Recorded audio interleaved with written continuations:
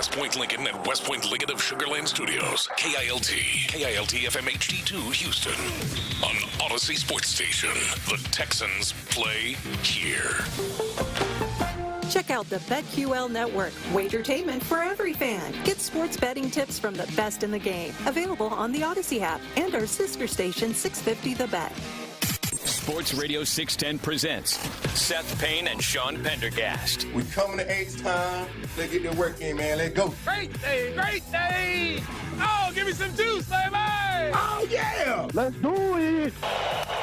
Towards second, why not? Jose Altuve did everything else tonight. He'll make the play for the final out. Ryan Weiss out of the pen with 2 shutout innings. And the Astros win it 8-1.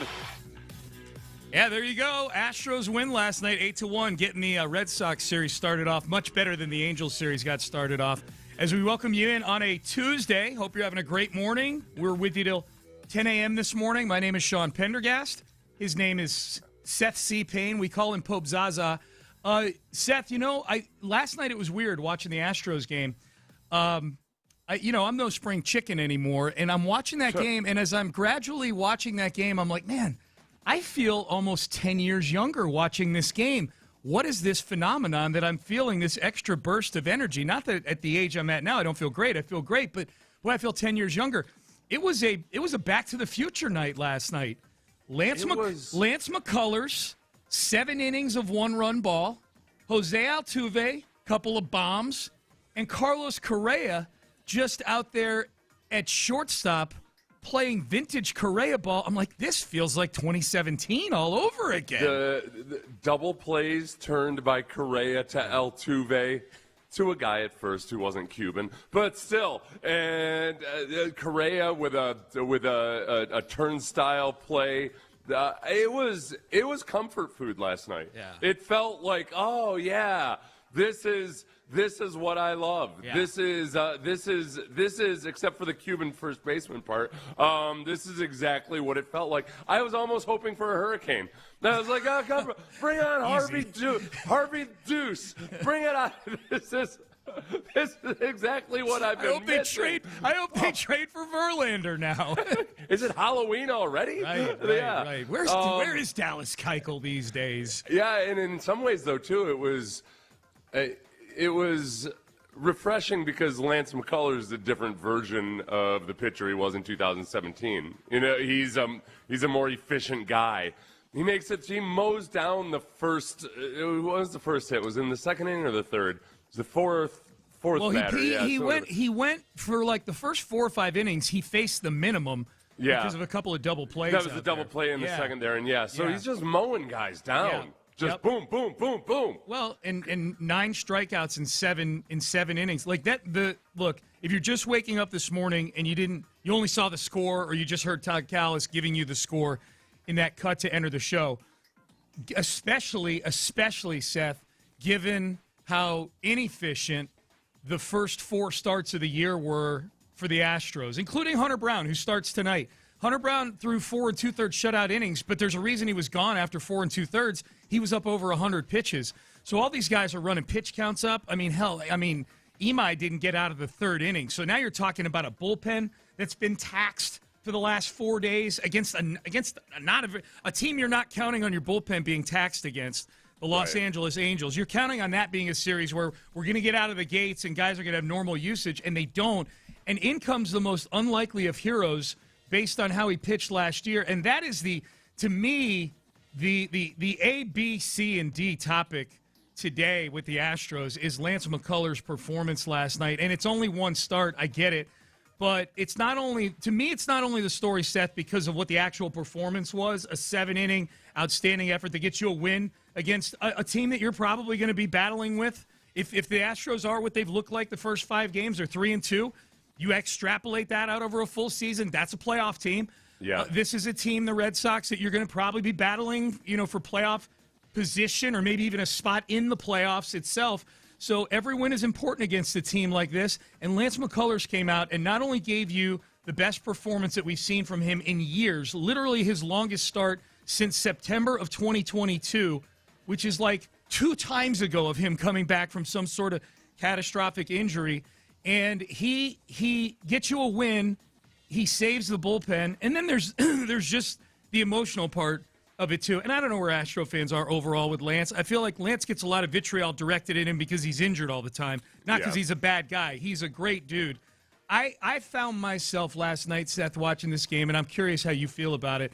I was almost watching Lance last night the same way I'm rooting for Tank Dell to come back from an injury right now, where, man, I've just let it all be damned. I'm just rooting for the human being at this point. Right, because he's done everything right the entire way except for the part about getting injured. As far as just his commitment to his rehab, to the team, to the city of Houston, so much of that in a lot of people's minds and hearts has kind of fallen by the wayside simply because he hasn't been available and he hasn't been the same guy. But there's so many things about Lance that are exactly what you want in a professional player, what fans would want. Like a guy that seems genuinely committed to the organization. And I totally get the frustration because of the injuries, because he got a contract that he wasn't able to keep up his end of it for the vast majority of it because of injuries. Last night was really, really good, and I'm trying not to think too much about, okay, can he sustain this, or okay, what's this mean, or whatever. It was just a lot of fun last night. It was a lot of fun. And a lot of it was rooted in some fundamentally sound things across the team. I think the fielding has been spectacular at times over these first 5 games. And that's something that I think is going to sustain as long as Correa can stay healthy, and hopefully, playing on natural surfaces, playing at third base the majority of the time, that maybe you're going to get a better version of Correa or a more consistent version of Correa. And I don't think that's a pipe dream at this point. No. It's not like he's 36 years old and this is just some kind of fever dream. Right. I think that being back in Minute Maid, having a less taxing, playing a less taxing position and all of that, you're probably going to get a better version of Correa. Boy, that play you were talking about earlier in this segment, where he went to the right field side of second base, and running away from his arm, spinning around and throwing it to first base. That was really the first moment in the game where I'm like, man, this just feels right. There's Correa bailing out his best friend in an inning. The two of them are very tight, Lance McCullers and Carlos Correa. And then you got Altuve hitting 2 bombs, kind of after the game's out of reach, but it's just fun that he's hitting a couple of bombs. And this was like, it was 2017 all over again for a night. And Altuve walked again last night. Yeah.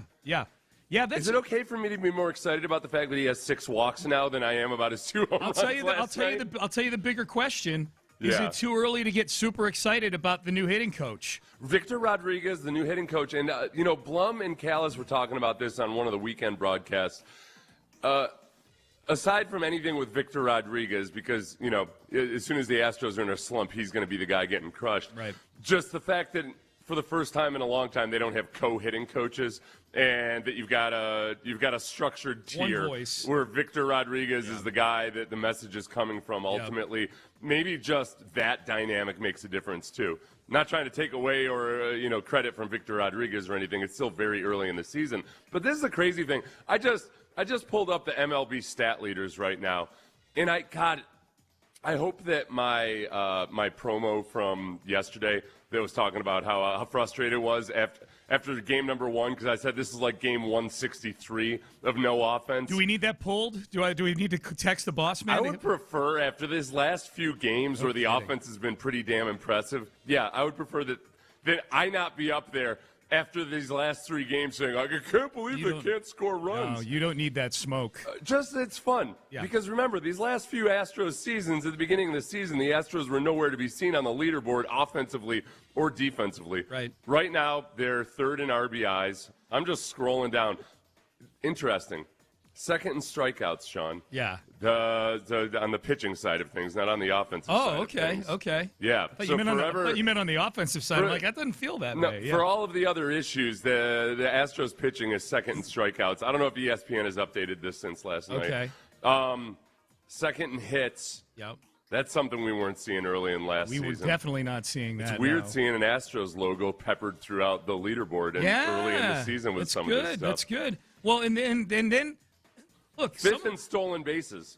There you go. Okay. Part of it too is not just that they're doing what they did last night. And I'm going to talk about the offense right now. We'll get back to Lance in a second. We'll hear from Carlos Correa talking about his good friend Lance McCullers in a second. It's not just the team that you do it against. It's the pitcher that you do it against. Ronher Suarez was a big signing for the Red Sox this offseason. He was one of the biggest free agents on the market. Yeah. They gave him a 6-year deal for nearly $150 million. And they took that guy to the woodshed last night. So that's really that. I mean, and top to bottom, there are very few guys in this lineup that over the last few days aren't feeling it right now. You know. Yeah, that's well. The interesting thing too is Yordan's home run. Oh my God! Do you want to listen to it, Seth? Let's listen to it, and then I'll give you the stat. Some of the stats I just gave you are cumulative stats, and it's not quite fair because the Astros are one of only a few teams that have played 5 games already. Right. But there's one really good stat that the Astros have that they were nowhere near last year early in the season. Okay, this was Yordan Alvarez hitting an absolute missile last night against the Red Sox. I say this to opposing broadcasters sometimes. I'm waiting. Oh, baby. Man. Oh, baby. He just launched one. Look out, Reeves. That is a Ruthian shot way up in the stands for Yordan Alvarez. He's amazing. He is amazing. We talk about it, and he makes it happen. Yeah, those numbers will continue to go up against Boston. Go ahead. No, I was just going to say the last thing Blum said there. The numbers continue to go up against Boston. I knew he hit Boston well. I didn't know this till they showed the graphic last night. Nobody in the history of baseball with X amount of at-bats, I don't know what the minimum is, has a better OPS against the Red Sox than Yordan Alvarez. Think of how long the Red Sox have been around, and B, they play the Yankees all the time. You know, they've gone against some historical icons of the game. The top 5 on there are like Yordan Alvarez, and then like 2 guys from the 1927 Yankees, and another guy. Yeah, give it to me. It's Yordan. I did a screenshot of the graphic. Okay. I was so excited about it because this was before the home run. They had that graphic up. Right. Yordan Alvarez has a 1244 OPS versus the Red Sox. Yeah, it's crazy. Babe Ruth 1147. That's what you got it, Marcelo Osuna, then Lou Gehrig and Frank Robinson. Yeah. Better than all those bums. Right. It's like 2 guys from the 27 Yankees. Frank Robinson, a guy who's won multiple MVPs. Yeah. Marcelo Osuna, who's kind of out of nowhere in that whole thing. But minimum of 100 plate appearances. Is that what it is? Okay. Yeah. I love the Space City Network does a great job with the graphics. The historic I try to stuff just is start. awesome. Yeah, we should do a segment where we do nothing but discuss the graphics during the game. If I just go through and I'll pull all the graphics as I'm watching the game. So right now, the stat that I promised, the Astros are 4th in OPS. Yeah. So on base plus slugging, 4th in OPS. That's good. 5th, I think, in slugging overall. So it's just a much different version that we've seen. And this is, by the way, they spotted everybody 2 games. I was just going to say, they've had 8 runs, 9 runs, and 11 runs the last 3 games. So they've scored 28 runs the last 3 games on a lot of hits. There haven't been many home runs until last night, and they have 4 of them last night. But those 2 games against the Angels with the 20 runs, there were no home runs in that game. So they've been hitting. It goes to show you how god-awful they were those first 2 games, that the last 3 games of 28 runs only has them 4th in OPS. Well, and Christian Walker has turned into a double machine. Yes. So that's another nice revelation early in the season is the way Christian Walker's been performing. A double machine where the doubles that he's hit the last 2 days, as Blum points out, every time there's a deep shot hit that's either a home run or not, the doubles that he's hit would have been home runs in most of the ballparks out there, Christian Walker. Mm-hmm. So these aren't hot smashes down the line. Like, he's making barrel good contact to deep parts of the ballpark. Yeah, look, there's not a lot to hate right now after a game where you beat the Red Sox 8-1 and Lance McCullers was a revelation. And that, you know what, in the grand scheme of karma, Seth, this might be the balance sheet of this whole. I say karma's probably a bad way to put it because that implies that somebody in the equation that I'm about to lay out is a bad person, and they're not. But maybe in the whole balance sheet of the baseball gods, that maybe we might have lost Christian Javier. I mean, we're overreacting to one start with each of these guys. Yeah. But Christian Javier is a carryover from really since he came back from his injury, where he just hasn't been himself. and then he's had some really bad starts where he's not even looked like a shell of himself. Maybe the balance sheet is that we get a much better version of Lance McCullers in this whole thing. Yeah, and there's still the young guys. There's still the potential for Arrighetti and see what he is this year. I mean, the depth chart when it comes to intrigue is still pretty deep. Mike Burrows, we don't know exactly what we're going to get out of him, but just as it is with a lot of promising young pitchers, the Astros tend to do a pretty good job with it. Yeah. We'll see what Arrighetti is when he comes into the mix later on. Imai, of course. So that the depth chart of intrigue, I still feel good about the depth chart of intrigue. Yep. And I'm sorry to delve into stat porn here, Sean, but I'm just I like stats. I'm looking at and again, the Astros have played 5 games. Only 3 teams have played 5 games so far, but still, these are stats you wouldn't have seen last year. Right. The Astros are second in the league after last night in walks. Right. With 25 walks, but they've got 14 doubles already. Yeah. So home runs, great. They're going to come in spells and spurts and everything. But, man, it's been a revelation since Game 3. Yep. And it's just something for anybody saying, hey, come on, Seth, it's early. I don't care. Yeah, I don't That's care. been the bane of our existence these last few years is how slow they start. Yep. So, yeah, I'll read too much into it. They're getting off to a fast start offensively. Hell yeah. I'll take it right now. It's a fast start offensively that I think your point with some of these stats is that it looks different than any offensive spurts they had last year. Yeah. Clearly there's better selectivity going on at the plate, especially with Altuve. Man, this Victor Rodriguez might be the guy who helps you get the maximum out of what are going to be a few years of Altuve that are going to be really hard to cost justify. He might be the guy that gets Altuve looking like a more efficient, younger version of himself in this whole thing. Who knows? I mean, so 5 games in. We promised it. Here was Carlos Correa talking about the performance of Lance McCullers last night. I got to work out with him the whole offseason, and I had to see his whole workout program from waking up so early to take the kids to school to go drive an hour and then come back to work out, and just pretty much spending all day since 7 in the morning to 3 p.m. every single day in the offseason for him to be in that position to go out there and perform for this team.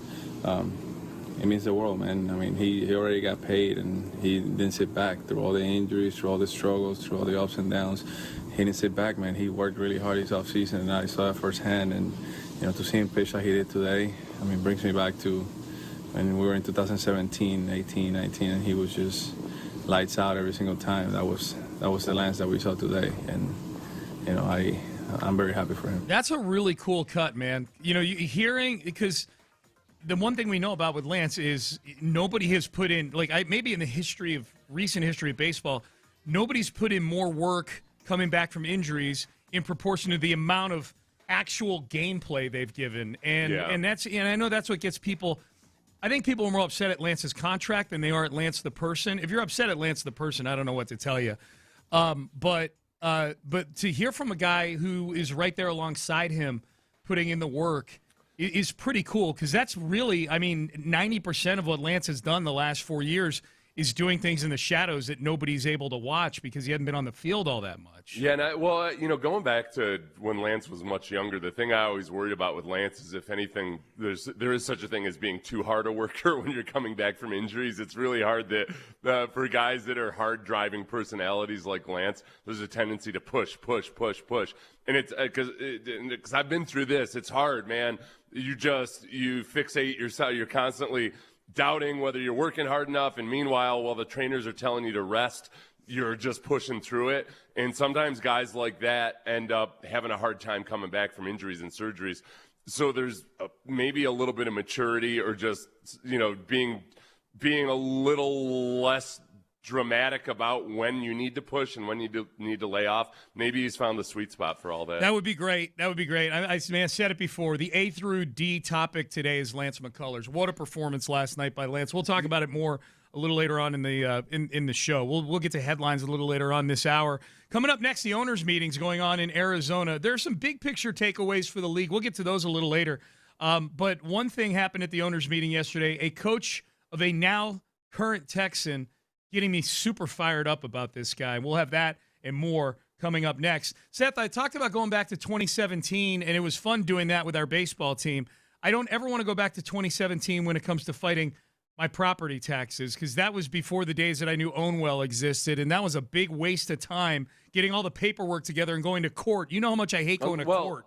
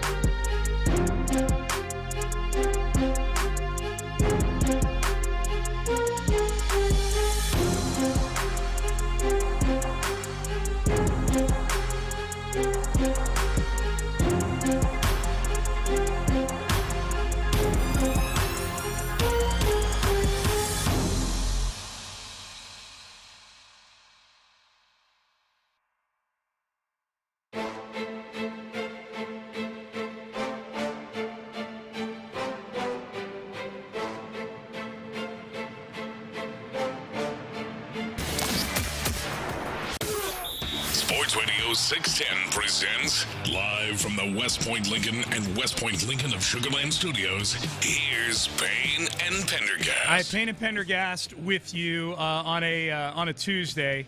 Again, we'll circle back to the Astros in headlines. Lance McCullers, outstanding last night. This is one of those days we typically come into the studio, the TV is on, and the day after a Rockets game or an Astros game, the TV is still on Space City Home Network, and Space City Home Network typically shows a replay of the game from the previous night. And more often than not lately, it's been like, I'm changing the channel, because a lot of times it's been a Rockets game that hasn't been very good. Or in the case last week, the Astros opener on Friday was on when we came in here. That sucked. They lost 3-0.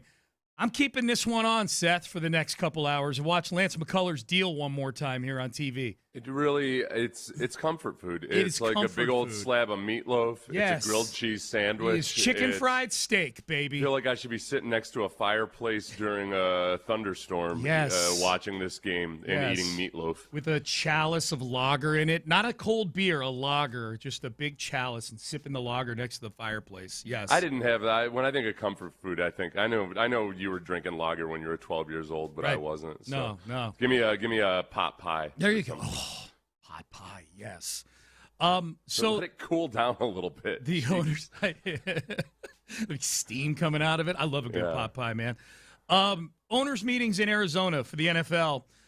In the 7 o'clock hour, we'll get to some of the league-wide things that happened at the owners meeting yesterday. But today, actually, and we've got some Nick Caserio audio. He was on with John and Mark. He was on Texans All Access, and we'll get to him at 7 o'clock. He talked about, kind of did a rundown of the whole menu of new guys on the team. So we'll hear from Nick Caserio at the top of the hour. Today is the day where all the AFC head coaches and GMs meet with the media. So I'd imagine we'll be getting some material from D'Amico Ryans and Nick Caserio.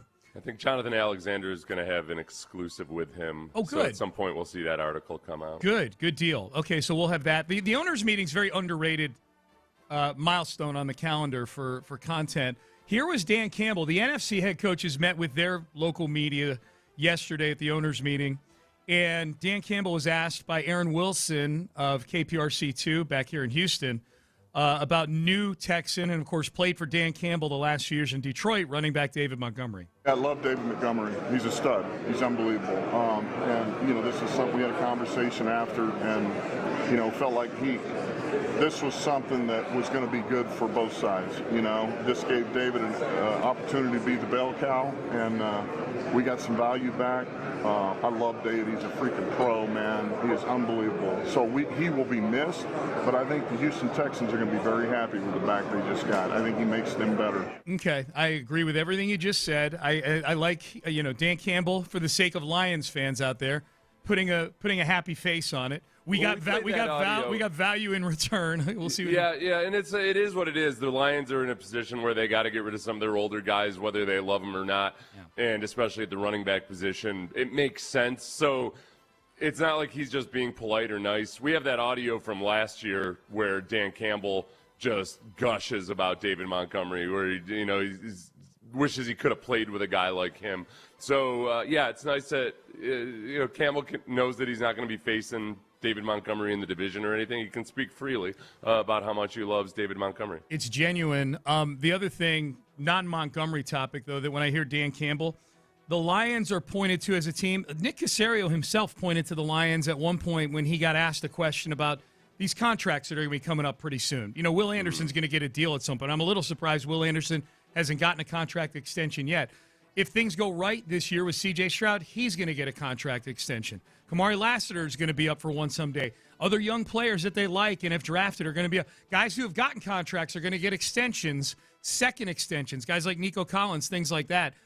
The Lions are a team that, by and large, has managed to retain all of their guys for the most part, including that's with a big quarterback contract on the books and Jared Goff, who makes $53 million a year. But they are reaching a breaking point because they've drafted so well. Yeah. They're going to find a way to take care of Jahmyr Gibbs, but will they be able to take care of Jack Campbell or Brian Branch, guys like that? It forces them to make hard decisions on guys like David Montgomery, things like that. When I hear that Dan Campbell cut, I think two things. One, super psyched to have David Montgomery on this football team. Two, if things go the way Texan fans want them to go over the next year or two, these are the same hard decisions the Texans are going to have to make on some of these guys. This is where, I mean, if you can start thinking about it in baseball terms about your pipeline, and in that respect, in some ways, your young draft picks, a guy like Jamal Hill, for instance, the linebacker, at some point, are you going to have to make a decision on Aziz Alshire or Henry To'oTo'o and let one of those guys go? You got to be sure you've got the young guys waiting in the wings. Yeah. Think of the Chiefs have a lot of confidence in their ability to develop cornerbacks. And so when L'Jarius Sneed left a couple of years ago, people would say, well, the Chiefs will be just fine. They develop cornerbacks really well. It's not like you can do it on demand and you're just consistently going to get guys playing at the same level. Just like it with the Astros. They develop pitchers really well. Mm-hmm. But it's not 100% a slam dunk that you're always going to have another pitcher waiting in the wings, as we've seen. So that's this year in the draft. And with some of the free agency acquisitions you make, the depth really matters. Absolutely. And are some of these young guys going to come along? Are guys like Jalen Reed at safety going to continue to develop to the point where you don't have to go out and sign a Reed Blankenship or retain Reed Blankenship a couple of years from now? Yeah, well, that's what makes these I'll say these first 4 picks the Texans have in this draft so intriguing. You know, the 28, 38, 59th and 69th picks in the draft. That's what makes them so intriguing. Those are guys who you're going to get all of them on 4, in the case of the first-round pick, 5-year deals. And that's, I think the comparison, it's a good comparison, Seth. The young drafted guys are the equivalent of the Astros, double and triple A teams, right? For depth purposes. Like Jalen Smith, you take him in the 3rd round last year. You don't expect to have to. Jalen Smith is probably in an ideal situation because he's a young player who gets drafted onto a team who has a couple of Pro Bowl, All-Pro caliber cornerbacks who stayed healthy most of the season. Yeah. So he could watch and learn, and we'll see what we get out of him this year. Yep. The other thing that happens every year at the owners' meetings that's outstanding is the picture of all the GMs and all the head coaches. Not all of them are there. I counted. There's like 30 of each. There's definitely not. Way more coaches than GMs. Yeah, in this photo. Some of the GMs are, they've got work to do, I suppose. That's what they like to claim. Yeah, that's what they'll say. Oh, actually, no, there's more in this picture. I saw another picture of the GMs where it was much smaller. Okay, this is a bigger picture. Yeah, right. I counted there's 30 coaches. At any rate, my big observation from the head coach picture, and I'll retweet it. I'd encourage people to go look at it because some of it is just so funny. DeMeco Ryans, now that Robert Saleh is back in the head coaching game, I think DeMeco Ryans, it's always been Dan Campbell, DeMeco Ryans, Dan Campbell as to who would rip ass through a gauntlet of these doughy dad bods in this picture. Yeah. Robert Saleh being back in the mix is a little problematic, but I still think, DeMeco in this picture, the shirt he has on, and he knows exactly how to hold his shoulders behind his back, Seth. Well, he's standing like he's standing for a football photo. Yes. He's got his hands behind his back. He's at ease. The football coach version of at ease for the military. The things that are getting the most attention in this picture is John Harbaugh's curious footwear selection, where he's sitting in the front row, has pants on that are, where it's sitting down, you can see what's going on in the ankle area down there. He's got on, like, sort of white ankle socks underneath black loafers. That's getting a lot of attention. John Harbaugh? John Harbaugh. Oh, John Harbaugh. Okay, I was looking at Jim. Jim Harbaugh looks like he's wearing the beefiest pair of Hokas.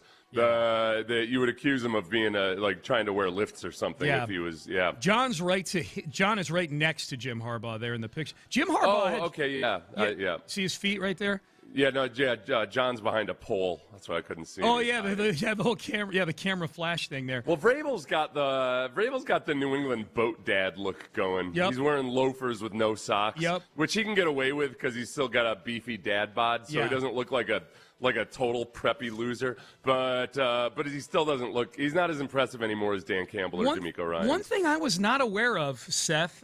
Sounds like you've got the picture up. Go to the back row.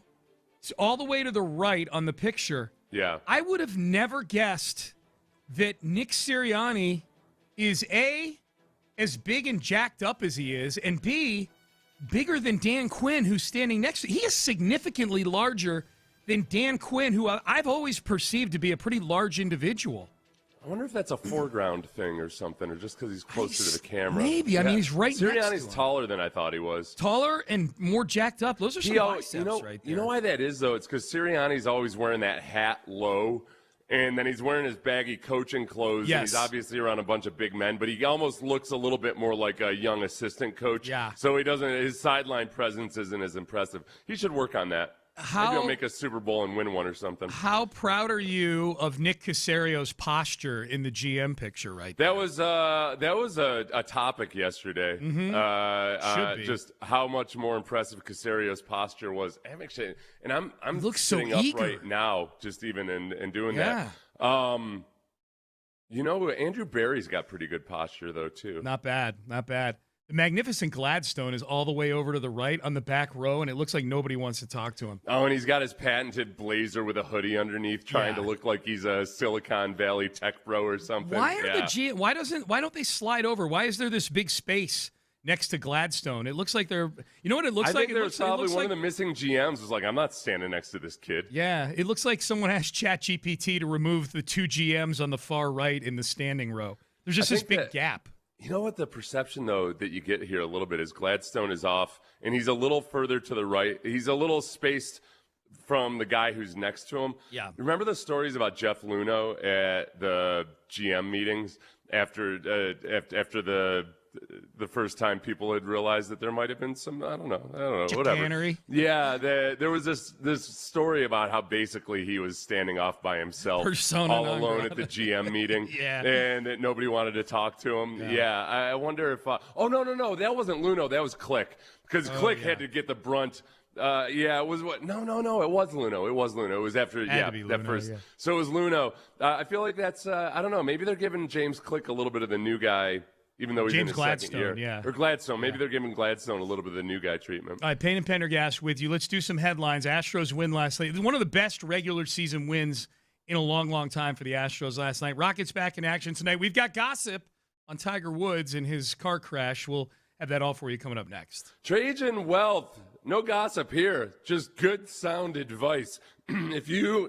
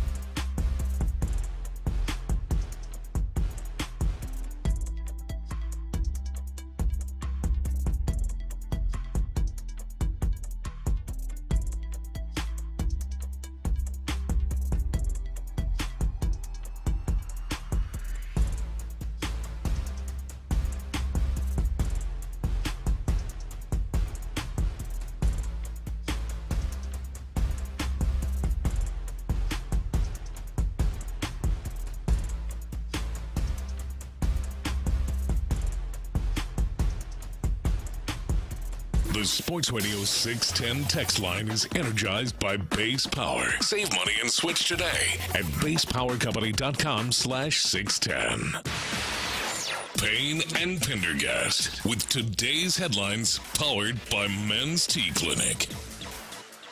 Marlins team. Hey! That ball hit well to left center field. Forget about it. Bryce Matthews by the home run pump. He hits his 5th Major League home run. That was a no-doubter. Well over 400 feet. About as good as it gets last night at the ballpark for the Astros. That was the home run, one of the home runs we hadn't played yet. We celebrated the Yordan home run in the open to the show. Jose Altuve hit 2 of his own into the Crawford boxes. Bryce Matthews with a 434-foot home run, the longest home run in Major League Baseball this year, not just for the Astros, belongs to Bryce Matthews, who you could tell, Seth, the Astros win 8-1 last night, by the way. Lance McCullers was amazing last night. We'll talk about that. But you could tell on that play-by-play that the distance that ball went kind of caught Callis by surprise a little bit. Like he started to realize about 2/3 of the way through the arc of that thing, like, holy crap, that's going over the gas pump out in center field. It was almost like they were playing in Colorado or something last night. Yordan could have hit a home run like that in Death Valley. Yeah. But there was an element last night between Altuve's 2 home runs, Bryce Matthews' home run, Yordan just arcing one up. I thought it was going to hit the 6th level again. Yeah. Because you could see the orange seat. Yep. The first time I watched it, I don't know if it was my brain playing tricks on me or not, but I thought it landed like 2 rows below the orange seat that's commemorated. It was awesome. It was just really, really cool. That's one of the more encouraging things about last night, I would say, is Bryce Matthews. As you're thinking about, okay, how's this all going to work out? A lot of the offseason discussion was about whether they trade Paredes or not, and you've got to, hopefully that they can either bolster the outfield or are these young guys in the outfield going to do something? Yeah. And Bryce Matthews showed up. There's a play this weekend where in center field, I think with more experience, he would have charged the ball. He let one drop in front of him that I think, Mike Trout probably would have made that catch, but Bryce Matthews isn't quite there yet. He's never played outfield. Right. Yeah, it's going to take a little while for him to get comfortable doing it. But right now, Bryce Matthews has the in limited appearances, 9 at-bats. He's got the 3rd highest OPS on the team. Yeah, he still, when he doesn't hit the ball, he still strikes out a lot. That's the only thing with him is putting the ball in play. I think he doesn't have the 3rd highest OPS, but yeah, go ahead. But nice home run last night. That was good to see. But he, I think in a perfect world, and this is a bigger, broader topic than headlines because we got to talk about McCullers. I think Dana Brown would love for Bryce Matthews to be the regular center fielder on this team. I think, he's the first guy he ever picked. There's not really room in the infield for him right now. I think Dana Brown would love for Bryce Matthews to have a regular role on this team. We got to talk about McCullers. McCullers dialed it back last night. I mean, quite literally, he hadn't gone 7 innings in 3.5 years. September of 2022. Before the Astros won their last World Series was the last time that Lance McCullers has pitched 7 innings in a big league game, and he did it last night. 1 earned run, 1 walk, 6 strikeouts. The earned run came in his final inning in there, so he was dominant early in the game. And it's for me at least, it's really hard not to root for Lance McCullers and hope that this is just not an aberration here, that this is something where he is going to give them some oomph at the back end of the rotation, Seth. Yeah. No, and I think it's funny you say dialed back because I know you're talking about chronologically. Yeah. But in a lot of ways, though, too, it's a newer, improved version of Lance with his pitch selection where he's on the attack. He's doing the opposite of dialing it back. And he just ends up mowing down batters. And in direct opposition to what our fears were, which is, oh, boy, you've got these pitchers who haven't been able to go deep into games, and Lance is notorious for getting off the slow starts in the first inning especially, and he's just mowing guys down. He's helped out by a double play in the second inning. He was awesome last night. He was great. And he was helped out. It was if you guys didn't watch this game, if you never go back and watch an entire game on replay, today's the day to do it. There were so many vintage moments of Correa turning a double play with Altuve, Correa making a spectacular play behind second base where he just whips around in a full 360 to make a play at first. It was just so much fun to watch. Yep. It felt It felt so good. It was the best warm and fuzzy feeling I've had watching a baseball game in a long time. No doubt, no doubt. So that was great. Rockets back in action tonight. One of their few games left against an actual good team. The New York Knicks come to town. We'll talk about that later in the show. Real quick, Seth, on the Tiger Woods front, I was reading some People magazine articles yesterday. I mean, Tiger's crossed over, obviously, a long time ago. He crossed over from sports. Were you at the doctor's office? Into the pop culture. No, it was electronic. I get 10 emails a day from People magazine with pop culture news items. Mm-hmm. And that's where Tiger lives these days, is in the pop culture world more than sports. The reason they got an exclusive, Seth, from somebody in Tiger's inner circle. The reason why Tiger doesn't hire a driver, which is what everybody is imploring him to do after this latest vehicular incident. Yeah. He doesn't, quote, he doesn't want anybody to watch over him or know what he's doing. He thinks he's fine to drive. That's not suspicious at all. Tiger doesn't want anybody to know what he's doing. Tiger, listen, man, you want to live like a gangster. You got to be like a gangster. You got to be like Tony Soprano. Yeah. You have your driver. If at any point you don't trust him, he ends up in a swamp somewhere. That's exactly okay? right. You know, if you want to live like a mafioso and just do whatever you want all the time, you just got to be willing to kill. Get your hands dirty a little bit. Do you share your location with anybody on your phone? Yeah, Brandy and I. You do? I keep tabs on her. You know, I'm very toxic relationship. Yeah. I gaslight her all the time, and I need to know where she is all the time. I don't share with anybody, man. I don't share with Amy. I don't share with anybody. I'm kind of with Tiger here. I don't want anybody knowing where I'm at. I'm easy to find. I'm in one of 4 places all the time. I'm the opposite. I wish I had more oversight. I really wish Brandy would just take the reins of all the finances and everything. She trusts me way more than she should. Yeah. I want Brandy to be able to say, so what did you buy You want that, at the Mini Mart for $29 when you just told me this morning you're supposed to be watching your diet? Yeah. I need that oversight. Okay, yeah, my answer is none of your business, all right? None of your business. All right, those are your headlines for today. All right, into the 7 o'clock hour we go. The anonymous scouts speaking on offensive linemen. This is the anonymous scout set of quotes that you guys have been waiting for, including, I know, a player that a lot of Texan fans are really, really excited about. Based on these anonymous quotes, Seth and I are guessing might not even be on the Texans board. Purely guessing. But stay tuned for that. You'll want to hear that. That's all coming up next. But first, West Point, Lincoln. Chris Poulos, the owner. Ryan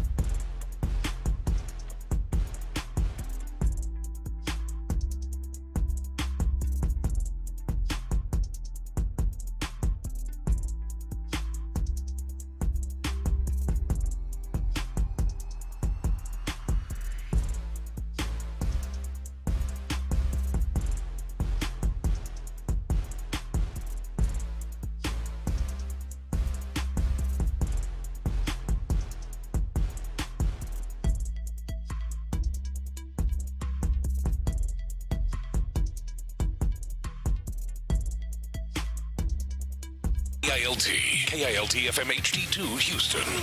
On Odyssey Sports Station, the Texans play here. Sports Radio 610 presents Payne and Pendergast. Anonymous Scouts, we love them on this show. Hopefully you love them as much as we do. We love quotes from Anonymous Scouts on the Tyler Dunn website, courtesy of Bob McGinn, formerly of the Milwaukee Journal-Sentinel. And that's been his gimmick for years, Seth, is that he's got a nice network of scouts around the NFL, and he gets them. They're chatty with him. Yeah, they're chatty with him, and so I kind of went through as he hit the offensive lineman in the last couple days, and mostly just grabbed some quotes about guys who have been mocked to the Texans pretty heavily. Give it to us, man. And Caden Proctor is the one guy, tackle at Alabama, who might end up playing guard in the NFL, that has a lot of talent, but has had some issues with his weight, and is probably not going to get drafted as high as what his physical talent would suggest. Right. But if I had to guess, I'm just getting. I'm close to the average fan, and so if I had to guess, I know if I were looking to get excited about offensive linemen, Caden Proctor checks a lot of boxes for people that are sitting in their cars right now. Probably went to Alabama. A big, massive mountain of a human being. He's like a guy that fights to stay at 350. Yes. His nickname I learned yesterday as I was watching a feature on him on ESPN is Crispy, because he got up to 400 pounds because he was eating Krispy Kreme donuts all the time. Yeah. So that's a fact. It wasn't like a healthy 400 like you see in so many other people. They didn't call him Crispy because he was cooking guys all the time. And John Harris told me this. I hadn't realized this part of the story, which is it's one of those stories that kind of makes you raise your eyebrow, but a lot of people remember from highlights that they'll use Caden Proctor as a receiver, and he's had some impressive clips of him bulldozing people after he catches the ball. But one of the things that they did to help him keep his weight under control was say, hey, if you keep your weight down, we'll use you as a receiver. It's the incentive? That was the incentive, yeah. I don't see the Texans doing that. But that's the other box. Yeah, I'm glad you brought that up. That's the other box that I think it checks for the average fan is, that's the guy who I saw catch a ball and steamroll dudes at the goal line. Yeah. So here's the other part of the backstory of him was when he had transferred to Iowa after Saban left, and it was at Iowa for all of 2 months before he transferred back to Alabama. Yeah. So here are the crusty old scouts with some of their quotes about Caden Proctor. So this one's about that little transfer portal scenario. Okay. Quote, had the transfer portal issue where he kind of quit on the team and was going back to Iowa, and then he came crawling back, and his teammates accepted him. I love that this scout, who was around for none of that probably, says he came crawling back. Came crawling back, all 473 pounds of him. Yeah. Big tub of goo. What does that look like? Somebody, I don't mean like literally crawling back, like a large man crawling. Do you think like he came back and he was just like had to be like super apologetic to his teammates? Like, hey, I think guys. It's the world. I don't think, again, this is where I feel like it's probably an older scout. Yeah. Like came crawling back and his teammates accepted him. I feel like that wasn't as big an ask of his teammates as a guy that played at Alabama in the 1970s. Yeah. They didn't have to beat him back into the club or anything. This is a guy, this scout. I feel like these quotes are as much a scouting report on the scouts as it is the player. This is a guy who holds grudges. Yeah. He holds grudges, this scout. Came crawling back. Another scout says this about Caden Proctor. Yeah. Talent-wise, there's no question who this kid is. But he has had weight issues over his career. Okay. The intelligence is not great. Okay, At the end of the day, O-linemen are big, smart, and tough are the guys that play. Yeah. The guys that are super talented, maybe not that smart and have weight issues, and the work ethic doesn't match to the talent and are the ones you worry about. He's how you want to draw them up physically, but it gives you a little pause with who he is. Okay. This is a quote we need to dig into. If you're a Caden Proctor fan sitting in your car, if you're like, what sounds great is a 370-pound O-lineman from Alabama. This quote scares me. It's a tough quote to read and dig into because this guy's got no regard for sentence structure or anything. True. It's ironic that the scout who's questioning Caden Proctor's intelligence doesn't know how to write a complete sentence as he's emailing this to Bob McGinn, I'm guessing. Okay. So you're not giving the scout the benefit of the doubt that this is just him speaking extemporaneously. Like no. You know how much mental work I had to do to even make that sound legible? Yeah. Okay, so the guys that are super talented and maybe not that smart and have weight issues and the work ethic doesn't match to the talent are the ones you worry about. Also doesn't match to the swarm ethos either, I would say.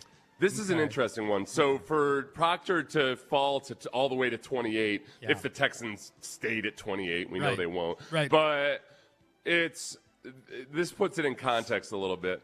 You cannot deny the physical ability, but just a lot of hype, a lot of recognition early on. He's going to go probably in the 20s, but it's embarrassing. He should be in the top 5, top 6. He's more athletic than my top 2 guys, Fano and Mauagoa, but the top 2 guys produce consistently. It feels like, as they talk about Caden Proctor falling, it feels like the reasons that he's falling are all the things that the Texans tend to just keep a guy off their draft board. And we bring this up every time we hit a topic where we stray over to the Texans' big board. Nick Caserio has said several times, both in press conferences and on this very radio show, they have a board that is probably smaller than most teams in the NFL. They have fewer guys that they view as draftable by their criteria than most teams in the NFL. And if I had to say, I would, based on everything we've heard, I know we've got one more here on Proctor that we'll hit, one more quote, but just based on the 3 quotes that have been read so far, this feels like a guy who is not on the board for teams that keep their board really tight. Right. Last quote, I don't know if he has the grit to play guard, but he could. He does not dominate consistently. Depends on which tape you watch. He's gifted, though. He's just a mountain of a man with great feet. He gets lazy sometimes. Yeah, this feels like a guy who I don't think the Texans are going to get tempted by a guy like this. Like this guy who's... That's the tough part, too, is I try to keep a positive attitude about most of these prospects, and I watch more highlights than anything else because everybody's got their flaws and blemishes. The trouble with Caden Proctor is that the highlights are intoxicating. Well, they're incredible. Well, and the interview, as part of this thing I saw on ESPN yesterday, Seth, they had a sit-down interview with Caden Proctor. It was probably because it was their pro day a couple days ago, and they had somebody there. He's a delightful young man. I think he probably interviews really well also. And you're right, the highlights are like, holy crap, this guy was created in a lab somewhere. So one guy with the top guys, Spencer Fano almost definitely won't be going to the Texans, but I just thought this was an interesting one. Little tidbit, 4 of his uncles played in the NFL. Okay. Quote is, he's just kind of average at everything. Doesn't have top strength or top movement or feet. Yep. Inconsistent with production. He moved around better at the combine than I saw on tape, but that's drill work. He's got a quirky type personality. That one got me interested. Okay. A lot of this, there's a lot of strays in here where they'll just quickly mention something like, he's got a quirky type personality, or about somebody else that we're going to read later. He says, I've got a mental on him, and that's all you hear. What does that mean? But I don't know. Okay. I don't know. Like mental in a good way or mental in a bad way? Yeah. He's mental. Yeah. You mean like the guy from the program mental? Yeah, right. That clip, by the way, the program came out however many years ago today. No, it wasn't. It was because it was released during football season. But it was the clip of Latimer in the program flipping out when he finds out that he's got a place at the table. Oh, is that defense. The guy people compared Cushing to all the time? Yeah, I'm sorry. I'm sorry. I forgot. Not most people probably don't know Latimer just by reference. 1993 is when the program he's the big roid head there. Yeah. But the funniest part about it was that he comes out and he's head bashing windows on cars because he's so excited. But he's wearing like these gray capri sweatpants that you can only get away with in 1993 if you're jacked like Latimer. 1993 scene. Nobody was wearing capri sweatpants back then, man, except Latimer. Latimer could get away with it when you're bashing your head through windows of cars. So Blake Miller, an offensive tackle who's been mocked to the Texans a whole bunch. Incessantly mocked to the Texans, yes. Nothing scandalous here, but I think a pretty blunt assessment. Mm-hmm. He'll get thrown down a lot because he's a little tight in the hips. He's tough, not the strongest, but he works at it. Yeah. Good in pass pro. His thing is he's really, really quick in positions well. After that, sometimes he's up and down just because he's not super strong or a top athlete. Ideally, he's in the second round, but we'll probably go 1. Okay. That's, I think that matches the eyeball test. You watch him move and do a lot of things really fluidly and athletically, but I just don't know how strong he is. Yeah. And it starts to feel like so many guys that get taken in the second round that, all right, it's just, we're going to find out if this guy can either put on his man strength or not. Well, and the Texans seem to have developed a type this offseason in offensive linemen, and this doesn't sound like the type. Like a guy who's kind of more athletic than he is road grader and strong here.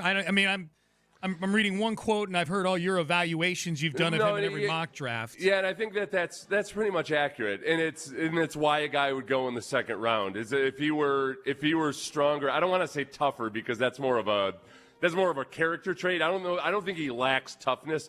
I just don't think he doesn't play with a certain physical imposing quality to him. Physically imposing quality to him. Yep. Okay, we got a couple more guys here. Okay, Maxi Inachor. So Maxi Inachor, remember, was the offensive lineman who didn't start playing football until he was in college. He was the one that was playing around with Vrabel in that video we talked about yesterday. Yeah. You're doing the hand drills. Yep. So these guys are always hit or miss, and how long it will take and if he'll get it, you see the ability, the flashes, but he just plays raw. Okay. You just don't know the background, the learning, the work ethic, and whether you have confidence that's going to develop. He's off balance a lot. The hand placement's wide. He doesn't seem to pick things up quickly and visually. Classic Senior Bowl guy. Oh, boy. Now, this is where it's interesting because the Texans fall in love with Senior Bowl guys at times. Forever now, yeah. So the scout continues. Everything's kind of dumbed down there at the Senior Bowl. Those kinds of guys shine. It's easy. You don't have to learn much. That's why it isn't valuable. He'll be a second rounder. Okay, I got a couple things for you here. Do you agree with this scout's assessment of Senior Bowl guys? I think that, oh boy, that's a tough one. That it's kind of dumbed down there. That there's it 100% is dumbed down, but I think that's the two sides of the coin there could be. I think that's why some scouts like the Senior Bowl because it's more of a raw physical challenge because guys don't necessarily have to – guys aren't getting schemed into victory. I'll tell you what this feels like. If they were to draft him with the 28th pick, I'll tell you what I would say the next morning is this is a Cole Popovich special here where, you're going to be leaning on your position coach to try to smooth the rough edges off of this guy. This would be a trust in Cole Popovich pick right here. Yeah, and I think when I talked to John Harris the other day, I believe that's what he had said about Inachor's performance at the Senior Bowl. He struggled, but then also had some really good snaps. Like everything that you would expect from a guy who's new to football in general and still plays raw. But I think they see the upside there. It feels like getting him at 38 overall would be the perfect place to take him. Yeah. I wonder if they feel confident enough to take him at 28. And, a lot of that might just come down to whether Cole Popovich likes him. All right, you got a couple more names here that I know. I know the next one we're going to do that we've got a certain school going to be very interested in this guy. And then a name after that that's been mocked to the Texans several times, who I know you like. So I'm excited to get your thoughts on these quotes here. So Chase Besantis, especially, again, John Harris really likes Chase Besantis out of A&M. This is what he says. This anonymous scout says he's a better athlete than Ioane, who's going to go much higher. Moves well, technique sound, guy gives good effort. Occasionally he'll play top heavy and get snatched down. He's good in pass pro, can move his feet, good punch, gets out in space. Bottom of the first for me, where a lot of people have him going in the second round. Yeah. I had him. This is where the scout says he's a starter. This is a different scout. He's a starter. I had a mental note on him. That was a little bit of a concern. Okay. He's really good. He's powerful. So this guy likes this guy, but he had a mental note on him. And doesn't give any more detail about that. I don't even know what that means. I mean, I know what it means. Either. I know what it means to take the category he puts it into, but yeah. Yeah, I know what it means to take a mental note, but this guy, what is your mental note on him? Oh, no. I think I had a mental note on him. I think, that was a little bit of a concern. I think that he's talking about the mental side of things. Oh, okay. I got you. Okay. These coaches are giving these quotes kind of speaking in their own shorthand. And I think just in his category of mental, whatever the note about his mental side was. But that could be intelligence, that could be emotion. I have zero clue. So I'm just going to toss it out. From Jersey, huh? Because the guy otherwise said he could be the best guard. He's big and nasty. He could be the best guard. If he's a first-round talent, he could be the best guard. He's from New Jersey, huh? Yeah. Okay. So maybe that's what it was. Maybe he's one of these young guys that wants to think he's in The Sopranos. Yeah. You know? Yeah. Or maybe it was like the other famous offensive lineman from New Jersey, Christian Peters. That guy. So just a complete whack job. Oh, total whack job. Wait, no, Christian Peters. Yeah, Jason Peters was the defensive lineman brother. Peter. Yeah. Christian Peter was the offensive lineman who was a whack job. He was a total whack job. All right. This is a big one. Emmanuel Pregnon, big name. I see a Texans name in the quote from the anonymous scout here. Oh, yeah. Name of a current Texan. Okay, so, quote. I was like, you said that, and I was like, no, it's anonymous, Sean. Yeah. Okay, anonymous scout on Emmanuel Pregnon. Quote, he's like Ed Ingram a little bit that the Vikings took, and now he's at Houston. He's a good enough athlete, but there's something missing. He's a little bit soft. He's on the ground a little bit. You wish he was a little bit more of a competitive player with better effort. Mm-hmm. He'll fall off a run block sometimes. He's not real nasty, but he's a real good pass protector, good wide base. At the end of the day, you say, okay, this guy's probably a low-level starter. Okay. It's not a glowing review of Emmanuel Pregnon. It's not a glowing review. I think it's in contrast with some of the other things I've read about Emmanuel Pregnon. So the biggest concern with Pregnon that I've seen in general is just his age, partly. And that, I think some people want a guy that's got more polish to him for a guy that's that old. But I see a lot of scouts say that, okay, he's a high-floor guy. I feel consistently good about him. So everybody listening, remember, we're kind of cherry-picking some of the more dramatic ones. Oh, yeah. No, we're trying to grab your attention for sure. He's got the biggest, widest window of where we've seen mocked of all these guys you're talking about. All the guys we talked about. Fano is generally viewed as a top 12 kind of guy. Caden Proctor has been in that sort of 25 to 40 range. The Blake Miller goes 28th in half the drafts that we've seen because that's where the Texans are picking. I've seen Pregnon go anywhere from 5 picks before the Texans to bottom of the second round. They're all over the place with Pregnon out of Oregon. Yeah, right, I think that I think that the whole part about it though too is that he's the other write-ups you see on him and what you'll see when you watch is that he's a prototypical downhill blocker. That part of him, whether this scout in particular thinks he's gritty enough or not, I think that's how he profiles, and that matches. We want to do one more here? Sam Heck, just because a lot of people want, center. And a lot of the center prospects, there wasn't a lot of negativity I could find about him. This one, I don't know if there's a typo or if I'm just stupid. Okay. Because he says. This anonymous scout says he's got to go to a zone scheme because he's a down block, double team, duo type of guy. But a duo type of guy is a more brutish, physical, let's get up in it. So I don't know what the hell's going on there. But I think the overall theme of this is because he's an undersized guy that he should go to a zone blocking scheme, which doesn't necessarily fit what it seems like Texans are trying to do. Yeah. They'll run, it's not like they're never going to run zone blocking scheme or anything, but it feels like they really want to get big, brutish, physical guys there, and that doesn't necessarily profile with what they've been going with what the Texans have been going for in the offseason with Sam Heck. There you go, man. So the anonymous scouts on the offensive line. I'll give you my 10 or 15 second summary of all this, Seth. I agree with you that there's a good chance Caden Proctor might not be on the Texans board after all those quotes. I'm less excited about Blake Miller. I would be cool with Chase Besantis. Yeah, none of these quotes get me, and I know, like you said, we're cherry-picking things here that move the needle emotionally with people. It's a good blind spot checker. No, honestly, that's a good way to put it. Yeah, it's a good blind spot checker. That's a good way to put it. When you're in the back end of the first round, everybody is there for a reason, whether it's physical or mental or whatever else it might be. So it's a good blind spot monitor to not get too excited about how these guys are going to be perennial all pros. Yep. Some of them will be, but most of them will not. Most of them will not. All right, so easy segue then as we move from the anonymous scouts talking O-linemen to the Texans GM talking O-line. Nick Caserio sat down with Mark and John on Texans All Access, and they asked him about some of the newer Texans. This was Nick Caserio kind of laying out the thought process on the moves they made, Wyatt Teller, Braden Smith, bringing back Ed Ingram on the offensive line. Yeah, overall, I think, re-signing some key players, and I think re-signing Trent, Ed, was a part of the discussions, and we were able to get that resolved here kind of before free agency started. Then made some additions there with some external players who have been decent players at some other spots. So, we'll continue to kind of put the team together. Say all those players, the players that we re-signed and the players that we signed externally, and Wyatt and Braden have a lot of experience, have played a lot of football.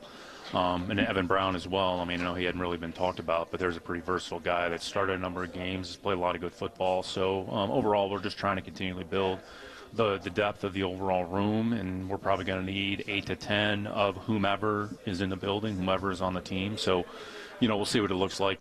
He's not saying it there, but you've pointed this out several times, Seth. The quotes probably look on paper very similar to the quotes that Nick had last year, because Nick never goes over the top. I won't say never goes over the top. He selectively goes over the top in praise for certain guys. Yeah. He was very measured in talking about the O-line right there. And I would guess at the same juncture last year when they'd signed, in my opinion, much lesser players than the ones they've signed this time around, it probably sounded very much the same. The thing he didn't bring up really with these guys is these are just much more physical football players than the ones they had last year. No, I think that's 100% what they were looking for and going for. And if you look at the guys that worked out, the signings from last year that worked out and are still on the team are Ed Ingram, who's a very physical run blocker, and Trent Brown, who offers a level of physicality just by sheer mass and a willingness to run, run block and all of that. So that's what in this 2-year process they've been working towards. I think Wyatt Teller and Braden Smith are very much those types of players. And I would expect in the draft, if they draft an offensive lineman, physicality is going to be in the scouting report. Yes. When we go back and after the draft, what we do is we'll cherry pick only the positive comments of the guys from the guys the Texans have taken. Yes, that's our MO. And I'm guessing that a lot of the anonymous scouts will, we'll read the negative ones too. Yeah. But I'm guessing some of the positive ones are going to be related to physicality. Yep. Here's Nick Caserio on. We heard Dan Campbell earlier in the show on David Montgomery. Here's Nick Caserio on the Texans' big pickup at running back, which was David Montgomery. David's been as consistent and productive a player at that position as there's been in the league over the last few years. So that was a player that we had the good fortune of playing against and or practicing with and or against. So there's some familiarity, and even going back to when he came out, Iowa State, played for Coach Campbell, who we have a lot of respect for his program and his track record with players. So that's all part of the calculus. That's all part of the evaluation when we're looking to bring players into the building. You had to bring up Iowa State, man. You had to bring up Matt Campbell, so Penn State immediately becomes the pipeline for future Texans players. After guys have spent a couple of years with Matt Campbell, or even just this, guys that Matt Campbell gives a positive appraisal of to Nick Caserio, there's a good chance they're going to end up on the Texans. He is very high up the list of college head coaches that Nick Caserio trusts to develop guys, for sure. There is kind of you start to get a feel for the coaches that I think D'Amico and Caserio feel like, all right, this guy coaches in a certain way that we want that these players respond to a certain type of coaching, and then also just the actual football education side of things. Guys that played defense at Georgia, et cetera, they like guys like that. And then the irony that you point out frequently, which is, and USC. They have USC is different. They have all these schools where the defense is a bunch of dogs and the coach is a dog in a good way, all those things. And then they draft a bunch of guys that played for Lincoln Riley. Where I feel like they think there's untapped potential there. Yes. Honestly, it was always kind of a shock to me. Remember when, the University of Texas went through that stretch where they would just have the best recruiting class every year, and then very few of them would end up getting drafted. I was always surprised that that there weren't more teams that would still say, all right, look, clearly Texas isn't doing everything they can with these recruits, but there's still talent there. Yes. I was surprised. Some of the years where so few of them got drafted was a little bit alarming. But part of that, too, is that, the five-star system is flawed inherently. It's inaccurate. In a lot of ways, yeah, no question. No question. There's a whole lot of, Texas they're recruiting out of a recruiting guide more so than really finding guys that fit their system. That's right. Back in the day. That's right. A couple more from Caserio here. This is from Texans All Access. This is Nick Caserio on tight end they picked up, Foster Moreau. Foster kind of is an interesting sort of history, kind of some of the things that he's had to endure physically and, his background. Everybody's probably studied it there a little bit. But there was a period of time when, he was one of the better tight ends in the league, probably a little bit underrated. So kind of had some injuries and had obviously the cancer diagnosis that's kind of affected his play. But overall, everybody has spoken about his leadership and just team-first mentality. So hopefully he can add some things to that group. Okay. And we know Foster Moreau loves a firm handshake. That's right. He likes D'Amico's firm. He was impressed by his handshake. Strong handshake. Yeah. I wonder him being one of the best tight ends in the league. I wonder how that jibes with wherever various power rankings were and anything back in his first few years with the Raiders. I don't recall. I'm just coming at this purely as a fantasy football player, Yeah, I don't ever remember Foster Moreau getting, showing up on my draft board or anything.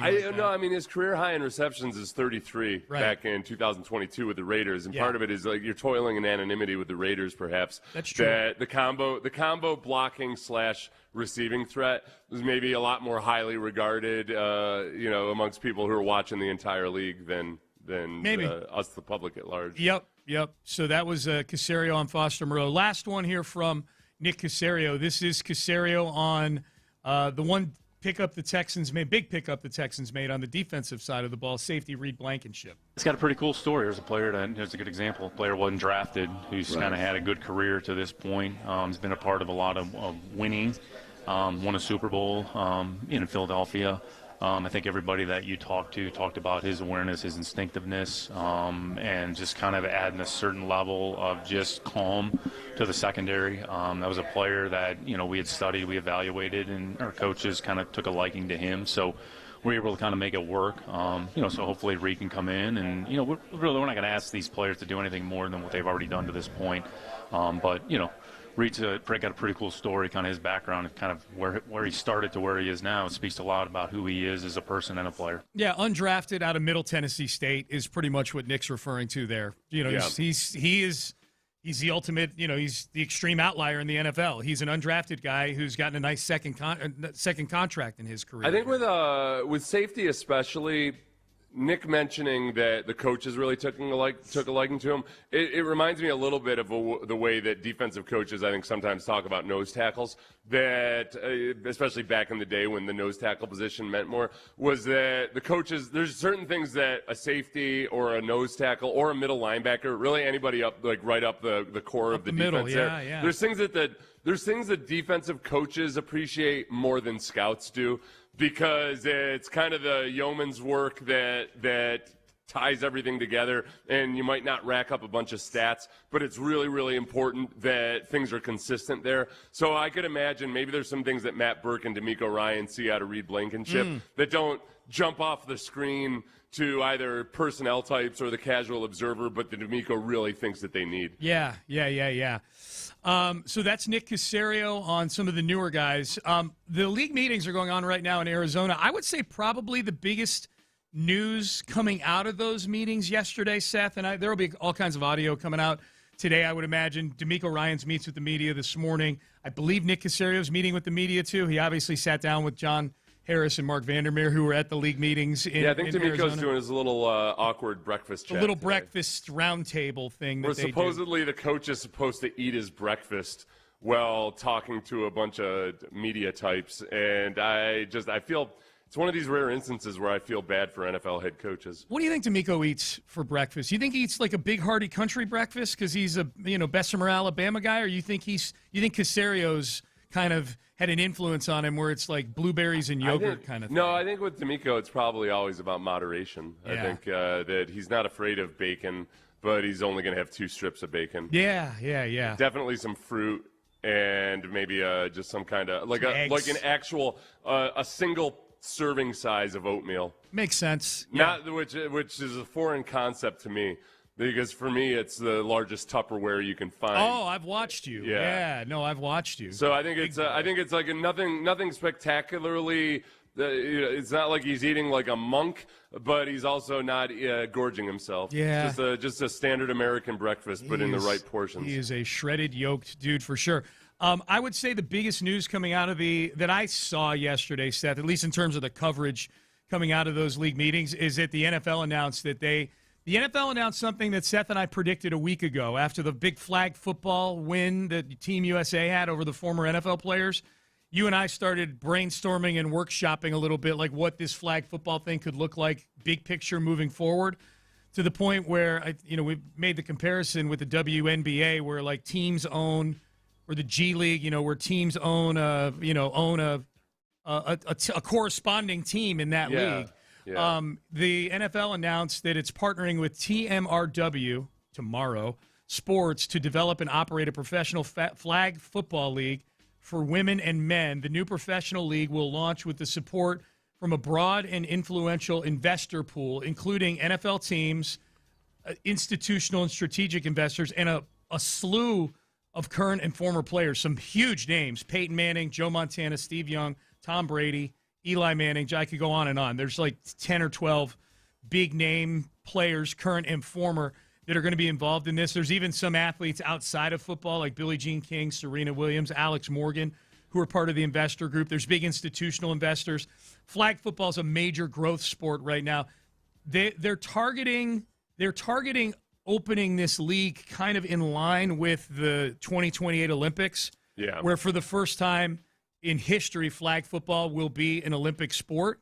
The whole Fanatics thing, I think, has drawn, and Team USA flag football really rolling up the former and current NFL players in that little round robin has drawn a lot of attention to the sport. They've not outlined at all, like the structure of it, or is it going to be 32 teams where there's one, where it's cities, or is it going to be 8 teams? And it's just the league, the big storyline is that the NFL is very, very, very invested in flag football. Yeah, and this has been a trend for a long time now. So it's not a huge surprise that this is happening, or that it feels like a formality at this point. It wasn't like the Fanatics event happened and the NFL said, "Oh gosh, wow, look at this, there's interest." Like this has been part of a coordinated effort for a long time. Is they've tried to figure out, okay, how do we grow it internationally? How do we grow it with women? All of those other things, as also more and more youth. Players aren't playing as young as they used to. That it would be idiotic not to. Yeah. It's them monitoring the trends, and I think it's a really smart strategy. I think they were listening to our show last week, and they got together a bunch of investors somewhere and said, "These guys are making a lot of sense. Let's start up a league." And when we had talked about it, it was because I had seen a lot of people say, "Oh, this is a bad look for the NFL that these retired old dudes couldn't beat the young guys." And no, this is exactly what the NFL would have wanted. If they're starting a league, they legitimized it. Right. Yeah. Well, no, but it was. I mean, they were going to start the league with or without the Fanatics. No, but I'm just saying the perception of flag football from fans and things like that. There's a lot of fans that didn't know squat about flag football that were caught off guard by, holy crap, wait. These teams with these NFL you and I are immersed in this world. I'm just saying the average sports fan probably looked at that headline about a bunch of skinny little dudes beating up on NFL players in any form of football. That probably jumped out to a lot of people. You know why I have a different perspective on this? Because I was against the world. I was the one person, Sean, other than people who play flag football, saying that no, I don't think you just write in NFL players as playing on the Olympic team because it's a different sport. Right. At Cornell, and I know there's a lightweight football league, and it's a few, like the service academies do it, a couple of the Ivy League schools, and there are a few where it's full contact, but there's a weight limit. Mm-hmm. And I used to love watching those. We had guys. that at Notre Dame. Yeah, because it's faster. Like as far as top end speed or anything, who knows? But the uniformity of speed. Yeah. Like the offensive linemen aren't as much slower than the receivers as it is in normal football. And it makes for a really interesting watch. For sure. There's just a lot more speed on the field. Yeah. And it's really cool to watch. And I think likewise with flag football, you're gonna get better athletes. Like, I shouldn't say better athletes. Size isn't a factor, so you're gonna get faster guys than you have in the NFL. Yeah. There are a whole lot of guys who are faster than most NFL players, but they just don't have the size, who might thrive in flag football, and it's going to be really cool to watch. Yeah. I think people are going to get into it. I think so too. I think it's going to be fun, man, and the league is all in on it, as are a lot of very wealthy people. They are all in on the growth of flag football. All right, mock draft injection time. We do it every Monday through Friday, every day, 7:45. It's mock draft season right now.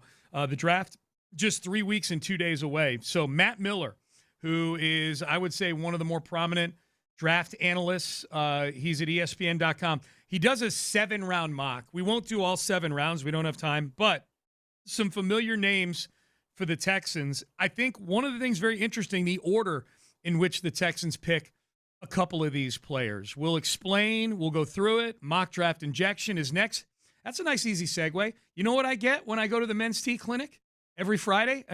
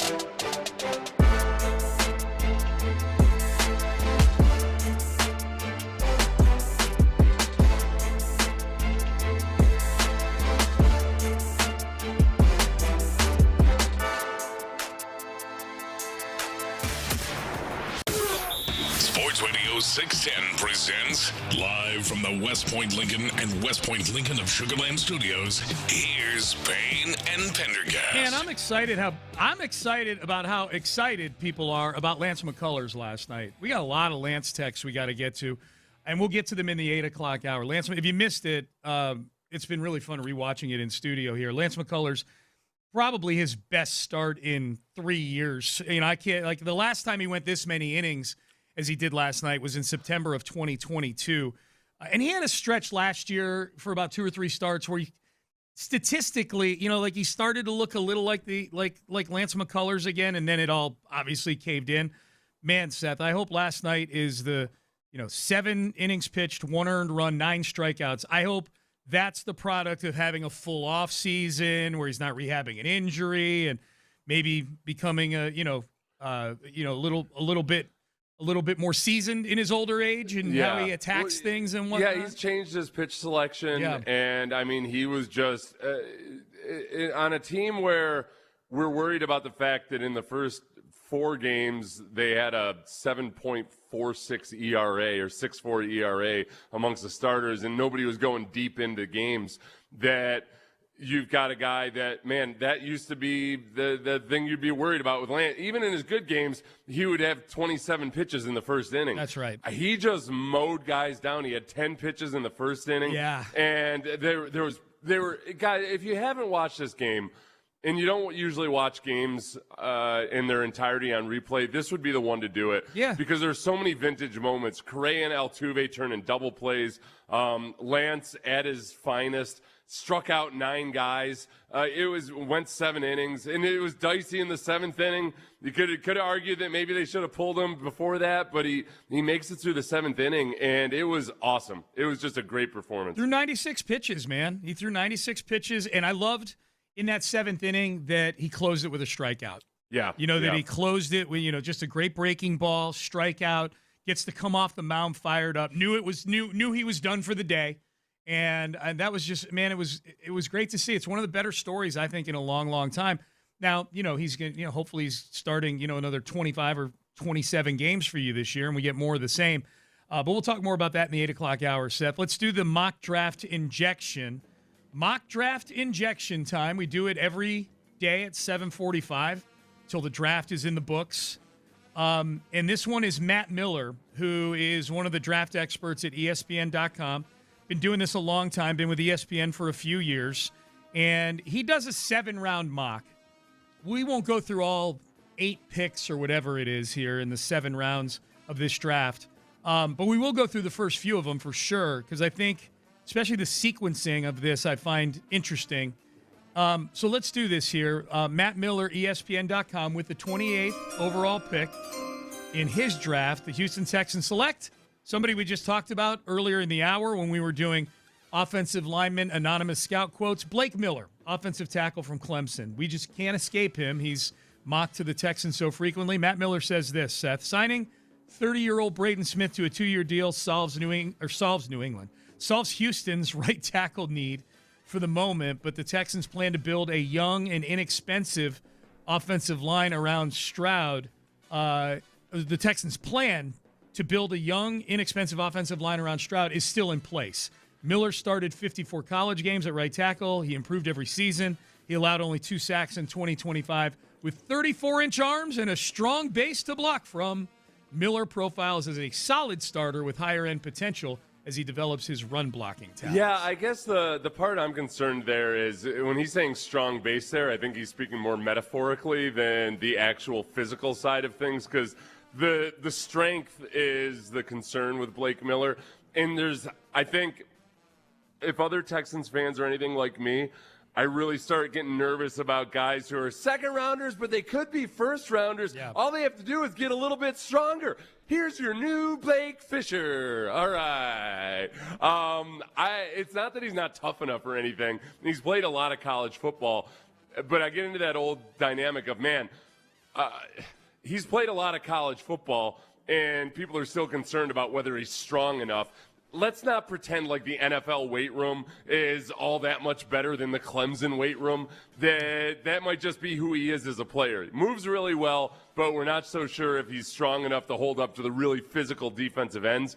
I don't like waiting for those guys to grow into their man strength. Yeah. You know?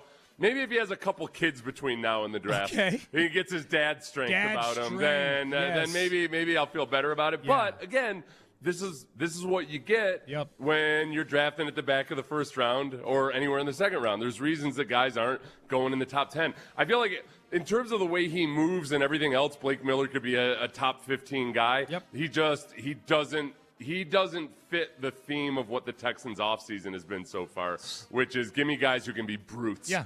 So your recommendation to Blake Miller is go knock somebody up, is what I just heard. Yeah, you got to get yourself a couple kids if he doesn't have them already. Can't have dad strength unless you're a dad.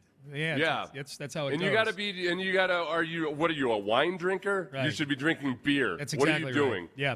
Okay, here's where it gets interesting. This is Matt Miller's of ESPN.com. This is Matt Miller's 7-round mock draft. This is the Texans' first of their 2 second-round picks with the 38th overall pick.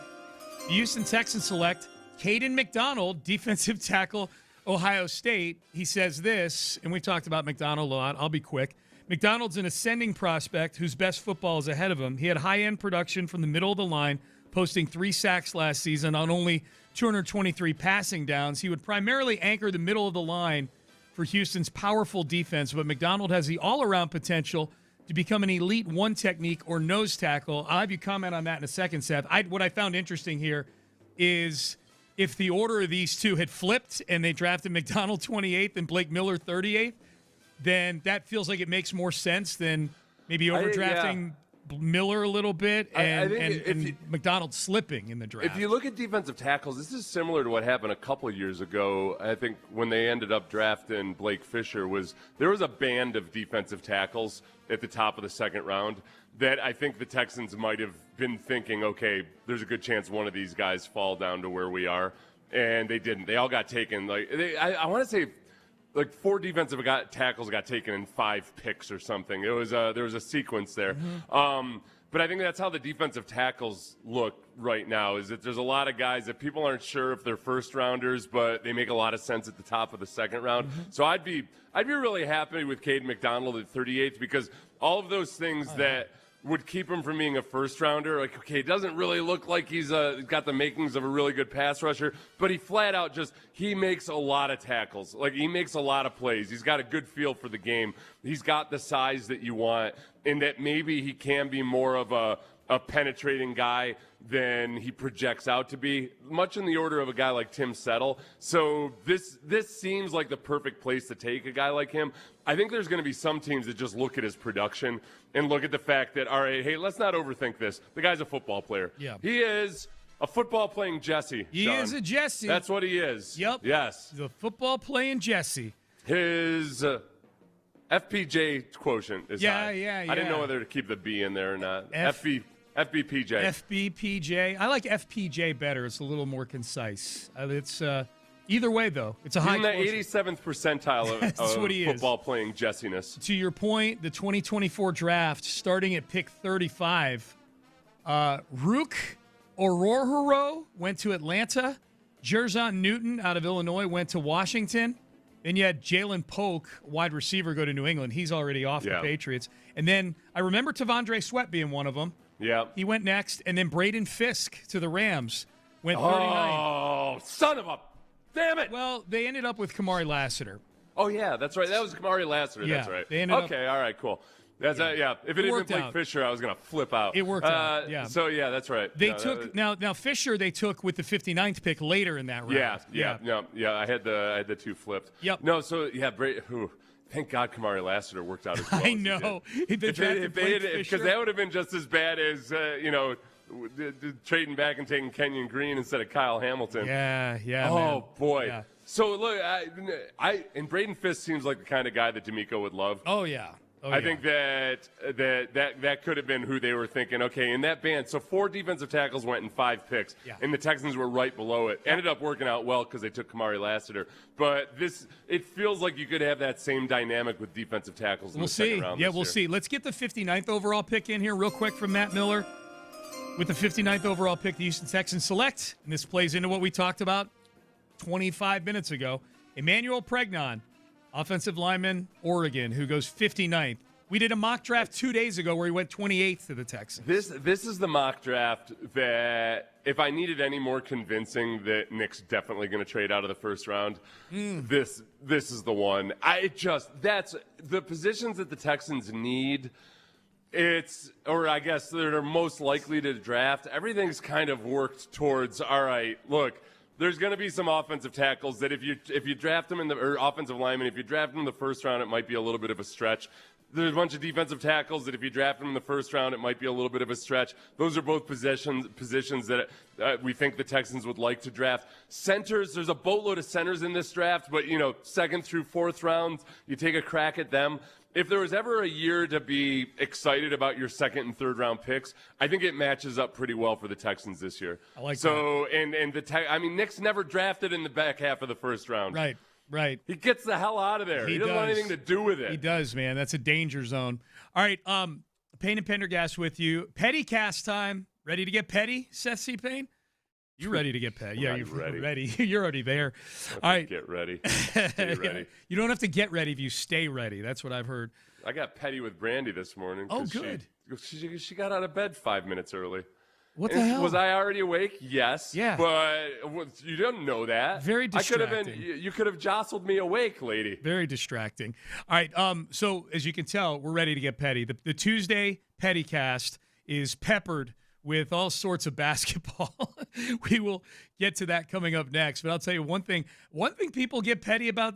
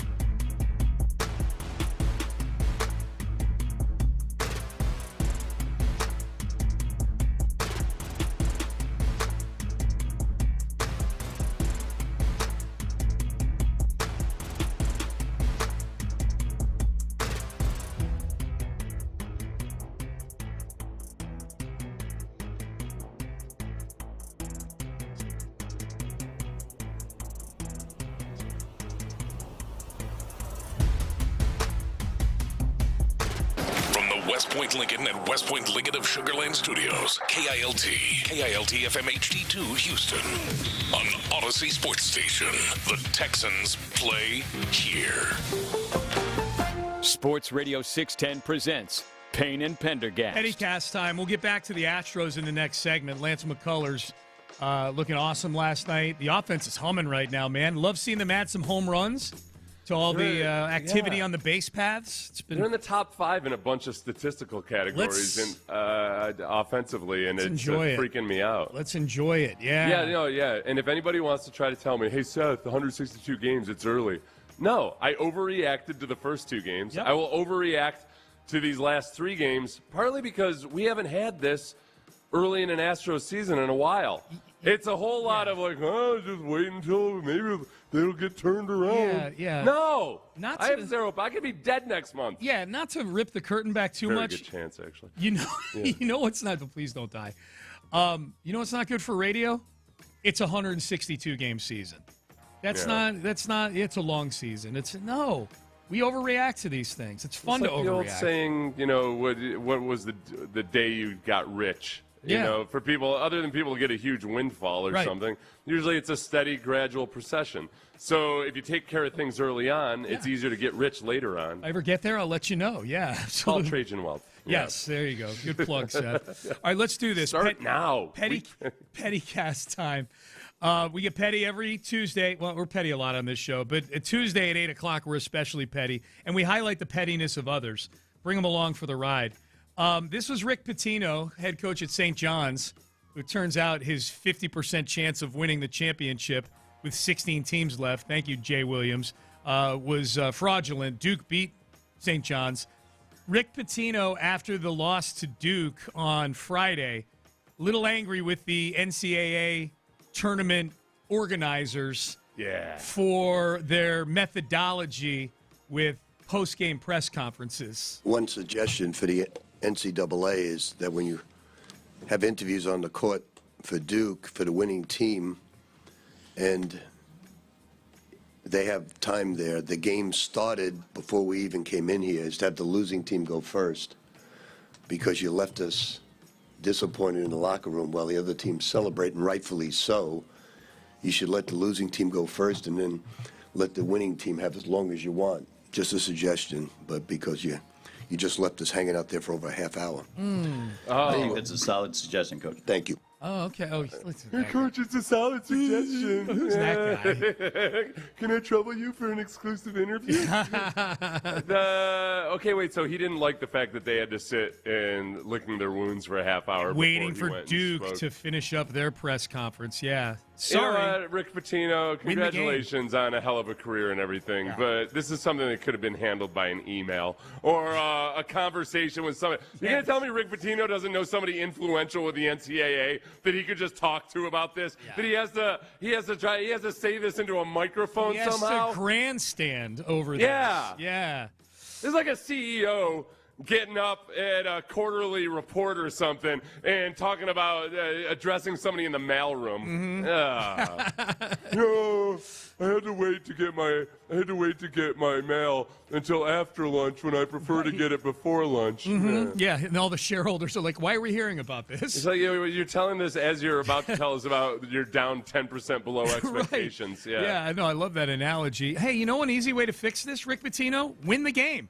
You win the game, you don't have to worry about sulking in the locker room while Duke... Well, Rick Pitino apparently has more pressing matters to get to after a game or after a loss. Certain dinners with staffers' fiancés and who knows what else. He doesn't do those things anymore as far as we know, Seth, all right? Got a reservation at Morighetti's, and, there's a young lady waiting for me.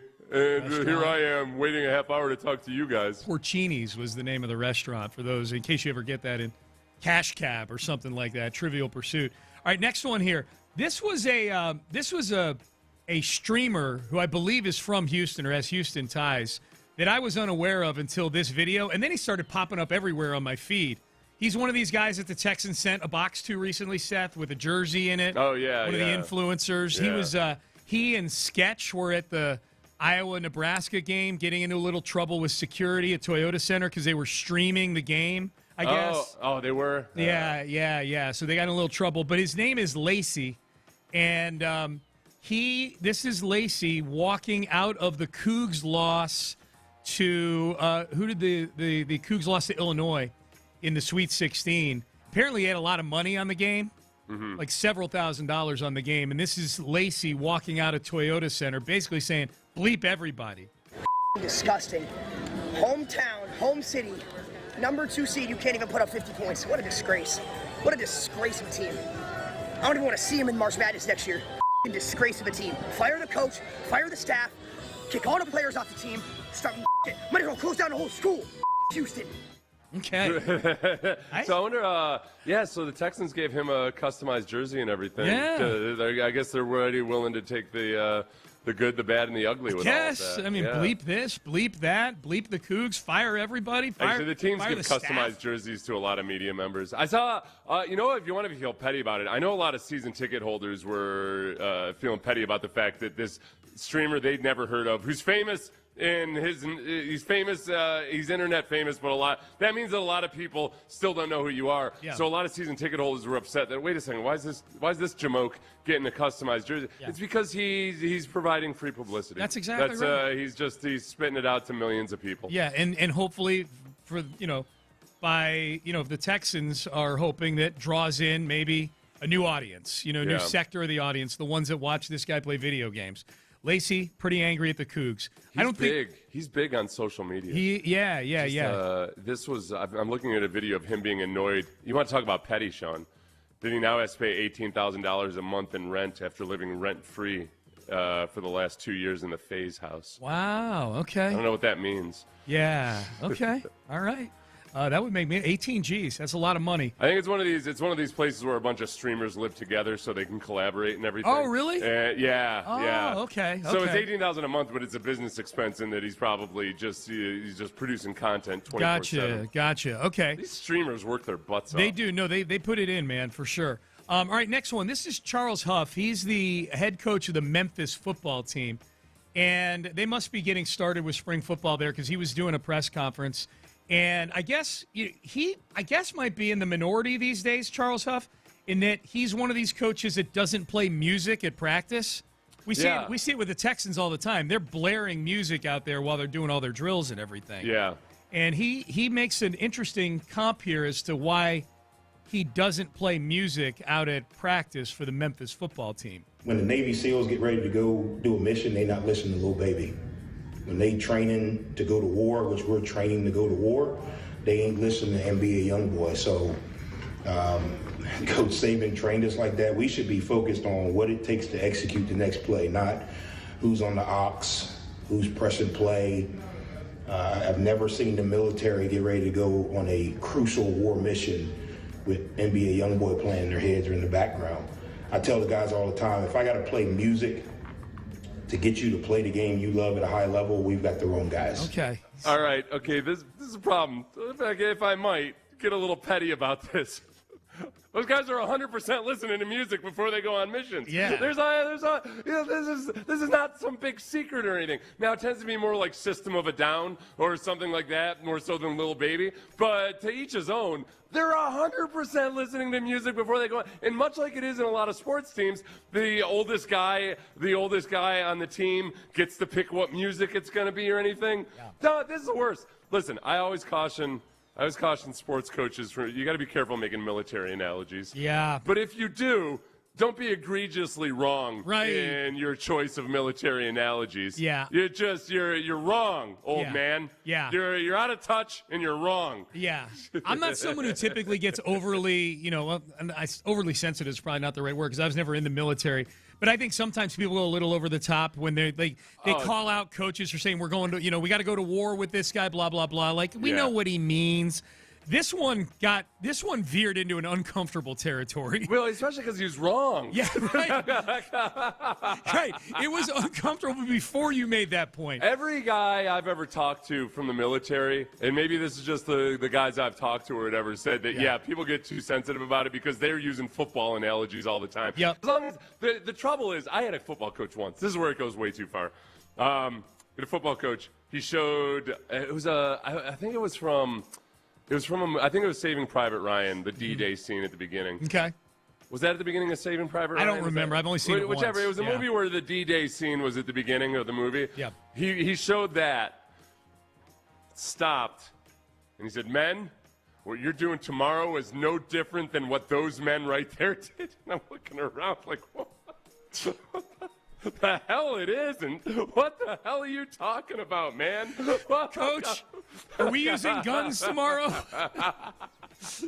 Are we putting our literal lives on the line? Lives. You know, is this like, what? Come on, Coach. Oh I felt like that was disrespectful to people who actually do put their lives on the line. Little bit. Yeah. All right, next one, Pettycast. This is Dwyane Wade. Dwyane Wade sitting down on a podcast, and apparently Pat Beverly on a podcast made an assessment saying he thinks James Harden is a better player than Dwyane Wade was. Dwyane Wade was having none of this. I don't understand how you can have a conversation about me and state facts when you're not as good as me. Pat Bev came out and just talked about me. And James, another conversation with me and James. Hey, James Harden is a better player than Dwyane Wade. Pat just came out, he was definitive. James Harden is better than Dwyane Wade. Stop. He was very definitive in his answer. And I was just sitting there like, okay, Pat, what's your facts? Right. To say that someone's better, or just come out and say what I personally like, the style of play that I like to see. That's a great way to say X, Y, and Z. Don't you ever fix your mouth to say nobody is better than me when you wasn't better than me. Like, you can't do that. Like, you talk about a better player, you're talking about every aspect of the game of basketball. You know how good I was at a lot of aspects of the game? Yeah, we do. We know how good you were. This is where there's another Dwyane Wade cut we probably won't get to. Dwyane Wade might wind up in Take-A-Mania this week. This is the thing, yeah. I understand. I agree with his part of the point as far as just saying emphatically this guy's better than that guy. So I understand where he is with that. But as far as Pat Beverly's not allowed to say it because he wasn't as good a player, he's kind of taking a shot at like 99% of other basketball players too. That even if you're not allowed to have that conversation or anything, those guys that played with these guys, I look, Pat Beverly played with a lot of great basketball players. He obviously knows what he's talking about. He's got every right to say those things, whether they upset Dwyane Wade or not. I agree with the part of it where I just don't like the debates about this guy's better than that guy. Yeah. Like, just emphatically, and that's all there is to it. Yeah. Everybody's got their own, thing they bring to the table. They do, but if Pat Bev is trying to get into broadcasting someday, you got to be strong with your opinions, man. Yes, even if they're wrong, you got to be strong. the part of hey, Pat Beverly can't have this opinion because he's not as good as me. That's silly. You're almost like saying like there's only 20 people alive who can weigh in on this discussion, and then beyond that, nothing. Well, and then that means that Dwyane Wade can't have an opinion about any other sport or anything else in basketball if it's not something that he was one of the best Well, at. check this out. And Ben, I called an audible on Ben saying we're going to hit a cut here. But as long as you're saying that, let's hit Dwyane Wade too here, Ben, real quick. So yeah, by that definition, onlybody who's better than Dwyane Wade in his mind can even have an opinion on Dwyane Wade. Well, here's Dwyane Wade with a follow-up saying he thinks he's the best player of all time. I don't think no one is a better basketball player than me. I think they had better careers because they had more. They were healthy. Right. Not because they were better than me. I don't think no basketball player is better. Can he score better? Can he dribble better? It's things that they do that's better. I don't personally believe any basketball player has ever been better than me. That's our mentality. That's the only way you become great. If you are stubborn like that and you think that way, and the people probably like, you crazy as hell. No. He does things better than me. He's not a better basketball player.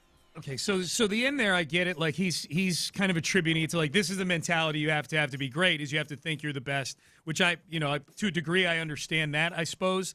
But when you just said that nobody's allowed to have an opinion on how good you are, 30 seconds before that. Like the follow-up, okay, so where do you rank among players? How many guys are allowed to have an opinion? None. Zero. Because I'm the greatest of all time. Yeah. Right, yeah. Michael Jordan is not allowed to weigh in on whether James Harden is better than Dwyane Wade because I'm better than Michael Jordan. That's exactly right. That's exactly right. That is the kind of stellar logic that actually can vault you to CEO of a company someday, Dwyane Wade. You keep up at it. Keep that energy, man. That's the level of egomaniacal irrationality that you need to lead a large company. Last one here. This is Mad Dog Russo talking about his son Colin, who I think is trying to get into the broadcasting business, if I'm not mistaken. He's got a college-age son, or maybe out of college. His son had a UConn take that Mad Dog hated. And I'm going to get mad at my son, Colin, who he's a huge UConn fan. He loves UConn. He put it out on his little, when he's got 6 people. Well, I shouldn't complain. I got 7. But he put it out on his little internet with the last play. The best UConn win in the history of the program and one of the best moments in the history of the NCAA tournament. Colin's got to calm down. That's a little strong, Carl. To be fair, that is. As I texted him, Colin, take it easy. Eddie, would you agree that's a little strong? I mean, they did win 2 national titles. It's hard to put a shot that gets you to the final. Well, they've won more than that. I'm saying under the Hurley. I'm thinking of just Hurley recently. They've won 6 championships. 6. This is a blue blood program. We know but this. Still, that's a little rough. Yeah, we know this. Mad Dog, producer, whoever was talking to him there. He ain't talking about the Hurley championships. He's I was waiting for Mad Dog to go, have you ever heard of Tate George? Rip Hamilton? I do like Mad Dog. Okafor? I like Mad Dog cautioning his son against hyperbole. But now he is Mad Dog much more so than a lot of the talking heads on television. He's very much a historian of the game. So when his son, it probably hurts him where his son says something that's so oblivious to the history of the NCAA tournament and everything that happened. And frankly, unless things change, there's nothing in recent college basketball or in the future that's ever going to be as big or incredible a moment in terms of the way it's perceived by the country or anybody else as it was back in the day. That's not a grumpy old man talking. It's just like kids today wouldn't understand what a huge thing it used to be for the entire nation back in the days of the monoculture. Yeah. Good. That's monoculture is a good way. That's a good way to put it. Yeah, that'd be fun being Mad Dog's kid. The conversations at the dinner table would be so fun. All right, Payne and Pendergast with you. Hey, let's circle back to the Astros. That's the big story today. Lance McCullers is the number one topic today. Lance McCullers last night against a good team in the Boston Red Sox gave the Astros exactly what they needed on so many fronts. We will discuss that and tell you why coming up next. Kirk Holmes, they don't care if you listen to music before you go off on a mission because they are all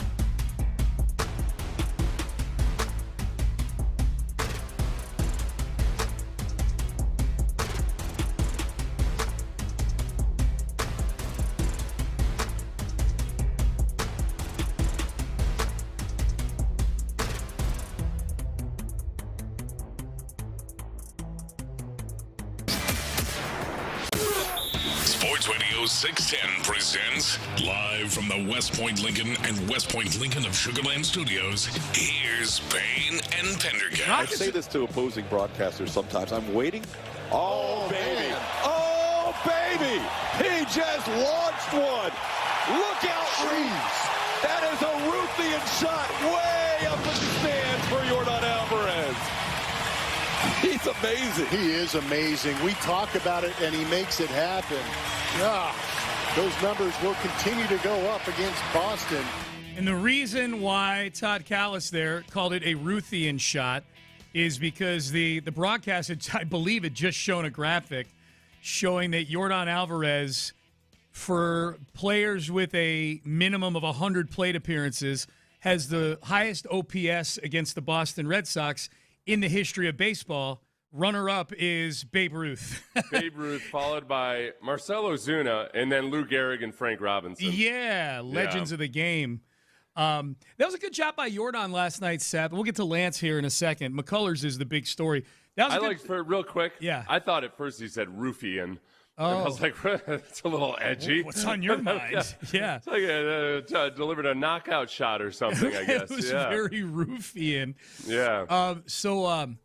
The thing that Yordan did well last night, Seth, was not hitting the ball too hard, because we know that he, in the first at-bat of the season for him, he hit it off the roof. So he's done a nice job of making sure that his moon shots are either very low to the ground, like his first home run of the year only got 71 feet off the ground. Yeah. And then it's nice kind of in between that and banging it off the rafters is where he kept that one last night. He's a little bit like Lenny in Of Mice and Men. You know, you don't want to pet the pet hair too hard. You just gotta hit it just right. Just right. Yeah. And so that's Cinderella maybe, or not Cinderella. Who was the one? Goldilocks. Goldilocks with the porridge. Yeah. The StatCast said that home run was 394 feet. If that it was high. Like when I first saw it, I thought it was going up into the orange seat section. Yeah. So that makes sense. It was arcing high. Yeah, I guess I looked further than that, but I don't know.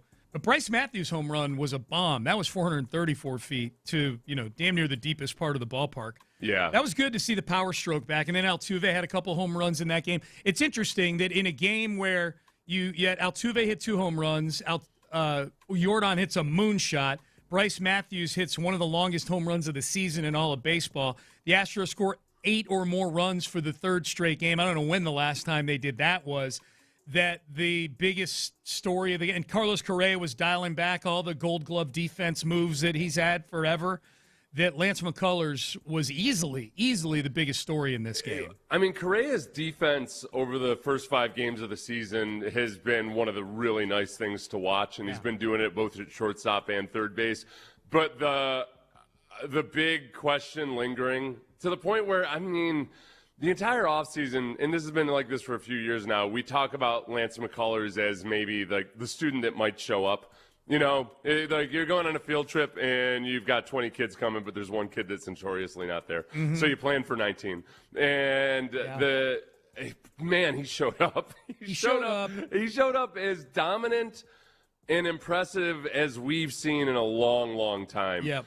And to watch Correa and Altuve turn double plays behind him, Correa made a spectacular out where he kind of had to windmill out there behind second base and throw blind to first. It was vintage 2017 Astros type of stuff. It was really fun to watch. A texter makes a great observation on McCullers here on the base power text line. McCullers, one of the most impressive things all game was staying ahead in the count. Yeah. Keeping his pitch count down. By his standards, I would say by anybody's standards, that was an outstanding outing last night. No, and that's where we've got a clip of Correa where he talks about that. The development of where he is now as a pitcher and how he's changed his pitch selection. He's had to, strategize a little bit differently. We've seen that evolve over the last few years. Sure. But it really showed up in full force last night. Big time. Here's Correa talking about that exact thing. I like this style a lot better. He was pounding the zone. He had the sinker and the cutter working. Back in the day, he relied more on the slider and the curveball. And today it seemed like he was a complete pitcher. It was really fun to watch. It was really fun to play behind. Kept us all involved as infielders, with the pace, with the tempo. We were involved in every single pitch. It never felt like an inning was long. It was beautiful. It was a masterpiece. Yeah, I think the big thing is with Lance and how incredible his curveball can be that we've seen over the last few years that, man, when he doesn't have pinpoint control, it can really get out of control pretty quickly, and that you end up messing around and dinking around with batters. He was all business last night, and he's on the attack, which very much suits his personality, and it was awesome. It was awesome. I guess the one thing to wonder about as the season goes on is, okay, as batters start to adjust to his pitch selection and everything, the cat and mouse that goes on. But really, we know with Lance, so much of it is just about, A, he's been healthy the entire offseason, and now, B, can he stay healthy? If he keeps rolling out this version of Lance McCullers and he can stay healthy, I am going to be really, really excited about it. That was awesome last night. Well, and there were, there were certain points. There were a couple times in this game where, there was one earlier in the game. There was one in particular where a guy hit just an absolute bomb that was, just left of the foul pole. It was just foul. If that thing straightened out 10 feet the other way, are we talking about, do things start to unravel on Lance? Because that's when it's gotten ugly for Lance over the last few years, is just when things start to pile up on him. And he just, the trend just starts going the opposite way for him, and it just gets really, really ugly. So I'm super happy for Lance. He had this start last night. I would say this, too. Forget that it's Lance McCullers for a second. Whoever it might have been last night, the Astros needed that. They needed a 7-inning start with a guy going out there and throwing 90-plus pitches in the worst way last night, because their starting pitchers went a combined total of 17 1/3 innings over the first 4 games of the year. You're starting to veer into that area. They're already having to do it where they're sending guys down and calling guys out. Like Christian Roa has already been sent down to Sugar Land because they got to bring a fresh arm up. Like, they're going to be using up options on guys as they try to manage this thing throughout the season, which is no different for other teams in baseball. The other reason why, just from a practicality standpoint, Seth, this was a monster performance last night, again, because they needed the innings eaten up. But the Red Sox, I think, are a team that if this is who the Astros are going to be, they 5 games in, they look like a team that's got a little pop offensively, that we're being very hopeful and wishful with the pitching right now that it's going to straighten itself out. But 5 games in, it looks like a team that's going to be hanging around with all the playoff teams. So that could be one of them. The Red Sox are a team that you need to have the right. You need the tiebreaker against them or whatever. Yeah. The other thing though too is for all we talked about the packed infield and everything. So far, it's worked out well this year because Pena's been load managing as he comes back from that injury. So it's great to have Paredes out there. But really, the thing that makes it all viable, if they don't end up trading Paredes, is how well these outfielders develop. And Bryce Matthews hits his first home run last night. Joey Loperfido, so far, he's hitting .333. He's got an .833 OPS. Yep. And then Cam Smith, we'll see. But there's still a lot of the story of just how good the Astros are going to be is how much they get out of it. Maybe a couple of those outfielders out there. Yep. I'd add Jake Myers to the mix. Zach Cole, by the way, broke his toe on Sunday in Sugar Land. Oh, in AAA. Okay, okay. Yeah. So that's a name that's noting. Still, depending on how the development of the other guys go, is a guy you're still monitoring, but he's at the very least. Or injuries, injury. I mean, that's why he was playing at the end of last season for the Astros. This was some funny audio. You sent this to me. I just feel like playing this because it's hilarious. Tommy DeVito is on the New England Patriots right now, Seth, right? The New York Giant who's on the New England Patriots. This is the Heed the Call podcast. Just 3 guys chopping it up on a podcast. Dan Hansis. Yep. Is a couple guys from the old around the NFL. And Mark, what's Mark's last name? Anyway, but yeah, Dan Hansis is the guy doing most of the funny stuff. Yeah, they're talking about Tommy DeVito and how close Tommy DeVito, Tommy Cutlets as many like to call him, how, just a fringe guy hanging around the periphery of the NFL as a backup quarterback. One of the more interesting characters in that he leans into his Italian roots pretty heavily, and he's got an agent who is almost like a mob movie character in Sean Stellato. But they talked about how Tommy DeVito is actually getting pretty close to securing getting a pension from the NFL. If you play 3 years and 3 games, I think it is, you become a vested vet, and he's really close, despite the fact that he lives in his parents' basement. Kind of rooting for Tommy DeVito a little bit. Just, can he hang around long enough to get that NFL pension? Oh, he's getting it. He's going to get there, man. A wealthy man. I'm just incredibly happy for him. I mean, this was a guy that was sleeping in his parents' basement. He's a wealthy man living in his parents' basement by choice. I still assume he's there. Isn't the basement probably really nicely furnished with a huge TV and refrigerator of incredible flat screen? Yeah. Yeah. Doug DeVito upstairs is super pissed because he got a subwoofer. Tommy got a subwoofer down there. Hey, Tommy, shut that f***ing thing off! Turn it off! I'm trying to watch 60 Minutes. 60 Minutes. It's a news junkie father. Okay, Tommy DeVito was supposed to sign autographs at like a pizza place. And then the agent, like a true mobster, says the price of the brick has gone up. It's now $10,000 for Tommy DeVito to come in. Meanwhile, Hey, Tommy! Aren't you supposed to be at Sal's? Hey, Tommy, you gotta keep your commitments, Tommy! Get the f*** up here! Shut that damn TV off! Oh! Like we've all been in like 25 of those households.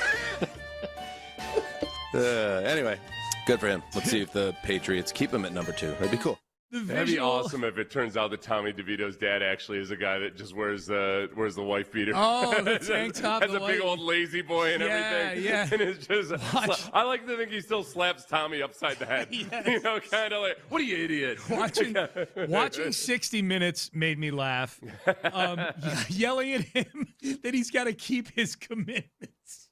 I don't know why. You got to keep your commitments. I'm going to tell you one thing. If we're talking about the stereotype version of Tommy DeVito, I don't want him anywhere near my pension fund. No. So that's going to end up. That was one of the big rackets back in the day.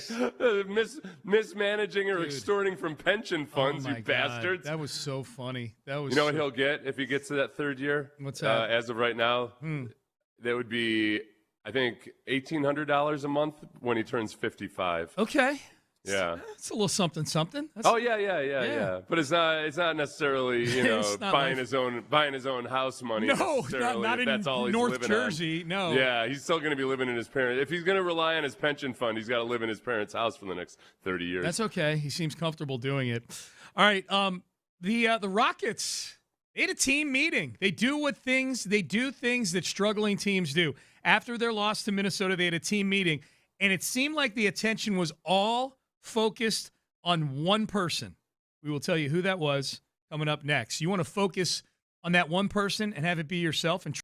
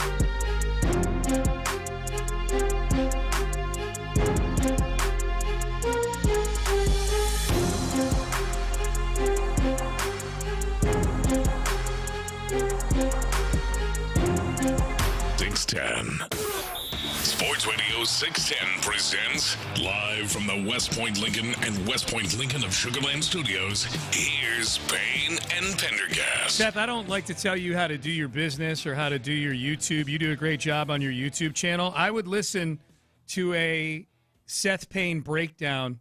And I know you wouldn't be the only one out there doing this. Yeah. But I think you've got a lot of original and very funny thoughts. I would be here for a breakdown of the GM and head coach picture through a Seth Payne lens. I'm just telling you. Okay. Yeah. It's a good idea. I just looked at it casually and I realized that Mike McCarthy is the only guy standing in the third row. Yeah. Because he couldn't fit. I think you'd crush it on just like, you don't have to do all 32 guys in the picture. Yeah. If you just picked out like the 5 most noteworthy things or the 5 funniest things about that picture, I think that's 12 minutes of Seth Payne that I would make an appointment with right there. Okay. Yeah, I might have to do that. You got the time. Add that to the list. I think you'd do really well with it. Hold on, I'm writing it down. Yep. There you go. Good job. There you go. Thank you. All right. The Rockets are back in action tonight. God, I cannot read my handwriting. The Rockets. It says head coach YouTube episode. I cannot read anything I just wrote. Okay. So the Rockets play the Knicks tonight. They've got 8 games left. 6 are at home, so they do have a little bit of a chance to build some momentum here heading into the postseason. And they played really well their last couple games. It was against the Grizzlies and the Pelicans. So for what it's worth, Pelicans haven't been awful of late, and they beat them by 30. So that was nice to see on the road. Didn't turn the ball over very much. So some good things were happening these last couple games, perhaps because they had a team meeting on Thursday last week, Seth, after that horrible overtime loss to Minnesota where the Rockets allowed the last 15 points of the game to lose by 2 in overtime to the Minnesota Timberwolves. They called a team meeting, and it turns out that the Rockets, they needed to express their frustrations. They've been struggling recently. The biggest person, I would say the biggest struggler out of all the Rockets lately had been Tari Eason, who was on just a catastrophic stretch of shooting where he was 3 for 36 over from three-point range over a period of time. Now, some things in this article on The Athletic talking about this meeting, I didn't realize that Tari Eason had been dealing the first anniversary of his father passing away a year ago, so there's that. I also didn't realize he was shooting so well before the All-Star break. He was 4th in the league in three-point shooting before the All-Star break, and then came back from the All-Star break and was just abysmal. He was, according to this article, he was the focal point of this meeting. I mean, this meeting was basically his teammates and I think in a teammate-friendly way, kind of doing what The Godfather did in the first Godfather movie, Marlon Brando, shaking Johnny Fontaine by his jacket lapels, saying, "You can act like a man." That's right. No, and I think Şengün, when we hear him talk about it, you picture him. It's Şengün sitting next to Tari Eason with his arm around him. Yeah. And a lot of you might have seen this clip already, but I think almost like an intervention type of thing, but in a positive way. Almost like an intervention pep talk. He's had 2 as opposed to an intervention like you're ruining our lives. Right. It was an intervention of like, hey man, you're better than this. What do we got to do here? Yep. He's had 2 very good games since then. He's been good the last couple of games. He's given them what they needed. Here's Alperen Şengün. This is what Seth was talking about. It's 2 of them just sitting on a table after the win the other night in New Orleans, and Alpe's got his arm around Tari, and Tari's just kind of sitting next to him, taking it all in. And this is Şengün on what they told Tari in that meeting. I mean, you know, everybody knows, everybody sees we need him, and he kind of knows too, but he was just in his head too much, and we were just like, you know, telling him, like, we really need you, and I think it helped him a little bit.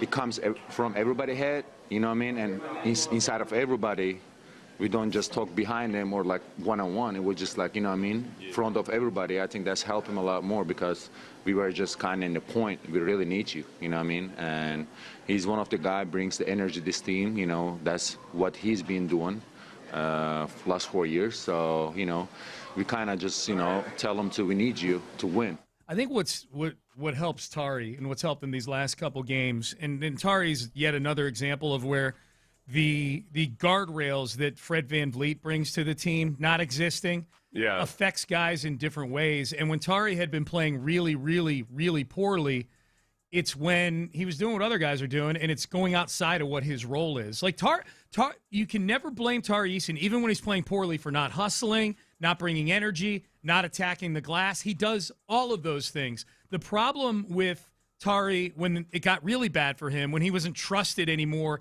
at various junctures in the game, was, yes, one, he wasn't knocking down his shots, and that's just something that is going to balance out over time.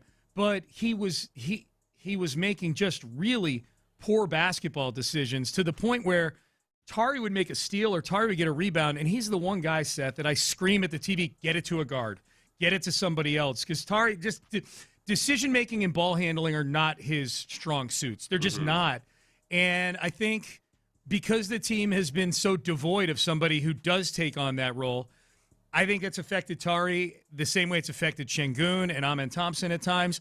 I like the fact that Ime Udoka has started mixing in Aaron Holiday a little bit more these last couple of games. I think that's it. Aaron Holiday was plus 41 in that New Orleans game. Yeah. In a game they won by 34, he was plus 41 in that game. I think the biggest thing that hopefully might be really promising here, and who knows, maybe it just ends up being another footnote into a lost and forgotten season. Yeah. But if they are able to get back to looking the way you know that they should be capable of looking, it's that, all right, here's evidence of at least one instance where the team figured it out on their own. The players figured out how to lead from within. Mm-hmm. And you could look at that as either a compliment to or a criticism of Udoka.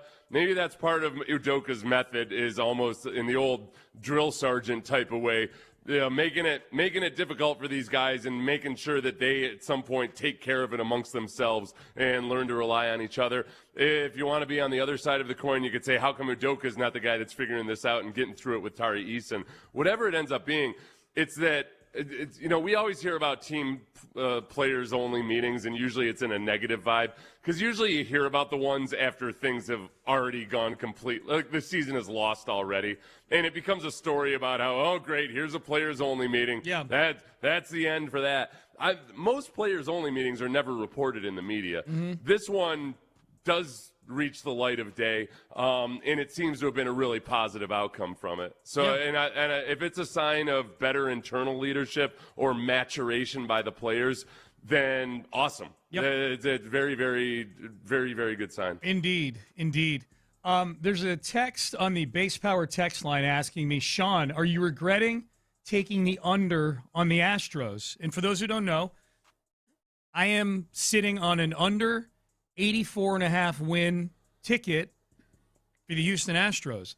And if I'm going to get overly up and down emotional about, when they were down 6-0 in the third game of the season and Javier's getting shelled, I was really glad I took that ticket.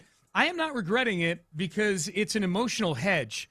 I don't sit down every night rooting for that ticket to be right. That was a ticket that I did strictly because that's how I felt about this team. How I feel about this team and how I root for this team are two different things.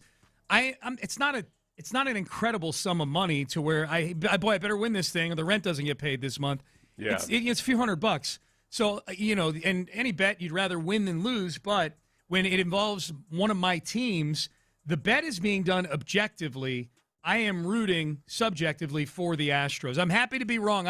Because I think if they win more than 84.5, Seth, I think they're probably going to win closer to 90. Like, I think if they're good enough to win more than 84.5, I think they're good enough to contend. Yeah. I wouldn't bet on them if I didn't feel like they were at least 4 or 5 wins worse than 84.5. And right now I look wrong. right now, whatever they're doing, whatever this new hitting coach or hitting staff is doing, seems to be gaining some traction here. The starting pitching lines up with an under 84.5, and yet you and I did this exercise yesterday, which is I think we're still pretty confident in most of the guys in that rotation that it's going to get straightened out here. You're about 132nd of the way through the season, and if we read too heavily into 132nd, a little bit less than that of your way through the season, what are we allowed to be optimistic about? I think for one, honestly, it's just that they look to be getting off to a fast start offensively. Yeah. That's something that's eluded these Astros the last couple of years. Yeah. And at the end of the day, it doesn't matter at all because it's such a small sliver of the season. I'm just enjoying that they've actually had 3 games in a row with impressive offensive output. If there's anything to it, there's okay, if guys play more like the back of their baseball card. B, maybe Victor Rodriguez as a hitting coach, but also as the lone head hitting coach, who's one voice instead of having co-hitting coaches. Maybe the structure and he himself are having a positive effect. The Astros are second in the league in walks right now. Altuve has walked 6 times in the first 5 games. That never would have happened last year. Nope. So that's probably the most optimistic, maybe potentially long-term thing. Look, home runs are going to come and go, but the judgment at the plate from even guys like Altuve is really encouraging at this point in the season. All right, Payne and Pendergast with you. We head into the 9 o'clock hour. We'll hit some Texans in the 9 o'clock segment. Former coach of a current Texan, get you pretty pumped about that. Nick Caserio is on Texans All Access. And another coach, I actually agree with this coach's methodology. He's on a team he coaches a team we all hate, but I agree with him on this methodology in communicating with his players. That is coming up next. But first, I'll tell you about communication right now. You know who's a great communicator? Dr. Ben Salento.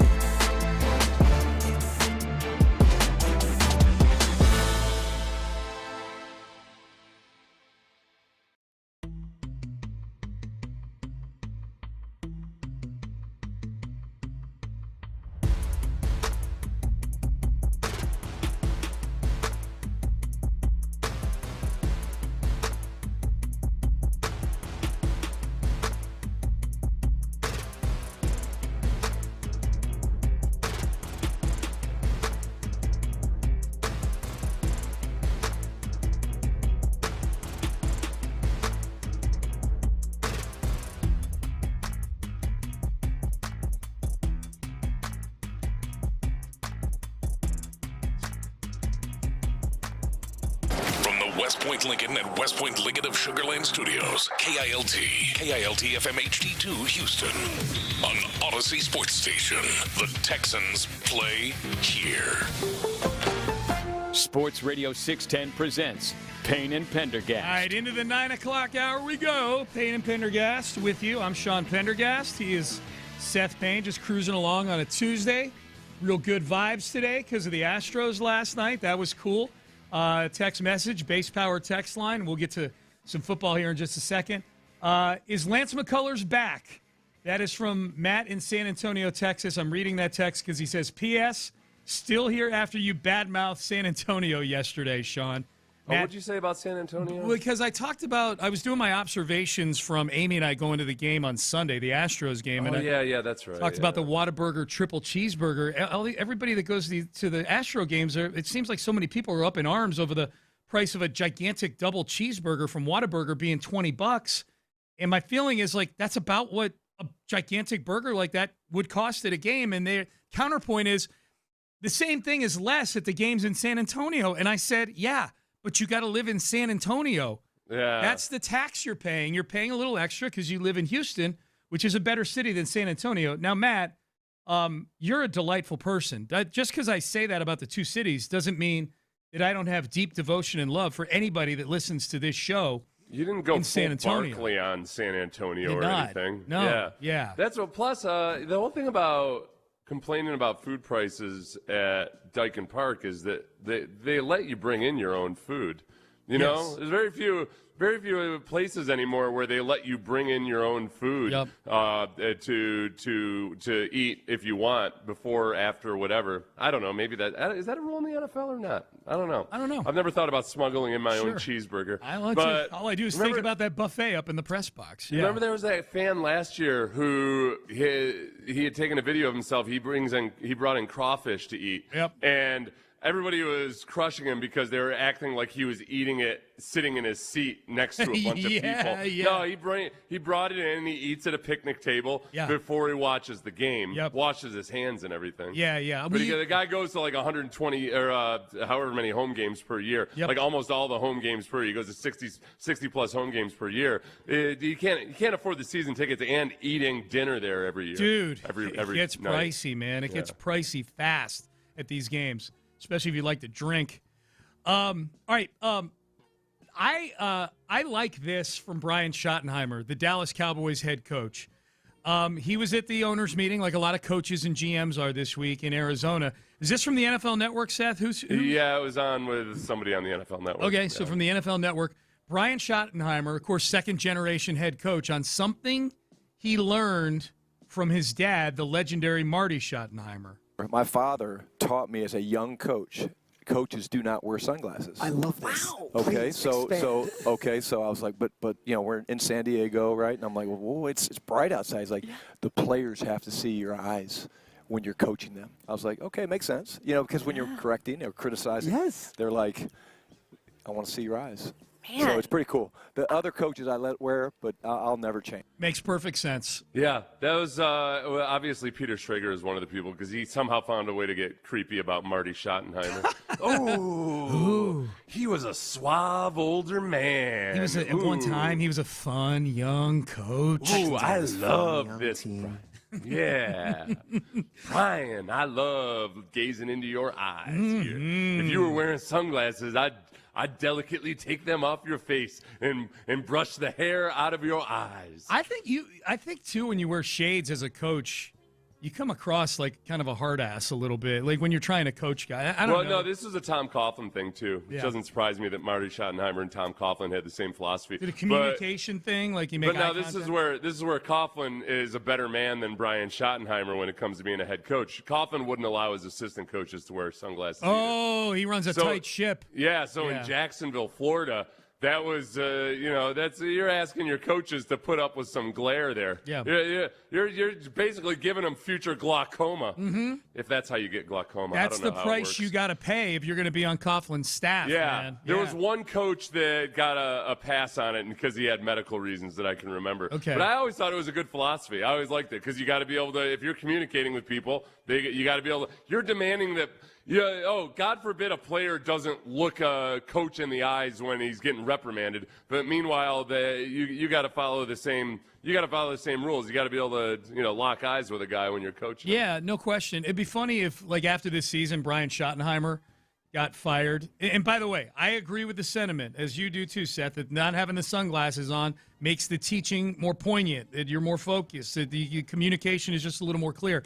It would be really funny if Brian Schottenheimer got fired after the season and he's doing a press conference and they're like, hey, if you could do one thing over again, if you could do something differently, what would it be? And his answer is, I would make my assistant coaches not wear sunglasses. I could tell there was a communication gap there. I feel the like message wasn't being sent. I feel like we weren't coached very well at the positional level, and if they had just had their bare eyes out there looking guys in the eye, making eye contact, I think we would have been a better football team. I don't have an issue with people wearing sunglasses at night baseball games. I know you'll see people get made fun of sometimes for wearing sunglasses at night at baseball games or various other places. Not talking about the players, talking about people in the stands. Yeah. Is there any place still that you shouldn't wear sunglasses where people commonly do wear sunglasses?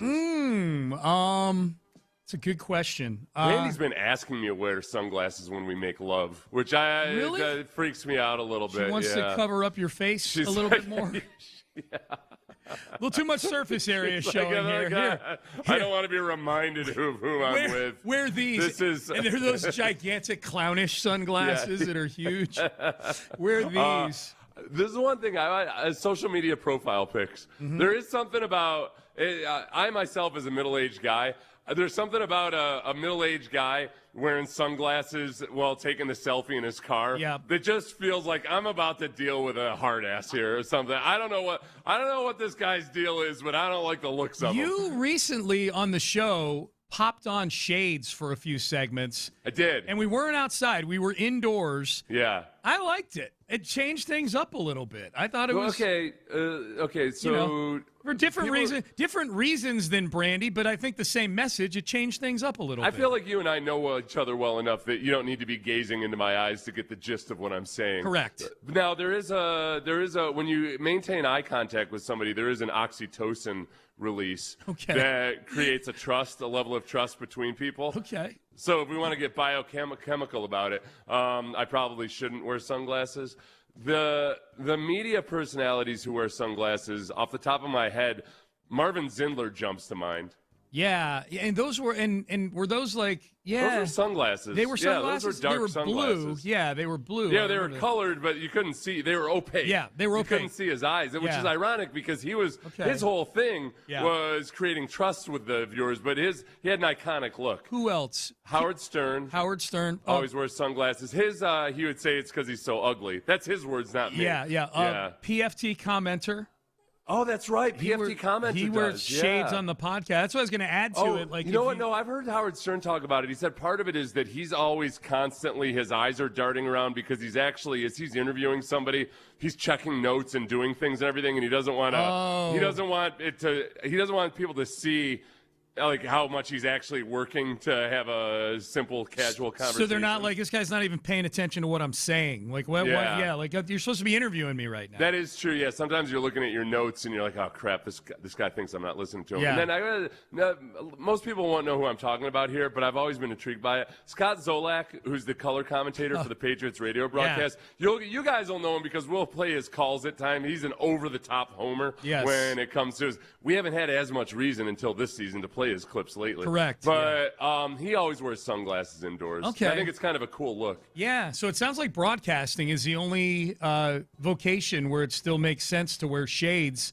where one does not normally wear shades. I would say whenever I see a woman wearing fancy sunglasses on a cardio machine at the gym, I immediately I do not take her seriously whatsoever. No. I feel like she's just there to be able to take an Instagram photo or claim that she worked out or something. Yeah. Or that she just had a procedure of some sort. Not a huge fan of shades on women. Big fan of regular glasses on women. Oh, yeah? Yeah, I like that look. For sure. There's something about a woman wearing sunglasses, though, that makes her intimidating, though, too. I don't like being intimidated. You don't? Well, not even a little bit? Okay, is that technically intimidated or is that dominated? Anyways, so Brian Schottenheimer, do your thing, man. Do your thing. Go win your 7 games this year. Here was Dan Campbell, who would look pretty badass wearing shades, I would say. He'd be very intimidating in shades, Dan Campbell. Head coach of the Detroit Lions. What are we getting here? This is Aaron Wilson asking the question. What are we getting here in Houston with David Montgomery? I love David Montgomery. He's a stud. He's unbelievable. And this is something we had a conversation after and, felt like this was something that was going to be good for both sides. This gave David an opportunity to be the bell cow, and we got some value back. I love Dave. He's a freaking pro, man. He is unbelievable. So he will be missed, but I think the Houston Texans are going to be very happy with the back they just got. I think he makes them better. I like your scouting report, Dan Campbell. I like it a lot. Dan Campbell just absolutely loves David Montgomery, and going back to just various clips I've seen of him talking about him, it was probably hard to pull the trigger on this trade just because he seems like the classic glue guy, et cetera, but you've got the nice problem to have of having Jahmyr Gibbs absolutely crushing it right now, and they need to clear some salary. An aging running back makes sense. Yeah, and it sounded like, too, Seth, because they cleared some salary, but it wasn't a ton. It was probably a dollar amount that if push came to shove and everybody still wanted to be together, that he would still be a Lion. Maybe, I don't know. But it sounds like the Lions were kind of playing ball with David Montgomery. Like he wanted to go somewhere where he was just going to have a bigger role. Yeah. And even though they could have made the money work to keep him, Yeah. They knew that Jahmyr Gibbs, you're at a point with Jahmyr Gibbs where it makes way less sense to deprive him of more touches. Like, you're at the point with Jahmyr Gibbs where you are riding that. You are riding Jahmyr Gibbs. Dan Campbell in the picture of all of the coaches at the league meeting right now. Dan Campbell, no sunglasses. Nope. And you could say that about 30 NFL coaches who are in this picture. The only two guys who had the gall to wear sunglasses in this photo. Yeah. Jim Harbaugh, he gets a pass. Why does Jim Harbaugh get Jim a pass? Harbaugh. He does whatever he wants whenever he wants. That's a good reason. He's Jim Harbaugh. Yeah. I just didn't know if he had glaucoma or something. No. He just gets a pass because he's Jim Harbaugh. Okay. Liam Cohen, the other one with the shades on, huh? The only non-Jim Harbaugh coach who's wearing shades in this picture. Okay. What do you think he gets off being the guy that can wear sunglasses in this photo when everybody else is showing respect to the camera as if they were their own players? Like, hey, I want to be able to look you in the eyes. Yeah, and plus they're like the shape of I don't know how to describe the shape of the sunglasses, but they look like Hollywood movie producer sunglasses. Yep. You know, these are probably very expensive, fancy sunglasses. For sure. Yeah. For sure. He's not going out fly fishing afterwards. No. That's I'm trying to think of the Texans. I don't know that they've got any shade wearers that I can think of on the during practice. I mean, Caserio does, but he just stands off to the side watching everything. He's not coaching anybody. My immediate impression of the overall coaching pictures was one that D'Amico still amongst definitely the most overall yoked head coach right now. Robert Saleh, it's tough because he's wearing a hoodie with a long sleeve hoodie with the sleeves pulled up. We know what's underneath though. Well, but Saleh's he's a bigger guy in terms of height and maybe width of his shoulder, but I think D'Amico's the most muscled up. Yeah. And he's D'Amico's standing right next to Shane Steichen, which is not a good look for Shane Steichen. That helps. My advice to Shane Steichen would be, hey, good job not wearing sunglasses. Next time, don't stand next to D'Amico Ryan. Well, I feel like before D'Amico, we could have said, okay, if the AFC South just came down to dropping the 4 coaches into Thunderdome and one person comes out alive, like a Hunger Games kind of thing, then it would have easily been D'Amico. I mean, D'Amico would mop the floor with Shane Steichen, Liam Cohen, and Brian Callahan from last year. Robert Saleh changes that dynamic a little bit. A D'Amico, a teacher versus pupil match between Saleh and D'Amico. That's a main event anywhere in the country, Mean Gene. On D'Amico's other side is Kellen Moore, who looks like he's eager to go grab a coffee for D'Amico Ryan. Couldn't have put 2 more soft, doughy guys on either side. I mean, they're not fat. They're just like there. They're just guys. Yeah, they're just they look guys. like they break down a lot of film. Right. You know? Right. The Lions are also a swarm team, someone's saying, Seth. They just don't use the swarm acronym, which is why Dan Campbell likes David Montgomery. That's true. If you're the Texans and you're pulling players out of a certain organization and you feel comfortable that they probably sort of follow that same ethos that you have, Detroit's a good one. Oh, I remember why I was going to start wearing sunglasses. Why? Because ever since I grew this beard out, I've had several people compliment my appearance in a way that hasn't happened since I was a younger man. And I'm kind of thinking it's just because I've covered up more of my face. I don't know. So I feel like if I get even more coverage, people give me even more compliments. We're like, wow, you're looking better than I've seen you in years. Mostly because I can only see 1/8 of your face. Just skip to the chase and put a luchador mask on and get it over with. His eyes. I should get a picture of myself when I was in my 30s and have it screen printed onto a mask and then just wear your beard does look good, man. Thank you. No, it does. It's covering up my massive I'm not jaw saying and that. I'm not saying because it covers up your face, but you've made a concerted effort to take better care of it, and it shows. So I got a boar's bristle brush. Yes. Say that 10 times fast. Boar's bristle. That's what brush. beard guys do, Sean. They do. Yeah. I use beard oil, and I've got a boar's bristle brush. That's right. And I got a pocket full of tongue twisters I'm going to drop on you here. Yes. I haven't gotten it trimmed yet. It's been 2 months, and I'm waiting to. The guides I read say it's time for a trim, but I don't. I want to let it go right up until the first day of training camp when I'm going to shave it all off. Oh yeah. You're going to need to shave that thing. You're going to be miserable in camp. No way. I'll quit my job. If it gets too uncomfortable, if it feels like I can't be out here with this beard, I'm just going to walk off. Just walk away. No, I'm too attached to the beard at this point. All right, Nick Caserio, beardless. He was on Texans All Access and kind of laid out the most important moves to the Texans this season on the offense. Beard. On the offensive line. And, boy, there may be somebody back in all of our lives this coming season, and the owner of his team is intimating as much. They're not happy about it up there. We will tell you who and where coming up next. Hey, maybe you're not happy about your trees. You look out at your backyard and you think, this isn't what I thought it was going to look.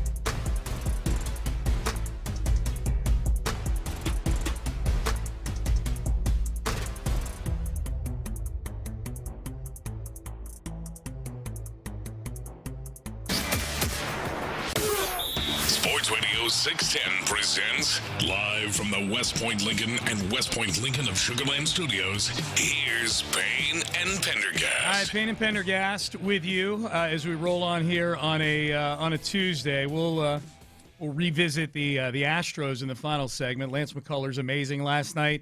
Hunter Brown on the mound tonight against the Red Sox. So this is it's a great opportunity for the Red Sox to take this series. You got your best pitcher. You got your best pitcher on the mound. I just looked up and saw Seth. If you're watching on YouTube, it's a good look for you, man. I like it. I got my sunglasses on. Yeah, he's got his shades on. I don't like it. I'm looking at it myself. Usually I don't look at myself while I'm doing the show. I save that for like the 2 hours post show. Yeah. But I don't like it. I look like a D-bag, man. I look like the biggest D-bag alive. I don't know, man. I kind of like it. I'm not a shades guy. I don't look good in shades. I don't like wearing them. I think they look good. It doesn't help that you can see my ring light in them. It takes a little bit of those. It takes a little bit of the cool appeal. You remember James Dean, how cool he was, and he had a ring light. Yeah. You know what they look like? The ring light looks like pupils inside. They look like white like retinas inside the shades. It looks eerie almost. It looks like the eyes at the beginning of Scooby-Doo. We'll work through it. These things haven't been de-smudged in about 3 years either. Oh, really? So that's part of the problem. Fingerprints. You know what I noticed is that when we're out doing the pregame show, when I'm not a big sunglass guy, but sometimes I'll wear it just when it's super bright out there, and people interact with me a lot less. They just don't. You look less approachable when you have sunglasses. You on. look like a bodyguard. That's why you look like kind of ominous. If you have a stern facial expression, you specifically with shades on, you look very intimidating. But that's something at the pregame show, especially these last couple of years. I've tried to just during each break, I've tried to get out and interact with people and everything and say hi because sometimes people are bashful and they don't want to whatever. So I just go down and I talk to people. But so I don't like that. All of a sudden, when I'm wearing sunglasses, I'm like, where's all the love? Where are the people trying to talk to me? Right, man. I'm very insecure, Sean. You're very needy. I can't wear this. I might start wearing the sunglasses in studio, but not at the pregame. That's fair. Do what you got to do, man. Yeah. Here was Nick Caserio on Texans All Access. The biggest news the Texans made, I think, in the eyes of Texan fans, is yet another swing at trying to fix the offensive line. This is really like 3 iterations of the offensive line since D'Amico got here in 2023. Here was Caserio. We had 2 iterations last year. Right, yeah. And that's if we're combining Lakin Tomlinson and Juice Scruggs into one person. Can I just tell you, I had a dream last night that they were rotating at left guard again this season. Oh. I crept into my sleep last night. I had a dream that they were rotating at left guard. I forget who was rotating exactly, but I'm like, this again? I had a weird dream last night, too. What did we eat before bed? I don't know. Usually Sean and I coordinate what we eat for our late-night snacks. Yeah, that's right. We're not in the same place. Here's Nick Caserio on the offensive line move. Overall, I think, re-signing some key players, and I think re-signing Trent, Ed, was a part of the discussions, and we were able to get that resolved here kind of before free agency started. Then made some additions there with some external players who have been decent players at some other spots. So, we'll continue to kind of put the team together. Say all those players, the players that we re-signed and the players that we signed externally, and Wyatt and Braden have a lot of experience, have played a lot of football. And Evan Brown as well. I mean, I know he hadn't really been talked about, but there's a pretty versatile guy that started a number of games, has played a lot of good football. So, overall, we're just trying to continually build the depth of the overall room, and we're probably going to need 8 to 10 of whomever is in the building, whomever is on the team. So, we'll see what it looks like. There will be blood. There will be when he says 8 to 10 guys, whoever is on the team. None of those guys are guaranteed to be on the team, other than obviously an obvious few. Evan Brown is interesting because when Caserio said he hasn't been talked about a whole bunch, I feel like he's talking about us. That we haven't talked about Evan Brown enough. I think that the sum total of it with Evan Brown is, I think they like his veteran experience. I think there's a chance that they'll probably allow him to compete for the center spot for starting center. Yeah. But at the very least, that maybe he can be an experienced interior offensive lineman, swing interior offensive lineman. Because so much of the problem is, let's start at the very base of it all with the offensive line. One of the biggest problems over the last 3 years, really the last 2.5 years, going through the midpoint of last season, is simply, first, don't hurt yourself, okay? Great, you're not a road grader. Awesome, you're not a great offensive lineman, but just don't screw it up. Don't make stupid mental errors. Don't have these communication lapses. So I think that at the very least, they want to be sure they're starting from a base of we've got multiple veterans along the offensive line, and that we can at least have a steady presence there of guys that are executing the offense the way it's supposed to.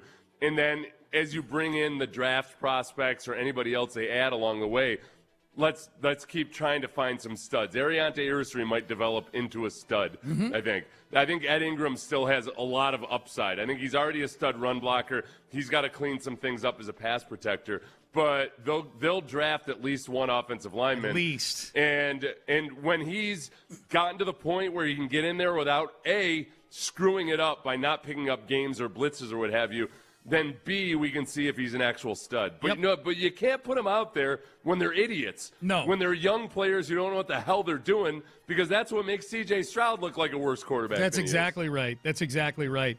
Hey, one of the things coming out of the owners' meeting yesterday was Jimmy Haslam in Cleveland talking about Deshaun Watson.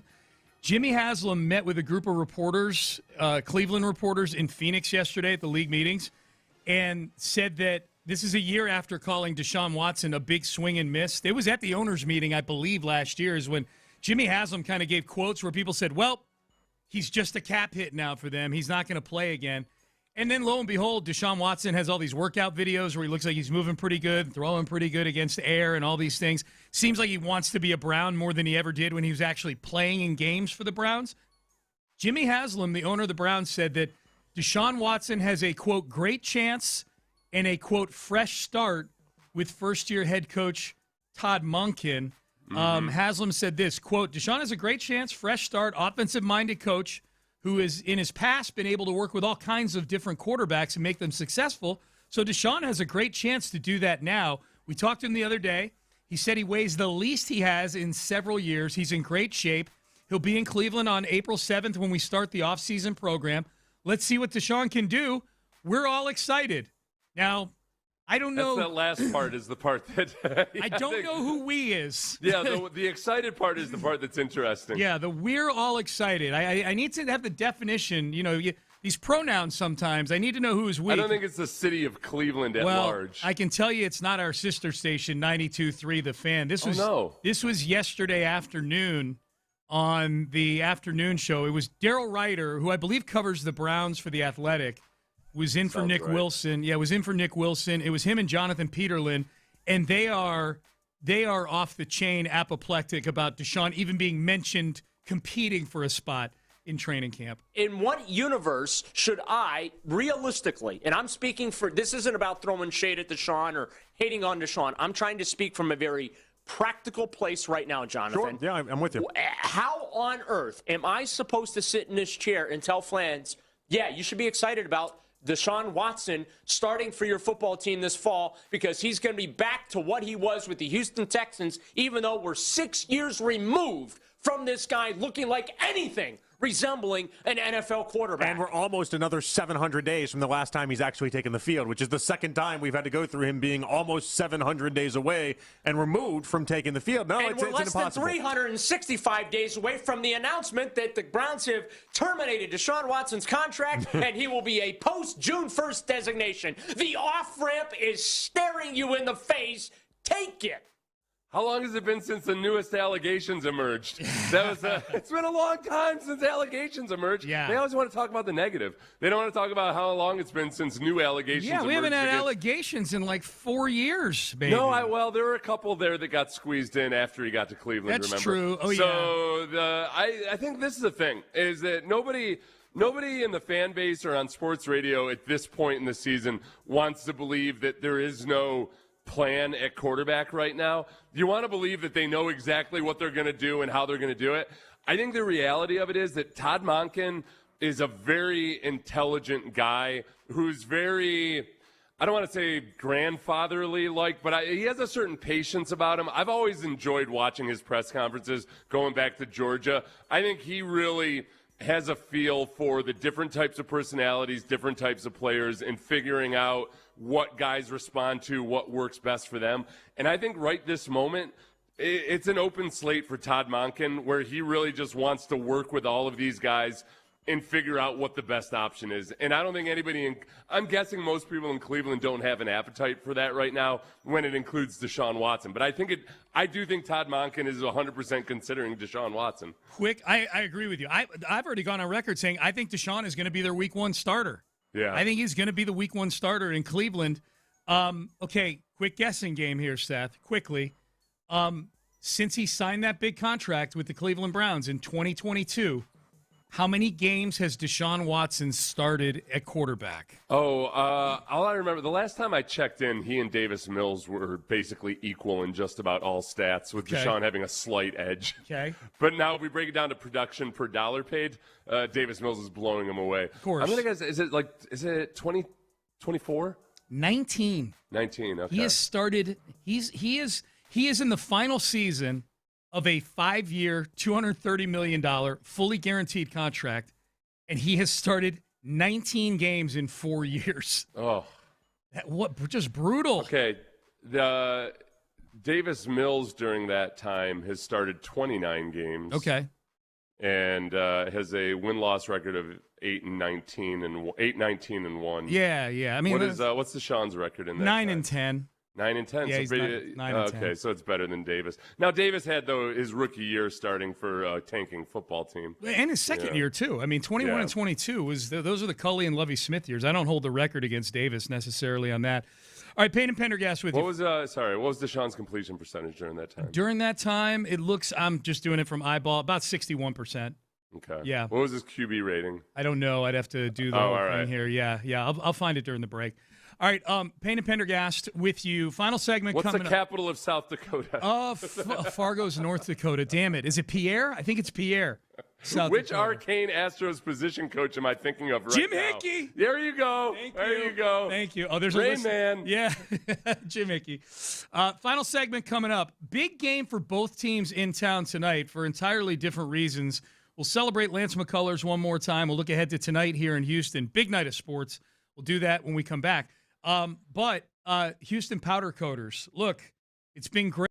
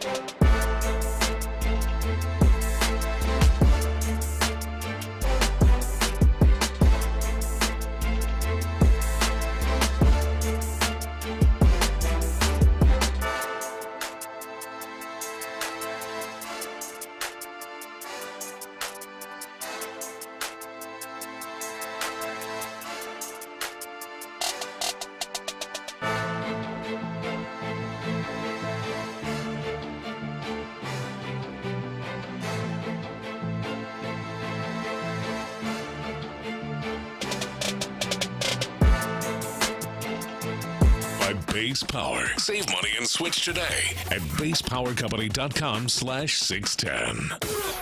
Sports Radio 610 presents live from the West Point Lincoln and West Point Lincoln of Sugar Land Studios. Here's Payne and Pendergast. Towards second, why not? Jose Altuve did everything else tonight. He'll make the play for the final out. Ryan Weiss out of the pen with 2 shutout innings. And the Astros win it 8-1. Got to keep it going tonight, man. Got to keep it going. Let's get 4 in a row. Let's go, Hunter Brown. We need a more efficient outing this time around than we had the first time around against the Angels in the season opener. We need, I don't know, I would sign up right now, Seth. The way the Astros are hitting right now, they're possibly the greatest hitting team in the history of baseball right now. I would sign up for 6 innings and 2 runs from Hunter Brown and then let the chips fall where they may. 6 innings, 2 runs. Yeah. About 98 pitches, 4 hits, 1 walk, 8 strikeouts.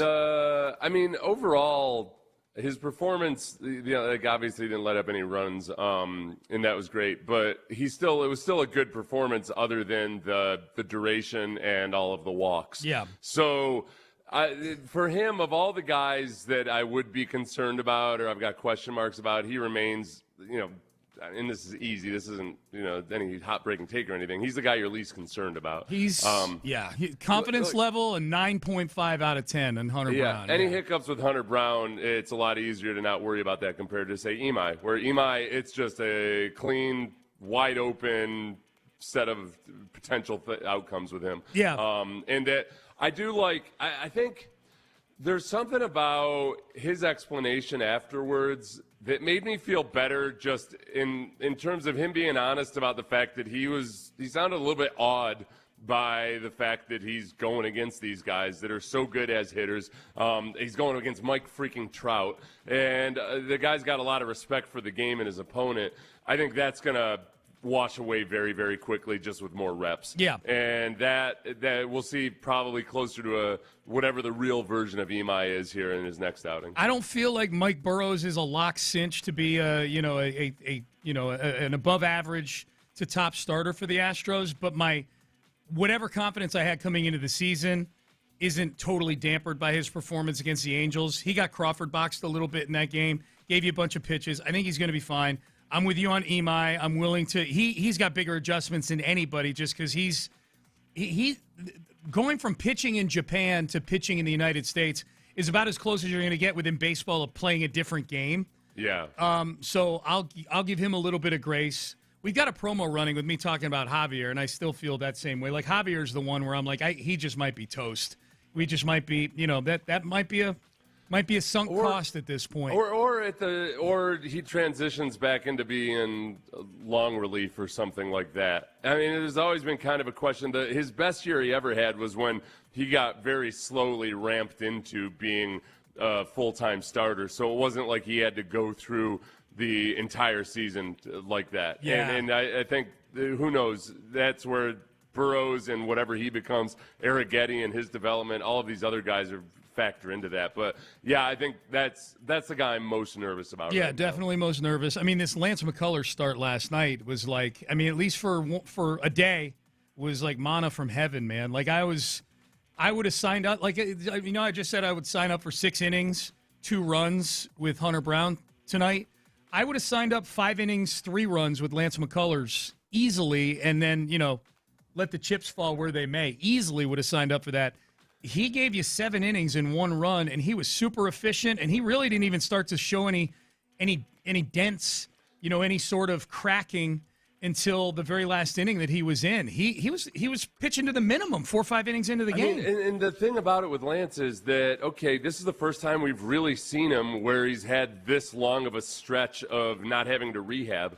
He just worked out all offseason long. Carlos Correa talked about it and how happy he was for him because he got to see Lance work this entire offseason, and he knew how dialed in he was. And that's just the biggest question with Lance. I have no reason to believe that Lance can't go out and continue to perform this effectively. The numbers will be a little different, obviously, but just this version of Lance I believe in.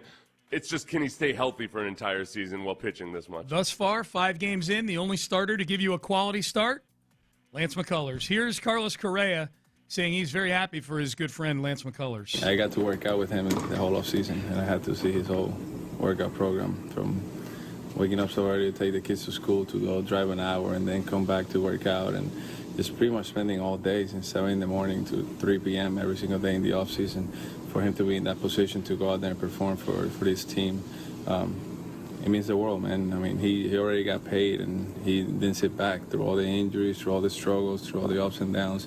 He didn't sit back, man. He worked really hard this offseason, and I saw that firsthand. And to see him pitch like he did today, I mean, brings me back to when we were in 2017, 18, 19, and he was just lights out every single time. That was the Lance that we saw today, and I'm very happy for him. Lance had that cut during spring training set that we played where he was very kind of resolved to the possibility that he may never have a start like he had last night ever again. He didn't know, and he was basically saying, I just want to be good again. It's got to be.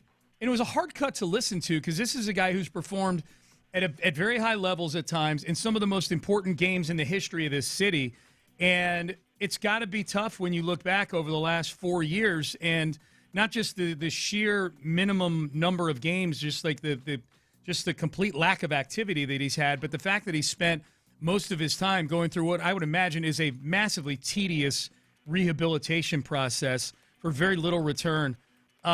I don't know where it goes from here with Lance. Hopefully, because he's had a normal offseason this year, that this continues, and this is not some outlier. He did it against a good team. That was really, really nice to see. He did it against, with a pitcher on the opposing mound. We're going to talk about the pitching matchups. This is a guy that the Red Sox saw fit to invest, $170 million in, something like that, in this offseason in free agency.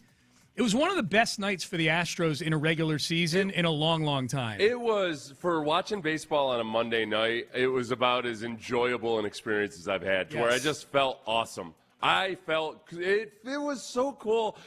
And it was just nostalgic to see Correa and Altuve turning double plays, to watch Lance out there just dealing. The Yordan and that just bomb that he hit, that part, it felt, and you know, us as cynical sports radio hosts, immediately there's a part of you that's also like, well, all right, but you don't want to be too nostalgic because you're just trying to go back to the past. Nah, this is okay. One night but only. This is all right. And as far as the team performance goes, it was they've gotten off to a fast start offensively. After spotting a couple of horrendous offensive performances over the course of the first 5 games, this is a much faster start than we've seen the last couple of years, and I'm just happy to have that. I know it's a 162-game season. I know that you can't just extend this graph on upwards, but, man, we haven't had this as of late. These are notoriously slow-starting baseball teams, and on the offensive side of things, at least, that was a really good start. And you add McCullers into the mix in the 5th game. That was kind of – That felt like a complete easing of any of my anxiety over those first 4 games. 2 Altuve home runs. Nostalgia's okay. Seth, sometimes it's okay to go to a Doobie Brothers concert. That's what we did last night. I didn't like them when they were young. Okay. I was 4 years old, and I told my dad, what's this crap you're listening to? What is and this? I went over and I turned the turntable over. Yeah. This is not the kind of music we listen to in this house, Clifford. Clifford. Trailer, whatever. So we got Hunter Brown. My dad had us living in a trailer that had no floor in about a third of the trailer. You've told us that story. It was, and remember, this is in North Carolina where there's snakes, okay? That's the part of it. Did you see snakes through the Oh, yeah. I was terrified of snakes all the time. The entire time I lived in North Carolina, I was petrified of them. Because I was always living in a house or a trailer that was missing a floor at some point. He wasn't even cooking meth. No. In that trailer. Yeah. Everybody knows that if you're going to cook meth, you better have a floor. Yeah. You better have a floor in that trailer. All right, so Hunter Brown tonight. Rockets tonight against the Knicks. One of the last chances for the Rockets to make us feel some of these games, like whatever, but the Knicks game and then that Minnesota game at the end of the year. Give me that old-time nostalgic feeling again tonight, Rockets. Absolutely, absolutely. Seth rocking the shades. I love it. John Lopez, Reggie Atatula, they are here. They are in the loop. Gentlemen, how are you? Fantastic. Did you have as much fun? Did I just fun? hear Doobie Brothers slander? No, not Doobie. Well, from Seth, not from me. Yeah. By the way, you may know this. You may not. Do you know where China Grove is? I don't. That's the Doobie Brothers. Brothers. That's in Tulsa, Oklahoma. Yeah. No. A lot of people don't know this. I don't know it. It's about 160 miles from here. In Texas? Between here and San Antonio. No kidding. Yeah. What's the song? I know the song. I know every word of the song. China Grove is just a blip on the radar. China Grove, Texas. It's kind of outside Seguin. Okay. And that's what the song is about? Yeah. And I had a buddy once, an NBA writer, came into town and says, I got to go to China Grove. I said, you really don't want to go to China Grove. Oh, really? And he drove on the off day to China Grove because he was such a big Doobie Brothers fan. Yeah. Not knowing that the Doobie Brothers just picked China Grove because it sounded cool. I was going to say, the energy of the song would indicate that it's a place you'd really like to go. Nope, it's not. It's a very upbeat song. Not even close. Nope, it's not. Maybe it was before the song came out. Nope, it wasn't. And all the ne'er-do-wells came in to try to sightsee and everything. Yeah. So this is where the song is about. This is where the doobie is, I hear. Yes. So Monday, that was a good feeling last night watching that game. Oh, boy, was it. That was great. It was 2017 all over again. It was 2017. We were turning back the clock, man. That's what Seth and I said coming into the show. Two Altuve home runs, Lance McCullers, vintage performance in the box score, but different methodology. Yeah. So that was cool to see. And then Correa's defense feels like it's been contagious. That's my hot take. It feels like it's been contagious. The defense, by and large, for this team early in the season here has been very, very good. Cam Smith's been excellent again out in right field. Even the defense they're getting at second base, whether it's been Altuve or Paredes at second base, has been more than serviceable over there. So that's been kind of nice. Yeah. I would pay money to watch Correa just play defense, man. He is so much fun to watch. Yeah. So much fun to watch. All right, along those lines, I'm guessing. Oh, by the way, you're listening to KLTM, KLTFM HD2. Yeah, you heard me, Reggie. Houston, an Odyssey sports station. Crosstalk brought to you by D&M Auto Leasing. I would imagine the question of the day has some sort of homage to this dynamic that we're talking about. You are imagining correctly. Okay. Yeah. Basically, because of Lance McCullers, what is a time in your life you wish you could revisit? You want to just go back, not to stay, not to relive everything, but like a specific day or a period of time. You tell me. Well, the best time I ever had, like most fun I ever had in my life, was right after I got out of college till I moved to Houston, and I love Houston, and I moved here for a reason. And then it ended. No, it didn't. No, it was still a good time. Well, I say this all the time that for me, like everything that was the best or the most fun, whether it's sports or music or food or whatever, was from like college through like getting married. Because and it's no shade at getting married or having kids or whatever. You're free to do whatever it is you want. You got some money in your pocket, all those things. That period of time, the 2 years after I got out of college, where I was living with a couple of buddies in our hometown, doing pretty well in sales. You know, we the three of us rented a condo together, and we would golf every afternoon after work. No obligations. Obligations. We would go play 9 holes of golf. We go to the bar at night. We wake up and do it all over again. And, didn't have to ask parents for money or anything. We lived in a nice place. We were in our hometown. Those were good times. No, those were good times. Those are absolutely. Just revisit it. Just dip back in for a weekend. Spend a day, a weekend. Go golf at Simsbury Farms and drink at the Cracker Barrel. Yeah. Because of the job you have right now, you could recreate that. You just need a couple more. You need to have a couple buddies living with you. Yeah. If Amy's cool with it. Yeah, we got a two-bedroom. two-bedroom. Is clearing it with the old lady. Yeah. Yeah, we got a 2-bedroom. Can't let her pick who's going to live in those other bedrooms. That's for sure. I have a feeling you might have to, in order to recreate this or dip back into it, you might have to just rent an Airbnb for a weekend. Well, I'd have to take up golf again, too, and I just don't have any desire to do that. Really? Yeah, I was at a stage in my life back then where I liked playing. The weather is much more golf-friendly up in Connecticut. It's just too hot here to play golf for me, and it's too much of a commitment. But the drinking part, I can definitely recreate. In fact, I recreate that every day almost. Yeah. So when Brandy and I were first young and married and living at a condo at the beach, that was pretty cool because it was, no kids, no responsibilities, and we'd just get, we'd have guys come over and we'd hang out on the beach in the off season with a big jug of some kind of drink concoction, and that was good. You were a professional athlete on the only pro sports team in that town too. Yeah. Like you had everybody's attention. And they've got an underrated beach there because it's really big and wide, and you can just have a good time. It's an awesome dude. I went to the Jacksonville beach like 3 years ago. I visited Jim Ross, WWE guy, is a friend of mine, and me and my buddy Wallace went and visited him, and he's got a condo. I know, I just totally. You want me to pick up that name that I just dropped? No, it's fine there. I think it's good. No, you didn't mention the private airplane, but go ahead. He has a condo. No, we flew commercial on that trip. But first class though. He has a condo. He has a condo in one of those high rises on the beach right there. Yeah. The beach is quiet. It's nice. It's awesome. It's like 17 miles of uninterrupted beach that you can walk along. And at low tide, it's really flat. You can ride your bike on it. They got it's places really to go out along there, too.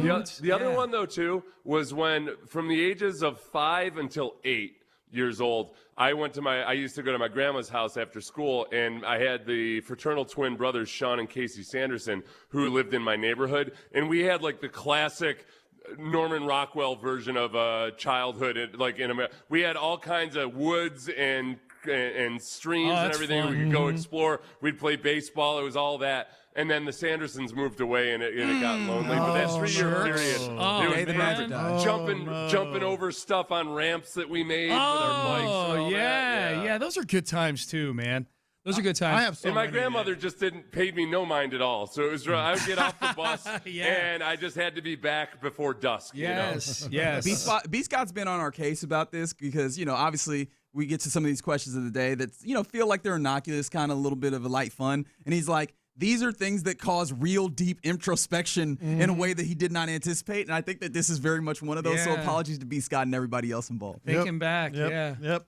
I have so many. I'm not going to get them all right now, but I think a lot of these are going to kind of get like sentimental. Yeah. B. Scott already texted us. He's listening. He's like, "Here we go. You're making me cry." But is that not how you felt watching Lance? Like, yes. I'm not gonna lie. I think I got when he got 5 outs, I was like, oh, he's back. He's like, back. and it wasn't necessarily just about the way he's performing. It was just like, oh, the feeling is here. Yeah. Well, for me, last night, I felt that way when the minimal jams that he didn't get into many jams in that game. Yeah. But he had pitched to the minimum 4 or 5 innings into the game, but he needed help to do that. He needed double plays. Yeah. Him coming off the mound, fired up about a double play, honestly, the last strikeout in the top of the 7th. Yeah, the strikeout to end his outing. And he had nothing left. Where he knew he wasn't coming back in. Right? And I don't think he had much left. That was just good old-fashioned, grit. And he had a big lead at that point. Yeah. Like, if that game were a 2-1 game and not a 5 or 6-1 game, a spotter might have come out and gotten him. He wouldn't have gone to 7. Yeah, he'd have come out after 6. Yeah, right. Yeah, and he definitely wouldn't have stayed out there once he got into a jam in the 7th. You know, I think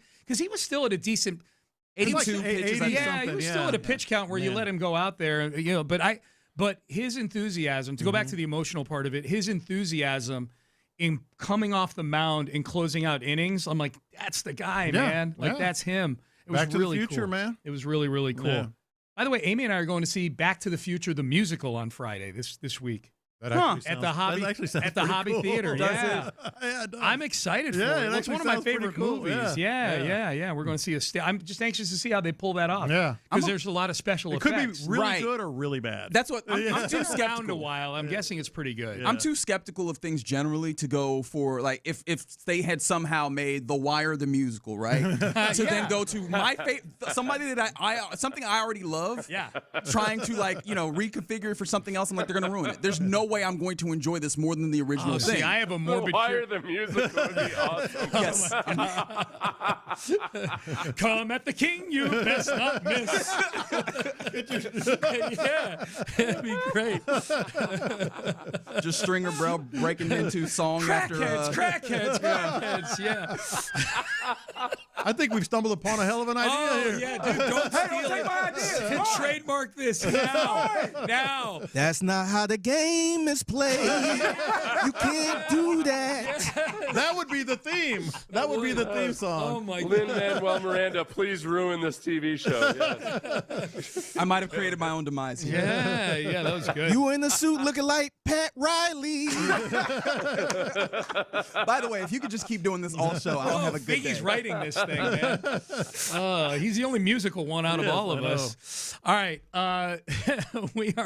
Unfortunately, we're done. We're out of time. You can hang around. Crosstalk brought to you by D&M. I'm hungry. Crosstalk brought to you by D&M Auto Leasing.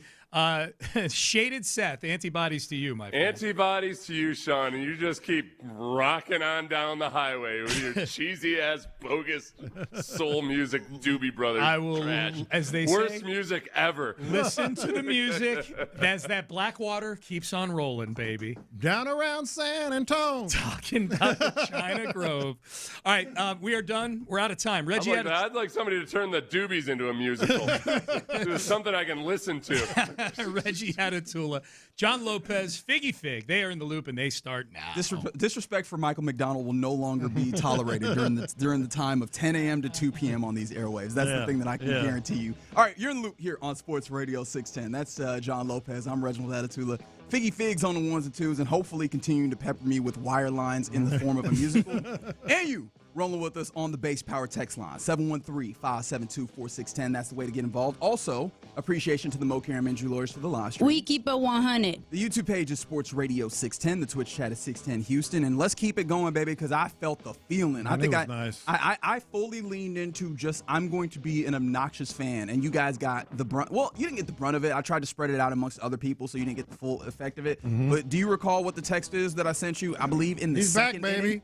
In the second inning, I said, I'll read this verbatim. Quote, I've seen enough. LMJ is back. I will be taking no questions at this moment. That's what it felt like, and thank God it continued out. Like, I kind of got the text in early because I was afraid that this was going to fall apart, as it has in other instances where Lance has gotten on the mound, and, it's looked good for a little bit and fallen apart for various different reasons.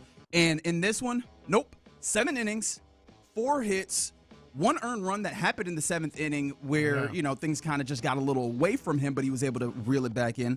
Only 1 walk and 9 strikeouts. This was a magnificent outing for Lance McCullers Jr., and one that was needed early on when we talk about the way that this rotation looks. Both of those things were important. But first of all, I mean, we really need to give Lance McCullers a round of applause here. I mean, we really need to give him a round of applause. I mean, I was willing to do it, but now when you put in – this man put in canned applause. Yeah, because I started thinking about it around about the 5th and 6th inning, and I was watching it with my wife, who's an enormous Astros fan, and I said, you realize he's 32 years old.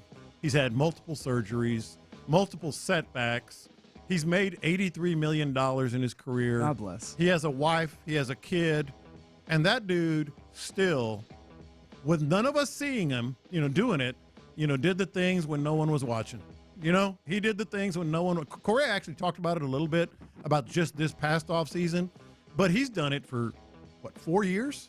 I mean, it's going on 4 years since he went 7 innings. I think it was in 2022. That is correct.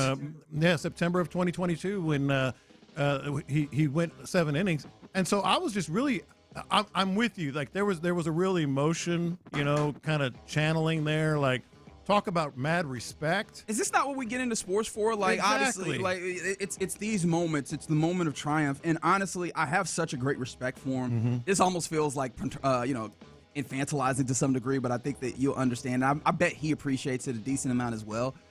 He ain't had to keep coming out here. No, like I just this. laid out. He had everything. Right. He had everything he needed. Right. He could have just. He would have gotten paid too.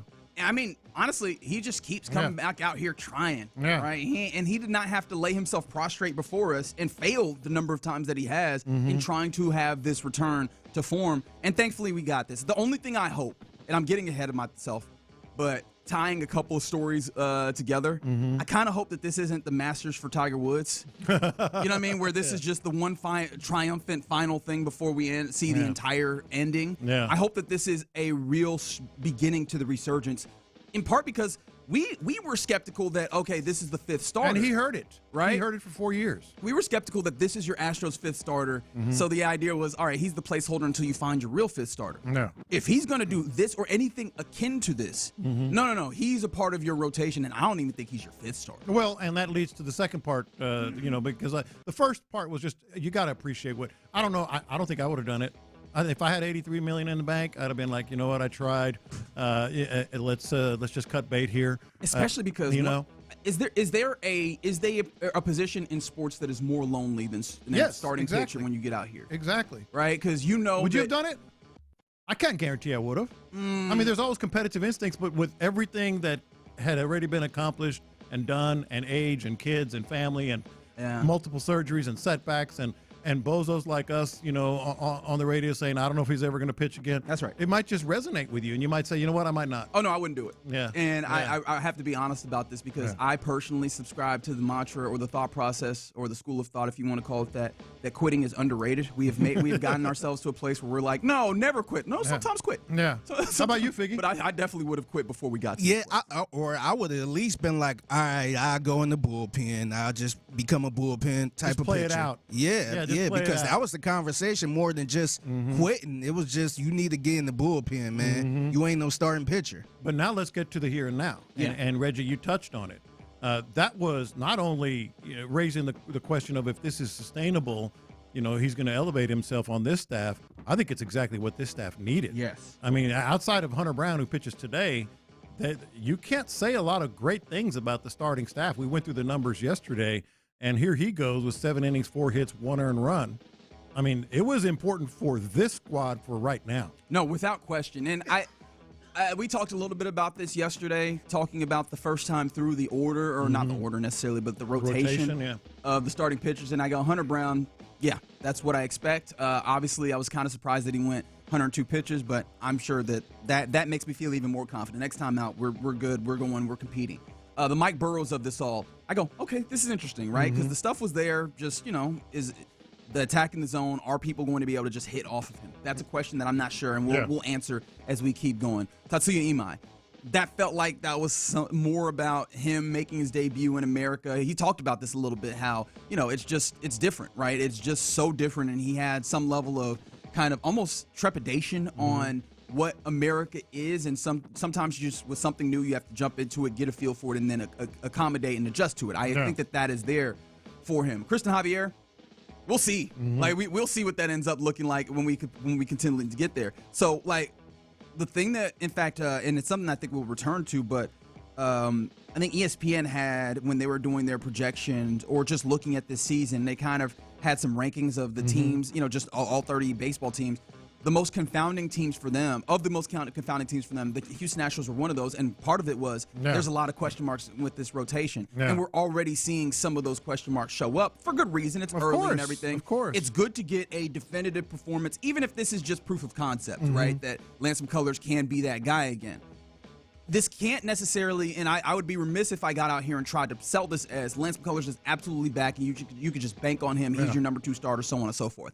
Can't do that, right? No. I would be, it would be dereliction of duty or anything else that you want to put in that way of saying that. However, it is nice to see, this is possible. Well, and the other thing that's possible, and we talked about how it affects the here and now, how it affects the rotation for the season, perhaps. I think it affected, and Sean brought this up, I think it affected the team. Carlos Correa was back to 2017. Jose Altuve, 2 home runs. He was back to 17. Guys like that weren't around back then, but they felt the impact. Yordan, who's, by the way, I think he's reached base in 15 out of 20 plate appearances or something Yordan like that. looks scary as hell. Yeah, and Cam Smith and all that. In fact, Correa talked about it afterward. I like this style a lot better. He was pounding the zone. He had the sinker and the cutter working. Back in the day, he relied more on the slider and the curveball, and today it seemed like he was a complete pitcher. It was really fun to watch. It was really fun to play behind. Kept us all involved as infielders, with the pace, with the tempo. We were involved in every single pitch. It never felt like an inning was long. It was beautiful. It was a masterpiece. A masterpiece. Yeah, and I think the underrated part of that is what he's talking about is the change that Lance McCullers Jr. has made to his style, and it did feel like, because in a vacuum, the pitcher, coming out here and performing in the way that he did, right? Helped everybody at the plate and everything. That feels like it might be a little bit of a stretch too far, but I do think that the energy that was created around this game and seeing him kind of, for lack of a better way of saying it, overcome what had been kind of a tough road back.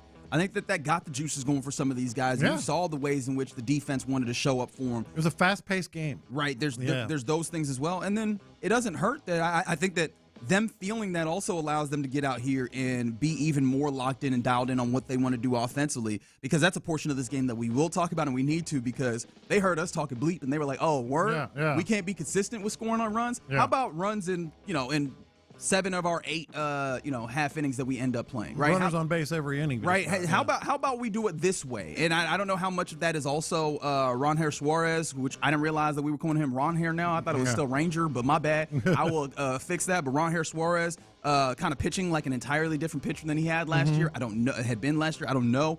But, man, this was really cool. And I think the biggest thing that we have to keep front and center is indeed the Lance McCullers. I did find it interesting, though. He talked to, because, again, he was the story of this thing. He talks after the game to the media, and then he jumps on with MLB Network. This was Lance McCullers Jr. talking a little bit more, and I found this to be really interesting. I hope that strikeouts are going to come, but I think in the past, especially last year, I was starting the at bat, and I was like, I got to strike this guy out. So I'm focusing on making too good of a pitch, or nibbling all throughout the at bat, and then I'm overexposing my stuff. And when the strikeout counts were there, I was the at bats were getting long, they were grinding me out. I was usually ending a walk. So the coaching staff in spring training, really focusing on just being in the zone. The ABS is here, so we have to be in that zone. We have to compete. And then, when strikeouts, make a good pitch and hopefully get the strikeout. I did throw some really good changeups tonight. I left a couple up that went foul, so that was on my side today. But just make sure to keep that thing down and just keep attacking. Well, and the other thing about it, we talked about a round of applause for Lance McCullers. The other thing that needs to be appreciated is adapting. Well, that's the thing. Adapt the curveballs. We all remember what he did in the World Series. It was 21 straight curveballs or something like that. The torque and the pressure that it puts on that elbow, he knows it, and he's adapted. He was more cutter and slider and changeup. Those changeups were nasty. The changeups were nasty, but you know what? That's less torque. That's adapting as you're getting into your 30s. And obviously there's the physical adapting. I think the mental adapting is a lot bigger, because you know what I heard when he's talking about that and his approach? it feels like he stopped gripping his club so damn hard and stopped trying to, muscle it. And it's like, hey, let the club do its job, to use a golf analogy, because that very much helped me this weekend when I wasn't nearly as terrible as I usually am when I hit the course. Neither here nor there, but you get the point, right? It felt like he was like, let go, let God, man. Instead of trying so hard to make this happen, get out here and just pitch in the ways that you know you can without that additional stretch. And lo and behold, not only was it successful, he got the strikeouts that he was so desperately looking for before. So I kind of hope that also not just helps him continue to sustain this, because that's the question that we have now is, now that we've seen you have this kind of performance, is this something that we can ask for, we can anticipate for a number of outings for the remainder of the season? But then also, is that something that translates to the entirety of the team, where it goes, hey, this is this helps us crystallize a mindset where don't go out here and force it. Hey, get to the plate, take your pitches. You saw how effective that was for you at the plate today. You saw how effective it was on the mound. Remember, this is the North Star to help you be the best version of yourself, because you have the talent. Yeah, 100%. All right, you're in the loop here on Sports Radio 610. Excited about some Houston baseball, man. It's the boogeyman back. We needed that. Well, come on now, Figgy. It's the boogeyman back. All right, we'll hold on to that thought. Maybe we'll circle back around to that. But for the time being, I'm just happy to be excited to see a really, really, really good performance from one Lance McCullers Jr. All right, coming up next, let's take it to the Houston Texans. They have the number 28 pick in the first round of the 2026 NFL Draft. What's the best case that you can make for the Texans trading up, trading back, or just standing pat? 713-572-4610. Let's talk about it next. In the loop. How are we feeling about the Astros after?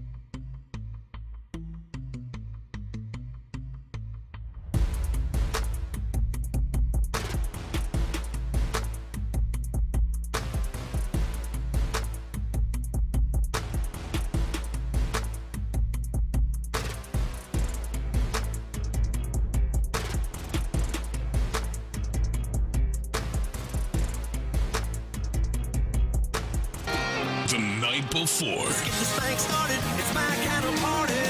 Wednesday, April 22nd, featuring Jason Aldean, John Morgan, and Shane Prophet. An unforgettable invite-only celebration leading into the unofficial start to the football season in Pittsburgh. And you can be there thanks to Sports Radio 610. Just visit Odyssey.com/the night before to enter now for your chance to win this national contest. Airfare, lodging, and 2 tickets to the exclusive show could be yours. Make sure to enter by April 12th.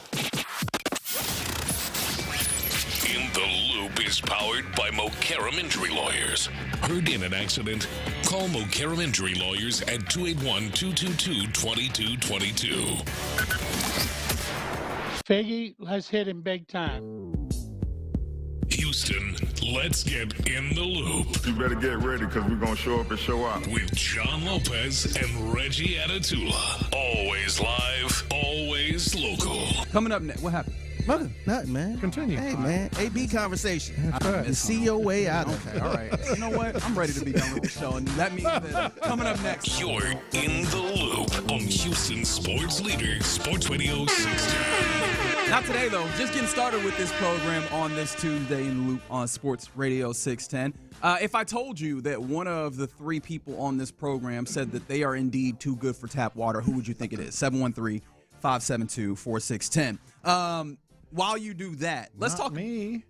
You're not supposed to tell people. The whole idea is to see what people say, all right? To see what their impression is of us as people who talk on the radio. But I think we can all get involved in this perspective of it on as we watch the Texans and we gear up for what is a very intriguing NFL draft for them this year. I've said that Nick Caserio feels unmoored in there's not particular large needs that this roster has currently with the construction of it. And so I'm very intrigued as to what he can do.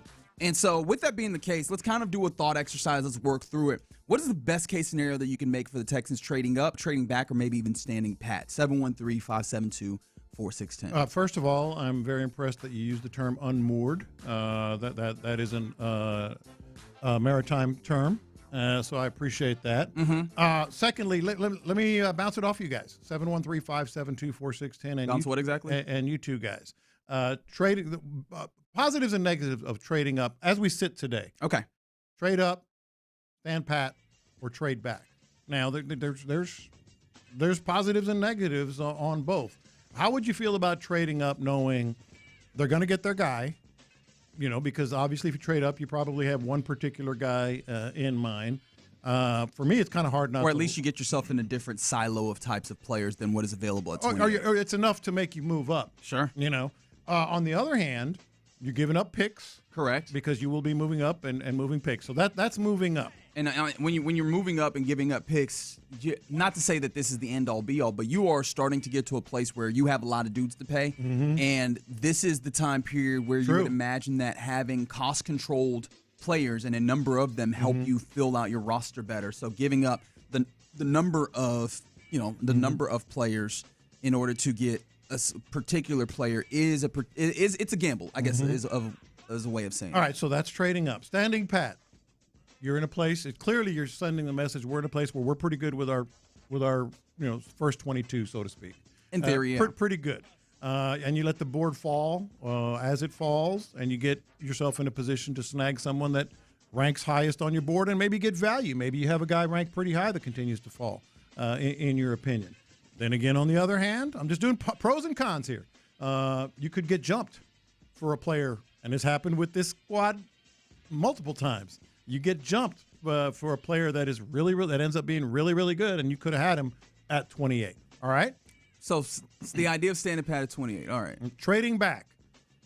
Emotionally, it's kind of a womp, for fans, but screw fans. Whoa!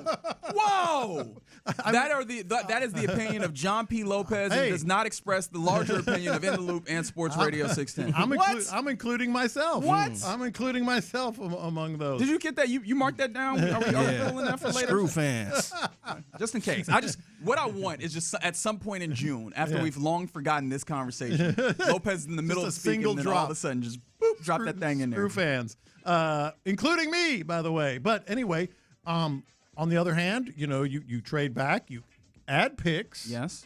To your point on, keeping guys that you can draft that are, you have a control over on it, but then you're also risking, again, missing on players. And maybe even playing in a less talented pool, in theory, Correct. right? With Correct. the draft, in theory, Correct. the further you go in the draft, the less talented pool of players that you're So that you're trade playing up, stand pat, trade back. Where would you stand right now? This is tough. What makes the most sense for you, given what we know that's happened in the offseason? Right now, to me, what makes the most sense is probably stand pat. Because I felt like, of course, you could get better with players and all that stuff, but I don't know if it's a direct need that you need where you got to trade up to get this person or either trade back. I feel like they in a good place where you probably got your starting five on the offensive line.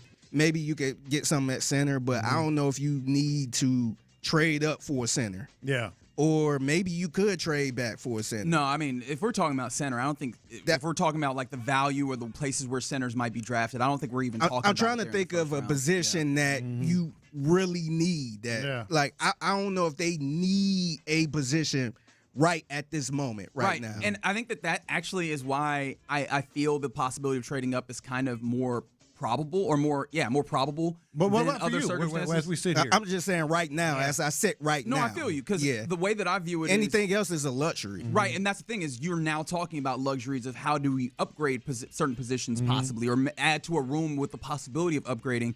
And so if you're thinking of it that way, especially without the feeling that I need to get all of these, however many draft picks do they have? Is it 8 at this point? I need to get all of these draft picks. You can go, I can sacrifice a pick or two, especially since I'm not that in a need of guys that fit into these rooms.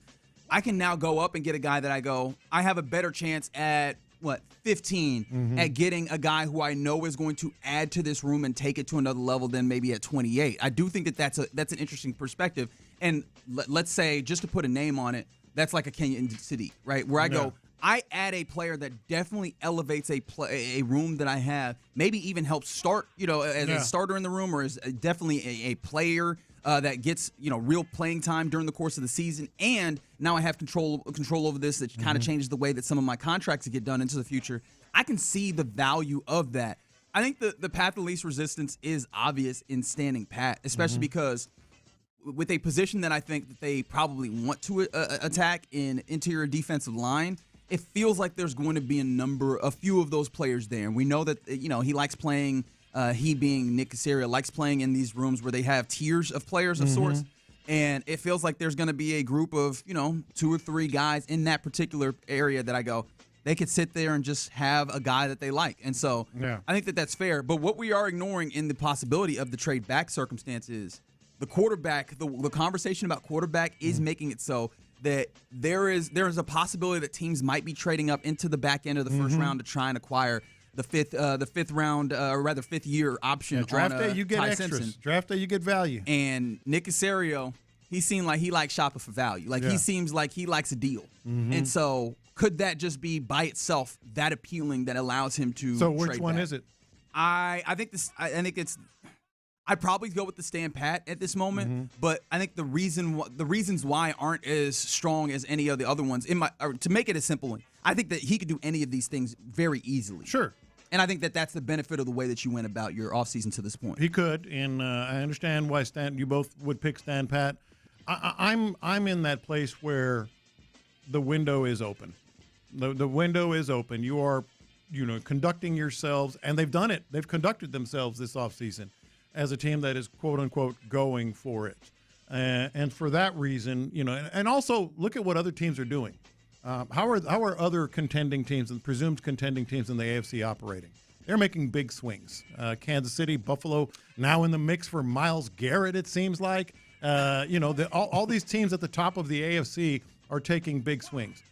I might be more inclined to trade up. Get that one badass dude, in your opinion, that you feel can just be a true one more awesome piece, one more piece that makes you a Super Bowl contender. What's that piece? I'm like, I got what you're saying, and I would be down with it. Yeah. But what's that player that you could trade up for that would come right in and make a immediate impact or somebody that's come in and start? I think Like, the who is easiest that answer would person? probably be defensive tackle, maybe. No, I feel like defensive you tackle? can make happen where you are. I No, think but I'm saying you could get a guy. I'm talking about like you move up just and you generally get a a piece. stud. Yeah. You get a dude there's gonna be no doubt. This guy is going to impact this team. Yeah, because I think the Texans, I think this year they did a good job at getting the players that know, like, all right, that person is the starter. Yeah. And, no questions asked. I agree. And I'm wondering who could they get where they can, I guess, replace that well-known star? Or who is somebody that could just come right in and that's the guy? I think I would maybe lean there. I think it's Sadiq. Because even I think it's tight end Sadiq. It could be Sadiq. Because you That's think another about good one, you look at the tight end class, and it's Put you over kind the of top, shallow. It's basically. kind of shallow at the very top. You have a dude who seems a little freakish. I'm gonna say freaky, and I'm trying not to describe folks like that, but kind of freakish in Kenyon Sadiq. He has a good amount of blocking at his time in Oregon while also being a pass catching option. Yeah. And this is also a position that your offense, which again is the side of the football that needs to be significantly better this year, that I think that ends up being, if there's any sort of hot seat, it feels like it's the offense. You give your offensive coordinator who likes these tight ends another weapon to deal with, another one that also feels a little bit more like a guarantee to some degree rather than is Brevin Jordan going to be healthy, and what do you get when he's healthy? Because we still don't know exactly what something that is. like that. Cade That's what I'm Stover, saying. do we know that he's taking the step forward? I do think that something like that could be what you're looking for. Tight if you're trading end, up. defensive tackle that is just a wrecker, that you can move up and get one of those two spots. Operate like you're a Super Bowl contending team because you are. The only thing that I will quibble with, and I like quibbling, is you're talking about the comparison with other teams at the top of the AFC. And I think you named teams, though, that they're doing things, but they're doing things because they have these issues that they need to address, right? Like Kansas City, they're being aggressive and going to get Kenneth Walker. I think that's also So did because the Texans. their running back room was such a problem that they how had to go. How was the Texans' offensive line room? Right? And if you're going to operate like one of those teams, let's operate like But that's what one I'm of saying. them. They've already kind of operated in such a way, right? So I don't know that that's well, my point is like similar. Over the top. Let's get let's go over let's get it done. The thing is, I feel like the Texans are not operating like over the top team. Yeah. Because we talked about it, they still kind of shopping in the bargain bin a little bit, but it's in a good way though. It's not like Kansas City just throwing a bunch of money at a running back or Buffalo throwing a bunch of money at or whoever or trade for Myles Garrett. Well, the problem with it, though, is if you're shopping in the bargain bin in a good way, you just got a deal, right? Like I think the connotation of shopping in the bargain bin is when you do that and you get lesser quality just trying to save money. And it does not feel like that's what they've done to this point. But time will tell ultimately. Yeah, they not just throwing a bunch of money out there like Kansas City or what Buffalo doing, because we kind of look at that as going for it. And the Houston Texans is like, they just shopping the bargain bin. But I think it's a good thing. The way they doing it, I'm fine with it. It's the challenging part of this time of year because you see the actions, but you don't see the results of the actions until later. And so right now, as you're trying to judge it, we're just judging it off of the actions. And we've seen instances where in free agency, they spent a lot of money, and then what was the actual outcome? So again, all of this will be tempered at the backside. You can kind of see it the other way too. Like, damn, like these players they got ain't really doing nothing. They shopping in the bargain bin. Why they ain't go for this center or that tackle? No, hindsight's always 50-50, as my friend Cam Newton likes saying. But ultimately, I think that the interesting part of this is I could easily see them doing each and every one of these. Sure. And I think that's the beauty of the way that they've operated to this point. All right, you're in the loop here on Sports Radio 610. Coming up next, let's get to our question of the day. Inspired by Lance McCullers Jr., turning back the clock to 2017, it seemed like. What's a time in your life that you wish you could revisit, even if just for a short time? 713-572-4610. We do it next. The Cougs.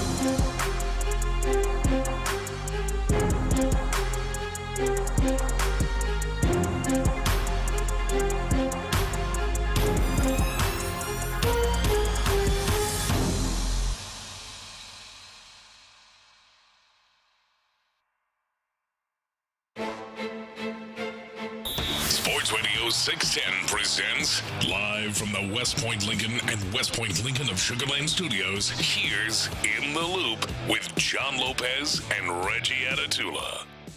Yeah, you're in the loop here on Sports Radio 610. Question of the day: what's the time of your life that you wish you could revisit, even if just for a short period of time? 713-572-4610. Because Lance McCullers felt like he did a little bit of that himself last night. 7 innings pitched, only 1 earned run, and that one felt like, it was just, all right, we'll let you have that one. Hell with of a the slide circumstance. to get that second base for, forget who it was. But yeah, I actually should remember in this moment. But also, Bryce Matthews out of right field, damn near gunning him down if you don't have an incredible swim there at second to get that slide in. So really fun game, but especially for Lance McCullers. 9 strikeouts was kind of the amazing thing as well, because that's the thing, man. We were trying to see, does Lance McCullers get it back? And it felt like he did, even if for just a moment. Hopefully it's not just a moment. Hopefully it's the approach that shifted, as we were talking about earlier, with him going, I'm not going to try and force it. I'm just going to try and execute my pitches. And ultimately, he was really painting the corners really well, and obviously great stuff with his pitches. Ultimately, was fantastic in helping the Astros get an 8-1 victory. So that got us going. What's the time you would like to revisit? Well, first and foremost, since Lance McCullers seemed to take it back to 2017, what was your 2017 like? Where did you get that feeling as you were watching this? Brought you back to that time as well? It did. It absolutely did. And I know a lot of our listeners are going to relate to this, simply because we hadn't won nothing. Since the Rockets in 94, 95. Yeah. And I remember starting the year thinking, boy, this is a good squad, but, I didn't want to set myself up for disappointment. And I know a lot of our listeners are going to relate to this. Figgy, you got here about 2017, right? 2016, yeah. Well, yeah. And so you remember us going through this where there was a moment right around, I want to say August, September, where all those feelings of, oh, boy, are they going to screw this up? How are we going to have our hearts broken? Went away. Like, they were that good. They were that impressive, beating, all the – they hadn't owned the Yankees yet, and they owned them then. They hadn't that's true. They hadn't owned the Red Sox yet, and they owned them then. And there was a time right around August or September where we were looking around, we're talking about it here on the air, going, they just might do this. They just might do this. And then the entire ride, and let's not forget, the hurricane that devastated, the city, and that broke everybody's hearts, and houses were underwater. And, I'm talking thousands of houses were underwater. No power for, weeks in some cases. Flooding, all over city. And then here come the Astros. It was magical. It was truly, truly a magical time. So that's one time in a sports sense. Yeah. That Lance McCullers dialed up last night. And I would love to go back to, but there are others too. All right, what's the other place? And Fig, I know you probably have an answer here as well. Well, I'll go through some of mine, and then let's just open it up for. Let's start with one, Lopez. I'll start with one. I'll keep it in. I'll keep it in sports, but I have some other ones as well. 1978. 1978. I was in high school. Oh, okay, I was like, what happened in 78? 1978. I was in high school. Are you sure that was 78? And I'm watching Monday Night Football, and Earl Campbell's playing the Miami Dolphins. Yeah. And Pastorini, pitches the ball to Earl as they're trying to cling on to a lead, and he goes, I believe it was 78 yards down the sideline, and that was the moment. Keep in mind, in high school I was in San Antonio. Yeah. That was Cowboys country, and I was sitting with some of my teammates. We went after practice to watch Monday Night Football, and it was Oilers-Dolphins, and I remember all of us, but I remember specifically going to look into some of my friends like, this is a bad dude right here. And I fell in love. That's when I fell in love. I didn't even know I was going to end up working here for 35 years. With Houston? Yeah. I just I love this team. I love this team. That's a good story. Yeah. Speaking of 2017 from the 346, sorry to make that noise, apologies. A time I wish I would revisit is when 2017, right before I went to prison for 7 years, had hundreds of thousands of dollars in the bank, had women. Private chef. Then it all went away. Yeah. Man. Yeah. You got What was your occupation? What was your occupation, man? I'm not I'll be honest. The I'm scoff really was curious. The scoff was, I wonder if those two things are tied together, all the money and the women, and then ultimately going to prison. We can say it. They said it in prison. That sound like what are you in for? Hey, that sounds like a documentary, man. What are you in for? Buddy? Better yet, sounds like Narcos. Sounds like a TV series. And they all, documentary. They always say it in prison. I know you didn't do it, but what are you in for? 254, wish I could go to 2013, wrote a paper on Bitcoin but never bought any. Payne. Mm-hmm. Yeah. You and Lopez with his Dell. Yeah, y'all together in that. Fig, is there one for you? Yeah, so I'm gonna skip the sports one. I'm gonna go to the personal one. Yeah. I wish I could go back to, I want to say this was 2010. This was 2010. My first ever show, I opened up for a young and up and coming MGK, Machine Gun Kelly. Yeah. Oh yeah. And obviously I couldn't see the future. I didn't know he was gonna be a star like this. But I wish I would have been more open, and I wasn't really I really wasn't a social guy during that time. And I wish I could have been more, focused on building relationships, because he was right there. Like, he knew my song and everything, but I looked at him as a peer, because it's like, this a guy that's trying to get in the game. I'm a guy that's trying. I wish I could have just been cool with more people during that time. Oh, yeah, that networking across. Yeah, because I do it now. But back then I wasn't doing that. Hell, I wasn't even in radio then, so I didn't even know nothing about that. But I wish I could have stuck around more and built more of a relationship with him, because we was pretty much from the same area. Yeah. And I just didn't do that. And now I'm like, damn, I wish I could go back to that moment. Well, I feel some of these folks, like I see our guy Troy here, as I've lost the text. There we go. Said, I always regret not, or rather, if I go back in time, junior year in high school, when I got in a 3-wheeler accident, broke my collarbone in 2 places, requiring 2 surgeries, literally watched my golf scholarship at UH fly out the window. Like, that's rough. Obviously not for the same reasons. That was in middle school? No, they said that was high school. Oh, okay. I thought you said junior middle high school. Okay. It makes me think about, because I'm still close enough to that age where I think I could have gone to D1 and gotten school paid for and maybe done something, especially any time that goes, oh, you played sports? And I'm like, yeah, but not in the way that you think, right? Yeah. People think I'm on the radio because I play some sports, whatever. Nope, just talk a lot. Yeah. But I go back to my junior year there's 2 of them. There's junior year in high school, sophomore year in high school, where folks wanted to go on vacation, was on vacation, did not get the information through some clerical error that we had our spring camp or summer camp leading up to the football season. And so I got there 2 weeks late. Oh. They had already established some things. You were on the depth chart. Yeah, I'm low on the depth chart. And I end up working my way up the depth chart, but I'm the second X receiver instead of the starting X receiver. Yeah. And I feel like I never was able to overcome that because I never got the reps. Yeah. Now, is this the old guy saying it was politics and the reason that he didn't make it? Maybe. There's also another one where I got hurt because, especially when you're on JV, if your team goes to, playoffs, you're not going to basketball. You stay here and practicing as the scout team. I got hurt like the last week of practice. Oh, no. And so when basketball trials come, we've got a great basketball team, and I've got a back injury that I'm trying to play through, and I ultimately am not able to make my team. And I'm like, well, that's it. That stopped the NBA career. Yeah, clearly. That was the issue. Otherwise, you'd be somewhere else. I would have made it, man. It's like Ocho. Ocho said he always regrets not sticking with baseball. He said, I was, all caps, so good. I believe him. Yeah, I'd have been the 14th man on somebody's NBA team somewhere if it wasn't for that one injury, clearly. Yeah. Somebody said the chef is still cool with me to this day. All right. Insurance fraud was what they ran. All right, fair enough. Well, it's Houston. That makes sense.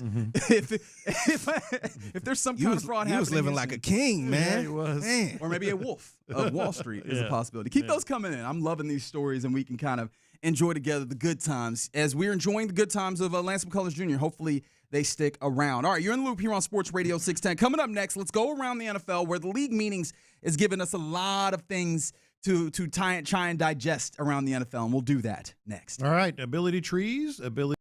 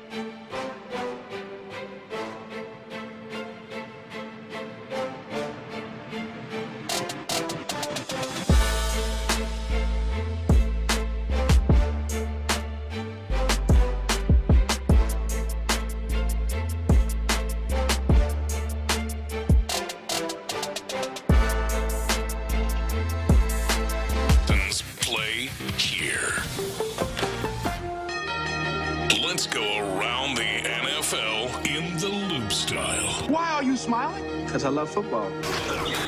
Here's John Lopez and Reggie Atatula I'm going to tell you all about how much fun you're going to have this season. on Houston sports leader, Sports Radio 610. Before we go around the NFL here, more people chiming in on the time that they'd like to revisit, time in their life that they'd like to revisit from 346, not 346, rather, from the 832. Like to go back to my baseball game where I got 2 hits off of David Clyde in 1972. Wow. Yeah, just that's the way back relive machine. the good ones, way man. back machine. David Clyde was a stud, man. Yeah. I respect. Wish I could revisit the Bulls on Parade era. Also, somebody mentioned first high school game where I dropped a pick 6, and I feel like I started something that I didn't want to. This is supposed to be reliving good times, I guess, to some degree. Yeah. But I made this I would like to go back and fix some stuff, so my bad on that. But to reliving good times, our guy Brent in the Heights said I'd go back to the Tampa Bay game in 2023. The Matt Had Schaub? so many hopes. No, Stroud's rookie year is what they said. Oh, that one. Okay. Had Okay. so many hopes and dreams in those days. Mhm. Which, how do you feel about, like, if you could take yourself back to your mindset in 2023? Yeah. I mean, it was all, roses. There's all coming up roses, and your mind was wandering to, the possibilities, and the defense was rounding into shape. Absolutely. We'll see. By the way, we're going to hear from D'Amico Ryans today. Yeah. He's down at the annual League meetings. Yeah, and speaking of the league meetings, we're getting stuff from it. First and foremost, did you see the pictures that we got from it? The yearly coach pictures. The coach pictures. Mm-hmm. Was there any takeaways that you had seeing all of the NFL's coaches? I missed Sean breaking it down as he is wont to do, and I need to go back and listen to that. But I thought it was rather timid, pretty straightforward. Andy Reid wasn't in too crazy of a Hawaiian shirt. None of the guys were dressed maniacal. There weren't any, real sort of standouts. But, yeah, I did, and I found it interesting. I haven't even noticed that they do this. I guess they do it every year. They do it every year. Super Bowl champ, front and center. Oh. Yeah, Mike McDonald. Yeah, Mike McDonald front is in rows, there. front and center.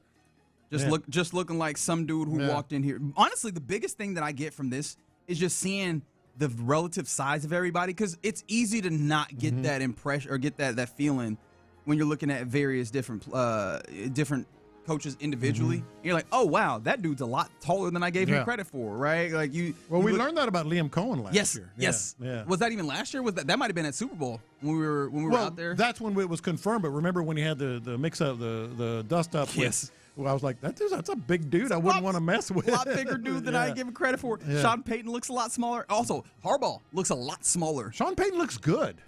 I did notice that he looks like happy and healthy. He's got his what was he wearing? I'm looking at it now, but he was just wearing shorts. Yeah, shorts and some light blue kicks. But he looks good, healthy, happy. You know who was the most surprising of all of these?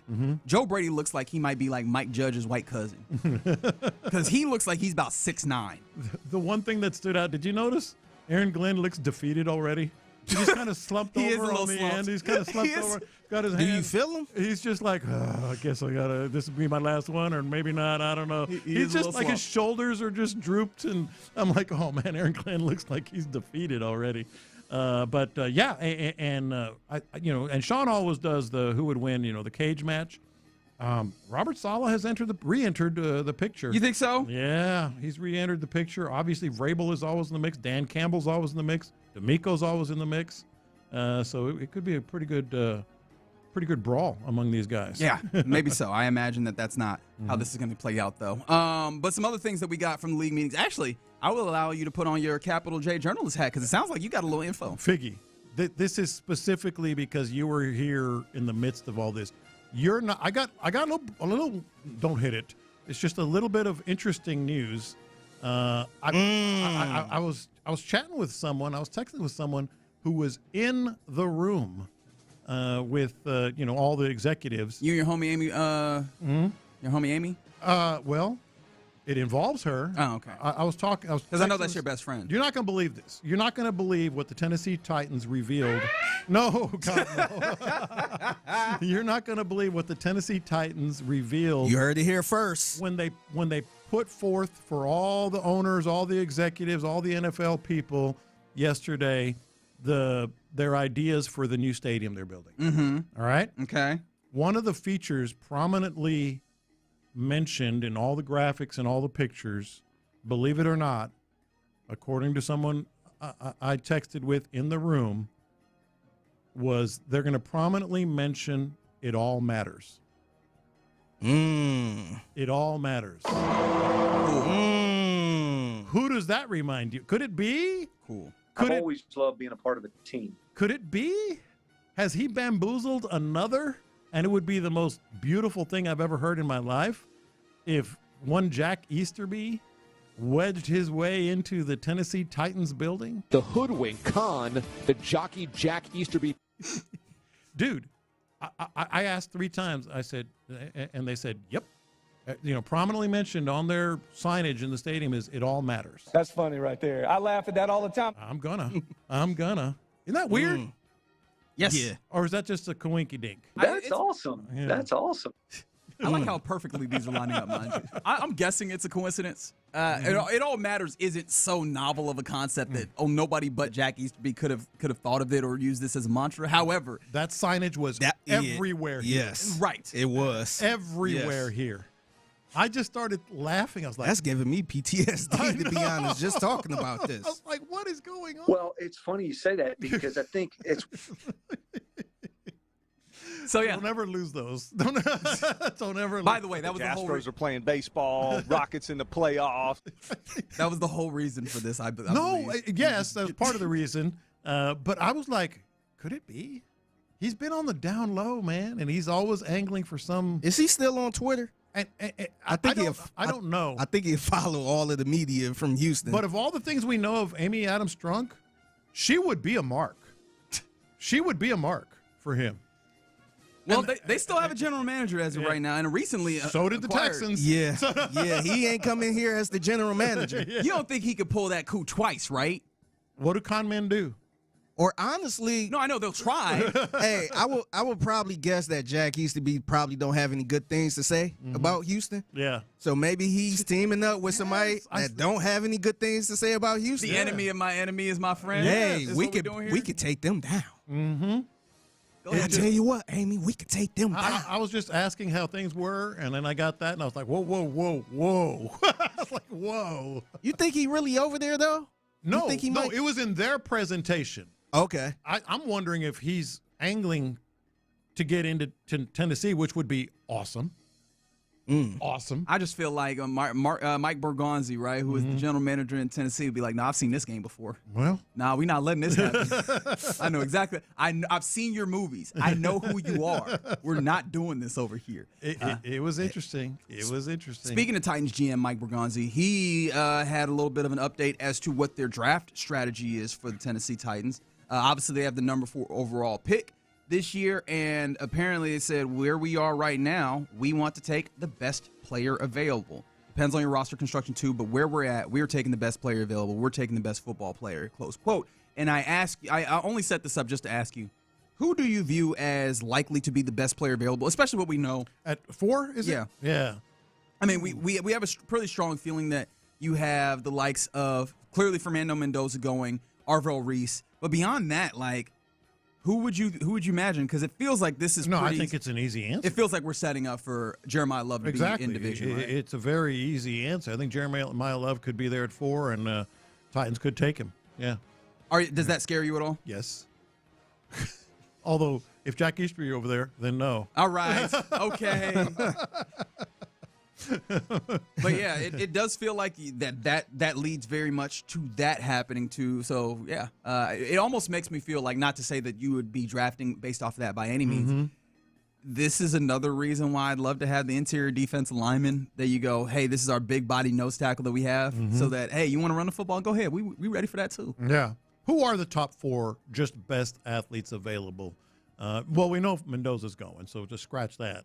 I would say Caleb Downs. Downs is one of those guys, and Downs is, I mean, there's thoughts, especially when you talk about a safety. Yeah. The positional value, that's typically not one that you take very high up. This is kind of a different draft than Jeremiah Love. But yeah, that's somebody that maybe they get so spicy as to take a Caleb Downs to try and do some things defensively, especially for someone like Robert Saleh, who has that. Arvell Reese. Right, Arvell Reese. I feel like Arvell Reese might not be there at 4, weirdly enough. But Sonny Styles is another guy that you'd look at, but I don't know how much Love, Downs. I don't even know if Ruben Bain would be someone that they look at rushing off the edge. But look, they don't have all that much to be able to say that they're not taking none of these things. So maybe that ends up being the way that goes. But I just, for some reason, I saw that. I was like, okay, so Jeremiah Love, thanks. Appreciate you. Yeah. Appreciate you letting us know that. Some other things that we've gotten as we go around the NFL. We have an official Super Bowl host for the 2029 NFL season, correct? Yeah. Is that correct? Yes, Is that the right we one? do. Okay. 2029. It'll be the Super Bowl will return to Las Vegas, Nevada. So that was made official yesterday. Allegiant Stadium will host Super Bowl. What is that? 58. Six.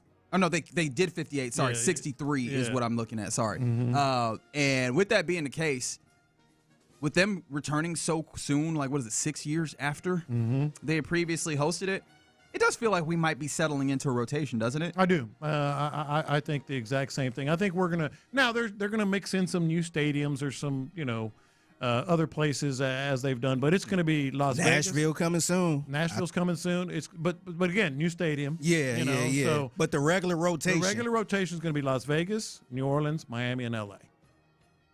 That does feel like the way that we go. Yeah. Well, I looked it up. Those are the only ones that are going to be, if they're not already, in double digits as hosts. I can see Vegas this is only going to be the second, but they're going to be in double digits in no time. Yeah. Vegas, Miami, L.A., and New Orleans, and frankly, I am really good with any of those. Really. Yeah, good for with those any. of us that have an opportunity to Yeah. go. I wonder, does this at all change the experience for the average fan? Like, I do wonder if the average fan has very much a stake in any of this, of where these games are particularly played, because most people are engaging with this on TV, right? And then there's not a lot of people who are spending the money to necessarily go out, especially as the prices have gone up and up. That game just generally feels very corporate in its experience because of the way that tickets are distributed. I do wonder how much the average fan actually cares about where these things land. I think it depends on, some of the average fans probably not even going to the Super Bowl, but they want to go to the festivities, and who don't want to go to Vegas, L.A., That's a New really Orleans, good point. and if Miami. my team win, I would go. Those to Vegas. those are just regular vacation spots. Period. Yeah, just to go. Yeah, just to soak in all the environment. Yeah, even if you don't want to go to the Super Bowl, if you just want to go where everybody at. Yeah. Those are good places. No, I think that's a really good point. The only other thing is I think it makes for better visuals, from fans the entire week, and certainly the weekend of the game, Vegas and New Orleans and Miami, and I mean it's just kind of, it's part of what Figgy's saying, Yeah, I think that's a fair point, right? Yeah. These are places where it's not as much of a hard sell to get people to come out to the Super Bowl and its festivities, especially as the price of these things continue to go if up. anything, people going to be out there regardless. Yeah. That's a fair point. But yeah, expect Vegas in 29. Some other things around the NFL here. Did you see that the Cleveland Browns ended up pulling back that proposal to expand the trading of draft picks 5 years into the future as opposed to 3 before this even got to a draft? A vote. Why do you think that is? Why do you think that they didn't even let this get to a vote? They're like, you know what? Never mind. I think Sean McVay told us. I think the Browns got to Phoenix to the Biltmore there, and everything they heard was, that's not going to pass, man. Hey guys, that's stupid. What happened was all the other owners was probably bumping their shoulder. Was it Jimmy Haslam? Yes. Probably bumping his shoulder in the hallway. But You McVay got said big it old Calvin yesterday. there. Like, he came out flat out and said, that's not going to happen. You got big old Calvin there, shoved him into a table. Like, what the hell is wrong with you, buddy? What are you doing? And then he took it back. Like, you know what? We good. Does Cal strike you as the one who's going to bump somebody like that, though? Cal, for some reason, Cal has continually looked to me like a big old teddy bear. He is a big old teddy bear. Yeah, he is, but he's a big dude. He is a big dude. I can see him physically. I can see him balling up a piece of paper, just throwing it at somebody. I can see him doing something like that. Just like he might not hurt nobody, but he'll probably throw a little spitball or something. Yeah. And then also, apparently the NFL, this I found to be fascinating. They didn't like prediction markets nearly as much as, and then of course, now that prediction markets have gotten so big, they've gotten into it. Apparently, the NFL has sent letters to Kalshi and Polymarket, two of the biggest prediction market I guess, I don't even know what the right way to say it, purveyors, whatever. They asked them not to offer trades on outcomes that can easily be manipulated or determined in advance.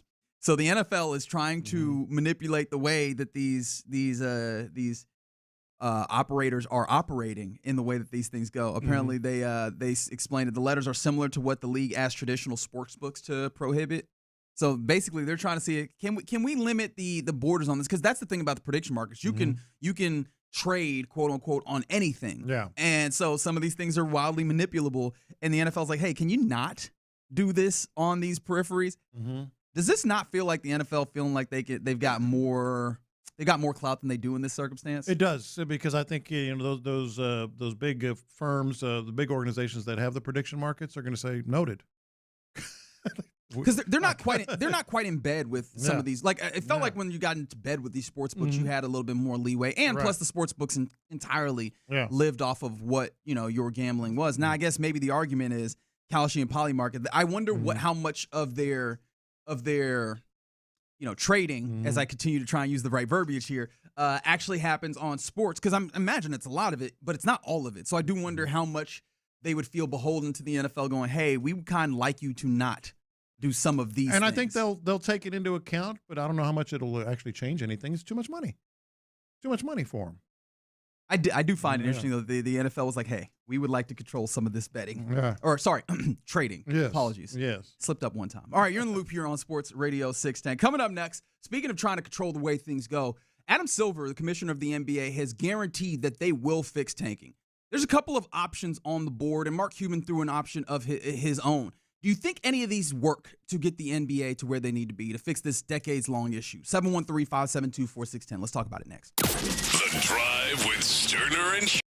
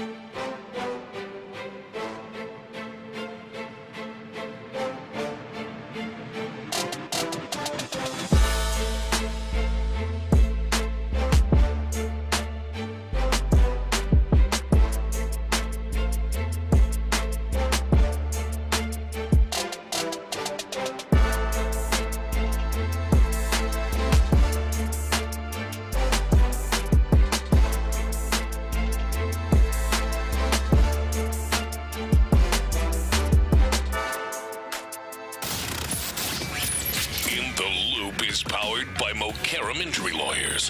Heard in an accident? Call Mokaram Injury Lawyers at 281-222-2222. Yeah, you're in the loop here on Sports Radio 610. Do you think it'd be fun to go to the league meetings? I've been to about 3 or 4 of them. Okay, so let me revise my question. Yeah. Is it fun to go to the league meetings? Actually, the one that is most memorable was actually here where they are this year at the Arizona Biltmore Hotel, which is ungodly, by the way. They have a croquet set in front of the hotel. When was the last time you played croquet?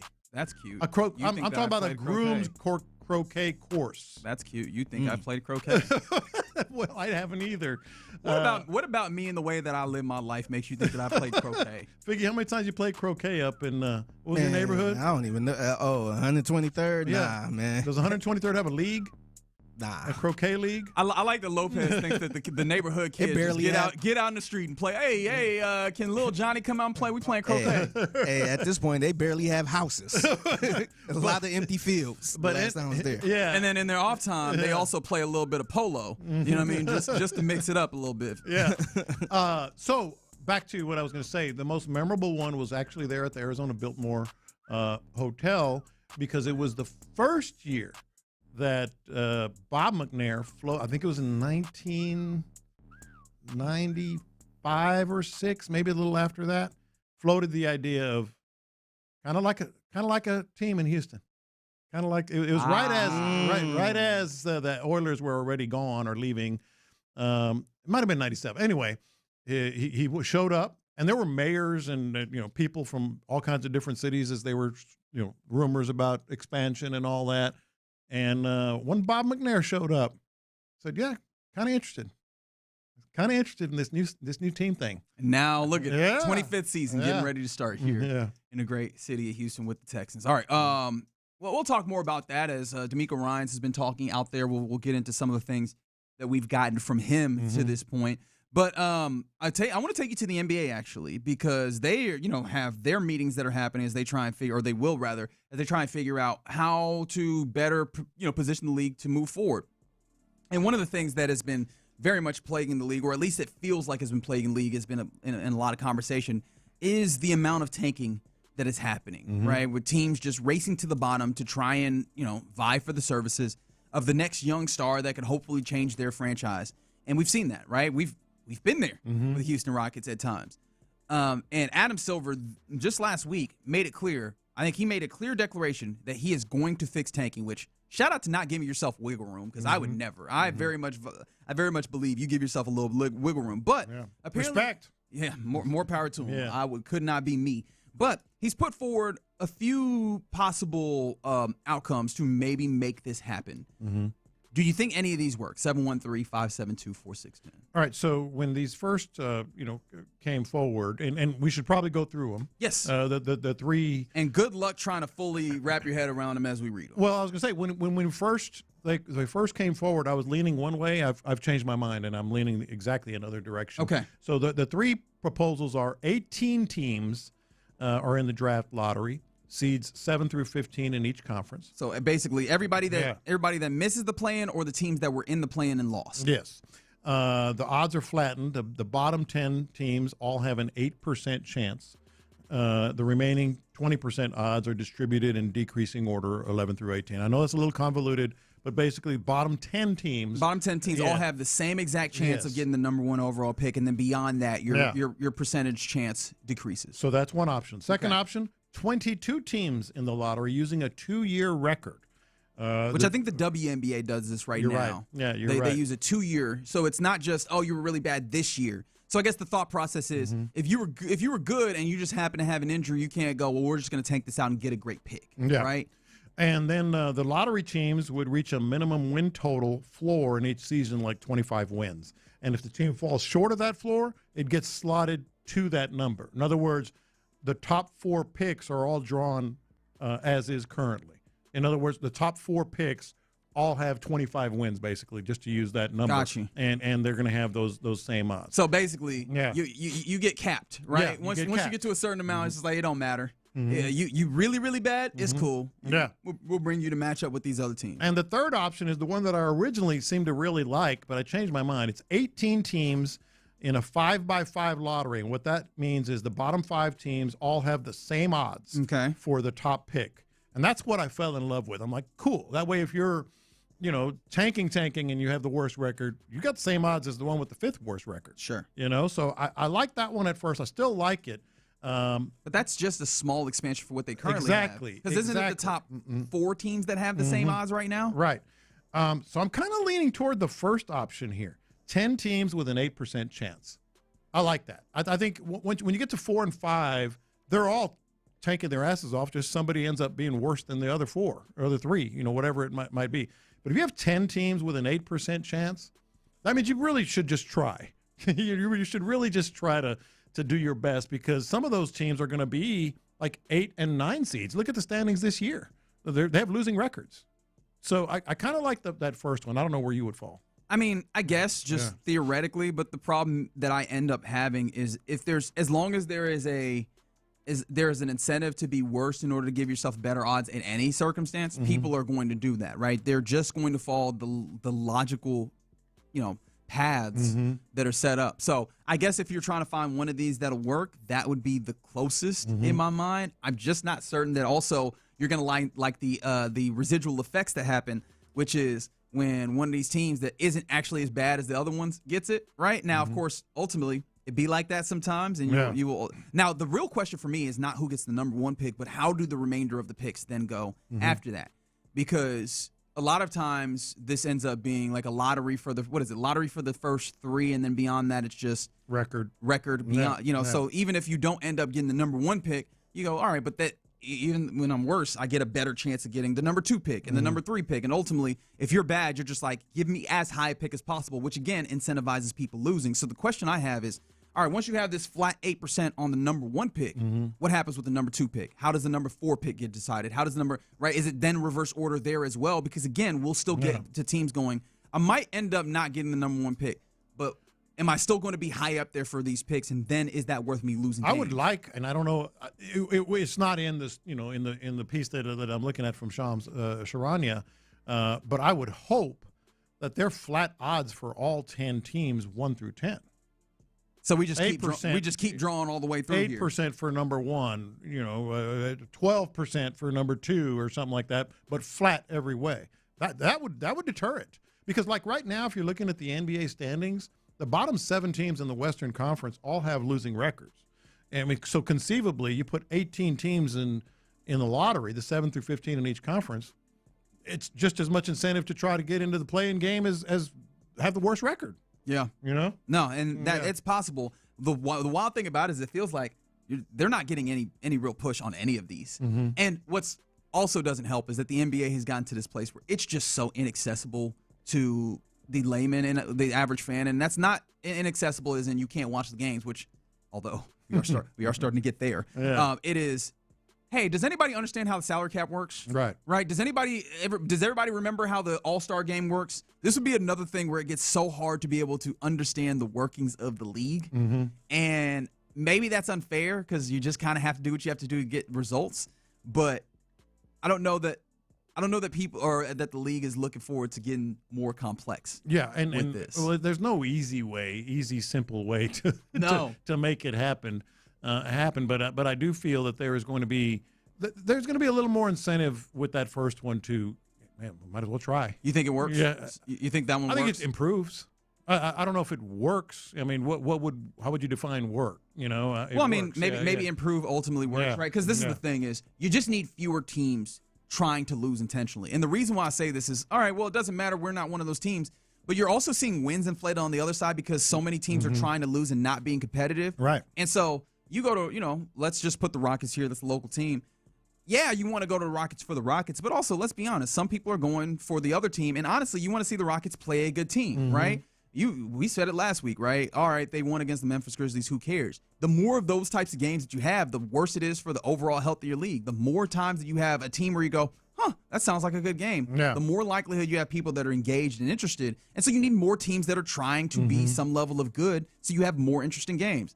This is why the tanking thing matters, right? It's not just that teams are getting, cheating their way or whatever to better players. It's that you have fewer teams that are actively trying to be good and putting on a good product right now as opposed to trying to find the good product in the future. I do think that this type of lottery with 18 teams and, flattened odds is going to make for some great drama on lottery night. I mean, you're talking like if, again, using this year's example in the Western Conference, I mean, Golden State is 36-39. That's Golden State. They would be in that. They would be in that group right now. Yeah. So some of these teams that are sort of either on the brink or transitioning, or maybe they had an injury. The Clippers, or they're the 8th seed, but although they have a winning record, they would be in it. Now, how upsetting would it be if you end up? But with that's a place cool. Where I mean, the Clippers get the number 1 pick, and you have teams that are genuinely just like, we are woeful. But isn't that more dramatic? But that kind of make the other team, hey, we need to try to win these games. Right, yeah. To kind of get in the middle. Like if you did it today, the Clippers would be in the lottery. Right. With the flat odds as the Kings. That's kind of cool, actually. I think we have an in the loop option that we like. Unless you that team that keep trying to beat the Clippers or beat the Warriors, that will irritate me. Yeah. To see the Warriors get the number 1 overall pick, I'm like, come on, man. But that's the fun part. But I got it. Yeah, that's a personal thing. All right, so let's see if Adam Silver can really fix, which is an issue that's kind of been here for how many? 3, long time. 4 decades? Yeah. Really, like, even when they instituted the lottery, it's not like people were like, "Oh, we're good, we're great here, everything's fine." Like, people had issues with it then as well. So this has been a long running issue that the NBA is trying to fix, and it doesn't feel existential, but it does feel like for some people, it is a tune out, right? The way that this is going. So it'll be interesting if they can get that back in the right order. All right, you're in the loop here on Sports Radio 610. Coming up next, let's talk about what's popping, including. We got even more details on the Tiger, and it just feels real bad. We'll talk about that next. In the Loop.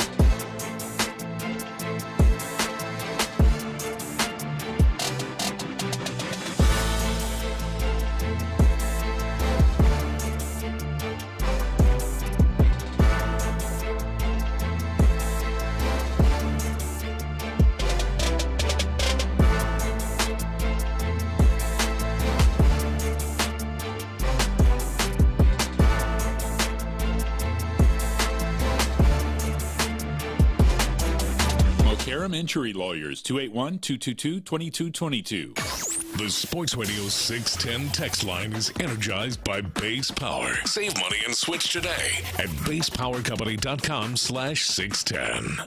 The biggest stories in sports and entertainment. Sports Radio 610 style. In the Loop presents What's Poppin'. All right, let's get into What's Poppin' here in the Loop on this Tuesday. As if you'll allow me to go back to Monday one time. Hey, man, the Astros put it all together, baby. Yeah, they did. That was, I mean, it's a 5-game season as of this point. However, that was by far the most complete game that we've seen. Yeah. And it might be one of the more complete games that you see just in general. An 8-1 victory for the Astros. And even that one felt like, I mean. They had to scratch. Yeah. They had to scratch for it. They really did. Yeah. Lance McCullers was absolutely phenomenal on the mound. 7 innings pitched, only 4 hits allowed, 1 earned run.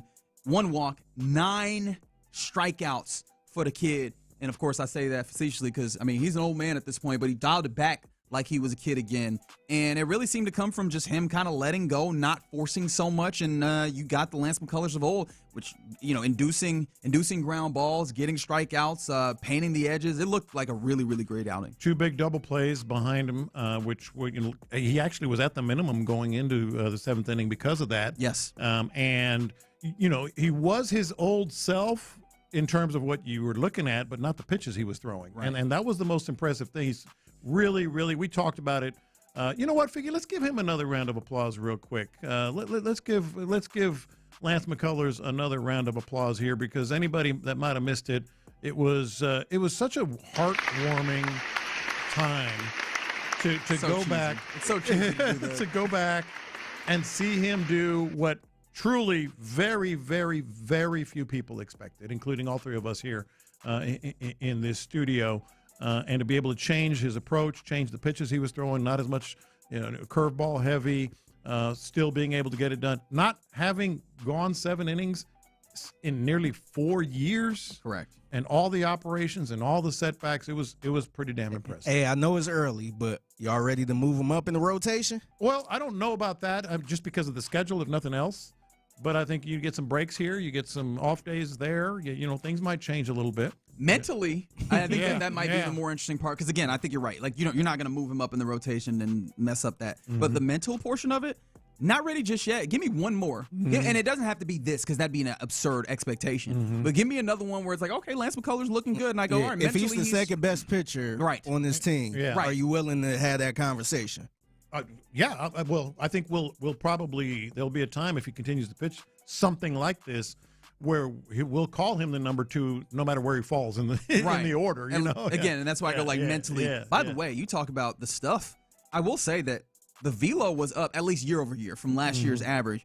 It was up, right? The sinker was up about a half mile an hour, and then the cutter was up a mile an hour. Like, this is. You are seeing some of the metrics also showing a better version. And I think somebody was saying on the text line that they'd seen that he had maybe changed his landing spot. So some tweaks to the mechanics. But I think also for me, the larger thing was the tweak to the mentality that showed up for him. But he wasn't the only one that was balling out. How about Yordan Alvarez continuing to just have a fantastic start to the season at the plate, which you love to see?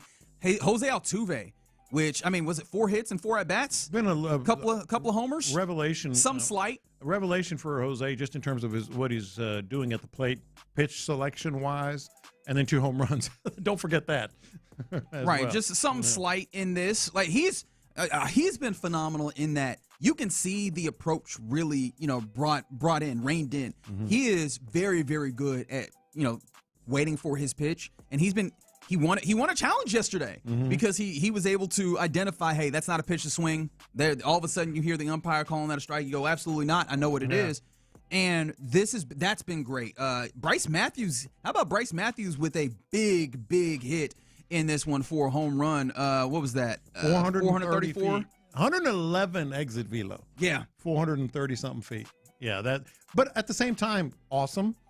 But 4 of his 9 hits, I believe, have been home runs, and I think he's the guy you want on base. Yeah, you know, he's the guy you want running the bases. Yeah, I'll be interested to see if he can, because he also is swinging at a lot of stuff right now. With his whiff percentage is kind of high. If we can get that down, Bryce Matthews, it's not going to be hard to convince me that Bryce Matthews needs to play a whole bunch. Right. Because you can see it on the base paths. You see that the power is showing up. It's just, hey, get him on the base path so we can do some of that. In fact, the only person who didn't have a hard hit of your starters was Jake Myers. I mean, Yiner had a hard hit. Christian Walker looked pretty good himself. Like, all the up and down, you just assume that I said everybody's name. Mm-hmm. Everybody at the plate was really good. And they did this in such a way where yesterday we were talking about how they only had a few innings of crooked numbers in that first series. Yeah. No, they were like, hey, we'll put guys on base every single inning. Yeah. We'll get guys across in most of these innings, damn near all of them outside of the second. And that felt really good. Now, the only thing about it is it's one game. How much of that is looking over at the Red Sox, I don't know. But we have an opportunity to test that again when the Astros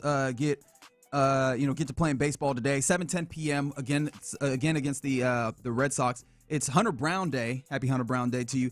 Brian Bayo will be on the mound. 3.35 ERA last year. And interestingly enough, he's got like 5 pitchers that'll throw a lot, but that's mostly the lefties. Apparently the righties, he keeps it to 2 pitches. So I do wonder if that will also make it a little easier for all your right-handed batters to be a little bit more disciplined in the way that they swing the bat. Possibly. Possibly. Not as much to look at, and you can focus on one. Try to square it up and understand to watch the zone a little better. Yeah. So really, really good Monday night. That's the type of stuff that makes you happy to be a sports fan as opposed to the other times where you're not happy to be a sports fan. I wonder how much this felt like that. As remember over the weekend, Tiger Woods had the DUI arrest, flipping his car. Apparently, Tiger Woods let him tell it to the officials or that he was just distracted on his phone and trying to change the radio, and that's why the car flipped. Apparently, he was also found with 2 pills of hydrocodone in his pockets. And I feel like it's just hard to make all of these things come together in the way that he wants us to. When you look at it, that's just 2 in his pocket. Who knows? What was in the system? Yeah, I hear you. What was in this? But really lethargic, according to the report. Had a very difficult time walking, not just because of being impaired, but, he had talked about, one of the things he said to the officers there, they asked him, typical question, you have any medical conditions? He said, 7 back surgeries and more than 20 operations on my leg. He was wearing a compression sleeve. He said that his ankle seizes a lot when he walks. This dude's driving, impaired with all that. But he doesn't want to get a driver for fear of security concerns. And I'm like, hey, buddy, I'm sorry. Yeah. You're going to need to do that or we're going to take this license, man. Because this is... It would be one thing if it was the first time that happened. It'd be another thing if it was the second time that's happened. This has happened a number of times with Tiger, man. Yeah. It's kind of shocking he don't want a driver because somebody like Tiger Woods, you would think he will probably have a personal driver. Is it shocking? More often. A little bit. Yeah, to me it is. That was I know one what of the you're biggest saying. athletes at one point. But I know what you're saying, but I feel like we also have to put this in the lens of like being an American, and Americans, right? Driving is that sense of freedom. How many times do we see situations where jail is a sense of not freedom? Yeah. No, I hear you. We talking about Tiger Woods, man. We ain't just talking about the typical golfer. This is Tiger Woods. A lot of rich people like driving themselves, right? Like it's not. I think the driver circumstance is one that we think about like in movies. In reality, people drive themselves a lot. I think that this ends up being like a sense of a loss of freedom in the same way as. Have you ever had to take the keys away from your grandma? And I don't mean like once. I mean just like for good.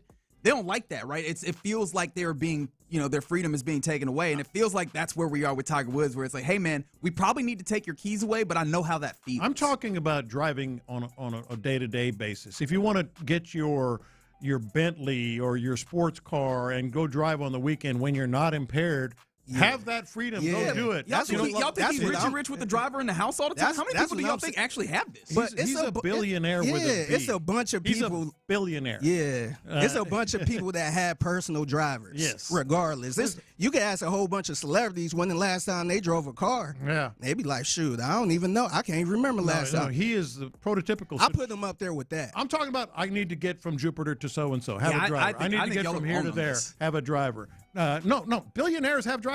I mean, for the daily driver, I don't think and we talk about Tiger Woods, man. I can't stress that enough. And if you want your freedom, take your car out. You have a garage full of cars that you want to go out on a Sunday and drive. Go. That being said, take your freedom. I hear you guys, and we're not going to make ground on this, as I can tell. But I honestly, we might be doing the thing that Tiger wants us to do, because I think the real issue is this man has a pill issue. Well, this is it feels like the whole idea of the driver is because someone on the text line said Tiger can't have anyone see how he actually lives, and I wonder if that's actually the case, and that how he lives is feeling the need to constantly. Well, but you can also vet people and have illegal binding contract. That's another point. What really stood out to me is the officer asked him if he took prescription medication. And when a guy gets pulled over that's been drinking too many, what do they say? Have you been drinking tonight? Had a couple. You know what he said? I take a few. Mm-hmm. That to me was like, to me clearly he got an addiction, man. Wow. This is a clear me. This is a clear addiction. Yeah, it does feel like that. Yeah, and honestly, it's not surprising with all the stuff he went through, just personal stuff, even the surgeries and all that stuff. This ain't even really surprising to me. Mm-hmm. It's just kind of sad. Yes, very much so. Did you see Mark Cuban? Not recently. Fair enough.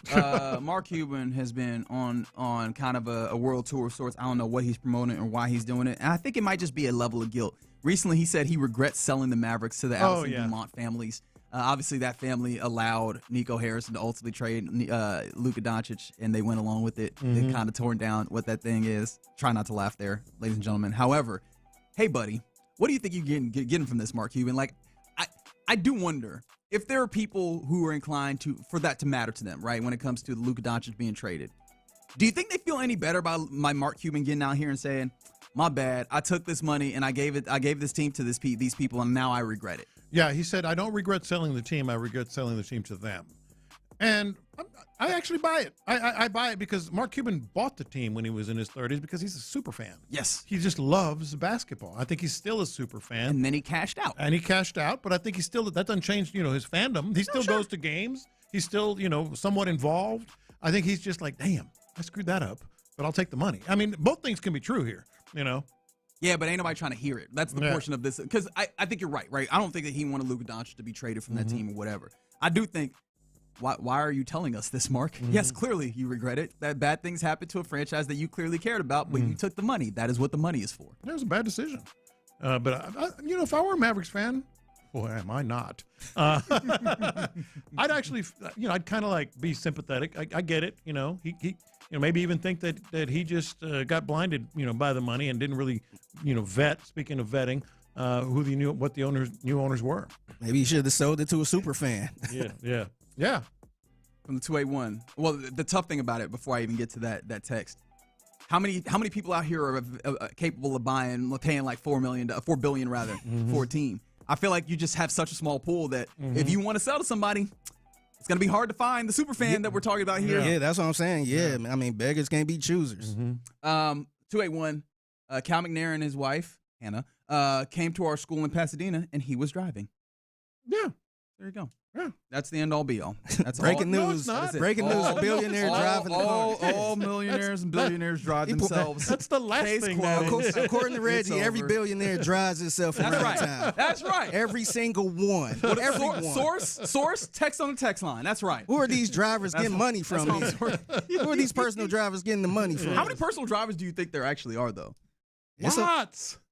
Lots and lots. It's a lot, man. No, I'm serious. Like, just looking at all these actors and celebrities and all that stuff, and whenever they get a little personal, they say, oh, I can't remember the last time I drove a car. Yeah. I can't remember the last time I went to a bank. Mm-hmm.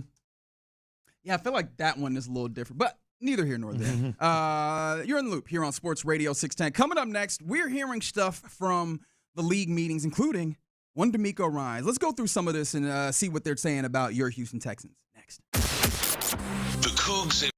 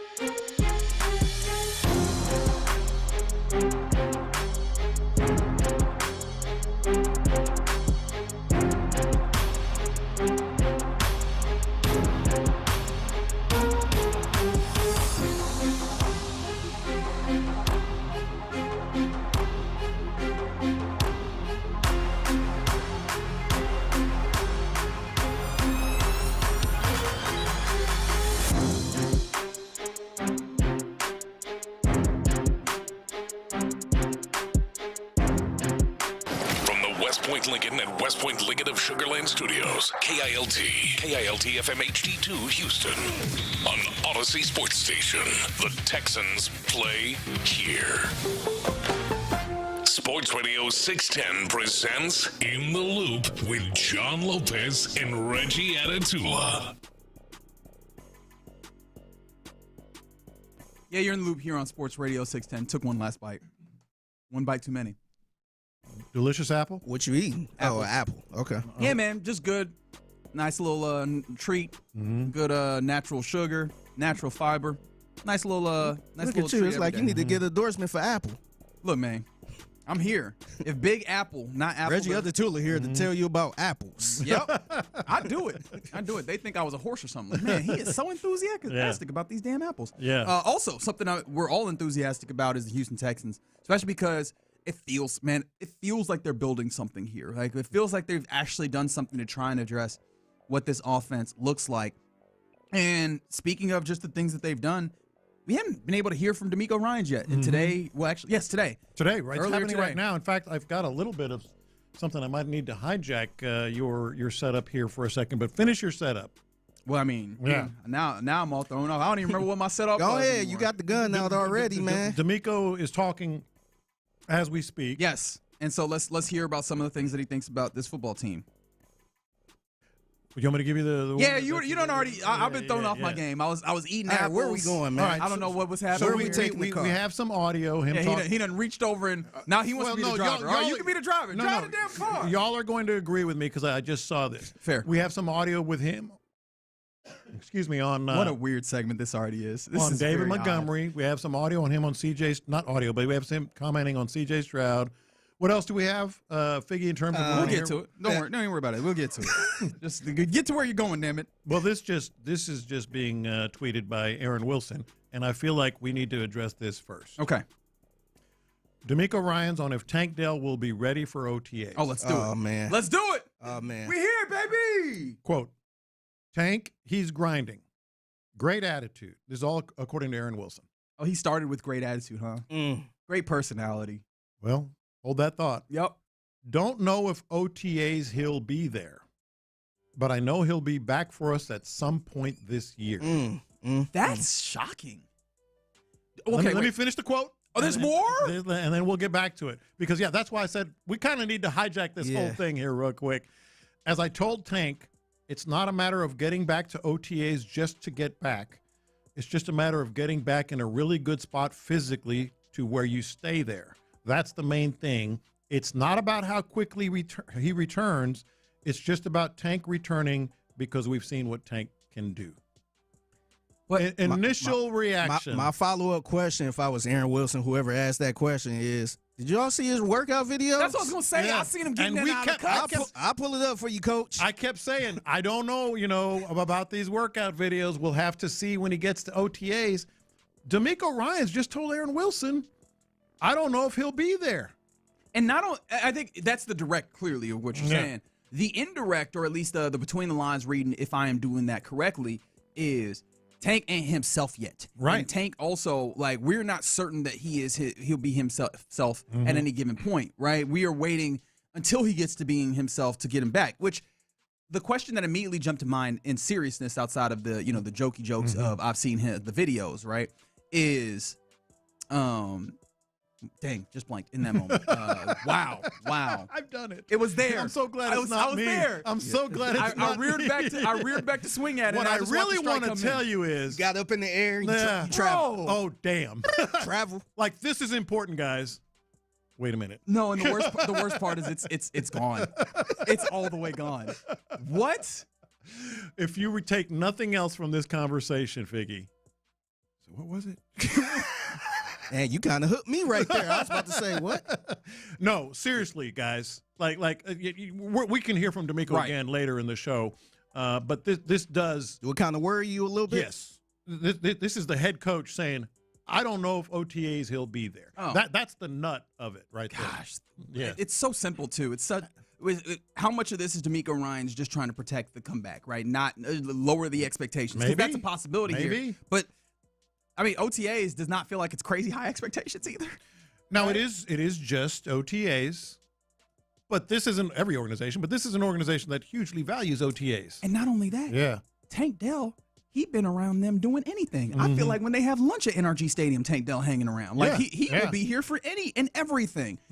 And so the idea that he might not, and of course this is again a might, and this is just a months out from it, so only God knows what it actually looks like when we get there. But the idea that he might not be there at OTAs, that's not a, well, Tank might be off doing something. Tank has been here for everything. It is if he is incapable of being the full version of himself that he will not be at OTAs, which again feels like an issue considering there was people that were holding their breath on him trying to come back last year. Yeah, I felt like D'Amico said a lot there because I feel like he could have easily lied and said, oh, yeah, Tank looking good, man. I'm not sure if he's going to be back at OTAs or anything yet, but, you know, he's looking pretty good. So, you know, hopefully he could have said something like that.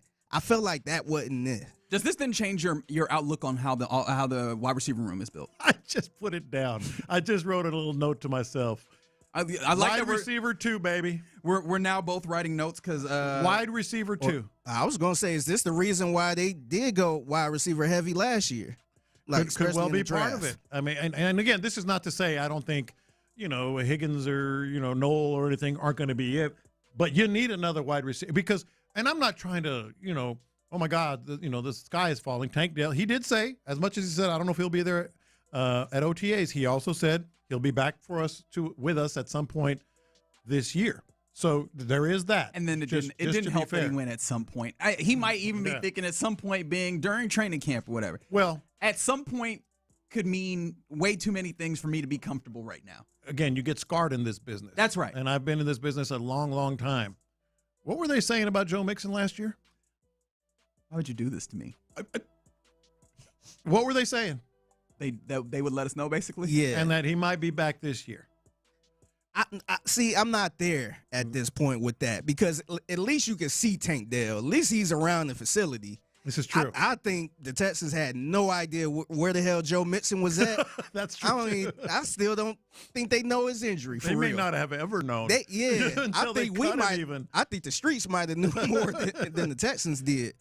All I'm saying is the perspective changed as soon as I read this. It changes in terms of.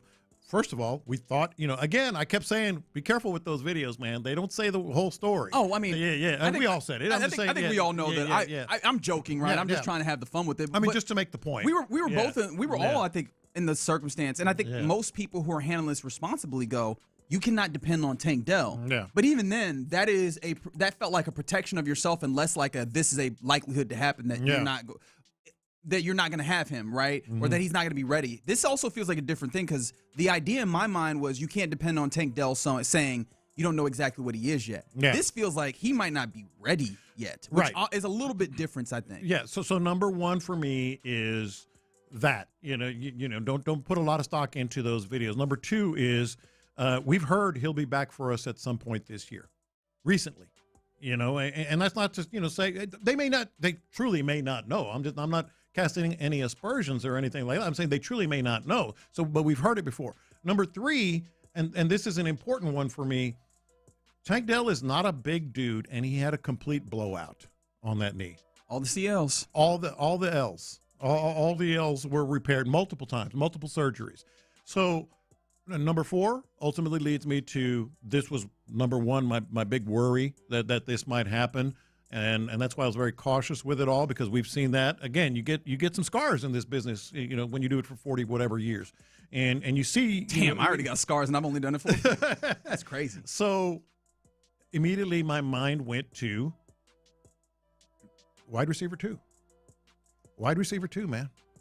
Wide receiver 2 might be a little much though, right? Because take a shot. I mean, possibly, but so you're talking about like draft, like I mean maybe wide receiver ultimately becomes Higgins or ultimately becomes Noel. I think that those guys are better situated. But yes, right now. I am talking draft. Yes, I am talking 100% draft. So to kind of go back on our second segment today, are you down with trading up for a receiver now? Yeah. I don't know on that. I mean, I think it's or stand put for a receiver because I ain't had receiver on my draft board this early. Mm-hmm. Do that kind of change now. I'm still oddly enough not in that place. I mean, that's fine. I can't tell you what to think. So you good with the receiver room right now? No, I do think that there needs to be something done in the receiver room. I wonder if it's more of a back-end circumstance where we're talking about maybe free agents, right? Mm-hmm. This is where, because also the way that you've built this wide receiver room matters. Mm-hmm. You have Nico Collins in the prime of his career, and then you have a few dudes. You have a couple of dudes that are really young. Obviously, the second year Iowa State cats in Jaden Higgins and Jalen Noel. And nobody's quitting on them. No, and I know, but also you get another young guy and you go, how does that role sit for them? Mm-hmm. Is that a young guy that you're trying to then put ahead of the development of those other two young guys that you had last year? Or is this a young guy that now has his development kind of pushed a little bit to the back burner as he becomes a fourth or fifth option, whatever that ends up looking like? Or are you capable of getting a veteran guy who can also help facilitate more of that development in there and can know the role a little bit more acutely? And that's some of the conversation I think people were already having, but I do wonder if that becomes more solidified now, especially. And again, you also don't want to, it's tough because you don't want to prohibit future development, but you also don't want to assume that development and then not do anything to answer it. So I don't know that I want to put somebody that I definitely know is going to be ahead of some of these other guys, even Tank Dell, who again still has the possibility of making his return even for OTAs, but maybe you get somebody who's a little bit of a veteran who can fit nicely in that. If we need you, cool, and if not, I think you'll be all right. It sounds like we kind of nervous about the current room with the I call them the rookies, but the two from last year. It seemed like we kind of nervous about that development. I think not nervous. But I'm glad you said that. For me, it's not nervous as we don't know. I love what I've seen from Jaden Higgins in spurts. Jalen Noel, we really didn't see a lot in the rotation, so to speak. We saw other things. But I'm glad you mentioned that because let's take D'Amico Ryans for his word. Not sure he's going to be there for OTAs. That means that at OTAs you're going to have Nico Collins, of course. Xavier Hutchinson, how do we feel about that? I think he's fine with where he is. Jaden Higgins. Jalen Noel, Justin Watson. Oh, that's right, Justin Watson. Josh Kelly. Okay. Sure. You need a wide receiver. Whether it's the route that you're thinking, and I know you said, I don't know if I'd, put a guy, immediately draft a guy in a place where like he leaps, into that spot. Yeah. My point on that is why not? Yeah, I was going to say, are y'all truly comfortable with Nico, Higgins, and Noel? You can still find gold. Right there. You can still find gold with Higgins. You can still find gold with Noel. Yeah. But why not, hey, let's go get this dude, It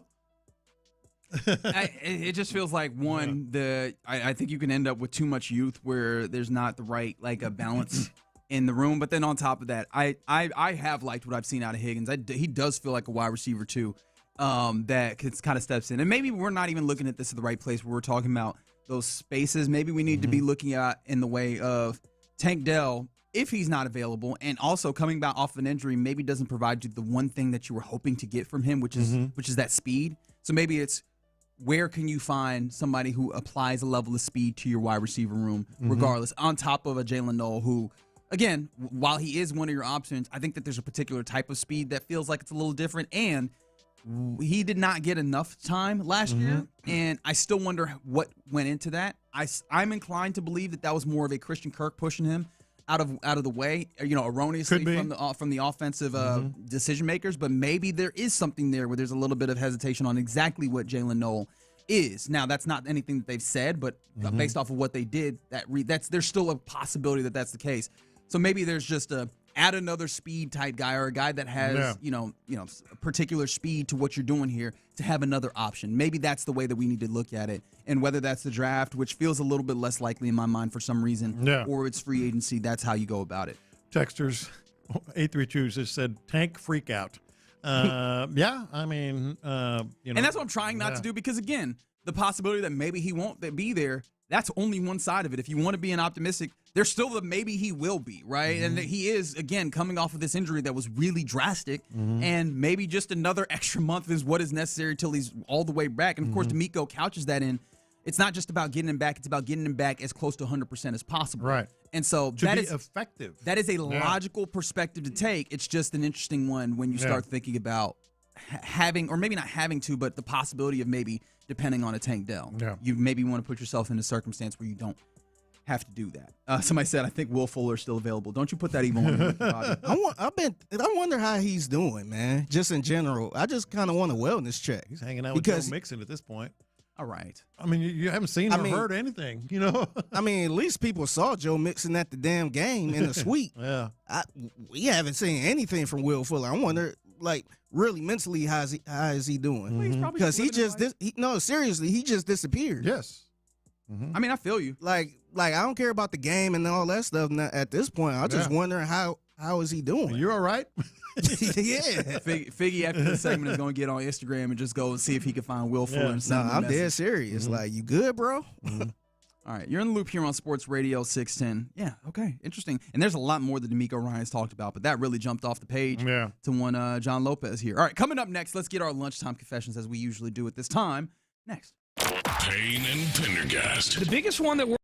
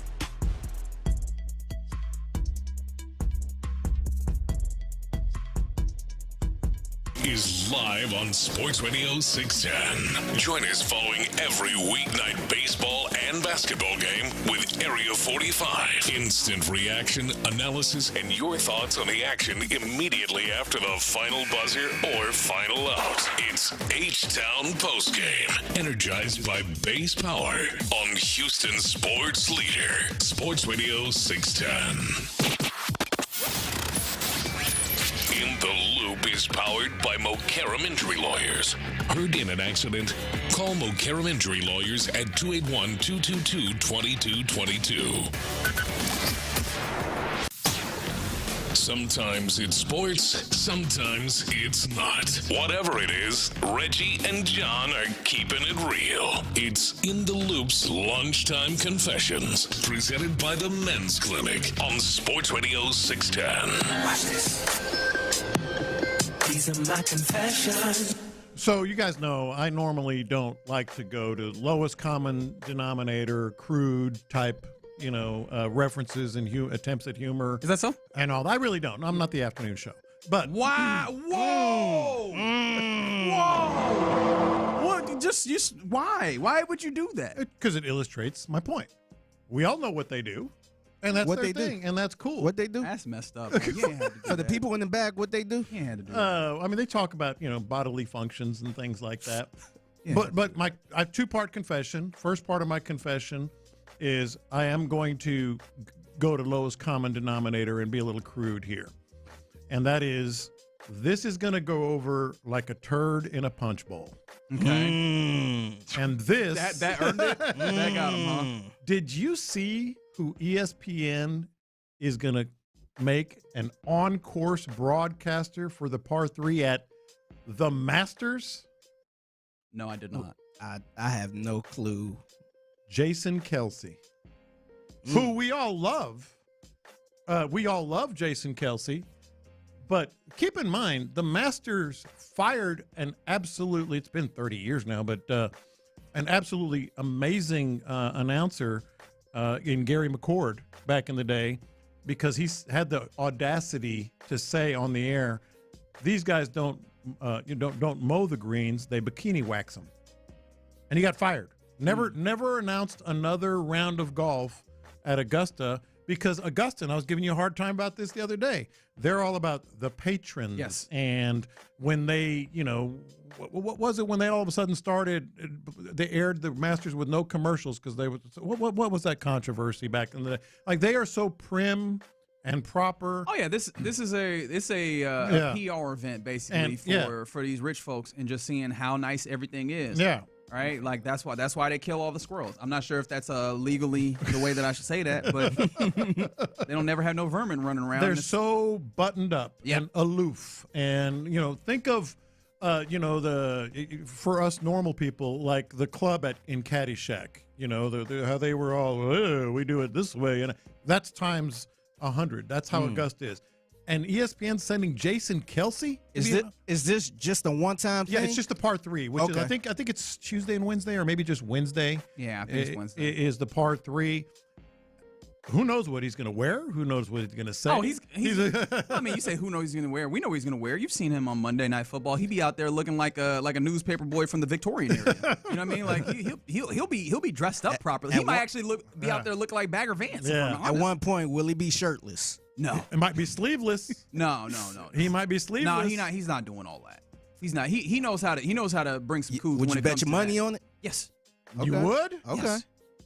He's not going to get out here looking like he's at a Chiefs game. He's been known to say whatever's on his mind, which, by the way, we all love Jason Kelce. All appreciate it. All I'm saying is I think this might be a one-year deal. I think this might be a one-year deal with old Jason Kelce on the lush greens of Augusta National. I do agree with that portion of this. It does feel like ESPN trying to bring some level of fun to the Masters that is not the type of fun that they don't anybody... have fun. Yeah, I was like, well, I mean, they hate fun. There are things that are fun about it, but no, that's not really what they here for. Yeah, I've never seen a gimmick. Yes. At the Masters or anything. I don't even know if you need one. Yes, Magnolia Lane, and all their houses that they name and all this other stuff. But wait till they start bringing the Disney characters on the course. Yeah, no, it's not. It's not going to be that. Hey, let's go to Mickey Mouse with the report. All I'm saying is I'm not saying it's not. The odds are this is not going to go over well. Oh yeah, but I do wonder because you did mention like we're not touching the pristine property of the actual Butler tournament. House and all that stuff. We're not getting to the actual tournament, right? The par 3. I do wonder because let's do an unscientific poll here. Do any of y'all watch the par 3 tournament? I do, but I'm a sicko. Sure. Yeah. I think the text in 713-572-4610, the base power text. I like it to watch see all the kids with their dads and stuff. Sure. Dressed in the. I don't know how many people actually watch the par 3, so maybe they're using this as possibly some level of quote unquote gimmick or just something to draw attention to. Maybe you actually turn on the par 3 tournament. I don't know that is going to do exactly what they want it to, but I think that might be the effort that they're trying to make. I think you're right. Yeah, but it's still at Augusta National. Right. And those guys, you couldn't hammer a ice pick. Well, anyway, I better not do that one. From the 713, has golf gotten so bad that they need that meathead? Here's the thing that I'm surprised by. This ain't even golf. This is the Masters, which we kind of treat differently. Correct. Like, there's a lot of people for whom don't watch golf, but they will watch the Masters. So is this like the Super Bowl, pretty much? But that's what. How would but you it's compare more it pristine and stuffy. And, It would be kind of It's not like a lower tier type of golf. No, it's the Super Bowl of golf. Yeah. And the thing that I find interesting is feeling the need, if indeed that's what we're saying, to try and create like some buzz around the par 3 tournament. Like we usually will tap into the Masters just off the strength of it being the Masters. Yeah. So I don't fully get the idea. That is a good point right there. But again, it's still on those. By the way, it's not a course; it's the grounds. They're patrons. From the 281, what's next? Pat McAfee at Amen Corner. I mean, that'll be like that won't even last 1 year. That'll last one hole. Oh yeah, they're hoisting him out. By his petard. Like, they're throwing him out like Jazz on a Fresh Prince. Ain't no way Pat McAfee's making it go around. I ain't gonna lie. When you said, guess who's doing it, I thought you was gonna say Jameis Winston. Oh, boy. That wouldn't last the whole round. Honestly, I probably would have checked in on that just to see. Well, I think see people what are going to check in on Jason Kelsey. No, 100%. Yeah. These are my confessions. I know that Ron, if he's listening, will get some appreciation out of this, but our crosstalk yesterday, where Ron was accusing me of being that. No, I'm jokes aside. He did make it clear that he does not think that I'm actually this guy, which is probably going to be unfortunate for this particular confession. The guy who, when your team loses, hits you up and kind of ha in your face. Like I'm not that guy. However, him saying that did make me think, oh, there is a Duke fan in my life that I have not talked to in a little bit. Oh, yeah? Yes. And so I sent him a message. Oh, you did? You are that guy. But I'm not. Because Except you've done it twice. But I didn't reference the game at all. You're not that guy, but you are that guy. But I didn't reference the game at all. I was just like, hey, man. And then he was. What's his first name? Kevin. All right. In fact, let me see exactly. Kansas loses. You know what? I'm a text show. Hey, what's going, you know what? I'm gonna text how's everything Kevin. going, man? Well, I just said. Haven't heard from you. I just said hi, Kevin, and he said I hate sports. So he knew what time it was. It wasn't me that did it. I was just checking on him. Immediately, he knew why checking you was in. texting. Yeah. Do he know your hate for Duke? Yeah. Kevin know your hate for Duke. Yeah. So he knew why you. Dude, was this is 2 examples now. You are that guy. But I'm not, though. That should be your confession. But I'm not, though. But you're admitting it. I am certainly not that guy. It just reminded me that there's somebody in my life that I ain't talked to a little bit. It I'm just not happened that to guy. come around these circumstances. I'm not that guy, but I've been that guy twice in the last 3 weeks. Well, it wasn't 3 weeks. It was about 3 weeks ago. When KU lost to Cincinnati? Yeah. Feels so long ago. I'm not that guy, I promise. It just happened because I remembered somebody. Yeah. That went to Duke. Somebody from the AP2. Did this guy just say that the Masters isn't in golf? In a sense. It's hyperbole in order to get a point across. Yeah. Like it's you saying it's more than golf. In a way. Just a you know, typical golf tournament. Yeah. Yes, it transcends golf was ultimately the point Correct. that I wanted to make. These are my confessions. All right, so this is confessions. This is a real confession, and I'm not saying it's right or is wrong or anything, but this is the first thing that came to my mind. So when I saw, I think it was the Bulls that released Jaden Ivey. Yes, because he had some comments, and first of all, first confession, I forgot he was even on the Bulls. I did I'm like, when was he on the Bulls? That happened recently. Yeah, because I remember he was kind of in. I think he was in that draft where we was talking about Jaden Ivey. I think was it the He was a high Jalen Green? pick, yeah. Yeah, no, because I remember on this show or during the station, people was kind of preferring Jaden Ivey, but ended up going with Jalen Green. But He was a fun player at Purdue too. yeah, yeah, but so when I saw that, this is my confession. I'm like, dang, is he a good point guard? Oh wow! I'm like, is he a good point guard? And great. as I was thinking that, shout out to my dude GT Main, who's a DJ. He tweeted me the exact same thing. Oh, Said, wow. Can he play point guard? At this point, we'll take anyone. I'm not saying this right. Yeah. I'm not saying this right, but my confession is I kind of had that quick thought, like, how would he be if he came here as a point guard? That says a lot about You fans. meant while the block is hot, you were like, when I saw that, I'm like, damn, because I went back to that year he got drafted, and you know he obviously he probably ain't live up to that if he's on the Bulls, if he got traded that quickly, but I'm like, damn, can he play point guard? That says a lot about fans, and it says a lot about the Rockets. I think the answer is yes. And to me, like, if it's a lot of drama, I'm usually staying away from it. Like, it's not worth it. But at this point, I'm like, dang, can you get him from the low? Just keep him away from Montrose. That's it. You that guy, says the 713. But I But promise. except you are. Please believe me. You have Please been. believe me. You have been. Twice. The only two examples I have, you've been that guy. But how do I counter that? Like, there's no counter proof to that. That's the problem, right? Like, I can't be like, look at all these other times I did not text somebody, right? Like, that's not really a counter proof. In fact, now that I think about it, I'm pretty sure Reggie I'm going to have to go back texting me when the Aggies lost to Miami. What do you mean? Was I not there when the Aggies lost to Miami? I was at your house. No, maybe it was a Texas game. Maybe when they lost to Texas. I'm pretty sure you did. Right. Yeah. Somebody said be that guy and embrace Yeah. it, but I'm not though. I was also shocked yesterday that y'all thought Ron would be that guy that hate to see Duke lose. Yeah, I should have known better. When y'all started talking about that, I'm like, I feel like Ron is the total opposite. No, I think he is the guy I think he did enjoy watching Duke lose. He's just never going to admit it. Yeah. Because we're Kansas. We're the Augusta of basketball. Okay. I didn't realize that was the way it But was. see, I know Ron long enough where I kind of get how he thinks a little bit. Yeah. Where he's just like, oh yeah, no, people that do that, those are for losers. Right. He He's kinda, the Augusta of he basketball. he kind of had that mindset, and you know, with him being a Chiefs fan and a lot of people probably hating the Chiefs, he got this stance where it's like, yeah, you know, that's what losers do. Da, da, da, da, da. And so when he walked in, I'm like, damn, he about to flip the whole show around. Well, we're learning more about each other as we go. That's how this goes. But there you go. Some lunchtime confessions where I think I might have lost this lunchtime confession. Not that it's ever a competition.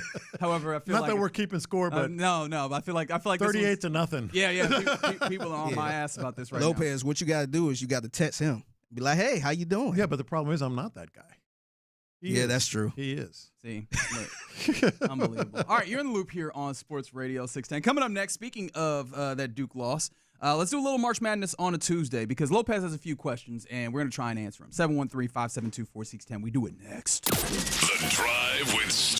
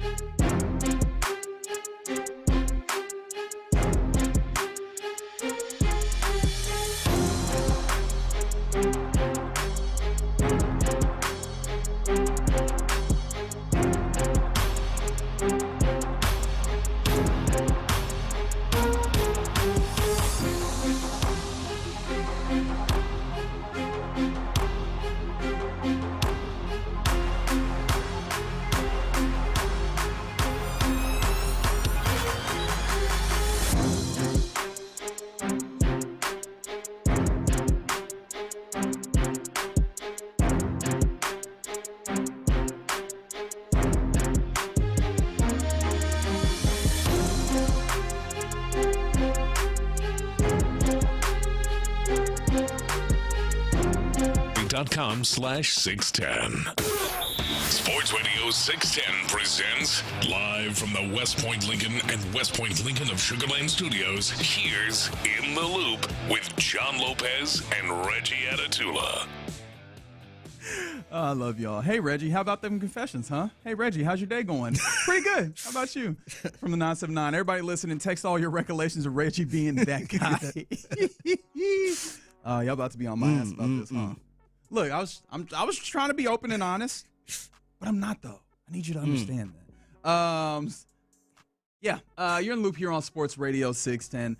The Jaden Ivey thing, by the way, he's pretty purely a shooting guard in my perspective, but I get where you're going. Yeah, no, I was wondering if he could play point guard. Right. Well, hell, he needs some shooting too. They do need some shooting. Do you end up? He hasn't been that great this year, anyways. I think he's like 8 point percent. Yeah, and I think he's hurt. I think he might be hurt too. Yeah, I think so as well. So not necessarily the best answer there. But I don't know if he's gonna get the job anytime soon. No, I don't think so. I don't think so. Yeah. But more power to all that happening. All right, let's do a little March Madness on a Tuesday. Why don't we? As we're headed into that final portion of the basketball where, we're figuring out who's going to be the national champion for this year. Unfortunately, it does not include the Houston Cougars or any of the other, local teams. But there's still some questions to be asked about what's happening with this tournament. So, John Lopez. I got questions. Ask away. You give me the answers. So, obviously, Final Four. With Michigan, UConn, Duke, and Illinois. So I got a question on each of these squads. I think it might help us sort of get a good bead on what to expect as we get closer to championship weekend. Would a title make Michigan a blue blood? I'm not saying one of the the elite Kansas's and North Carolina programs, like names and stuff.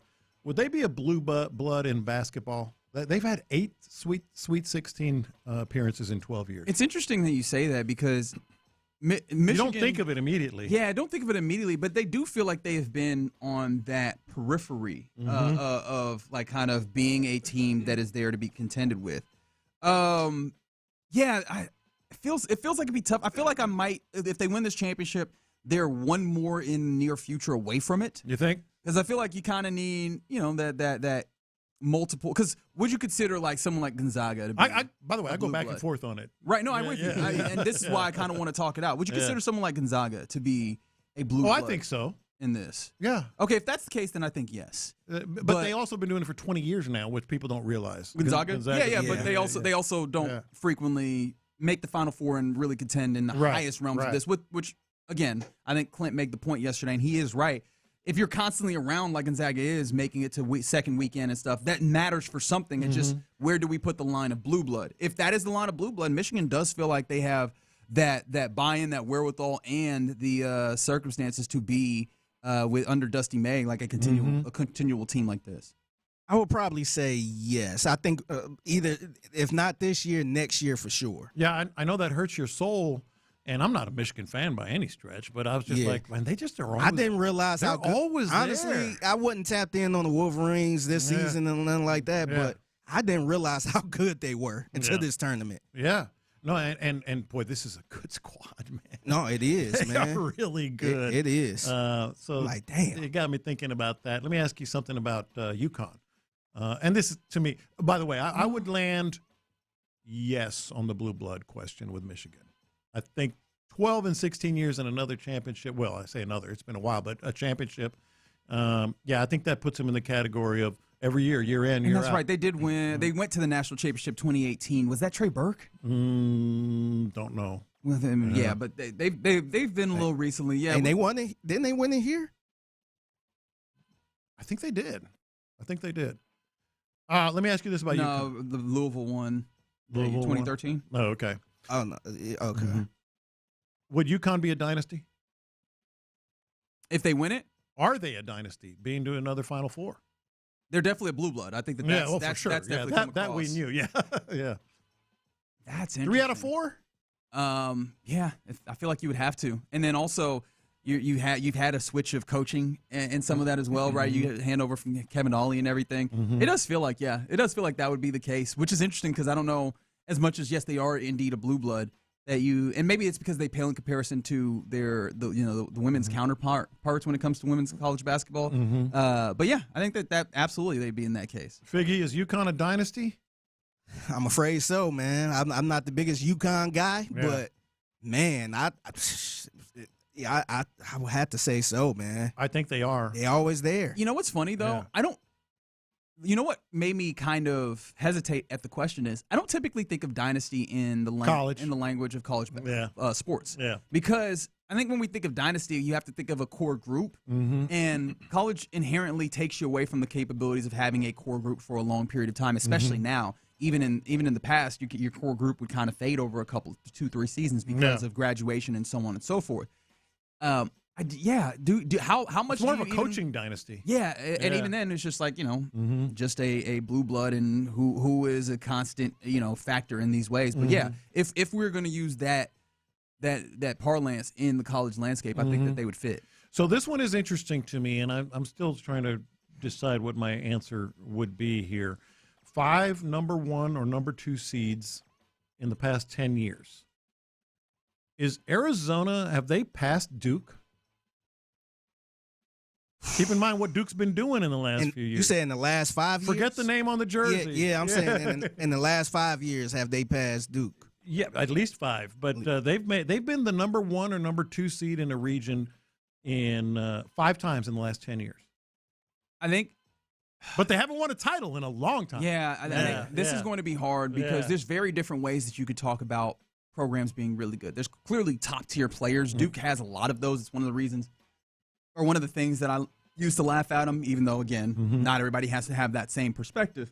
But they've had a lot of great players. I think also there is the cultural significance of Duke and the ways in which all the traditions show up, and no small part of the ACC's relationship with ESPN and the ways in which ESPN has been a tastemaker. So they constantly use Duke as like maybe the shining example of college basketball. Arizona's always been a really good school basketball-wise, and it feels like they're getting back to that place. I don't know that they've passed Duke in stature, though. That feels like a really big and entrenched image, but I think with the way that the Big 12 is trending, especially now, it's very hard for you to look at the Big 12 and not view them as one of, if not the best basketball programs, or rather conferences in the nation, which of course is only pushed back by the Big 10 being so damn good this year. Yeah. I think that you give them another couple of years performing in the way that they have, and you could get me to there. My thing with Arizona is they always fall a little bit short, seem to always fall a little bit short of expectations. But in terms of just stature of a program, you're the number 1 or number 2 seed just about every time you're in the tournament. That says a lot in terms of just what you are as a program. And then one of the things that makes that tough wasn't there a coach kind of dropping hints as to maybe not being there in their future, right? Duke is one of those jobs you get in and you're there. Yeah. Even if there's the appearance that Arizona still is a job where you can leave and move to a different place from, I think that hurts some of the aura that you're trying to establish here as along the same lines or maybe even surpassing Duke. All right, and so this is the ultimate question here because I'm picking Michigan. I want Michigan to win, not because I'm a fan, but because they're number 1 in my bracket and I would win the bracket. I think a lot of people wonder about UConn and Team of Destiny stuff. Arizona, if it's not Michigan, most people have Arizona on the top of the bracket. Are we giving Illinois no chance? No. They have a very unique build that seems a lot better than I've given it enough credit Me too. for. And, of course, that's me personally. I think there's definitely been people who have been, championing what Illinois does. The fact that they, especially down the stretch in the season, have rebounded the basketball so well. We've seen, especially uniquely in this city, what a good rebounding team can get you, both at the professional level with the Rockets and then also with the Cougs. But then on top of that, they have the ability with the size and with their scoring, their shooting to counterbalance that. I think that they match up pretty well with a decent amount of teams. The only thing about it is you look at the other side right, of that with Michigan and Arizona. Those teams are really high-powered. So you're going to have the right circumstances. But the right circumstances very much do exist for Illinois to win this. I think they have a better chance than any of us are giving them credit for because, first of all, they beat UH, which a lot of teams had winning the whole damn thing. So there's that. They can play any brand of basketball you want to play. I think they might still, or at the end of the year, had the highest scoring offense on all of Division I basketball, or they were well up there. But they also can play dirty, and they're also big. and they have an elite coach in Brad Underwood. I think it's fair to say that, given where he's been and the teams he's taken to the tournament. And now I wouldn't go elite, but he's a very good I coach. think from going from SFA to everywhere he gets in the tournament, and now he's in the Final Four. They play defense, and oh, by the way, if they get to face Michigan, they've seen Michigan. They have. They've seen Michigan a lot. I think we're kind of sleeping on it. If you had to Illinois a power little rank bit. the 4 teams that are headed into the Final Four on championship odds, who do you have? I would say championship odds. Yep. It's Michigan and Arizona 1 and 1A. Okay, Whoever and then? wins that game, I'd say Illinois. Illinois over UConn? Yeah, I'd say Illinois over UConn. Fair enough. That was ultimately what I was trying to get at clearly, but okay. So you it seems like you go likelihood is Michigan, Illinois in the championship. I would lean Michigan, Illinois, and to me that's an interesting game.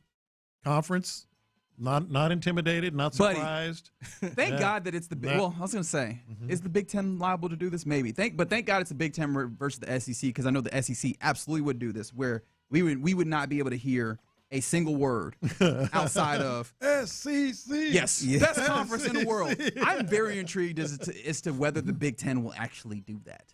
Right? It doesn't have the same. They better not, man. Doesn't have the same ring to it. Yeah. Is the Big Ten taking over college sports at this point? It's hard to argue. It is a very interesting question to bring up, because the Big Ten football-wise has been incredibly good as well.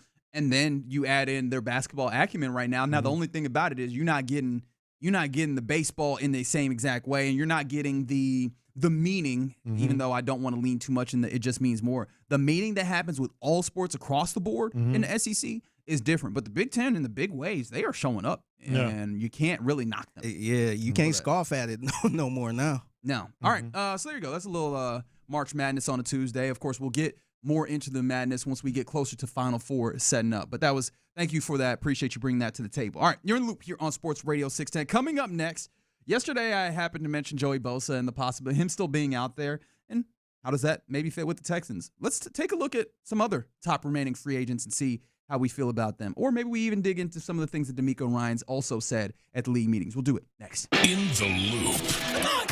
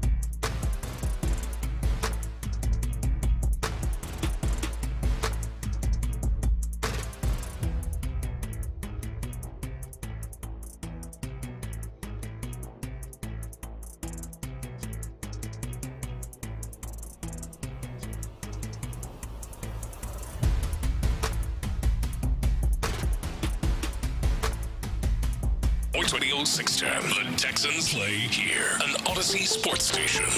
Sports Radio 610 presents In the Loop with John Lopez and Reggie Atatula. Yes, indeed. You are in the loop here on Sports Radio 610. Oh, man. What'd you do? It's the last day of March. I just remembered I got to pay rent tomorrow. That's all. Oh, yeah. Yeah. Hey. I mean, new month, start of the month, always good. But it's just like, God, I forgot what tomorrow is, and I'm not even going to say it. I mean, I don't think anybody around here.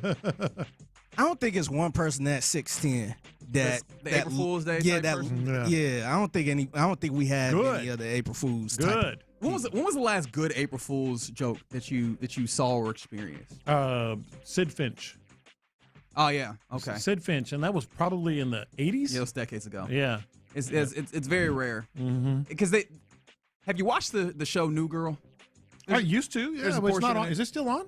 No, it ran through. Yeah. But that was Prince's favorite show, wasn't it? Yes, Who's? Prince. Prince ended he up used to being love on that show. He ended up being on that show. They had a character who the joke was he thought himself a prankster, but it was always either too big or too small. That's what it feels like April Fool's Day. It's always either like too big or too small. It's always like, oh, I lied to you for a moment. April Fool's, and you're like, I don't care. My wife tried to get me to do a April Fool's prank on the station one time. She said, you should bring up some brownies and cut up a whole bunch of color brown E's. Oh. I'm like, I ain't about to do that, man. Like, nah, I'm not about to I'm bringing in brown. I got some brownies for you guys. Yeah. And then it's a little pile of brown E's. That gets you cussed out. Yeah, I'm like, I'm not about to do that. Good. You made the right decision. Yeah, no, I know y'all pretty well. And I would be pissed if somebody said I'm bringing in brownies and it's that. All right, let's head back to Arizona, where the league meetings are happening in the NFL, kind of sometimes referred to as the owner meetings. And DeMeco Ryans, I think the AFC coaches breakfast was today, so we got to hear from various AFC coaches. But DeMeco Ryans, our AFC head coach here with the Texans, was talking about some things. Let's start with one here. This was him talking about losing Joe Mixon and the acquisition of David Montgomery. Yeah, definitely tough. First and foremost, Joe, think the world of Joe and what he was capable of doing for our team. He's an outstanding player, outstanding, energy provider for our team. But, losing him was tough. To be able to come back this year and add David Montgomery. You call him Knuckles. That's good. We like that physical brand of football that he brings, but the consistency. Dave is a consistent runner. He knows how to get more than what is blocked for. Very consistent, efficient. So I'm excited to work with him. First meeting him, he's all football. Right? He's serious. He's locked in. He's all football, and he's eager for that opportunity, right, to really be that guy, to really carry the load. Yeah, all that is in kind of music to our ears. It is interesting. He got really excited about his nickname, Knuckles. his nickname is Knuckles, but eager to be that guy. Again, is the part that DeMeco didn't say. I think it's pretty obvious. That's what they want. That's what he wants, and that's probably why he's here. And I mean, the comparison of the two, Joe Mixon, it highlighted for me in that quote the biggest thing that jumped out, which was that David Montgomery gets more than what he is blocked for. That felt like a huge thing because that you felt the difference of that last year, especially with the offensive line that was fine, I guess. Was that as much as Woody Marks, we liked him, there wasn't a lot of times we were going, oh, he's creating more above what is blocked for him. Maybe outside of like making sure he falls forward and fighting for these a few extra yards. David Montgomery's a little different in that, all right? He is at least, even if we're talking about the low end of a class of players that go and create more, right? And that's part of what we have to think about when I ask the question of like, how much better can this team be running the football year over year? Those are the things, those are the margins that have to be there. And it's very evident that from the coaching level even that he sees that value and was necessary, right? That's the difference between a running back 1 and a running back 2, and that's why I think this tandem works a lot better than what you were previously. Well, and he's clearly going to be in front of Woody Marks, at least in their mind's eye as they go into OTAs and camp, which is a good thing. I think you'd like to see Woody Marks with a guy like that in front of him. Yeah. And by the way, did you see Dan Campbell talked about David Montgomery yesterday? He did. And he did. Was very much like really hated to see that guy go. Really love him. It was one of those true business type decisions that they had to make. Yeah, and I mean, I think also it's beneficial for David because he wants a larger role. Mm-hmm. It's one of the reasons why, or not one of the reasons, but I did tell you when that trade happened, I talked to somebody who covered him up there, and they were like, yeah, no, he's an incredible dude, and just as a human being, and a great addition to the locker room. And it feels like you get that feeling from what Dan Campbell talks about, because it's not just that we're losing a player, we're losing a guy who has that level of impact in a locker room, which feels like that could only be a multiplier with the way that they kick it around here. All right, take it to here. I'm interested because I didn't get a chance to hear this specifically. This is D'Amico Ryans just talking about the state of the Texans as a whole. Yeah, really feeling really good about where we are.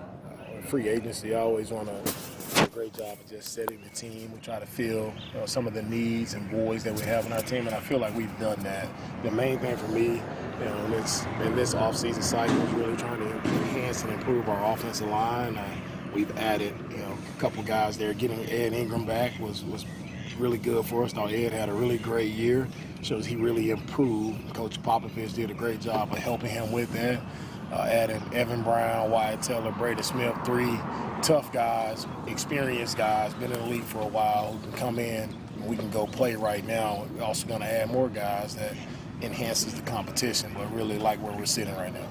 Yeah, all that, with the 3 tough guys, and we can go play right now. But he said we're going to go add more. More guys. He didn't say we could or what he said. No, we're going to add more guys. That enhances the competition. So it's not even – I think that's a kind of something that qualifies this. And it's not just we're adding more guys as bodies. Right. Enhancing the competition. I think that you could end up in a place where your offensive line room as a whole, you look around and you go, I don't know very many of these cats, or at least they're not familiar, right? And I'm talking about some of the Jarrett Kingstons and the Pattersons of the world where if you add certain guys, the 8 to 9 to 10 guys that they keep on in a consistent basis, you do wonder, at least I wonder, how many of those guys are the same guys or guys that you had of those 8 or 9 or 10 or what have you the year prior. Yeah, you know what I mean? You might have, as much as they talked after the season about, they're content, being content with what the offensive line or, the improvement and all, you might have, 3 dudes back? Yeah, when we talk about, obviously, Ariante Ursery, Trent Brown, Ed Ingram, Jake Andrews, it feels like would be there, so probably 4. Oh, 4, yeah. Right? Yeah, but then, I mean, I could easily see it to where, I know you're not sure that Blake Fisher makes this roster. Right. Jarrett Patterson, I know that they like as kind of an interior guy, but Evan Brown, I would imagine, has a possible inside track as a dude who has started games. And he just recently. mentioned him. And then, I mean, CD So, Eli Cox, none of those guys are taking anybody out. Like, if you draft a guard and a tackle or whatever, I can easily see it to where you have those new guys, and then you have the rookies, and you go, this is an entirely different offensive line room. And I appreciate D'Amico Ryans and the candor that he's brought in some of these instances when you get to league meetings talking to him, because I think that other times, whether it's him or even Nick Caserio, they can try and obscure some of this sometimes. During the season especially. There's a level of candor that comes this time of year that and that felt like very clearly a head coach who goes, this offensive line needs to be a significantly better version of itself. Yeah, absolutely. All right, and then one more here, audio-wise, although there was some more interesting stuff that D'Amico Ryans got into. Actually, no, let's get into that because he was just talking about the offensive line and how it came together. But did you see D'Amico Ryans talking about Gerard Johnson, the quarterback coach? Yeah, and these were courtesy of Aaron Wilson. He actually talked about Gerard Johnson and actually talked about C.J. Stroud as well. But he said, quote, thank him regarding Gerard. Thank him for his service to the Houston Texans. I think he did a really good job. He and C.J. had a connection from back in high school. Hate to see him go. Also, nature of the business, things like that happen. The interesting thing, and he went on to compliment Gerard some more, but he did say, from my perspective, a lot of tough decisions and just changing the voice. Yeah, I think the quote that I'm seeing is, for me, it's how can we help CJ the best? Maybe it's change the voice. Who is leading that room? Who is really giving him that information? Who is coaching him up? Can that move the needle a little bit more?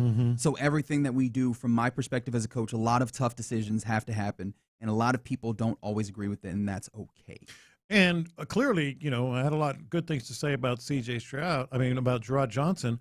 But regarding C.J. Stroud, that's kind of putting it on C.J. too. Like, we got to change the voice. Somebody's got to get through to this guy. Yes. Yeah. I mean, and that was kind of the assumption when that move is made. But this is it, putting that pretty clear out there. And because again, there were some people that looked at it as Gerard Johnson is not doing his job, and D'Amico Ryans is kind of taking that off the table. Yeah. Yeah, he's saying he did a very good job. Really clearly likes Gerard, but he's kind of saying we gotta get somebody else to try to get through. Yeah, that's pretty much changing the tutor. Yeah, this tutor is good, but he's not getting through to my kids. So let me find somebody else. And then he did say this about CJ himself. I let him know that again. That he had confidence in him. Just reaffirmed that support for him. I see a guy who's dialed into the offseason. He's in full grind over there right now. Excited to see what comes from the work that he's putting in. It's only going to get better. The mindset is right. Physically, he's in a really good space. Mentally, in a really good space. Excited to see him to get back to work. So we speculated and talked about it. They gave him some marching orders. How did I put it? Like it or lump it. That was yes. I think that's phraseology. I think that's what basically they told him, and he's trying to embrace that. What is your confidence level that you see a better version of CJ in the next season? I'm extremely confident that he is going to make the attempt. Now, that's not the answer to your question. Yeah, I was like, sure. No, because I think CJ truly he's going to try. I really truly believe he's going to be, well, this is it. This is my squad.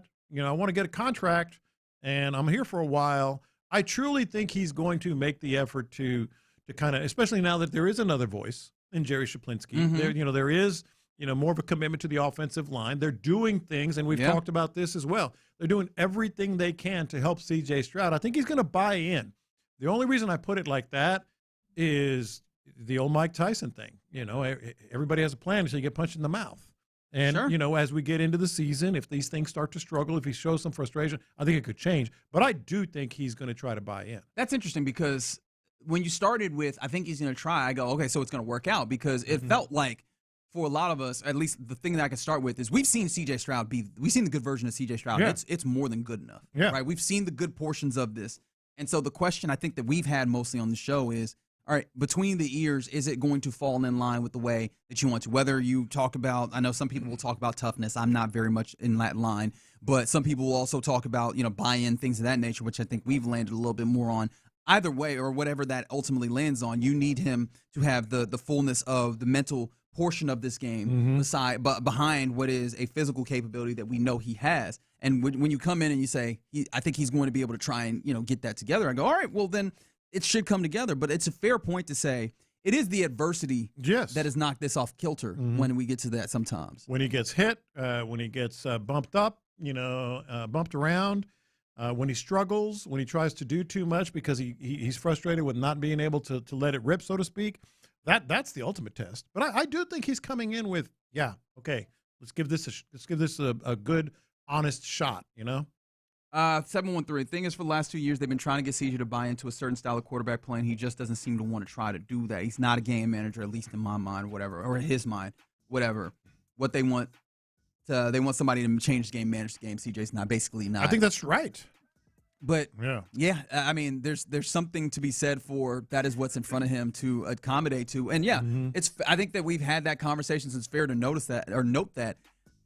But they've very much leaned into what we're going to do is this style. Now, how much benefit does C.J. Stroud get from this? What's around me feels like enough, as opposed to trying to make me do something where what's around me didn't feel like enough. Because there is something to be maybe said about and this isn't the same at all. But like the Dalton Schultz of this all, where we go, oh man, he's not giving an effort to blocking, and you change the circumstances, and you go, oh no, you can get him pretty good. You can get him to what you ask him right. to do. Yeah. If you ask something that is fair of him, he can get it done. I wonder, is there anything that could be a similar circumstance for C.J. Stroud in such that you give him an offensive line and you give him a capability to actually run the ball in a way that is tangible, and that makes it more appealing and more amenable towards the buying into what you're doing? No, I think that it's absolutely in the cards or in play here. It just comes back to, in his heart of hearts, I don't think he likes even the words game manager, much less have to really lean into being a game manager.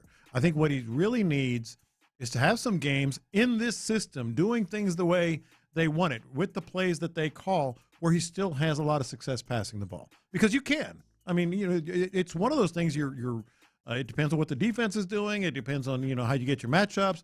He could have a 300-yard, 3-4 touchdown game. I think that's what he wants, to be able to carry the load like that. And you can. It just needs to be, he needs to be able to see it happen. Yeah. Yeah. And this is where I keep coming back to Nick Caley, right? Mm-hmm. Because the thing that I found so interesting, or one of the things that I found so interesting in the 2025 football season, is there was a number of teams that had more of a, we're going to be aggressive, we're going to try and beat you approach, that also threw the ball pretty damn well, right? One of the ones that keeps coming to mind for me is a team that is helmed by one of C.J. Stroud's favorite players in all the world, the Los Angeles Rams with Matt Stafford. Yeah. They run the ball really well. They want to be aggressive. They got in a lot of these multi-tight end sets. But there's no doubt that Matt Stafford is getting back here and rearing He's going to throw the ball. And I think that there's something, in fact, hopefully that ends up being some level of the sell, I imagine. I think that could be helpful for Shaplinsky and Caley in the, hey, look, a dude that you respect a lot does this in a certain way. Let's get to that. Let's do it like this. And hopefully just the capability of actually adding in the other things can help make that go better. Yeah. No, I think it's there. I think the possibility is there. I think the buy-in, back to the first point here, is going to be there. It's how does it play out? And how does it play out early, and then it could go in one direction or the other. And the thing that sucks is we can talk about this on March 31st. There is no resolution into this for this. Really, like October. 4 months. Yeah. 4 months. Can't talk about it week 1 because that's too early. Yeah. Well, we will, though. Oh, we will, though. Yeah, it's like we will, though. Guys, it's too early. It's a long season. And please believe the word early will come up a whole bunch, but we still going to talk about it, as we often do here in the Loop on Sports Radio 610. Appreciate you rocking with us on this Tuesday. Coming up next, it's about that time where we hand things over to one Figgy Fig for the mixtape. What you got, man? Yeah, man, I got another wild story about a kidnapping, and I might be siding with the kidnapper. Oh, wow. What? Oh, my God. Oh, no. Will you side with the kidnapper? Let's find out together. That's next. The Cougs endured another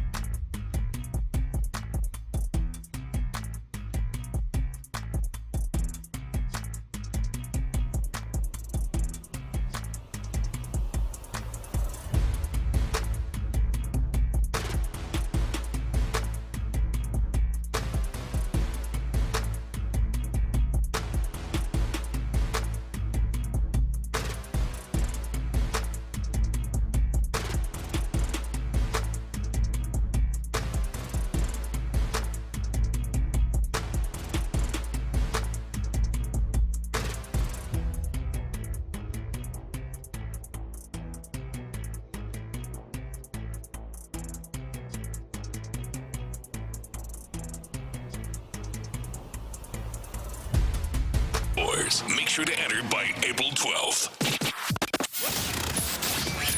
In the Loop is powered by Mokaram Injury Lawyers. Heard in an accident? Call Mokaram Injury Lawyers at 281-222-2222. Pass the aux cord and crank up the volume. Figgy Figs in the driver's seat. Sit back, relax, and enjoy the ride. It's time for Figgy's Mixtape on Sports Radio 610. Yes, it is the mixtape in the Loop, Sports Radio 610.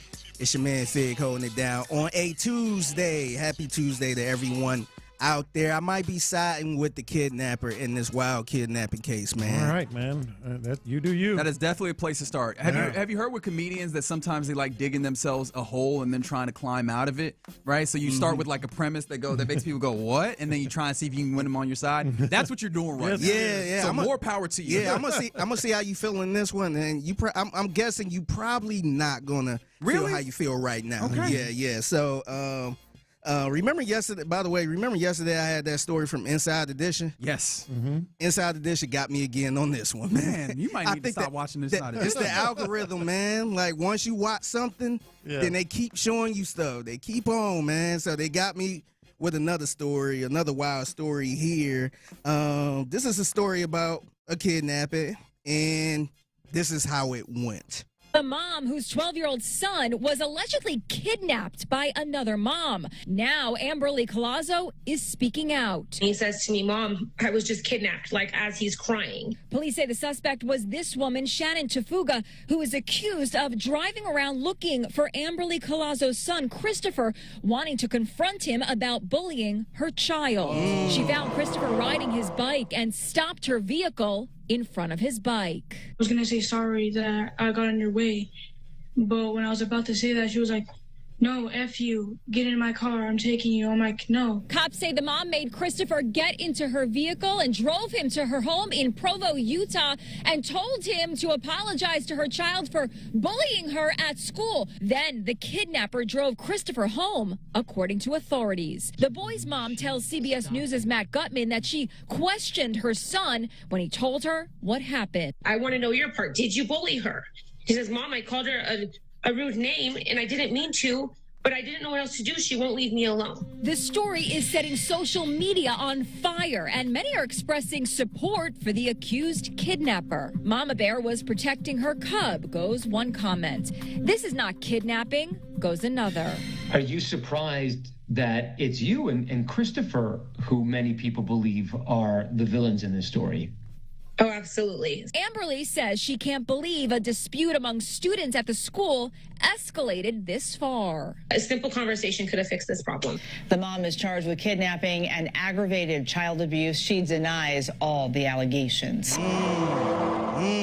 So I want to see where y'all stand on this one. And obviously, you shouldn't be taking nobody's kid. And that's the tough part, man. Yeah. Here's the toughest part. Yes, you should not be doing that. Yes, it's wrong. Yes, you can get into a lot of trouble. This is a back in my day thing. Yeah. Parents did this all the time. But I feel like how many aunts and uncles or people down the street or would say, took care of it. Yeah, they took care of it. But it felt like there was a sense of community, right? Like maybe more so. It was your village that was disciplining you still. Yes. So like it felt like there was their jurisdiction. This didn't feel like that. This felt like who are you?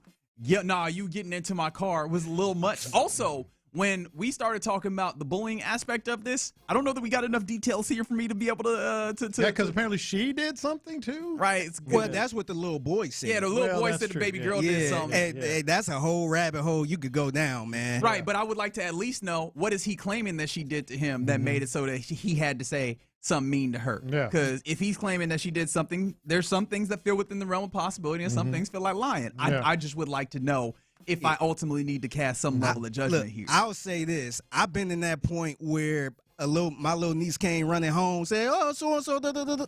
And I'm like, wait, what? Now it's 50 of us over there. You turning to Liam Neeson? Like, what's up? Yeah. Now it's 50 of us over there. Yeah. And, of course, you don't want no crime or nothing going on. But, like, I changed my tune after I heard that first, when I heard that first part, kidnap. I'm like, wait, what? After I start hearing it more, I'm like, okay, I could kind of understand where this mother is coming from, man. I mean, I can think of like 3 or 4 instances in my head right now when I was a kid. You talked about the village. Yes, they took care of it, and that was that. Sometimes the mom and dad didn't even know. Yeah. You know, it was just like, this is going to end right now, you know, whatever. Yeah, and honestly, you know, I'm not a parent, so I can't relate to this part, but just imagine your kid coming home, so-and-so, and you like, what? All right, I'm going to talk to that little boy. Yeah. Yes. Now, she went overboard. Like, I wouldn't put no little kid in my car and take them away or anything we like can't that. move to a second location. If the confrontation happens on the street there, like I feel like we could probably just wipe our hands with this and be good with it. You can't take the child to a different location. The other thing is not to question the parent that did this. You know, I know we are questioning her, but I would have had my baby in the car. Like, oh, he did what? Exactly. Come on, let's go. Exactly. Yeah, so I probably would have did something like that. But I'm not.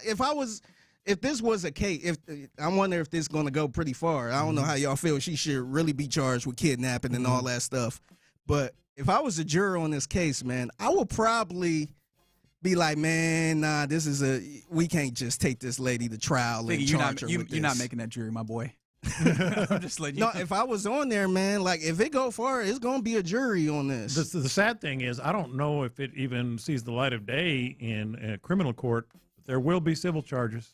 You think so? That's the world we live in. It's probably Yeah, that's the world we live in. I wouldn't be surprised if it was. Yeah. But I kind of had a little sympathy after a while, man. I'm with you. Like, I understand. Like, I ain't got no kids, but I got nieces.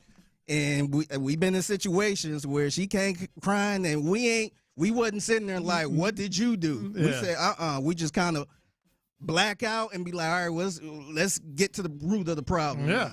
Can I give a mini shout out here, though, to the parent of the boy? Who at least, because I know there's a lot of parents, and I don't know if how this differs from years past, and I don't want to start doing the eras thing. However, there are parents that go, no, my son did not do anything wrong. He's a perfect little angel, and you're a jerk. Yeah. I appreciate that she was like, all right, so what did you do, little homie? Yeah. Which I don't know if that means there are probably some priors. Right, I don't know. Maybe that means there's some priors, or maybe she's just open to the idea that there's a possibility he might not always be right. All right, what do you have to say for yourself, little homie? What's happening? Yeah, I know a lot of us probably grew up in that era where, you know, you come running home and say, hey, so-and-so gave me a whooping. And that parent like, oh, let me go talk to him. Let's see what's going on. What did you do? Now you about to get another whooping. Yeah, exactly. Now you got a whooping from him. Now you about to get a whooping from me. I did, because the first thing I did think, though, with all of this was I figured that this used to be I come talk to the other parent, and then you then discipline your child, and then we can get it figured out. Yeah. Is that something that happens nowadays? Because I do wonder, how do we get the other parent probably does involved? Like, is it? Yeah. Because you can't really reach out to school and be like, hey, let me get this parent's information. The only way to do it is go up to the school, and I guess the people that work there probably got to connect the parents together. Go to the counselors. Everybody come up to the school. That's probably the only way to do it. But if she driving and see that little boy on the bike, hold on. I know that kid. I pull up on the curb. I know that ain't who I think it is. Exactly. It's the mixtape in the Luke Sports Radio 610. I came across this dilemma on social media. This is from a guy named Paul. And this is what he said. This is what the conversation is about. She wants to name our kid after her brother, who's an idiot. Oh, that's it. I thought there was going to be more. It's just you cannot name my child after an idiot. I'm going to go through this whole story. Okay, cool. This is what he posted. Who's an idiot? I just kind of want to get y'all thoughts on this. He said, my wife and I found out we were pregnant less than a month ago, and of course, baby names are a frequent conversation. The issue, though, is that she's dead set on naming it after her deceased brother if it's a boy, and I'm dead set against that. This was a guy who was a drug addict, bonehead, who was in and out of jail and eventually died in a drunk driving accident. I get that she has a strong sibling attachment to the guy, but I don't think our kid should be named after him. Maybe a compromise could be a middle name, but that's as far as I'm willing to bend on this one. So 713-572-4610. If we got to give this guy advice, I think he's going about it the right way. Yes, I thought that was a great case. I feel like you just had that conversation with your lady, and that you could probably make that happen. Just tell her, and I'm sure he has, everything he just said, and also maybe we can compromise. What more do you want?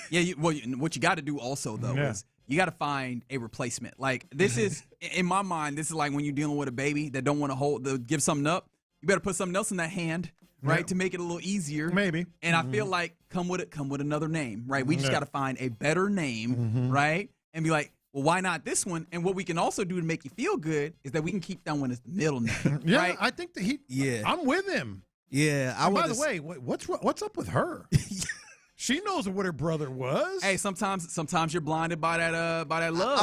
I would have said, sweetie, I know that's your brother, and I know he got a certain place in your heart. I think we should go in a different direction. But my thing with her is like, yes, you're blinded, but blood is thicker than water and all that stuff. But she knows he went to jail. She knows how he died. She knows his, he probably had these struggles. Sure. She knows these things. Sure. Yeah. Like, what's going on? Yeah, just imagine when that kid grow up a little bit. Hey, what did you name me after? Oh, my brother. Who's? Why? Well, but here's the thing. It's let's go complicated. through this resume of your brother. Now I do wonder because how common is this name? Right, from the 8 through 2, they say it's like naming a baby Ray Caruth Jr. Not quite, because what if her brother's name is like John? Well, then maybe you can get away with it a little more. Yeah, I mean, like, I feel like this does not have to be something so particularly crippling on a day-to-day basis. It's just, for this instance, Daddy knows exactly. Yeah, and she said she wanted to name the baby, if it's a son, after her brother. I don't know, man. I'm with him on this one.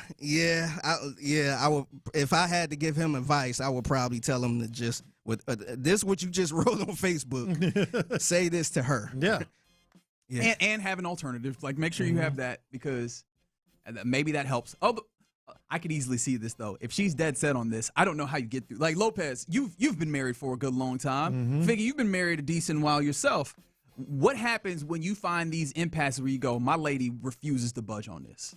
Well, it depends on what the impasse is. If it's something inconsequential, then whatever, she gets it. You just give? Yeah, she gets it. But a name of a child, something this important like this, you have to fight. You got to stand your ground. You got to come up with something like he said, the Slim middle Charles name school or thought. something. Yeah, you're just like, hey, we're here till the end. Yeah, we could do a middle name or something, but nah, we had to talk this out. I can't just we could just settle for Whataburger. How long of a fight are you willing to have to make sure the baby ain't named after the quote unquote idiot? Yeah.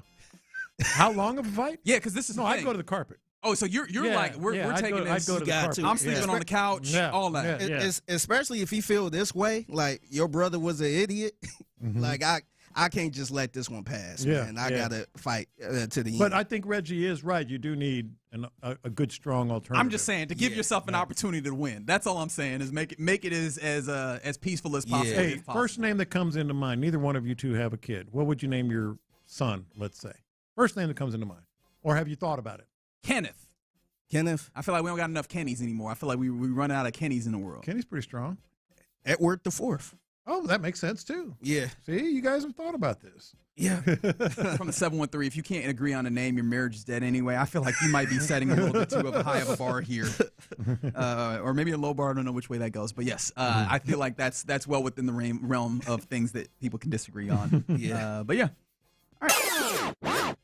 Oh, you want to get out of here? No, I didn't realize what time it was. My bad. Yeah. Okay. Got to give a shout out to the rapper Trina Lopez. Do you know who Trina is? Do I know her song?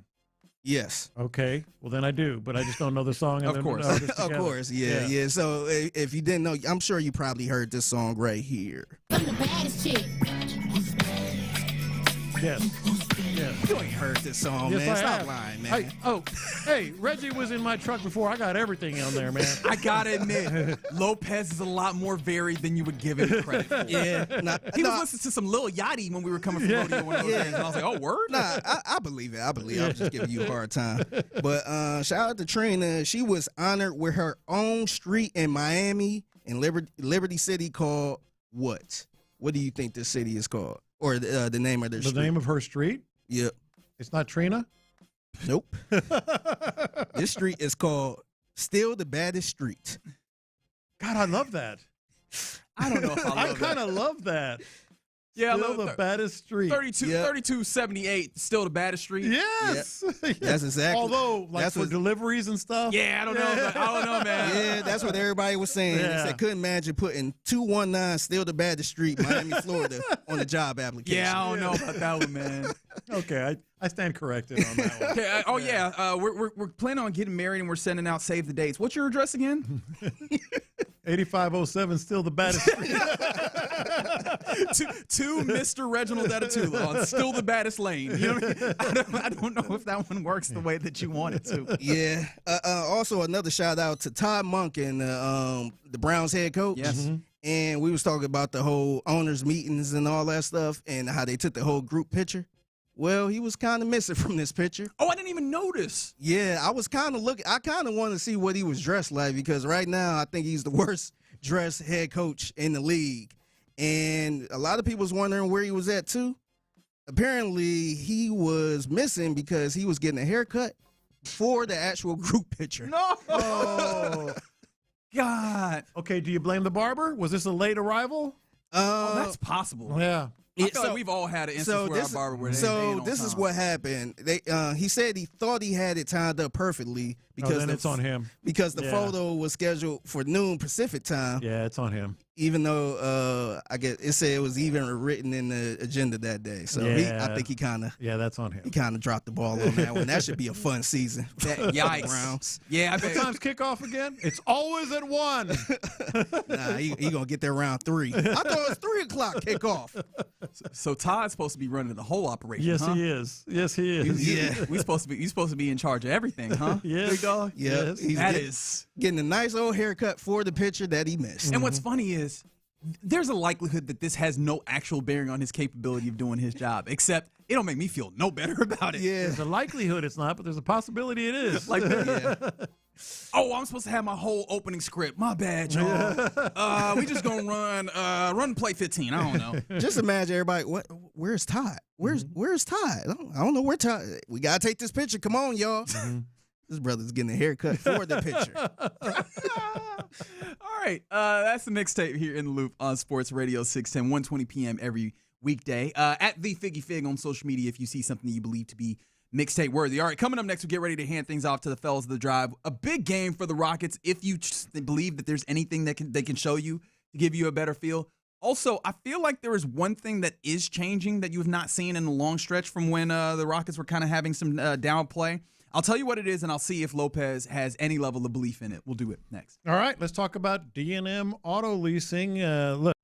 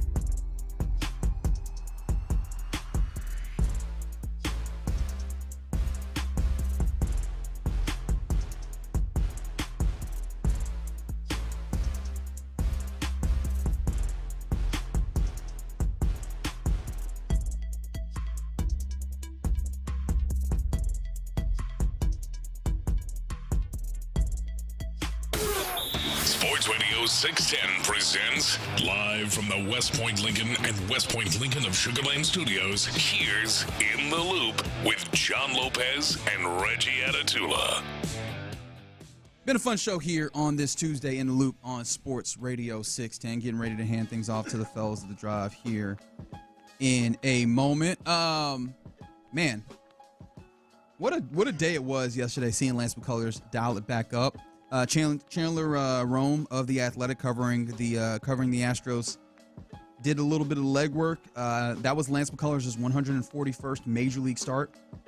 Apparently, McCullers only has 17 other starts where he's thrown at least 96 pitches and had a similar strike rate. Mm-hmm.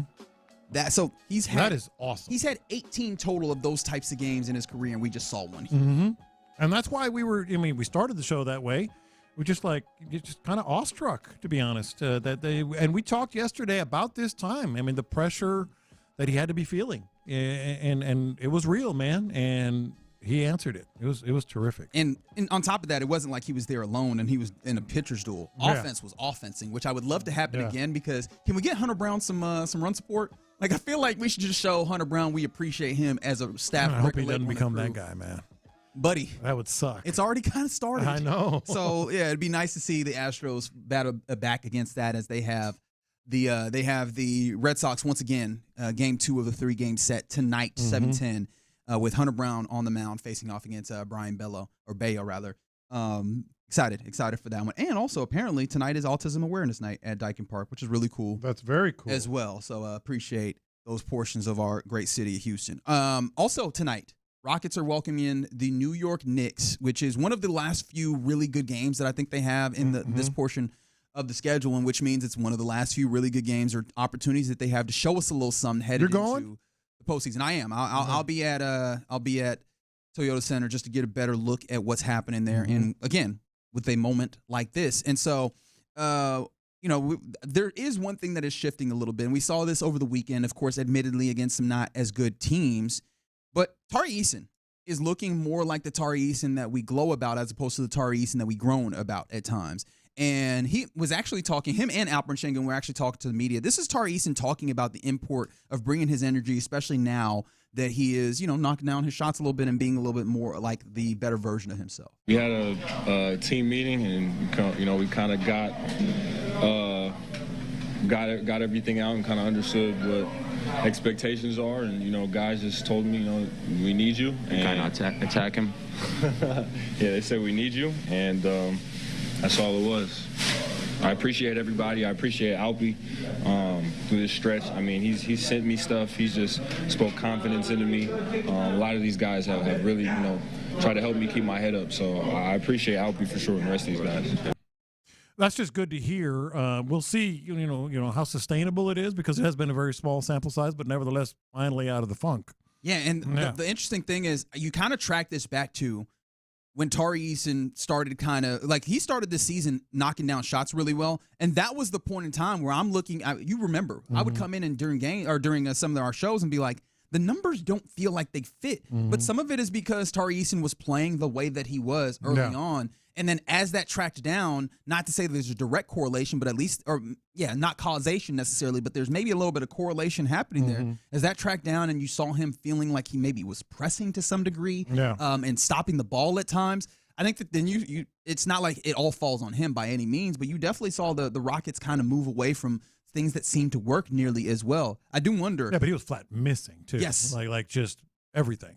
Actually, let me take you to Alperen Sengun, because, again, the audio that you heard, Alperen Sengun is sitting there with his arm around him at the same time. This was Alpi talking about what Tari brings to this team. We kind of just, tell him we need you to win, and that's what he does. And right now, he's bringing the juice, the defense, because I would say he started the season so good with the shooting tree, but that's he shoots really good, but that's not really Tari game. He just defense, offense, rebound, everything. And I think he was kind of forget about that, and he was just standing in the three-point line. And now you guys see, full court pressure and everything. It's because it's hard to beat him, and that's what I understand right now.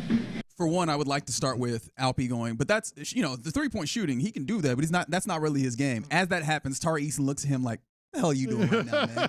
Why you have to put that out there? But I loved him bringing up the fact that, hey, some of the shooting stuff had him to a point where he was losing the other portions of his game that he brings really well. Mm-hmm. And again, if we correlate this back to when you had a better version of the Rockets team this year, Tari Eason was doing all those things. How much does him breaking out of that funk and getting back to doing those things, especially knowing that he's kind of the spark plug for this team now, especially coming off the bench right now, how much does that maybe change your outlook on what the Rockets are right this moment? It's funny, and it may not be what you or any Rockets fan wants to hear.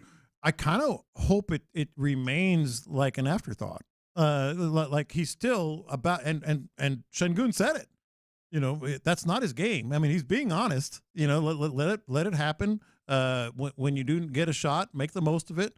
But his whole problem was, you know, taking maybe leaning too heavily into something that he wasn't. And I think that's what Şengün is saying. Right, especially because he ends up being maybe not the second best, but one of the other guys that I think about being, if you cut off ball, you can get shots at the rim. You're athletic and finish at the rim pretty well. Amen Thompson is clearly the one, and we know what he is as a slasher, getting to the rim, especially backdoor cuts. And when we were talking about this early in the season, especially when you have a point guard that you really trust, Amen is a cutter, 45-degree cuts and backdoor cuts down baseline. He is a menace. He's out here dunking on dudes' head tops doing that. Tari Eason should be able to provide that as well, except it felt like he was just standing out there hoping to knock down threes. Right. Whereas when he did that, at least against the Pelicans, which, again, not the greatest of competition, you see how that livens up the energy somewhat. I'm hoping that tonight you get to see a continuation of that, because maybe that ends up being one of the small edges and margins that you can have for this Rockets team to be the best version of themselves going into the postseason. At least, you know, give yourself the best chance. You know, I don't think anybody's expectations are going to change too much. Fair. But it does give you a better chance. Yeah. No question about it. Yeah, because I see you. I see Joseph on the YouTube page makes a point that very much lands with me. The standing around stagnant offense, it makes me so mad. In fact, I need to, at this point, talk to my neighbor, see if I can even get a little bit of audio on my neighbor, because I swear the things that make me yell the most during a Rockets game is watching how, you know, Kevin Durant at the top, or, you know, Alpi at the you know, slot or whatever, where the entire defense is just standing looking at him because everybody else is standing around. They don't really have to worry about the person in the corner moving or anything. They know they're going to stand there, and we can train in on this one guy. And then, God forbid, that person tries to pass. We're all in the passing lanes because we're watching you. Yeah. That doesn't happen when you have guys moving off ball and when you have cuts on the backside. And so I'm hoping that along with the dogged defense, the energy that he brings, turnovers, those types of things can come back through a rejuvenated target. And a decent opponent, so you'll get a better gauge of what you're talking about. And, buddy, you talk about a team that plays hard, that does these types of things. The New York Knicks are that. Yeah. So it's going to be interesting to see that as well tonight. So some good sports in Houston. I feel like a lot more people are probably going to be watching a Hunter Brown Astros game. Yeah, man. As you start getting going. That was a beautiful game, wasn't it? But lit the city on fire, didn't it? I don't know about y'all. Did y'all have that restoration of feeling that I did watching Lance McCullers turn it back like that? Hey, look here, boy. I mean, I don't. If you got blood pumping through your veins, I don't know how you don't greatly appreciate that. Whether you buy into it or not is up to you. I mean, that's a debate. But watching my man pitch like that, watching the reaction and how he brings the juice, and you know, the combination of Altuve and Correa behind him, and yeah, man, if you're an Astros fan and that don't at least move the needle for you a little bit, turn you on just a little bit, boy, I tell you what, I don't want to watch games with you. Exactly. I mean, damn. Hell with Astros fans. Just like everything that cat's been through. Like, you got to. No, I started the show like that. Like to me, this was an appreciation thing for just I'm going to be honest. I don't think if I had $83 million in the bank, 32 years old, kids, wife, all those surgeries, all those setbacks, all the doubters, I might have just said, you know what, let's cut bait. We'll reach an agreement. I'm going to be honest with you, John. I'm going to be honest with you. I'm not sure he didn't. He might not have. I'm not. Well, no, I'm just He might have. I'm not sure that approach, at least for one game, didn't serve him well. I mean, because I'm going to tell you what got me completely out of the Lance. I thought I was going to be in the Lance McCullers train for a while. What got me completely off of it was that first interview he did, that first piece of audio that came out talking about if baseball don't work out, I got a good family, man. I love my wife. I go back and just be the family man. Yeah, and like that right there, I was like, there. Get the hell out of here. But that approach versus the way he used to do it, being so high strung and I'm sure stressing over everything, and letting his emotions get the best of him. I mean, the hope is that this cooler, more calm, collected dude is what we saw last night. Yeah, I played a little audio of it from him with MLB Network after the game, and he basically talked about that. It was incredible. I loved it. He said, "I really don't want to talk because he was gonna get upset, wasn't he?" Yeah. And I loved it. Upset, but I mean emotional. No, it really did feel like he went to a man. I'm just gonna let go. Holding this thing too tight isn't helping, and it felt like that was really cool because it wasn't just that he had a great outing. 9 strikeouts, right? And he was the dude out here trying. I feel like I need to have a strikeout. He stopped that approach, and all of a sudden, here go to strikeouts. Yeah. Well, the good thing about that is it doesn't look like he's medicated or something. You know what I mean? You still see the things that made Lance. Well, he's not. I mean, he's not. Like he's emotional with it. You still see Lance. It's not like he's just a stone-faced killer out there that just is trying to be something that he's not, and he never. Like he's still letting it loose every now and again. But so yeah. Anyway, that was a great night. I'm fully back on the Lance McCullers train. No. Oh yeah, 100%. Back in. All right, so if it's not Mr. Tiger Woods over here telling you to not be on Lance McCullers train, that's crazy talk. Nah, you ain't hearing. Tyler, you heard. You remember how hard he was on it. I didn't want to hear anything about Lance. I didn't even want to talk about him. I'm not mincing words. I had quit Lance. I said Lance is going to have to do something really special for me to come around. I got fatigue. I had old buddy on Twitter hit me up, Clint. I can't believe you said that. That's disrespectful. It was. I said, it was. Come on, man. I just said, I'm talking about my fandom. I ran through his line. I don't care. I don't care. I don't. It's crazy though. You think that was him lying to himself, trying to make himself not care? No, it was very legit. It was as believable as fatigue. Here's the thing, Clint, you were not alone. No, you were not alone. I don't know if you tweeted anything of late about Lance McCullers, but there's no doubt I am not alone. I mean, I did not realize how polarizing Lance McCullers actually is. Because people want him to win. I mean, they got as good looking as that sunbuck is. He's got women that quit him. He's got female Astro friends that said, "I'm done with him. I quit him." And quit him due to his injury. Because he was like just and the setbacks and they paid him this much money. And it does feel like Lance may be the reason why Jim Crane is scared to pay pitchers. Like it is a thought of like this guy who's pitching tonight. It maybe he's scared. It is crazy though that Altuve goes 4 for 4 with a walk, 2 home runs. Yep. And I mean he's a footnote. Yeah. And not only like he ain't even man. He's not. I mean, not only 4 for 4, 2 home runs. Man, the discipline at the plate is crazy good. Like it's not just good; it is crazy good. Yeah, he's gonna be in there making good base running decisions here in a second. Hey man, he flashed the lever a little bit. And I don't know what. Now I don't know what to do. He almost had a bad one last night. That was going to be the one wart on it all. He had one that he got lucky getting into second base. Oh yeah. I was like, oh, Altuve. Man, he's really taking that pitch. He sure is. All right, real great appreciation to DNM all listening for a crosstalk with the fellas here. And Luke, done for the day. We'll catch you tomorrow for a Wednesday edition. But for the time being, you're listening to KLT AM, KLT FM, HD2 Houston, and Odyssey Sports Station. And right now, the drive is live. All right, the drive is live, and we are all back in full force as Tyler Milner. We were worried about you. Tyler tapped out at 4 o'clock on Friday. We had to go to the bullpen on Tyler at 4 o'clock on Friday. I believe I had never heard this phrase until I watched Varsity Blues, but I believe you call the dinosaurs. Is that? I believe that's what they said. I'm not sure about that phrasing either. Yeah, you had to throw up. Had to call the dinosaurs. That's what Billy Bob said, I believe. Fluids were aplenty. Yeah, and then you didn't make it today or yesterday, and we're a little concerned. But it's good to have you back. Tyler is back. Glad to be back. Let's get it. It was not a hangover for those of you who have expressed Good that. heavens. You can't have a Heavens Nevins. You can't have a hangover that long. I mean, I guess you can, but I mean, you can't have a hangover from the he worked as long as he could until he had to tap out. Shout out to Byron for coming in and calling yesterday. But good to have Tyler back. Those of you on the Base Power text line 713-572-4610. Appreciate you joining the show. YouTube and Twitch as always.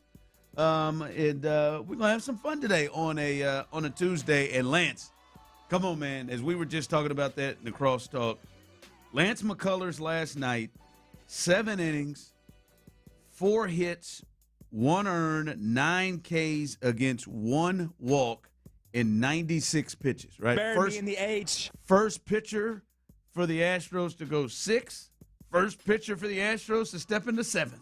And he finished the 7th inning. And before we kind of get deep into it, 713-572-4610, YouTube and Twitch, your feelings on what you watched last night for Lance McCullers, because Lance needed that, but the Astros, it felt like what we watched the previous 3 starts before, they needed it as bad as Lance did.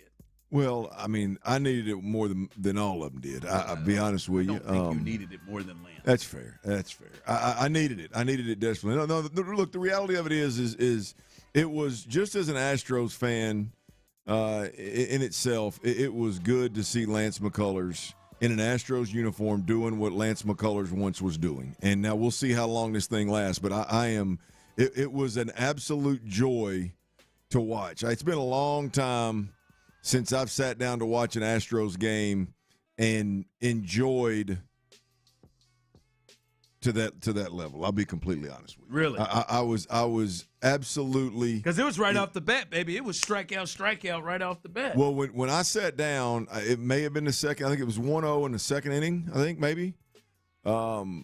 By the time, and I watched a little bit of it and watched him whizzing through them, and then I look up and he's through 4 or 5 innings and it's like 46 pitch count. I was like, this got a chance to be special. And high strikeouts. Yeah, this got a chance to be special now. And so, I don't know, man. It was just, not only did I watch it and the Astros were winning and there was obviously a pitcher on the mound. It was a good performance. But the Lance McCullers fan in me returned immediately. And so I'm emotionally tied to him doing well. And I'm excited for him. I'm excited for, even in that moment, not even what it means for the rest of the season. It just, first and foremost, I'm excited and elated for the player. And to have that feeling of pitching that dominant in a game this early in the season is absolutely beautiful. Now, number 2, clearly the Astros were in a spot where they needed that desperately. Now, look, I know it's the first week of the season, but if you'd have gone 4 straight, if that thing would have gone like it very well could have gone with Lance McCullers, where let's be honest, what we thought it probably. I'm with you. I thought Lance, Lance, you can give me 4 or 5. Yeah. And keep this thing under 4 runs. You feel better about it. I mean, if that had been a 3 or 4 inning outing with 5 or 6 walks and 4 or 5 earned runs, and you're looking at Hunter Brown, the only guy that the earned run column wasn't through the roof for your starting pitcher, we'd have been in a tough spot. I know it's early, but we'd have been in a tough spot. And so I think the Astros needed it in a major way, and Lance came through, and it was beautiful to watch. Yeah, as I see here on the text line, I'm shocked over the BP numbers. The same way we said yesterday when it wasn't looking our way pitching. It's just one game, but it was refreshing. I'm reading that Lance changed where he lands his foot on his delivery by shortening it. But here, listen, man, you got that. I don't know his mechanics. I don't want to go and break down his mechanics. That's fine. Whatever he did, whatever he changed, it was amazing yesterday, to the tune of 9 strikeouts, 1 walk, 7 innings, and putting up the kind of game he said. See, a couple of other people saying it's early. We can get to that. Well, look, I mean, there's no doubt that watching Lance, there's been a major change. And I don't know if it has to do with where his stride foot's landing or his arm slot is or what, but there's no doubt that mentally he's changed. His approach to the game and to every pitch and to every batter has changed. He talked about it in the postgame, talked about he was on the mound last year, and before he ever threw the first pitch was, I got to strike this guy out. I got to find a way to strike this guy out. And right now, obviously, the new pitching, I mean, the pitching staff has kind of tweaked his mindset and his thought process, his pre-pitch process to where he's just trying to locate pitches. He's trying to get ahead. He's trying to do this. He's trying to do that. And it's not about striking the guy out. And so there's no doubt about it that the one change that we can all agree on, I don't know where his foot's landing, but the one thing that we can all see when we watched Lance McCullers last night was mentally he was a different dude. Now, the beauty of that is when good happened, he still had that fire. He still had that juice. That's what I was going to say. See, that didn't change. And I know, Tyler, you've watched him. I remember Lance in 15, throat slashing in the playoffs. Like, he always had that passion. when Carlos made that play, he's what he said, that's my effing guy. Yeah. Right? I mean, he like that confidence, that's what it was to me that looked different from what we've seen the years past, is that confidence. That's why I want to start here with this. Tyler, Clint, the people, you can jump in on this Base Power text line 713-572-4610, YouTube and Twitch. Yes, I understand it's early. I've seen that come through a couple of times. But you watched Lance. You watched the game. You watched the stuff. Was it just an amazing night to you, or did you look at that and think this is a sign that this could be what he's looking closer to? Now, obviously, he's not going to go out 7 innings, 9 strikeouts, and a walk. But did this look like, this positive pitching can be sustainable? Or did you look at this and just say, all right, man, pump the brakes. This was one great night, and we'll see the rest of the way. I don't know. For me, it looked, as you will say, it looked convincing. Yeah. Right? It looked like he had control of his pitches. His off-speed stuff was nasty. Now, the velocity wasn't as high as we've seen Lance at his best. But, I mean, he was moving the ball up, down, north and south, east and west, and he had great control, and they were completely off balance. It didn't just look like, oh, man, he's putting it together and he ran into a Red Sox team that was having a bad night. He flat caused the bad night. Yeah, I'm going to go right now with Lance, even though I've got my Lance McCullers glasses on. I've got to go with just an amazing night. That's an amazing night. I need to see a bigger sample size, given what he's been through, the struggles, the injuries, obviously the need to feel like you need to change mentally and kind of your emotional approach to the game. I got to see more before I say this is a sign of things to come, both from a health perspective as well as a production, like a product. What does Lance McCullers on the bump look like? I've got to see a little bit more, not to mention what you just said. I mean, that night was so good that you got to temper expectations. Yeah, you know what I mean? I didn't mean he's about to roll out here and do this. But I'm saying, like, right before that start yesterday, I was blown away that he made the rotation. Yeah. Like I was in there, like if we had the button game, Tyler, if you'd have told me Lance is going to go in and give you 4 innings and 3 runs, I would have hit it. I'd have hit the button. Yeah. And to me, is this a sign that this is a guy that you can depend on in the rotation throughout the season? Oh, I feel good about it. You know what I mean? Given what we've seen through 5 starts, yeah, I would be shocked if Lance McCullers isn't a guy that we can depend on, at least more so than some of the others moving forward. That was a convincing outing to where there's something about the changes that Lance has made. There's something about the ability, how high the ceiling is with Lance, that if you roll him out there, I don't know, what is your average healthy starter in a Major League Baseball season? How many starts he get? I mean, in the 30s, 30 starts, 35 starts. I feel pretty good that if you roll Lance McCullers out there 30 times. If he can be healthy enough to do it. Right. If he can stay healthy. I feel pretty good. I'm pretty confident that you're going to get a more times than not, you're going to get a solid outing. Based on what – now, I don't know. I'm not going to sit here and tell you you're going to get what you got last night, but I think you're going to get a solid outing more times than not out of Lance McCullers. I think it was that convincing. Now, the health part of it is obviously a different animal, but just what he's bringing to the table right now, do you believe that he's going to be solid, at the very least? Yeah, I would bet on that. The health part, and then – like the one thing that holds me back, because what we saw, just to me, just the approach of how he went about things. He was aggressive in the zone. Like he was not afraid. Yep. To hit hitters. To have the ball get hit, and he did strike out 9. But again, he wasn't. When you throw 96 pitches in 7 innings, that means you're aggressive in the zone, and you're not. There's not a lot of 3-2 counts. Tyler and Clint, you all have been through the Lance McCullers games. I can hear Ocho now. Like, hey man, he's good for a 24-pitch inning. He'll follow that sucker up with a 25-pitch inning. Maybe if he's feeling lucky, he'll get you 18 in the next. But like he will. Lance is not opposed to getting you 75 pitches and you're in the 3rd or 4th inning generally, and And a lot of it is that he is trying to be too cute and fine on the corners.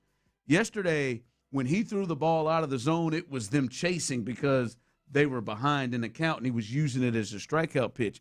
Now, that is something that we'll have to continue to watch to see if Lance will continue to be aggressive. But if he is aggressive in the zone like that,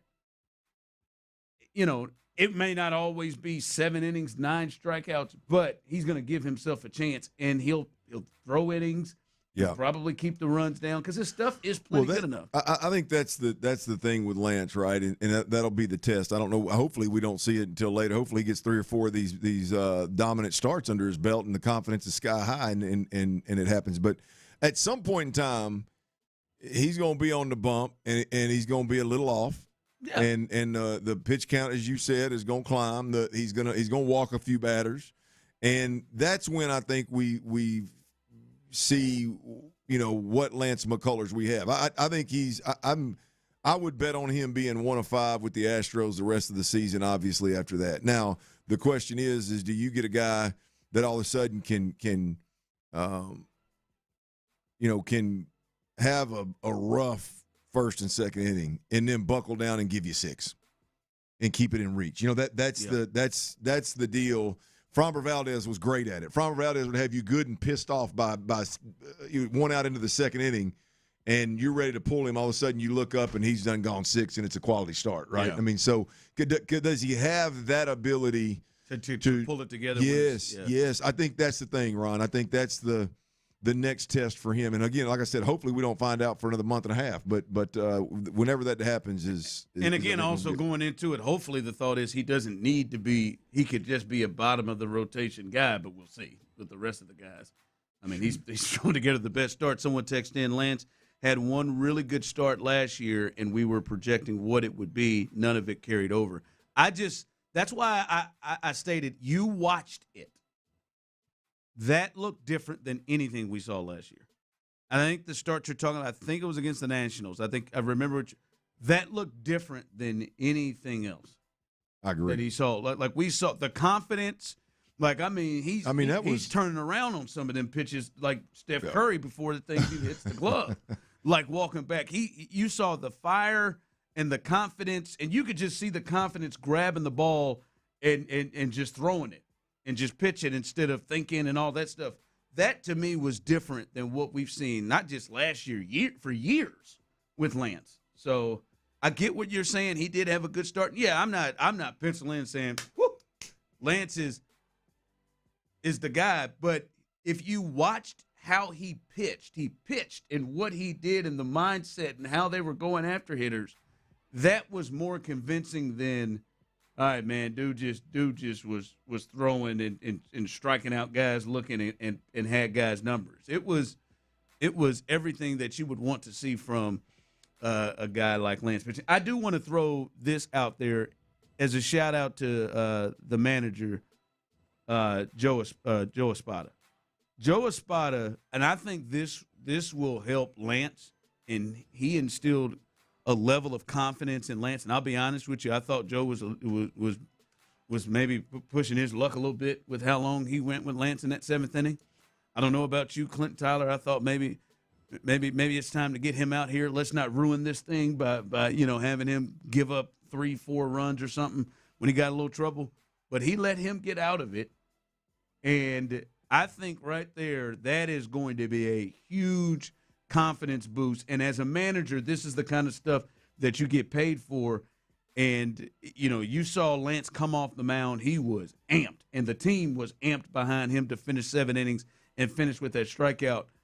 I loved what Joe did, and I think that's going to pay a lot down the line with Lance. And I think that was a strategic move by Joe Espada, how he handled that. And I think that's going to pay for it. Well, it worked out beautifully. I don't know if it was strategic or not, but it worked out well because Lance was teetering. It was, yeah. I mean, look, he admittedly said he had guys hit balls hard and that got in a little bit of a bind in that 7th, but he was able to fight through it and get out of it. And I think him putting the exclamation point on that 7th inning, and that entire outing, I think is a big plus. So, yeah, man, I'm looking forward to start number 2. I only got to wait 5 more games for it. Hunter Brown tonight.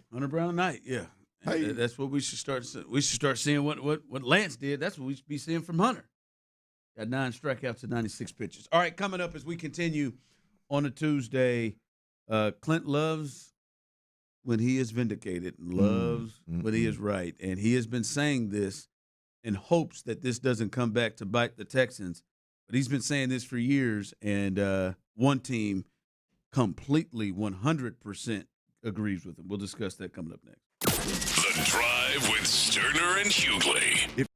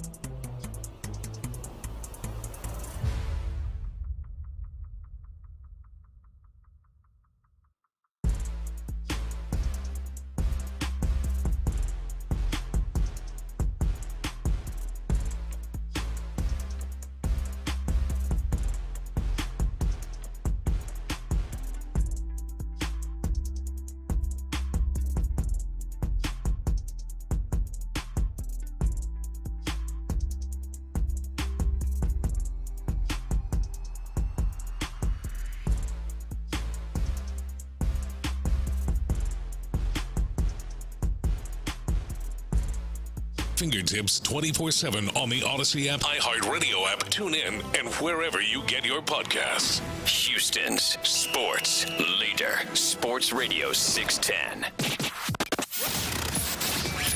The Drive is powered by Mokaram Injury Lawyers.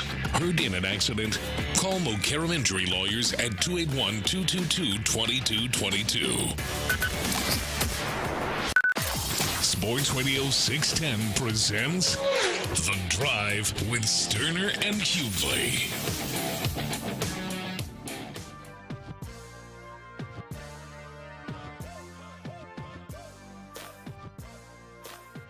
Checking in on the base power text line. Enough about Lance G's. No, go to hell. Go right directly to hell. Because many of y'all sit here and cry and complain, oh, the Drive, you all hate Houston. You hate us. You all are so negative. That's all you do is you're just so negative. Hold on, so. No. Lance was amazing last night. You're like the people who are pissed off at Joe Buck because he's talking about, I don't know, the story of the World Series, and now you hate him. Lance McCullers last night went out and pitched in a way we haven't seen him pitch since like 2021. He was amazing. That's the best performance of the season for the Astros. Enough. No, not enough. Don't even do it. Crying, complaining, bitch and moan about us all the time. Oh, you guys are so... Now it's too much. It's the story of the day.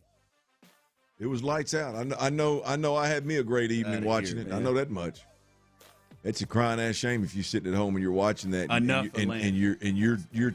you're not allowing yourself to enjoy it. I mean, even old Tricky Dick. What are you, a Rangers fan? Hey, Ron. Even old Tricky Dick, who he may have quit Lance 2 years ago. Old Tricky Dick said, "Yeah, that was good, boy. That's fun to watch now." Jesus, unbelievable. Unbelievable. Oh, you guys are. Oh, you just. Here we go. Oh, enough. Get out of here with that. Lance, man, great job, man. I hope you had a good coffee last night. Yeah, from your own spot. I think sales should have skyrocketed today. Should have been showing up to get a Lance. You know, if I'd have thought about it, I'd slid through there. Should have. Your problem. Just mistake. Although you had other things that you were addressing. Yeah. This morning was a rough one at the old Stoerner house. And maybe you could have used that coffee then. Yeah, you could probably use that coffee a little extra or something. I don't know if Lance is selling that kind of. If he is, he does have daughters and a wife. He's selling that kind of coffee. If he's selling something in that store that'll help me deal with it better, I'm not above requesting a dose of that, huh? Give me a little bit of that act. Yeah. Damn 4-year-old really pushed me this morning, boys. Deep breath, man. Just turn the corner. No, I still feel bad about it. I know you do. Grown ass man. But don't let her get you then. Like get off of work here. If you're not understanding, we're kicking around. Clint had one of those mornings where he'd like to. All the pitchers, with the exception of Lance McCullers, like to have a few pitches back over the first 4 games. Tyler Clint would have liked to have had a couple of moments away from his 4-year-old today. Yeah, I mean, from that 8 to about 8:30 this morning was I ain't proud of it. Now the thing to do now, don't let it get to you. Don't leave here and get off work and then just go start buying her stuff. Oh no! I mean, I can't feel bad enough to do that. I mean, the amount of stuff that people buy her, no, she don't. I watch her too. She goes straight for the gifts, man. What'd you buy me? No high, no nothing. What'd you bring me?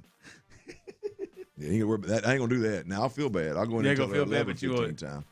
You won't make a stop by somewhere and get nothing. That girl ain't, she ain't got. I can't think of one thing she wants right now that she needs.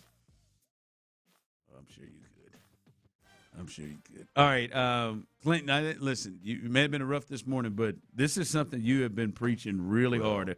If there's one thing you wish was different, and I think really is something that concerns you potentially with this offense, and they've done some good things in the offseason, is the center position. You have really been pushing hard on that position. Well, there's no question about it. I'm bullish on it. Been bullish on it for 2 years. Was really bullish on it this year. And I think a lot of people, don't understand it. I think a lot of people push back on it. They don't think it's as important.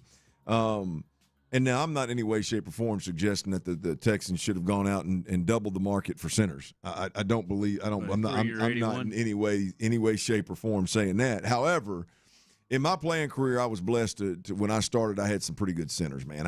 Grant Garrett was my center in college. I mean, he was a 3-year starter. He was absolutely tremendous on all fronts. And then, Mark Stepnoski was a guy in Dallas when I was there. He was obviously a really, really, really good player.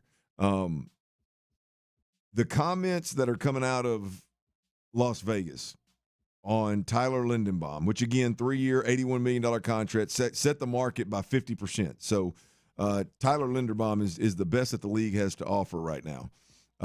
But the comments that are coming from the head coach and the general manager are absolutely the reason why I was bullish on the Texans signing someone or trading for someone, and I am still there. I'm not going to disrespect Jake Andrews. I hope the guy that New England quit on and he fell in the lap of the Texans and they plugged and played him, I hope that he ends up being an Hall of Fame center when it's all said and done. But at the end of the day, having a top-notch center in this league is an absolute huge advantage all the time, but definitely when you've got some uncertainty around that player. Here's what Clint Kubiak, OC that just won a Super Bowl with the Seattle Seahawks and took the head coach gig with the Raiders. Here's what Kubiak stresses on the importance of the center position. He touches the ball every play. He makes the line calls. He calls protections. He makes dummy calls. He's a leader of the whole operation. He touches the ball before the quarterback. He's going to be leading meetings when coaches aren't there. That is precisely why and what I wanted the Texans to bring in here at the center position. And again, maybe Jake is that guy. I don't know. I don't believe that New England would have let him go if he is that guy. I don't believe that the Texans would ever let him go if he is that guy. However, that is exactly, Ron, what the hell I'm talking about when I say I'm bullish on that center position. It didn't stop there. Here is the general manager, John Spytek, up in Las Vegas, talking a little bit about Tyler Lindenbaum and why they were so aggressive and willing to pay him the contract they paid him. Of special affinity, I think, for Big Ten linemen given my past. And, when we really got to sit down with Clint and Andrew Janocko and Rick Dennison and the whole offensive staff, it was apparent how much they valued a high-end center. What he could unlock if we were able to get him to come to Las Vegas, and, the combination of competitive toughness and his intelligence and knowing that, this is the one guy that touches the ball on every play. And, whoever the quarterback is, he can take some of the mental load off of that quarterback, knowing that he's going to be well prepared and smart enough to handle it. That part right there, right? He can take some of the mental load off of that quarterback, knowing he's going to be well prepared and smart enough to handle it. And he went on to talk about how a special athlete he is. I don't care about that. I mean, obviously the guy's a good player. I just need a good athlete. It's the mental approach and what that guy brings to the table and more importantly takes off the shoulders of a quarterback that I think is maybe not worth 3 years, 81, but worth a pretty penny. And the Texans, the fact that they went really every position other than center. They seem to really value that, the Raiders. That almost seems like it was a must move, a huge move that they wanted. I'll be honest with you. I've never been in a system where do your job dominated so much.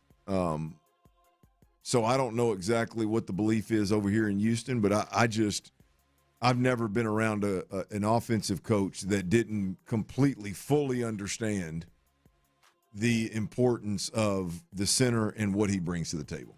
The control that he can have of a game, from seeing the play clock when you break the huddle to fooling the defense with the dummy calls that they're talking about to just being able to communicate up and down the line with everybody and anybody, the ability to be right more times than not, the ability for the quarterback to have the confidence that I don't even need to look at the front.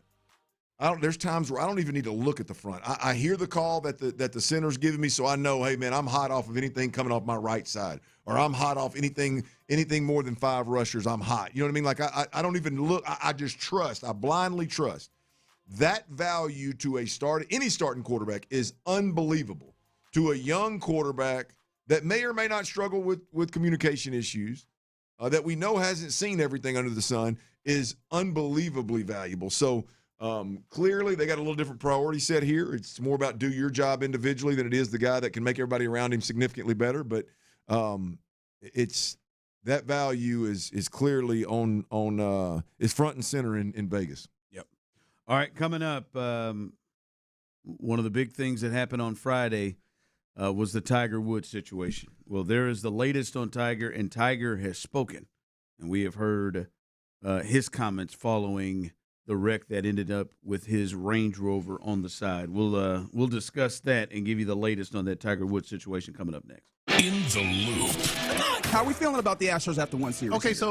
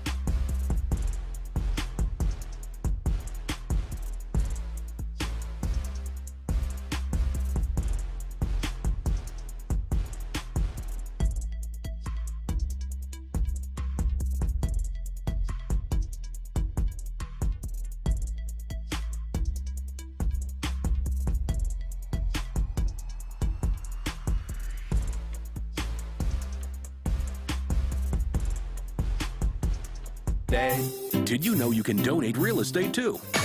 The Sports Radio 610 text line is energized by Base Power. Save money and switch today at basepowercompany.com/610.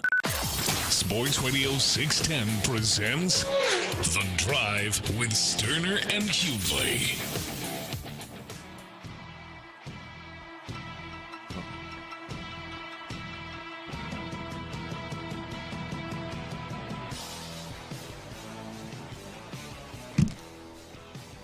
Text line coming in as we were talking about Clint in the center position, what the Raiders are doing.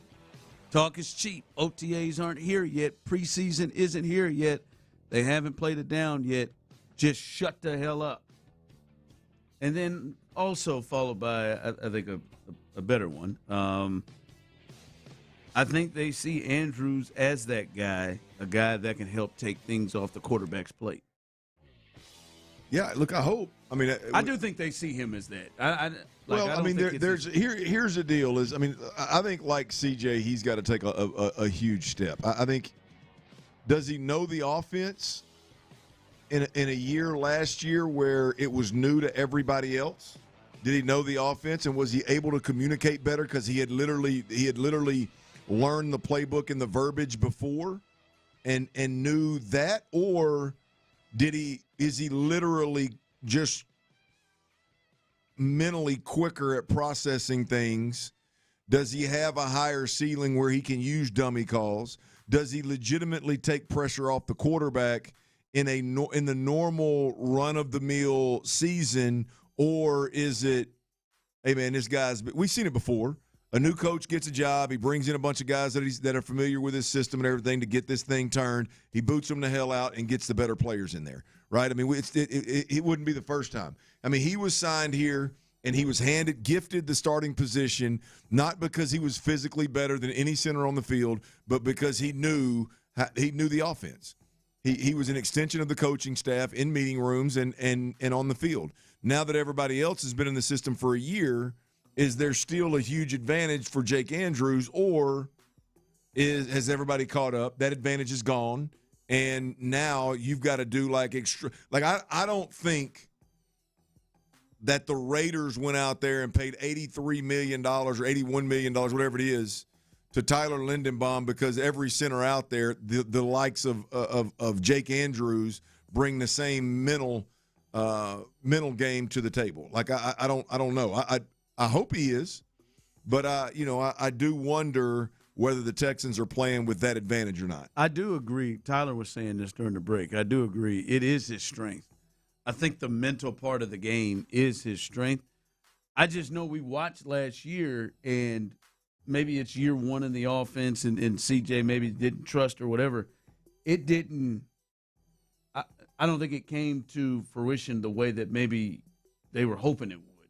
Because there were still many, many moments where it looked like there was maybe some either confusion or something between the quarterback and the line and the center, and stuff didn't just go off smoothly it didn't now. It wasn't a year before, right? But it didn't always just seem like, man, mentally from an understanding of where everybody's going to go, that they knew there was still some issues up there. Well, all I'm saying is there is a huge difference between I'm the guy because I know the offense and I'm light years ahead of everybody else because they're just now seeing the playbook. There's a difference in that guy and what that guy brings to the table, and a guy that is just an elite communicator. He's a leader of men. He does he processes things quicker than other people. He communicates at an unbelievable level with a sense of urgency that is rare. Like there's a difference in I'm the guy that knows the playbook, everybody else doesn't, so I'm the guy, and I'm the damn guy because I keep everybody in check, and I'm the guy because I make sure everybody hears the calls and got the call and nobody doubts the call and the quarterback knows I got everything handled up front and I'm making everybody around me better. There's a difference in the two. Can Jake be both of them? Sure. We know he was the guy that was gifted the job because he knew the playbook, because they trusted him. But is he the guy that legitimately is, from a processing standpoint, from a communication standpoint, elite in the league? We'll see. All right, the latest here on Tiger Woods. Tiger Woods, as you know, was arrested, had to sit in jail for 8 hours on suspicion of DUI. He did take the breathalyzer test and blew zeros, but he refused to give a urine test. And it still has not been reported if he has, in fact, urinated yet, because he does not want to get caught. That is just speculation on that. Not that one has not been reported. But this has been the latest. Tiger Woods actually spoke and told authorities, Clint, that he was looking down at his phone and changing the radio station before his rollover crash last week in Florida, according to a probable cause affidavit. Woods, 50, was arrested on suspicion of driving under the influence on Friday when his Land Rover clipped a truck and rolled on its side in his home of Jupiter Island in Florida. The county sheriff's office said he had bloodshot and glassy eyes and were extremely dilated pupils, according to the affidavit. Woods, who agreed to perform, as we said, all the sobriety exercises, was, Clint, sweating profusely and was lethargic and slow, according to the affidavit. 2 hydrochlorone pills were found in Woods' pants pockets, according to the affidavit. The 15-time major champion told authorities that he had no alcohol that day and asked if he had taken any prescription medications. Woods replied, "I take a few." According to the affidavit, Woods added that he took the medicine earlier in the morning. So that is the latest, according to the affidavit that was reported from with Tiger Woods. Unfortunate, man. I mean, even if you are, if you are in a position where the pain requires you to take hydrocodone, the pain requires you to have some level of pain med, to think that by 1 o'clock in the afternoon you've taken enough to where you are sweating profusely and you are lethargic and slow is part. I just can't relate to that. I'm sure there are some people that are in that kind of pain that need that.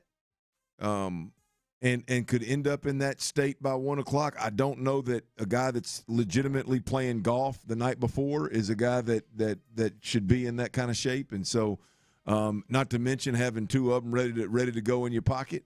I mean that is. He did, didn't he? He had those 2 ready. I mean look, it's one thing if you got 2 in your pocket and you're getting ready to take them, but you got 2 in your pocket and you're sweating like hell and you're lethargic already, and your response time is not good. Hitting that old landscaper's trailer right there. So.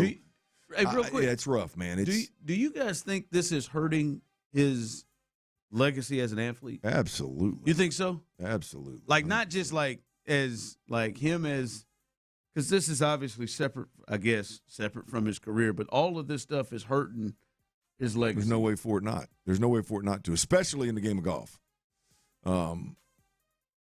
If this were a team sport where there's a million guys that have played and a million problems have been had and greats have had these kind of issues, I think it would be one thing. But boy, I don't know if anybody. I don't know. I mean, I don't know. I'm saying I don't know. But in the golf game, that something has been this public. Like, I'm sure there's been drugs and alcohol and all kind of crap associated with golfers in the past. But I don't know that anything's ever been this public. And this reported on, and this scrutinized. So yeah, I would say it. I would absolutely say it does. Not to mention, from the standpoint, it's taking him off the course too. Right? Well, that's what I was fixing to say. It's like it ended his career. Like it ended the greatness that was Tiger Woods. Like it wasn't like he finished up. It was all said and done. Everything was over. He was washed up. He was done, and then the wheels came off. Like it came to an abrupt stop with this kind of crap. I think it all. I don't know how it's not. Tyler, Clint, people as well. Baseline text line 713. Base power text line 713-572-4610. YouTube and Twitch. When you think, let's try this exercise. When you think of OJ, you think of killer, right? No question. Tyler, you think of OJ, killer? Yes, murder. Mm-hmm. Are you still thinking golf with Tiger? Yes. Yeah. Okay, you still it like this hasn't like the other the other stuff has not taken off. You still think great golfer? Yep. I think there's two of them out there, maybe even more, but there's two of them that I can think of. I think Tiger's one and Mike Tyson. When I hear those two names, I still go back to their greatness. I don't even. You don't think I still think Tyson. I still think Tyson boxing. Tiger, man. When I close my eyes, I think of that 9-iron and not one in his hand. 9-iron in that Escalade back window. Like when I close my eyes, I want to say I see a fist pump. I got red mock neck fist pump. Do you? You still have that? Black hat, black breeches, black shoes. And this is coming from me. I want to keep. He's starting to push this to where that's like his greatness is. We're approaching. That's not the first thing you think of when you think of him. But I think it's your. And maybe I think it's your just, problem with the hair, though. I really think it is. Well, his hair is in the top 5. But that's one of those things. That's like a real hot button for you. And I think I'll be honest with you. I think it has to be a black male for it to bother you.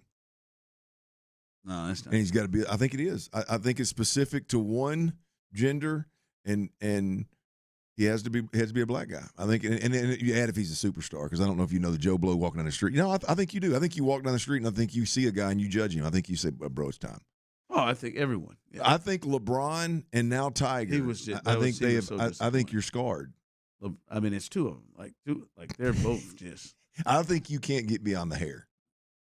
I have gotten beyond the hair, but I just like I do. I see him walking. I see the mugshots as much as I see. I see both those mugshots as much as I see. Yeah, that's fair. Him hitting that one where he had to knock it down in the U.S. Open to go to force overtime, and there was a little pebble that looked like in the ground. I have that.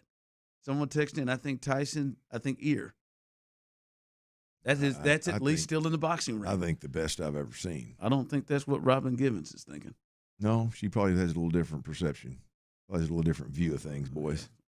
She didn't have a view of anything for a while there. Mike got that. It's not. It's not. It's just terrible. Thank God. But yeah, you talk about somebody take a turnaround. My God. Chris Brown too. All right.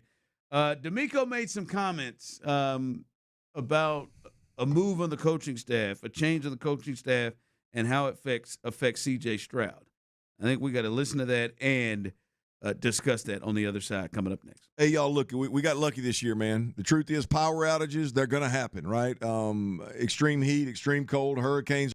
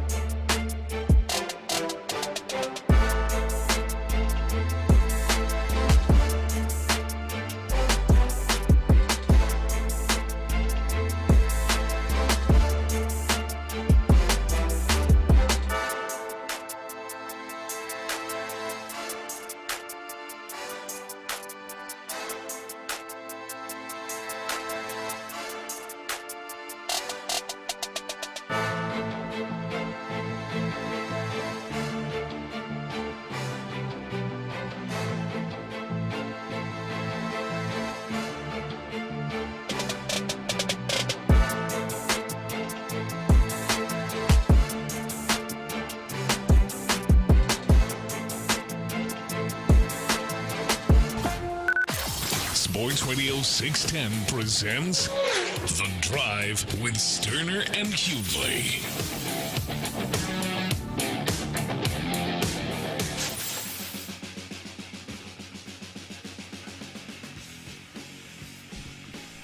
Welcome back in as The Drive is live, 1 hour down. We appreciate you joining us. Tell a friend or several. And those of you on the Base Power text line, 713-572-4610, we love your interaction on the show. Someone said Aaron Hernandez, too. Okay, I mean, I'm not, like, from the standpoint of you've stopped thinking about their athletic career and something else comes first. Yes, I'm with you. I don't know that Tiger has reached that yet. But, I mean, he's two more incidents away here. I mean, from just like, good God, dog. Come on, man. Yeah, we've gone from wondering if he's going to chase down the leader on a Sunday on the golf course to wondering if he's going to run down any of us out on the roads. If you're a landscaper with a trailer, you better look out if you're in Florida. Just saying, drive carefully in Jupiter. Hey, seriously. hey, where are we at right now? If Tiger said, like, hey, man, I'll give you guys a ride to that Twin Peaks. Would you ride down there? Hell yes. We got to. I'm in. Tiger, let's go, man. I'll meet you there, Eldrick. Get this thing on two wheels, team. Hey. I'm in. I'm riding with Tiger. Tyler, seriously. You're talking about one of the greatest of all time. If we were to go to the game tonight, we plan on getting 2, 3, 4, 5 sheets to the wind. And Tiger was the only one out there with a newer Range Rover. And he had to take us, Houston traffic, to the Daikin. You going? You going with him? Meet you there, Eldrick. Yeah, you are. If he's not sweating and his eyes aren't dilated, you in? No, you have to just take whatever. You have to take the risk? You got to take whatever Tiger you get. I'm in. Hell no. I wouldn't let Tiger drive me down the street. At 4 o'clock to an Astros game? No, hell, now, we saw what he does at 12. I'm probably not going to leave with him. Yeah, it did just happen at 1 o'clock, didn't it? I'm probably not going to leave with him. Well, I don't know. It depends on what the crowd he's got. What do you mean? Listen, Clint, Tiger has proven to you it does not matter the time of day. Well, look, I mean, both of those daytime? That other one was daytime. What did in California? That was daytime. Yeah, because I see the video of the car in the middle of that pasture out there. He was racing to get to a tee time. Hell yeah, it was daytime. Yeah, look, I mean, I'm gonna be completely honest with you. I mean, I have jumped in the vehicle with a lot less responsible folks than Tiger Woods. Yes, but they don't have the batting average that Tiger has. I mean, Tiger has a batting average. You know, he's been by himself every time, so I think he's a little distracted. I mean, I think I can talk my way into him keeping his eyes on. Hey, Tiger, do me a favor, bub. Keep your eyes on. I mean, I hear. I got the radio. I got the radio. If they text you, I won't tell anybody who it is, man. Let me respond for you. There would potentially be some great conversation. I'm in. But I don't know, man. I'm with you, Tyler. I think I got to call the Uber. Nope, I'm in. Could you imagine if Tiger? And I am as careful as I've ever been in my life having family. I'm in though. Tiger's he's gonna get a shot. So Tiger is unable to be an Uber driver, correct? God, I would hope so. I mean, Tiger wouldn't be able to get insured. That's what I was gonna say. He's yeah, surely they have red teeth that will keep the Tiger. I'm not sure this is pure ignorance. I'm guessing Tiger cannot apply to be an Uber driver. Mm-mm. Do you imagine if he showed up? Nah, man, I pass. I pay you. Was he drunk when he rolled that car into that pasture? I don't think, on his way to that tee time when he messed his leg all up. I don't know if it's ever. I think it's always been pills. I was about to say I don't know, but he was under the influence of something. Was he? Was he really? I didn't well, know. the one that was the one that tore him up and put him on his pain pills, wasn't it? That's the one where the leg issue where it got mangled. But the other one where he was out. It's called a leg sleeve. The Florida one where the real bad mugshot where they got him on that dash cam and he's trying to walk. That was the bad one. He was damn sure under the influence of something, of a lot of things. Felt like, yeah, man. I'm gonna get in with him. I am. I'm gonna get in with Mike Tyson too. I don't have an issue with Mike Tyson's driving. I just don't. I don't know that I want to go out and hang with him. Yeah, he might turn on you. I'm getting in with Tom Brady. Oh, yeah. I mean, we're not getting in with Michael Jordan. I'm getting in with this can be real suspect, but I mean I had a poster on the wall. Brett Favre getting in. Again, these guys are good drivers. Maybe some other things with Brett that you may not be getting into. Maybe I think Brett's had a little go at all of it. I think. You're right. Brett has had some. I think he's had a little. I think he's had a little run in. And unlike Tiger, he's kind of spread his out across a wide range. Tiger just keeps seem to be rolling cars over. I'll take a pass on Rashee Rice. Not getting in the car with him. None of the Georgia football players not getting in the car with any of them. That is a good call. They haul ass for some reason. What kind of racing culture is Kirby Smart running around there? Allegedly? Well, it's got to be. You know the thought. I mean, there's no way that's going on without women involved. No way. It's got to be winner take all or something. It's got to be every time. Every time. There's got to be something involved of like the women think it's really cool. I had a young quarterback one time, boys, and this guy's straight laced, Ron. Straight laced. I'm talking about. I don't know if he ever even sniffed it. Got a real Colin feel to him. I mean, he was a dude from South Louisiana, had moved to Little Rock. I mean, my man matured a lot earlier than everybody else. I'm talking. My man had dark hair, and it was. I mean, he was a hairy monster. He matured, but if you knew him, you knew like. I mean, he ain't never sniffed it. My man hit me up. My man turned 16, got him a rig. Mom and Dad bought him one of them Chargers that had some horsepower underneath. He said, "Hey, Coach." I said, "Yeah, what's up, bro?" He said, "Got a ticket last night. I'm in a little bit of trouble." I said, "Oh, okay. Well, what'd you do?" He said, "I was doing 99 down there by Rebsman Park." I said, "Coach, it's 35 down there. What the hell was you doing 99 in that?" He said, "Yeah." He said, "I had two girls in the car, man. They was egging me on." I said, "You learned your lesson." There you go. You learned it at a young age, son. I mean, look here. There's got to be something with them Georgia women liking that speed. Got to be. Football ain't enough. I think that's involved. You got to have a fast car too. Yes.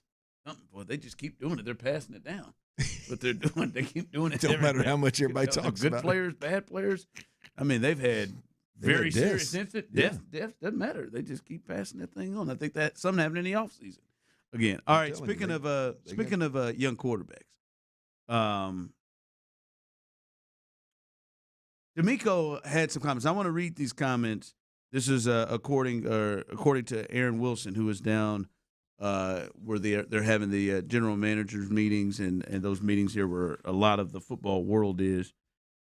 He had some comments about parting ways with Gerard Johnson, and ultimately he got here, Clint, and he said, looking at everything, this is from D'Amico Ryans, the head coach, looking at everything where we were the past 3 years, sometimes a change of scenery, change of voice. How can we help CJ be his best? Maybe changing of the voice who is giving him the information. From my perspective, a lot of tough decisions put us, the Texans, in the best position possible. He also said he still thinks Gerard is a great coach, thinks he'll do a great job in Philadelphia, and that he didn't do anything wrong, just citing the thought there may be a change of voice, change of scenery, a new person giving the information. When you hear that, understanding the quarterback position the way you do, and understanding the change that they made at the coaching staff, your thoughts when you hear D'Amico saying that in regards to Gerard Johnson, the coaching staff, and the quarterback. Well, I got questions. At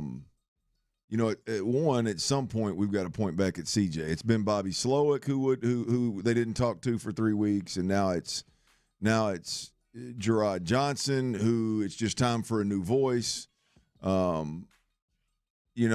some point the buck's got to fall with CJ Stroud, I think, first and foremost. But as I said before, I think when Bobby Slowick got fired, I think that D'Amico Ryans handed the reins over to Nick Caserio. I think Nick Caserio is calling the shots, and it just took him a little longer to get Gerard Johnson up out of the building than it did some of the other guys. I don't think there's any coincidence that a guy that spent time in the New England Patriots organization that was brought over in the Nick Caley hire is now Gerard Johnson's replacement. I think it's odd the way that I think that building on the offensive side of the football is ran in odd fashion. Like I think when you've got an offensive coordinator in Bobby Slowick and you have built this thing as a no one guy's making all the decisions. This is a collective collaborative effort, right? But yet when it goes south, nobody talks to Bobby for a month and Bobby gets axed, right? And then all of a sudden it's collective. And it's again, collaborative effort, but in order to put CJ in a better position, we got to get rid of the guy that was billed to know him since he was 16 years old and be this quarterback guru that played the position at a high level. And what we're going to do is we're going to replace him with the guy that was actually brought in a year ago and has been looking over his shoulder for a year.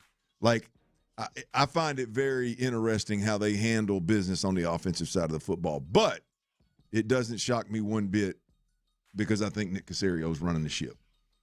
I will say from the comments, I do like the thought of how can we help CJ to be his best. Now, I hope that was a driving thought in the offseason of how they're handling things, regardless of if we agree with how they have said we're going to help CJ. It's just slimy. It's just like it's not about. It's just slimy. It's just. I mean, there's always multiple people in the building from a consulting standpoint that seem to be waiting in the wings to take somebody's spot. And they don't ever catch any of the blame when it's bad, but yet they're waiting in the wings and they somehow stick around because they know the system or they got a tie with Nick Caserio. I don't know. I just. Like, it's interesting is, like, they didn't do it. Shaplinski was here last year. Yeah. I'm pretty sure Shaplinski was on the sideline talking to CJ. I've seen that. There's video footage of that. So what you did, it's not what you did was you felt like. I mean, you can sugarcoat it if you want to, but what you felt like was removing Gerard Johnson from the equation is going to make CJ better. But do you think, from your experience, like there was a thing, like he's been here from the beginning. They have a certain relationship. He expressed that too. They've got a good relationship all the way back to high school. Did you feel like there was something that was needed to remove, like a change of voice, a change of who the information is coming from? Do you feel like that is something that potentially could be helpful in this situation with CJ get back to his best? Absolutely. Look, I mean, I think there's a really good chance that the relationship that was billed and sold to us as being such an integral part of Gerard Johnson and C.J. Stroud and that whole quarterback dynamic in the room was a positive from jump. But there's a chance that C.J. feels too comfortable in that room with that quarterback coach. Yeah. There's a chance that, hey, man, it was Bobby Slowick. I kind of think that's what he was saying. Yeah. You got to – here's the truth of the matter is – you've had a C.J. Stroud guy in your quarterback room as the quarterback coach for the last 3 years. I mean, it's only human nature to say and do things in that quarterback room that maybe you wouldn't do and say if Bobby Slowick was coaching that position in that room every day, right? Same thing when Nick Caley comes in. Do you have a C.J. Stroud guy in that quarterback room, or do you have a Nick Caley guy in that quarterback room? And I think that there's a really good chance that relationship actually turned into a negative in a sense of, is there total buy-in from everybody around C.J. Stroud in this particular system? And if there's anybody that's pulling the rope the other direction or drilling holes in the bottom of the boat kind of deal instead of rowing, then you got to get him up out of here. And so I don't know. It's just interesting to me that Shaplinski's kind of been waiting in the wings for a year to take this job. Yeah, to me it felt like kind of, and he may not have meant that with these comments, but to get to CJ at his best, like, and I think a lot of fans here will like this. Like, it feels like we got to get people in here that's maybe more of a tougher love situation, could be more of a situation where, let's take it to another level. Right, let's not also have as much like buddies and friends. When I read maybe a change of voice and a change of voice, changing the voice of who's giving him the information. We had to make tough decisions. Like I that's almost how I'm reading this. Could be wrong. It's just the opinion that I formed off of the comments he made of we want to get guys in here that we can challenge. Let's say that in a challenge CJ and not and have more of a tough love. Sure, that's almost what I got from those comments. Yeah, and I don't hate that. I don't dislike that at all. I actually love it. I think there's. Now I don't know if Jerry is the one that's going to be able to do it or the. Well, I can. I just don't like the way it was done. Like I don't like what you hear on the offensive side over there for the last 2 years. Like I think it's slimy. I think it's been a bad situation. But to your point, just from CJ's perspective, yes, I could see tougher love. I could see, to your point, holding accountability. Like, hey, I'm Nick Caley's guy. I'm going to be here whether you're here or not. You're going to do it my way. You're going to get the hell out kind of deal. There seemed to be some. I can see that. Some pull and take here away from between CJ and maybe Caley and maybe the offense and not, as I think you've said, is completely buying in. And like, as you said, they are all aligned in the buy-in, right? From the OC to now the quarterback coach, they are all aligned. I mean, the only person he brought over was the guy that's going to be the quarterback coach. That's the only coach that came with him from the Rams. So they're in all one accord with this situation. So I don't know. That's kind of how I saw that coming from D'Amico. Is like we had to make some tough decisions and maybe a different approach here on how we're handling the quarterback. And we need a different voice relaying information. Well, I look at it from two different lenses. If you're looking at it from Gerard Johnson's lens, I don't like it. I think it's slimy. You look at it from C.J. Stroud's lens. I think it's one of those that could absolutely be in place to challenge him more and to hold him accountable more and to literally put a Nick Caley guy in charge of your quarterback, so there is no getting off in the other room and talking about what you would do or how you would have adjusted or why this happened. No. It's Nick Caley's way or the highway, and he's going to put one of his sheriffs in charge of the quarterback room, and you either buy in or you get the hell out. Real or fake coming up next. It's that time where I give a statement. You let me know if it's real or fake. We will do that coming up next right here live on the Drive. Well, let me tell you.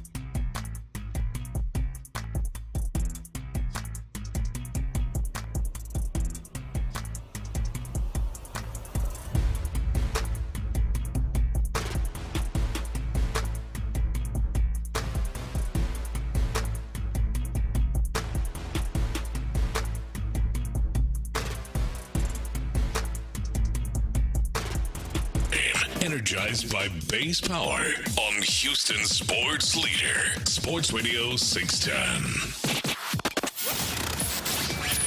The Drive is powered by Mokaram Injury Lawyers. Heard in an accident? Call Mokaram Injury Lawyers at 281-222-2222. Sports Radio 610 presents The Drive with Stoerner and Hughley.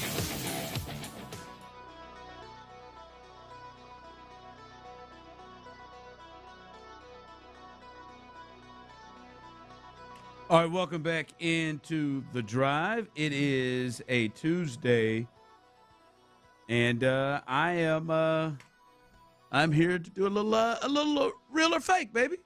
Text in 713-572-4610 to the base power text line.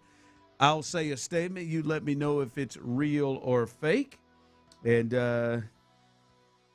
let's get after it. Tyler, I want to kick it off with your ass because you just came out of nowhere with your contribution of, what did he say about Tiger? I said we used to be wondering if old Eldrick Tiger Woods would chase down the leader on the golf course going into a Sunday. Now we're wondering if he's going to run down one of us out on the roads. Yeah, I just wanted to hear you say it one more time. That's Tyler. All right, Tyler, let's kick this thing off here.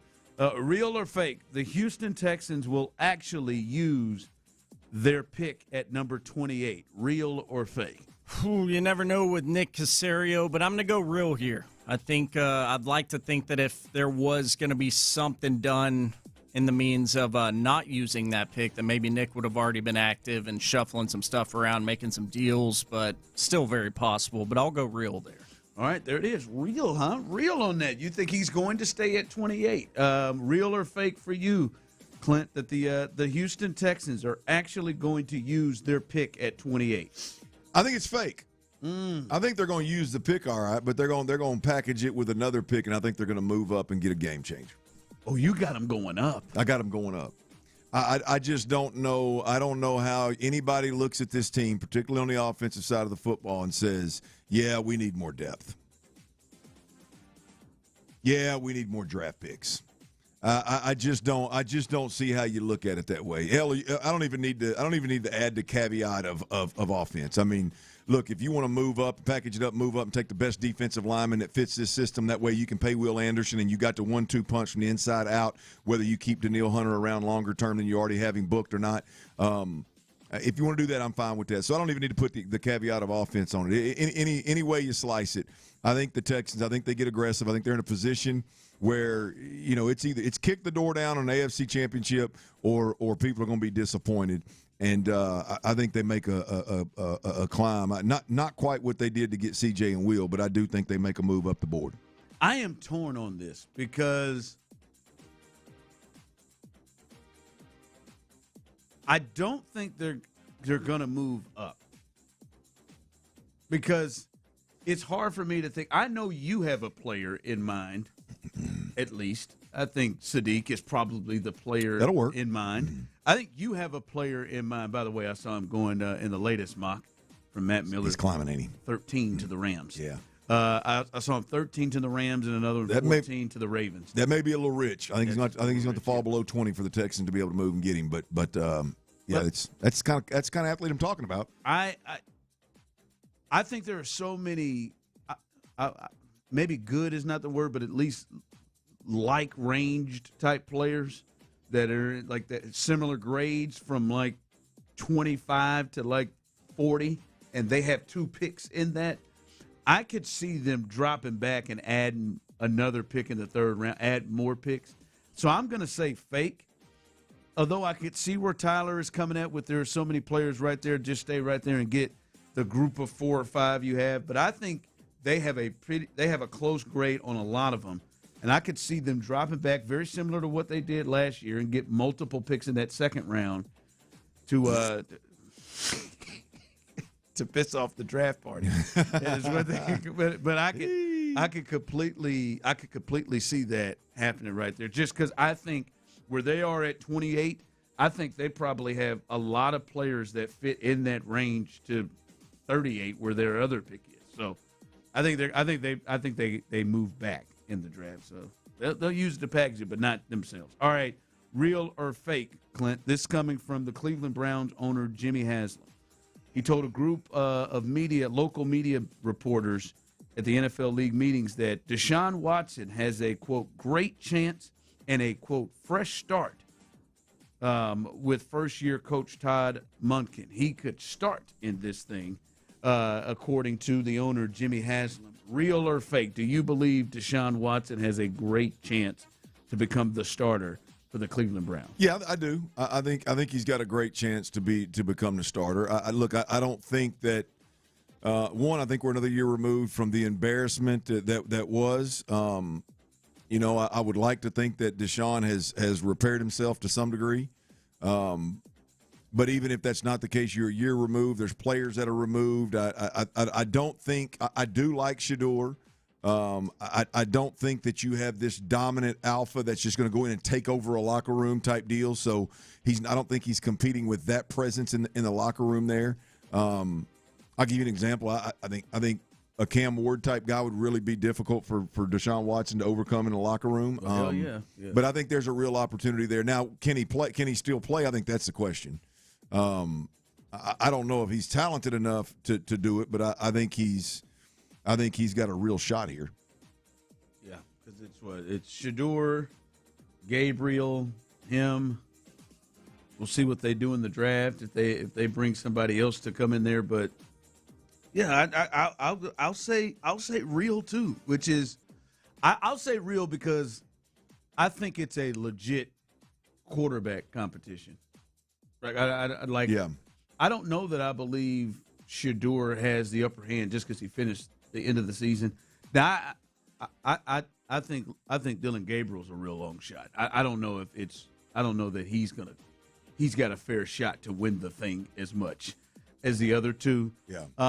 My wonder is does the money in the contract still hold a lot of? Is there still a bit of, all right, we have invested this much into, because if you look at it, the person they have invested the most in is, without a shadow of a doubt, Deshaun, financially. And I mean, Shedeur's a late-round pick. So is Dylan Gabriel. Well, even if you love Shedeur and or Dylan Gabriel, the best-case scenario for both of those guys, the first year in a system, is Deshaun Watson, the veteran, longer in the tooth, is the guy. He plays. You sit behind him. If he bombs, you get some run. It's not all on your shoulders immediately to resurrect that offense and be money out of the gate with Todd Monken. And so, to me, I think the best thing for a young quarterback would be for him to sit behind somebody and be patient and learn the system. I don't know if Deshaun Watson is that guy that they need to be sitting behind. We'll see if he's still got it in him. I know the ceiling. I think both of those guys, obviously, their ceiling where it is right now as a player pales in comparison to where Deshaun Watson was when he was at his best in Houston. So. If Deshaun can even come close to getting that kind of play, we know he's not going to be that kind of leader. I think that ship has sailed with people kind of figuring out who he is. But that kind of player where you can throw the ball like that, you can make plays like that, you can be a crunch time player, if that's still in there somewhere, I think he's the better quarterback. Yeah. All right. Real or fake? Someone said, "Hello, Watson better start because they let go of an offensive guru at the head coach spot." Kevin Stefanski, someone said. All right, Tyler, real or fake? The Houston Comets will be a popular draw in Houston this time. Real or fake? Oh, I think that's real.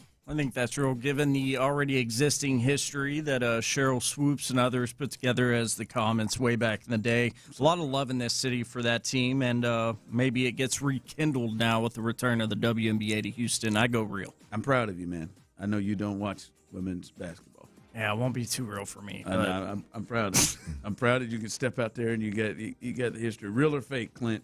The Houston Comets, because they left it, they just didn't support them, really. So the Houston Comets is a part of it. Houston Comets will be a popular draw in Houston this time. Real or fake? Yeah, I think it's real. I think the WNBA, the perception of the WNBA, I think it's changed maybe as much as any sport out there when it comes to attention. I mean, they just signed new deals with them. Players are fixing to be, the floor for those players is going to be a big-time contract, and they're going to make some really good money, which obviously is going to drive a lot of interest. And I think it's hot right now. I mean, it's hard for me to gauge it, Ron, because I've got 2 little girls, so I'm a lot more apt to sit and watch random women's college basketball or random women's WNBA games now than I ever have. You legit think that's a family trip for you all? Oh, no question. No question.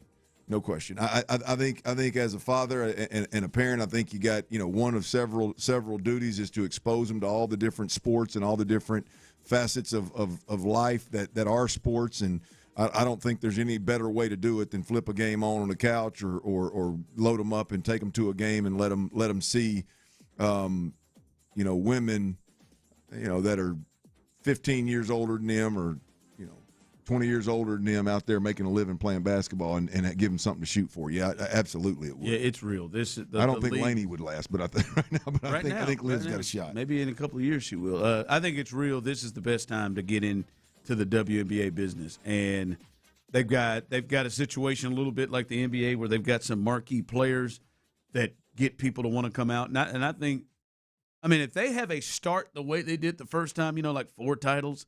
Like, that I don't think it will fall off the way that maybe it did from a fan support situation the way it did last time. So I'm with you. I'm excited to see what that looks like in this city. I know Lauren is amped about. Courtney and Lauren are amped about it as well, about a little WNBA coming. Well, I would imagine, Ron, you get a little girl that's into athletics and into basketball itself. I mean, good gosh. Yeah. I mean, that would be awesome. All right, coming up as we continue here, I'll say this. Something looks really, really real here in this city we got to discuss. And, Clint, here in the last, I'd say 10 to 12 minutes, I've made an executive decision. Oh. That involves you. Okay. I'm in. I'm coachable, I think. I think you will be in. Okay. But I took the time to make the executive decision myself. We'll discuss that coming up on the other side. But before we get there, guys, it's property tax assessment season. It is happening.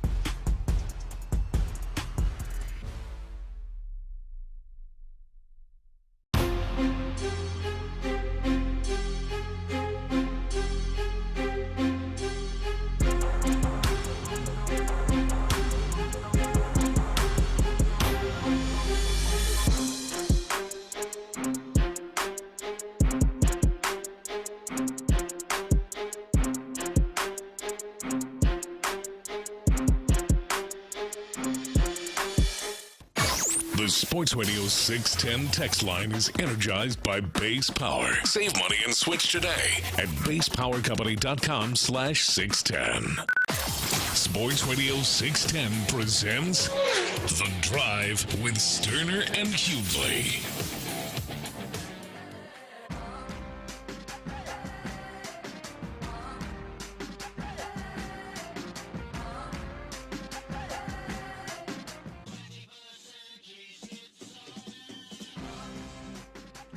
All right, welcome in live, back on The Drive. I did want to say, Clint, I made an executive decision. What is it? Tomorrow, we will be heading to Indianapolis. We're going to Indy for coverage of the Final Four.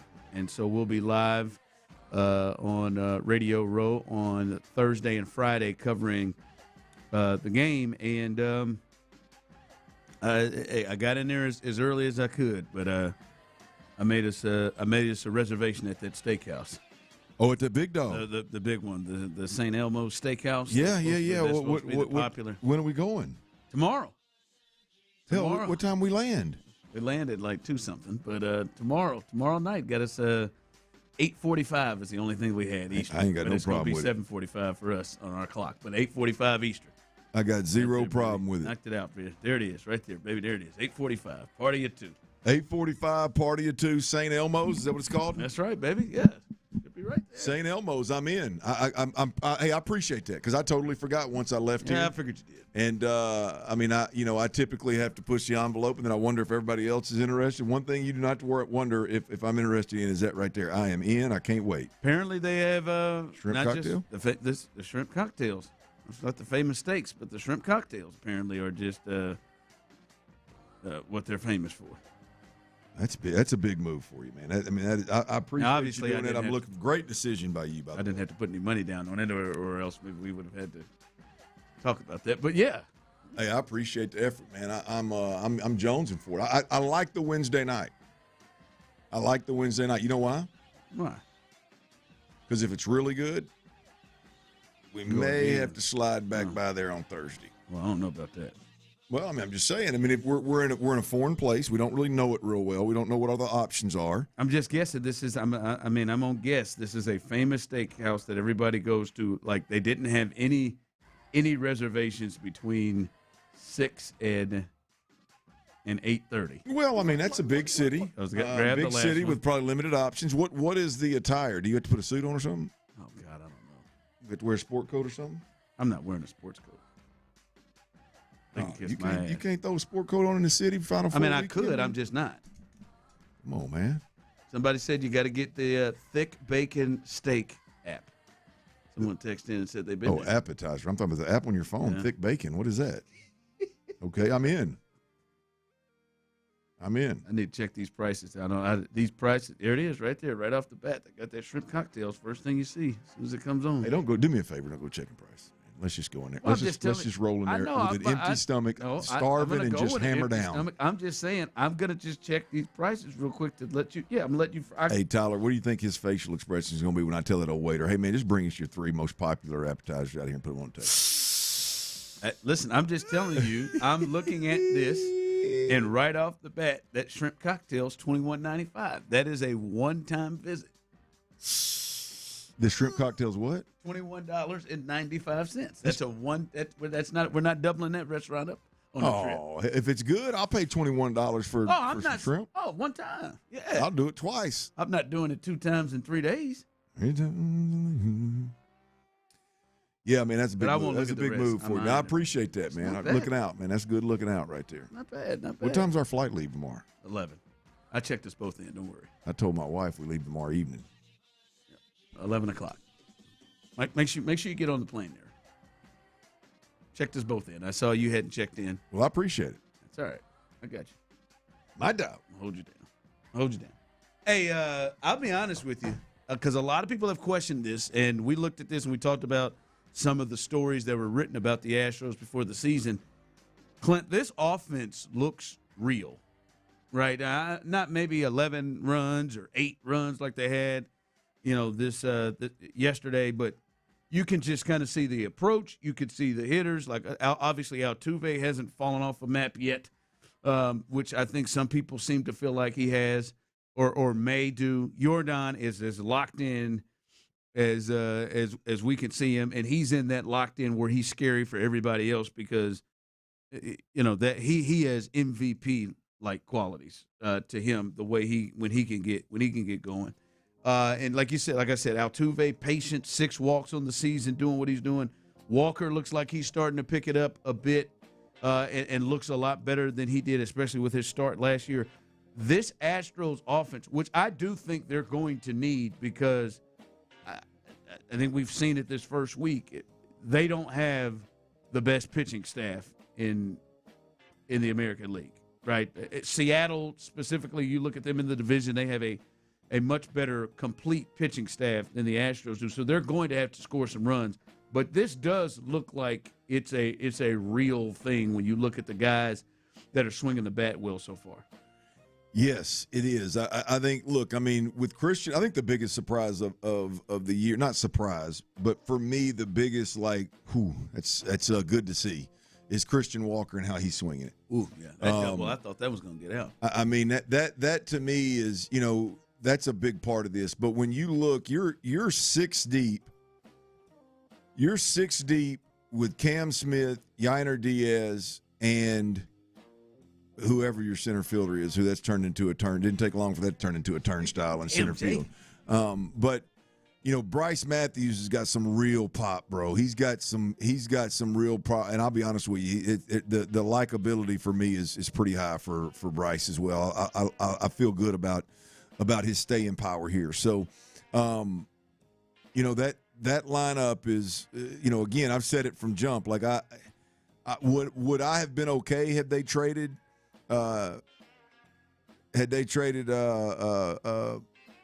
Paredes? Yeah, I mean, I wouldn't have fought it because you got an extra infielder, but I wouldn't. I'm not going to force it either because your lineup is serious with that cat in it. And it looks like last year he's going to pick up where he left off, last year. And again, barring some crazy father time fall off or some crazy run of injuries, I think this lineup is going to be hell to deal with for a while. No, it does not look. And I think the pitching. I think the lineup at the very least, Ron, they're going to buy time for some of these pitchers. Well, one thing, it's the believable guys. It's Altuve. It's Alvarez. Yeah. Like you feel like, oh, okay, they're locked in. But you're right. Of all of the kind of like platoon guys they have there, which is, the Matthews, the Zach Cole when he gets back from the foot thing he has, maybe DeZenzo as well when he gets back from injury. He swung the bat pretty well in the WBC. Loperfido, all of those guys. Matthews does intrigue me the most. Like that home run to that part of the park, that swing was easy, and it got out in a hurry. And, I mean, that looked effortlessly. Like, it didn't look like a person his size got down and just cranked every piece of his body. It looked like just a normal swing. I was surprised it was carrying the way it was. I thought it was a fly ball that carried right up on out of here to that part of the park. He's intriguing. And playing on the outfield out there, I know there's a thought of being able to get, Yordan in there to be able to put all the guys out there. Pena didn't go yesterday, but I would, of all those platoon type players, bench type players, Bryce is the one that's intriguing the most. You want to see get the more at bat. A lot of pop, speed on the base pass. I mean, he is an intriguing player, man. I'm excited to watch him kind of spread his wings a bit here. Now, again, I wouldn't be opposed to him spreading his wing, being a part-time center fielder with Jake, and just let Yordan take that left field responsibility. Yeah. But we'll see. Wherever it fits. I do want to see some more of him. All right, what you got coming up in the 4? Are you back on that Lance McCullers train? Was last night enough for you to jump right back on that Lance McCullers train? Let's open up these phone lines. 713-572-4610, 713-572-4610. Last night had to, at the very least, drum up some memories now. Some old, really, really good memories of Lance McCullers. That was impressive, y'all. Lance McCullers, that's next right here on Sports Radio 610. Before we do that, though,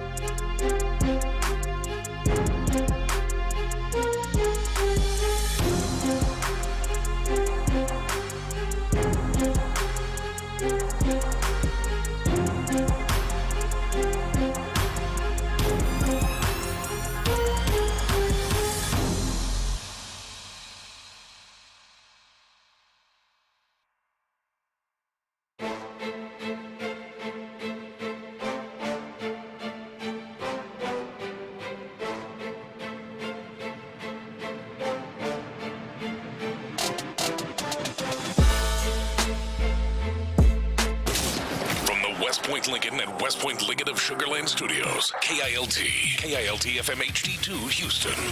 On Odyssey Sports Station. The Texans play here. Dive into the mind of former NFL quarterback Clint Stoerner. I was thinking about coming out of the chute here and telling y'all about my new boots that I got on, but y'all want to talk about puppy chow? What is that, ostrich? Hell no, that's python. It's Sturdy's Daily. Before we get to that boner. On The Drive with Stoerner and Hughley. Got him! Foul tip cut by Yainer Diaz. Lance with the best start of 2026. 7 innings of one-run baseball. What a night for the Houston Astros. What a night for Lance McCullers. Was that enough? Was that enough for you to get back on that Lance McCullers train? Look, I'm going to be honest with you, Ron. I jumped off the Lance McCullers train, and it was a knee-jerk reaction. It was a knee-jerk reaction to that pissy-poor audio that I heard about. Basically, it sounded like Lance McCullers had quit. It sounded like Lance McCullers was going to play this thing out, collect whatever millions of dollars that he's got left on this contract that he got, and he was going to bow on out. The only thing I felt like at that point that was keeping him in was that money. I'll be honest with you. It rattled me to the point where I made some comments on these airwaves that I got attacked for on Twitter. I completely got out of my feels, got out of my emotions, and let go of Lance McCullers. Lance McCullers is one of those athletes that I admire, I respect, and I have a hard time letting go. And I had done it. I had quit Lance McCullers, and I said some things on these airways. In fact, I said, hey, look, Lance is going to have to do something super special for me to even want to talk about him again. I had the last "we're throwing on flat ground" report that I wanted. Yeah. I had heard the last report about Lance recovering and rehabbing that I'd wanted to hear. And Ron, I didn't plan on doing that. It just hit me. One day I heard his voice and I thought, I'm out. I've got Lance McCullers fatigue. It was real. It sounded rough. I'm gonna be honest. Last night was plenty for me. I'm back on the train, and I'll be honest with you. I was there before the final stat line of 7 innings, 4 hits, 1 earned run, 1 walk, 9 strikeouts, 96 pitches through 7 innings. I was back on the Lance McCullers train well before that 7th inning started. It took me about 3-4 innings, Ron, and I was back on it. I don't know what we're going to get from Lance the rest of the way, but I know right now I'm excited for the young fella. Even as an Astros fan, for selfish reasons, for me, I mean, I needed to see that. We watched 3 straight starts from starting pitchers not named Hunter Brown that left a lot to be desired. I needed to see something positive, and boy, was that ever positive. Lance McCullers was absolutely phenomenal last night. Ron, I don't know that you ever jumped off of the train, but how you feeling about Lance McCullers right now? First off, he's just somebody you just hoped and willed and wanted to just have some success. Like, from a baseball perspective, Lance needed a win. Yes. You know what I mean? He just needed a win, right? And it looked that's what he sounded like. He sounded like, man, I just need a win, man. I'm down. He needed a win, and man, yesterday the great thing about it was he looked and felt like the confidence, right? That was always the thing about Lance McCullers to me was I kind of dug Lance because he had that swagger. Like, Lance was kind of the guy that you'd be like, yeah, I think a lot of the young ladies would drop day draws for Lance. But he's also, I think, one of the 4 or 5 guys that would be out of the dugout. The dugout when there's a fight that's about to break out. Out. Like, he's intense. He's all of that, and he's one of the dudes. So I think that part really showed yesterday. He was confident right off the bat. I mean, he turned around on some of them strikeouts before the ball even hit the mitt, and you could just see he was feeling himself, and he was into the game, and like it didn't look like game 4 or 5 of the season or whatever it was. He looked amped and was intense, and that was good to see. And to me, made it feel more real that you saw a level of confidence in the way he was going about it, because he was attacking the zone. He was throwing strikes, Clint, and he was confident in doing that. And that's not something we've always seen from Lance lately. Where are you at with Lance McCullers? I'm back on. I did not know how polarizing Lance McCullers was. Oh yeah. I mean, I just tweeted last night about Lance, like, hey man, I wonder how many of my fellow quitters, Lance McCullers quitters, are back in the saddle with Lance right now. And I'm talking bang bang bang. I started getting pinged with, and it's females and males. Most of the time I get hit with males, especially about sports. I mean, it's females and males hitting. They want it all. It's some good. I never quit on him. What the hell are you doing? You're a quitter. Stay a quitter. All the way around to, hey man, I'm with you, man. I quit, but I'm back on the train. So last night was fun, man. It was fun to be an Astros fan last night. 713-572-4610. Call in. Let us know where are you with Lance McCullers? Are you back on that train, or do you need to see more? Big Larry, what's going on, man? Where are you at with Lance McCullers? Hey, what's going on, Baytown Badass? So look here, man. I was off that bandwagon, Clint. You wasn't by yourself, man. We was all feeling it, man. We was tired of watching Lance look like he didn't have no confidence or nothing. But after that first inning last night when he was punching them boys out, I sat up and I said, uh-oh. Is that 2018, 2017, 2022? I mean, I started thinking, well, hold on. Lance is out there throwing breaking balls at 93 and 94 miles an hour. I go, wait a minute, man. I wasn't expecting this. I was expecting Lance to be gone after the first inning. But Lance went out there last night, and he gave me an opportunity. I need to see another couple games of consistency like that with him before I'm fully back in. But he did make me go back in my garage and get that shovel so I could bury his ass in the H. Because if he pitches like that, we gonna have a squad, man, with that pitching staff. Now, so yesterday y'all was talking about cookies, right? Yeah, I love it. And I heard you say something about them Nilla wafers, man, that caught my attention about how chalky they used to be in your mouth. Now, I couldn't get through to really get at you about saying that, but you know I warned you about saying that old kind of fraudulent stuff on the airwaves, man. We didn't need to hear you talk about Nilla wafers and chalk in your mouth, man, but hey, I just want to make sure you got to watch yourself because I'm always listening for your ass. I'm just giving my experience, Larry. Yeah, all right, I'm just giving my experience. Sometimes I may eat 3 of them in a row and get a little in my throat. Hey, man, I understand, so, but you know how you get down. Now, let's talk about St. Elmo's. You boys going to Indy tomorrow, and y'all going to have a good time. St. Elmo's is one of those historic restaurants in Indianapolis. I used to stay downtown Indy because you could walk everywhere in Indy. So we would go over to St. Elmo's. So let me do you and Baytown Badass a public service announcement. When your ass get that shrimp cocktail, your ass better brace yourself for that horseradish, man, because oh my love some horseradish. Goodness. Your damn face is going to explode, dog. And it's going to be some of the most intense pain you've ever felt. But it's gonna be one of the best shrimp cocktails your ass has ever ate in our hall. Appreciate you, Larry. That's good to know. I mean, I'm not a big horseradish guy. I am. I mean, I like it, but I'm not. I don't need it to burn my face off. Let's go. Oh, you like it? I'm ready. Yeah, no. I'm gonna dig in, but I don't know that I'm gonna I'm gonna like it that much. Larry makes a great point, though. Tyler, I want you to chime in on this one. Larry makes a great point. It's easy to look at that Lance McCullers game right now, especially with what the last few years have looked like, and kind of the overall perception of Lance even after that outing, and say, yeah, it was a good outing. I think a lot of folks are selling it short. Like I think Larry makes a really good point right there when he says that wasn't just a game. That was shades of 2017, 2018 type Lance. Was that good? No. Yeah, he had. I mean, you get 9 strikeouts, so you throw 96 pitches in 7 innings, right? Like, right, I mean, right. And when you look at what he was doing, he was getting ahead of hitters. He was confident in putting the pitch, putting the ball, in the strike zone, not afraid to.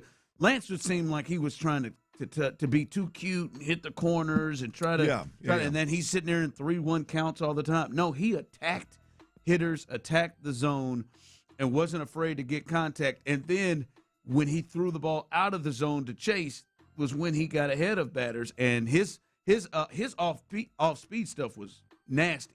We've always known Lance can be nasty with his curveball, his breaking ball. His changeup was working too. He was getting people with that. So yeah, he was on it. Tyler, where do you got to get to feel the Lance McCullers of 17? I mean, you probably feel like it's a bit of a stretch. It was one night. It was 7 innings. It was good, but let's not get too carried away here. What does Lance have to do for you to feel it in your plums? Yeah, I felt last night in my plums for Lance, for sure. And I'm riding that high with you and a lot of other people around Houston right now, a lot of Astros fans, and hoping that this is the old Lance here to stay for the time being. But, yeah, I need to see a few more starts out of Lance with that kind of productivity at LMJ before I'm fully just saying he's back. Tyler, I need about 5 of those this year. I don't want to get too carried away with the expectations. I know there's going to be games where the wheels come off of Lance. I know there's going to be games where he doesn't have his great stuff. But over, would you say 30, 35 starts? I just need 5 or 6 of those. Like last night, that was sexy. Last night, him peacocking around the mound, the fact that he can change emotionally and mentally, which we know he has, and not lose that edge that he pitches with, it was beautiful. In fact, you know the moment that turned me on the most? It wasn't even a strikeout. Tyler, you got it for me. It wasn't even a strikeout. It wasn't even a strikeout. And I got a question that a lot of folks are going to be probably disappointed in with this, but this is when my Astro Woody, if you will, was at its peak right here. Giving a little bit of room for them to stretch out. Tough play, Correa spinning through. Yes, he does. Carlos Correa. Yes. Damn, Blum. The audio doesn't do it justice for 2 reasons. Number one, there was an exchange after that play from Lance McCullers to Carlos Correa. Now, I don't know if Los pointed at him first or if he pointed at Los first, but there was that's my effing boy, and it was animated. It had juice. It had energy. It is exactly what I hoped Lance McCullers would show us once again. That was the moment where I was like, yeah, this is sexy. Now, here's my other question. This may be a pot stirrer in me. You think Jeremy Pena's making that play? Yeah. Tyler, you think Jeremy Pena's making that play? I believe he could, yes, sir. You think he's making that play the way Carlos made that play? As sexy? Does he get the ball to first base? I think he gets the ball to first base. I don't know if he does. Because I don't know if – I think he gets to it. I don't know if he's got the arm strength to put the juice on it to get old buddy at first base. Yeah, I definitely think he's got the arm strength. Look, I'm not stirring the pot. I want Carlos to be. I said it twice. I want Los to be my third baseman. I want Jeremy Pena to be my shortstop. I want Jeremy Pena to be my leadoff. Period. But I'd be lying to you if I did. When I watch Los play shortstop, do I compare him and Jeremy Pena in a sense of can one make that play? Was that better than the other? I do it every single time. And that play right there, the beauty of that play right there. For Los to spin around and get his body in position to athletically make that throw doesn't really do much for me. But the over-the-top delivery and the arm strength to beat the runner with the throw from that acrobatic position is what I don't know that many cats in the league got. Carlos Correa. I think there's a lot of that is a big, strong human being that's bringing that high release throw over the top that I just don't know. I don't know many are. Going to your left, spinning it's like that. It's a hell of a play. I mean, it was sick. But it was a combination. And then on top of it, you mentioned we hadn't even talked. How many nights has Altuve went 4 for 4 with 2 bombs, and we don't even mention Altuve until we get through talking for 15 and a walk. Yeah, he got on base 5 times. Which he's leading the team in walks, I believe, with 6, and I think he's up there flirting with the league and the league lead. Who would have thought that Altuve is toning it down at the plate and seeing more pitches and being more disciplined at the plate to the tune of 6 walks, I think it is, at this point in time in the year. But, yeah, man, last night was a good one for me, boys. The Astros fan in me that was fun. The other that was a lot of fun. The other reason for me why I'm not just all right, man. Yeah, obviously we're going to need to see more from Lance. But the other part for me why I'm not just like, all right, hey man, just a one-off. Like I think you have to take into account who he did this against. Right? The Red Sox are a good hitting team and a team that I think has damn sure has playoff aspirations. And like he made Roman Anthony look bad, who's one of the best young players in baseball. Trevor Story got him 2 strikeouts. Duran is one of the best young players in baseball. He got his ass. Contreras got him with the changeup low. Like he got all of their guys. Yeah. Like this, you feel a little different if this situation was, oh man, he went in there and just carved up the White Sox, or he went in here and just gave the Rockies hell. But no, that was the Red Sox, a patient team that seemed. We said it yesterday. That seems like the worst matchup for Lance, a team that's patient, that's going to try to make him throw pitches, and he went out there and tore their asses up. He was dealing, man. That was fun to watch, man. I mean, obviously, when your team's kicking ass, it's easy to enjoy it. But man, he's easy to like, man. He is easy to root for. That's for sure. All right, somebody who is who used to be easy to root for me, made it very more difficult for me to root for him. I think I'm at a crossroads with him. Many of you may be as well. And I need him to get some payback tonight. We'll talk about the Rockets coming up. They got a big game at home against the Knicks tonight. In this game, all eyes are on this one player for me. We'll discuss that coming up next. Who is him? I don't know. That'd be interesting to find out. I know this much. If you're looking to sell your home, him ought to be Orchard. You got to lock arms with Orchard. It is the no-brainer decision. Don't go with a traditional agent. You'll end up spending 3 months, which is 90-plus days on the market, no offers, no sale, frustrated as hell. You'll end up switching.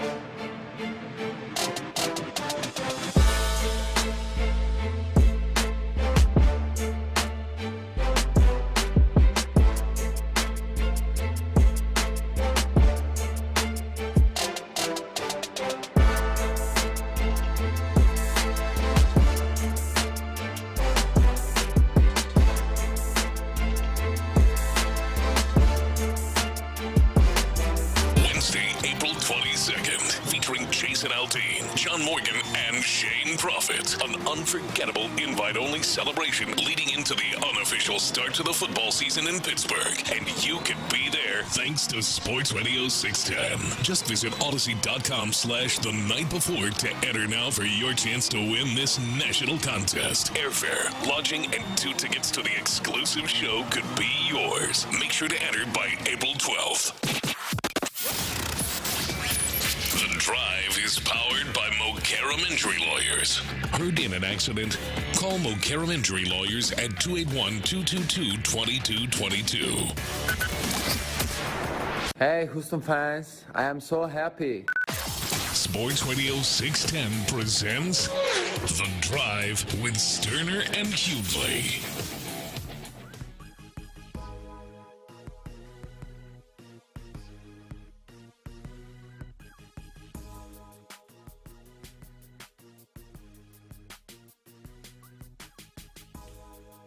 People getting carried away here. Clint, would you think about playing Jeremy Pena at second base? No, for what? Jeremy Pena's a Gold Glove shortstop. Good. Correa made a great play, and I believe Pena could have at least put himself in position to making a similar play, if not made the play. I think you're good. Don't need to move him. Yeah, don't want to move anybody. I mean, I don't want to play Jeremy Pena anywhere he's not playing. I want to play Yordan Alvarez in left field and get the best bats in the lineup and rest infielders as you see fit, but don't change the lineup. That's what I want to do. Well, that doesn't happen today. We'll give you the lineups coming up here in a little bit. Prominent batter is out of it again, just like yesterday. Pena was out of it. Yeah. I mean, we got a luxury. So, nah, man, they're good. But it was a hell of a play from Carlos Correa. And, sexy. You got options if you need to do some things. But tonight is I think a relatively big game for the Rockets, and I think a lot of it just due to how they fared the last time they played this team. They will host on national TV again, and Clinton Tyler, the national TV games for the Rockets here of late have gone from bad to absolute worst, it seems like.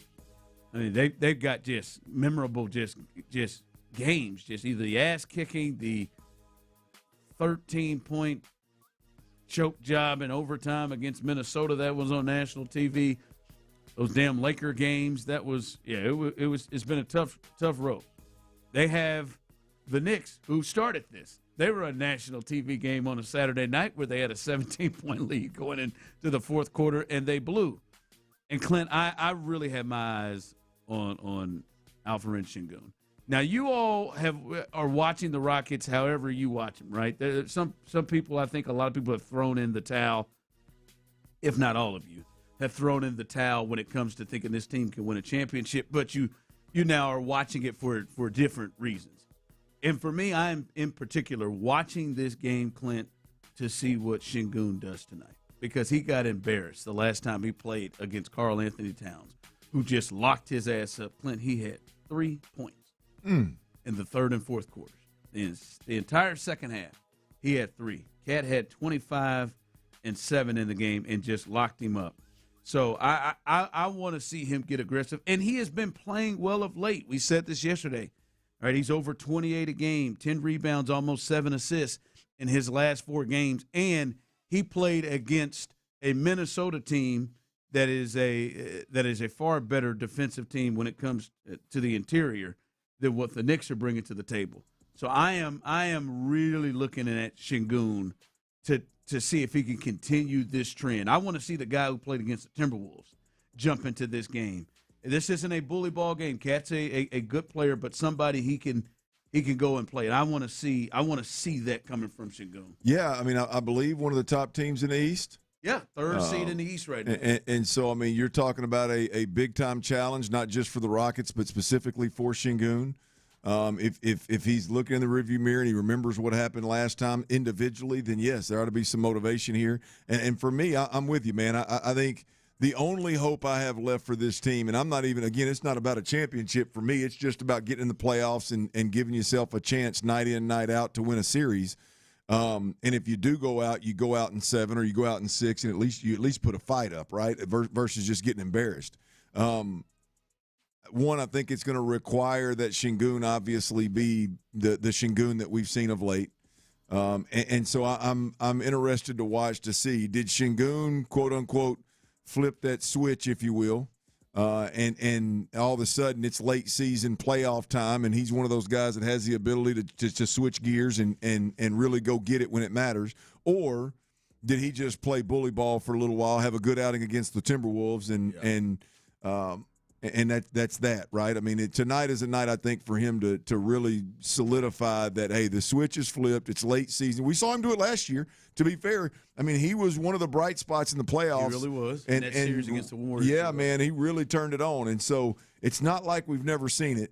It's not like we haven't seen it this year, the last 10 games. But is it real, and does it translate against better opponents, or does he shrink in the moment the way that he did, for a good chunk of the season this year? We'll see. I'm completely out. Never again, Tyler. I swear. If tonight goes bad, I won't let a Lance McCullers type of situation pull me back in.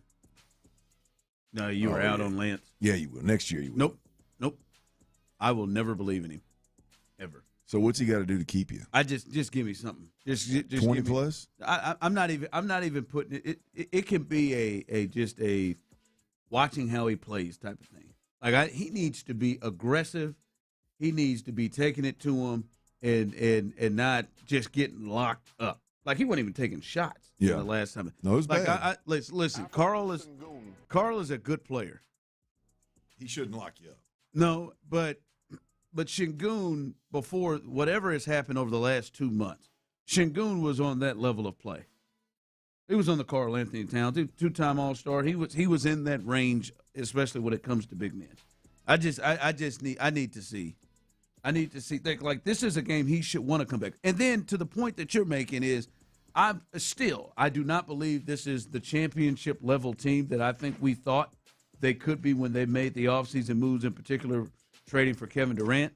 But if they continue to get this level of play like they've gotten over the last 4 or 5 games for Şengün, and this is what he is going to start to be, it does change potentially the run they could make in the postseason.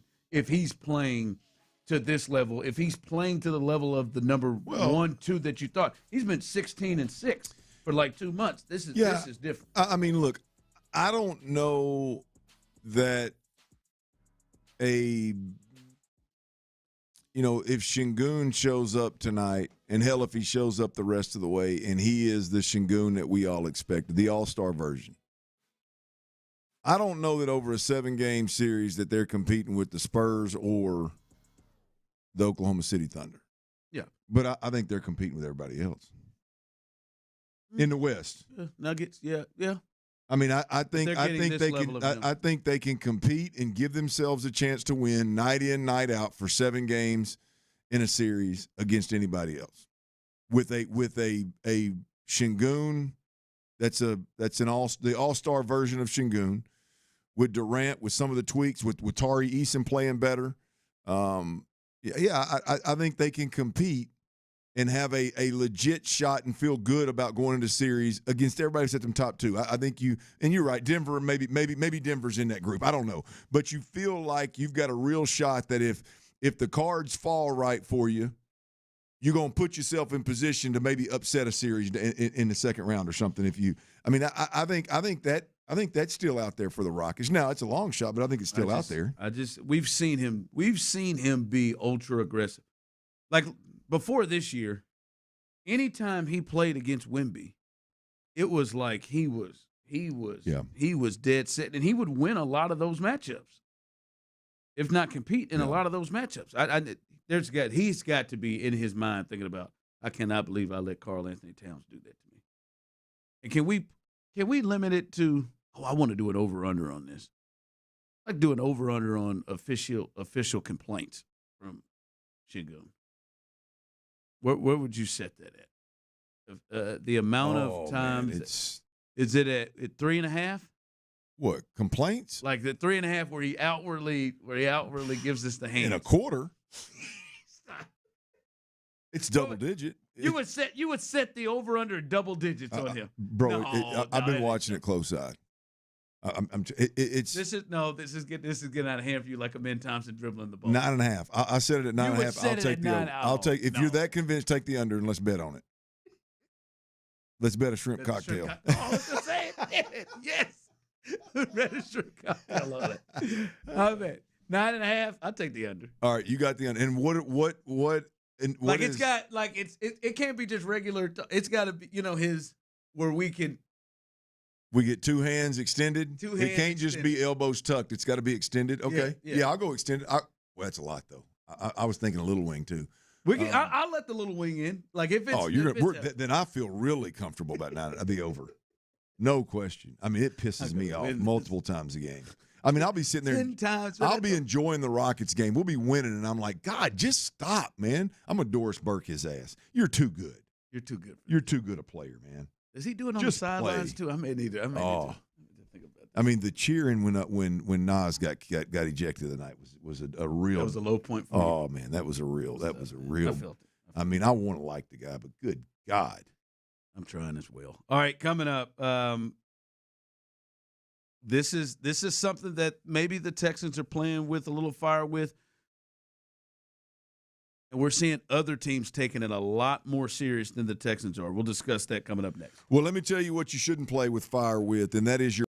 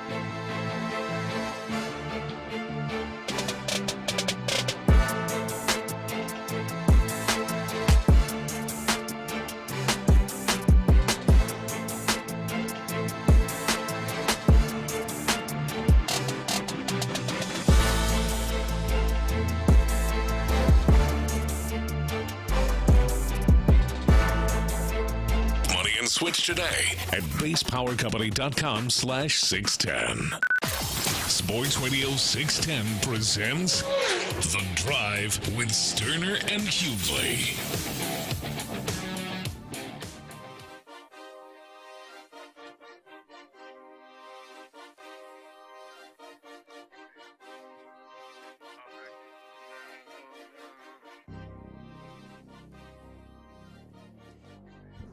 Coming up in the 5 o'clock hour, T-Mill's best bets. Hey, 4 for 4 on Friday, Tyler. What was I? I know you didn't know. You're probably trying to nurse yourself back to freedom. But you were 4 for 4, baby. Yeah, I had no idea I was hugging a toilet, but that's you awesome. Nailed that one. I'll take it. Nailed that one, man. All of them. It was nice. Were you rooster tailing with the puke, or was it just come out the top? Oh, it was both ends. Now. Oh, really? Little mud butt, huh? Yeah. What's wrong with you? Thought it was maybe food poisoning of some sort, but it lasted a little longer than I think food poisoning is supposed to. You feel light on your feet today? You feel like you lost a couple lbs? Oh, I know I lost some lbs. Yeah, system's cleared out, huh? That's good for you, man. Good. That's good for you to get it out of your system every now and then. Hell with, man. I think I'm going to go get a sandwich. I think I might go get a Whopper. What are you doing that for? I don't know, man. Texas Whopper sounds good. I just feel like cheating on a meal. Yeah. I just could get one. The Texas Whopper, that's what you would get? That's my go-to. Oh, yeah. I feel like going to a Burger King right now and just getting it down before I even got to the highway. Man. That doesn't do much for me. I'd probably, if I was going to cheat, I'd probably go the pimento cheese sandwich at Chick-fil-A if it's still alive. I don't know if it's still a thing. It's not with the hot honey and the yeah. It was an LTO, huh? What about the new one? I've heard about the new one. You talked about the new one. Yeah, I mean, I would try it. I would hate to waste a cheat on it, though, when you don't really know what it is, you know? That cheat was always better when you knew what you're getting into. I'm not going to do it. I could, though.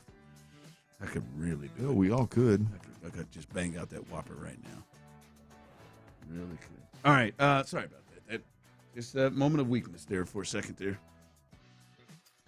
Oh, all right. All right, Clint. The one thing that you would change about the Texans' offense, if you were in control, because I think for the most part, I think you can understand where they were coming from. But at center, is that the one thing you would have, if you could pick one thing you would have changed that they did in the offseason? Yeah, look, I think it would have made a lot of sense, you know, given what we know about Houston. I think it would have made a lot of sense if they'd have gone hot and heavy after one of these top centers in the NFL that was available. I think it would make a lot of sense right now if they traded found a way to trade for a guy that was a lock, stock, and barrel, game-changing center, if you will.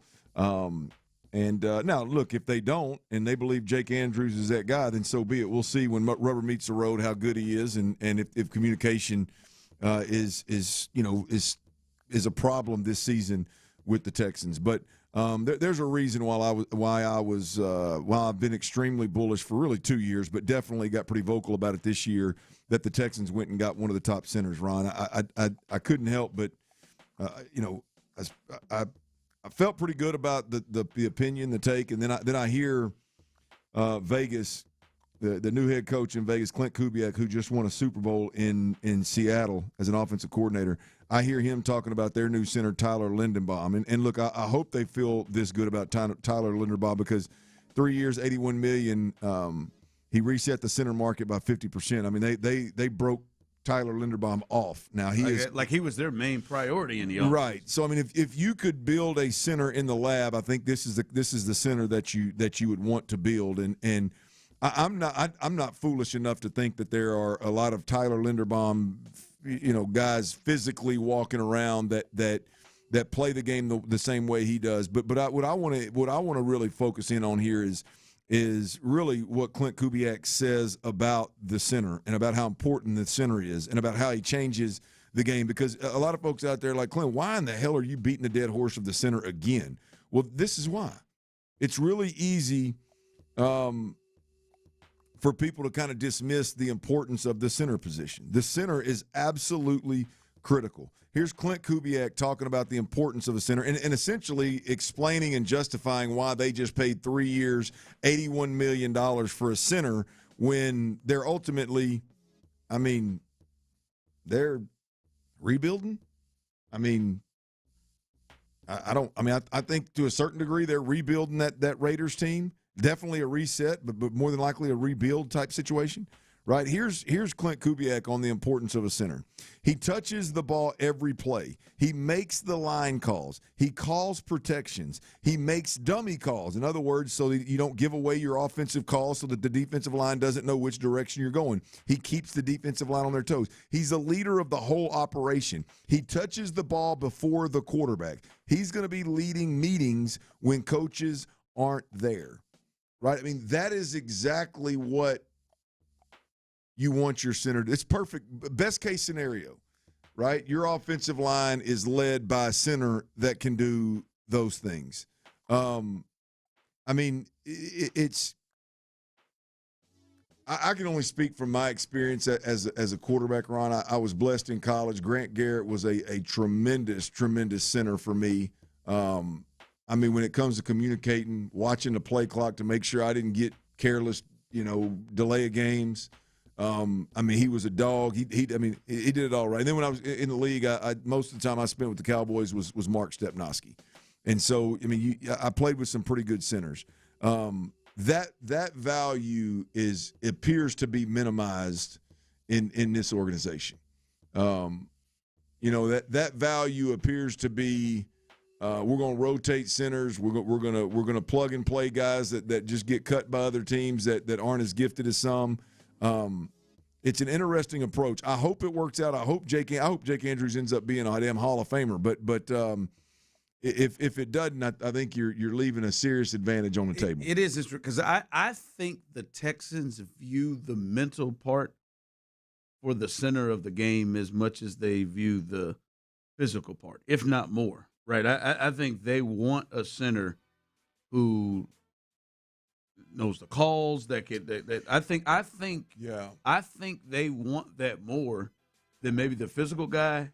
And the thing about it, Clint, is I believe they feel like Jake is that. Now we'll see what they do in the draft moving forward or something like that.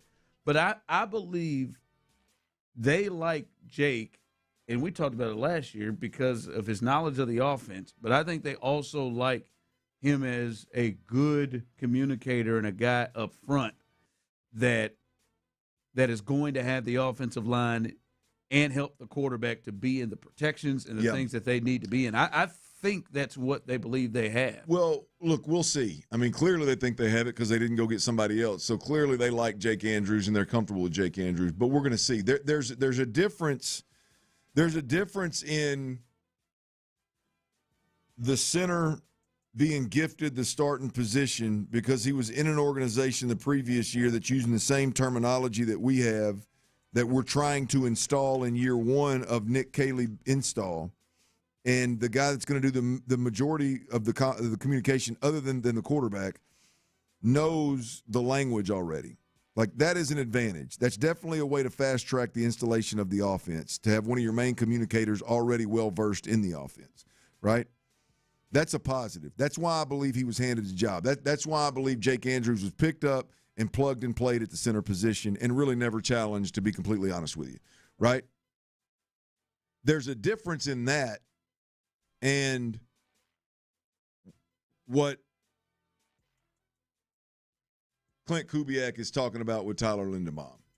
There's a difference in having a leg up because you already know the language and having a leg up because you're just capable of doing things in a way mentally that not many are.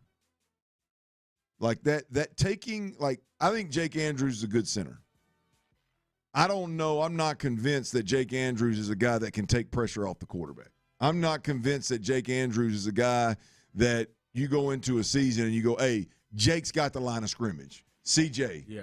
CJ, just we don't focus on that. I don't need you to do anything other than know what the call by the center is so you know who's hot. I need you to hear the call and know, hey, if I get 4 weak, I'm hot. if I get 4 strong, I'm hot. Like that's all I need to know as a quarterback. I don't know that Jake's that guy. We'll see. They believe he is, maybe, but we'll see if he's that guy. There is a real. I think it would be ideal for the Houston Texans because look, here's the general manager for the Raiders right now, Spytek. Here he is. Really, his name? I'm not. That's a great name. I'm not going to go down the whole thing. Spytek. I'm not going to go down the whole quote here, but he gets to a point, and he says, "Whoever the QB is, the center can take some of the mental load off of. Knowing he's going to be well prepared and smart enough to handle it is part of it. Like that is I think for me the biggest driving point for me to be bullish on this center thing, and Jake Andrews better be that guy. I think you're in a spot. What did D'Amico Ryan say when they moved on from Gerard Johnson and put somebody else in the put one of the old head that was in the New England system? They put him in the quarterback role. What did he say? Yeah, just had to sometimes new scenery, new voices. Doing what's right by C.J. Stroud and making C.J. Stroud the best he can be and giving him the best opportunity. That's what the center position could do to it as well. And maybe they do believe Jake's that guy. We'll see. I hope. Yeah, because it's a huge advantage if you've got him. Yeah, and I think they're banking on obviously experience in the offense. But I kind of agree with you. I think that the communication, protection, and all that up front should improve from last year. It was not the train wreck that it was before, but there still were moments where it was like they need to be together more on this. They need to. This was too easy that the defense was able to get this kind of stun on them or this kind of blitz on them, or they didn't seem like they were on the same page with protections. As you say, many people will think when the quarterback gets sacked or gets hit that it is coming from, oh man, the O-line missed something. Well, sometimes it was the O-line was sliding one way, and maybe CJ wasn't in communication with them, and he left himself out. Well, I said it many a time last year, and good, bad, or indifferent. When during a 10-game stretch or the slow start, doesn't matter how you look at it. There's way too many times, particularly early on, where CJ or a guard or a tackle didn't know where the pressure was coming from. Yeah. Right? And it's one thing to not have the answer. The quarterback knows, he throws the ball away, or he makes an athletic play and you go play. You go play, keep the drive alive. There's another thing when your quarterback drops back and he has no idea that there's an A-gap pressure, that guy's unprotected, and he just takes it in the face. Yeah. Like if you're a quarterback, there's no way you snap the football if you're under the center. If you're under the center and you've got A-gap pressure and you in your mind I don't have that guy picked up. Like my center's going left, guard's going right. This A-gap right here is a problem. You're not snapping the ball. You're calling a timeout, or you're taking a delay game. We snap the ball on some of those times. Like that's got to be minimized to where it almost never happens, right? And so it's not about the free guy. It's about everybody understanding where the free guy is coming from and having that answer. That's got to be better. Astros coming up 5 o'clock fire. They got another big one tonight against the Red Sox, Game 2, and their ace is on the mound, Hunter Brown. We'll talk about that. Also, the Rockets, another big one against the East-powered the New York Knicks. They look to avenge that game. They lost them earlier in the second half of the season. Update on Tiger Woods, the latest there.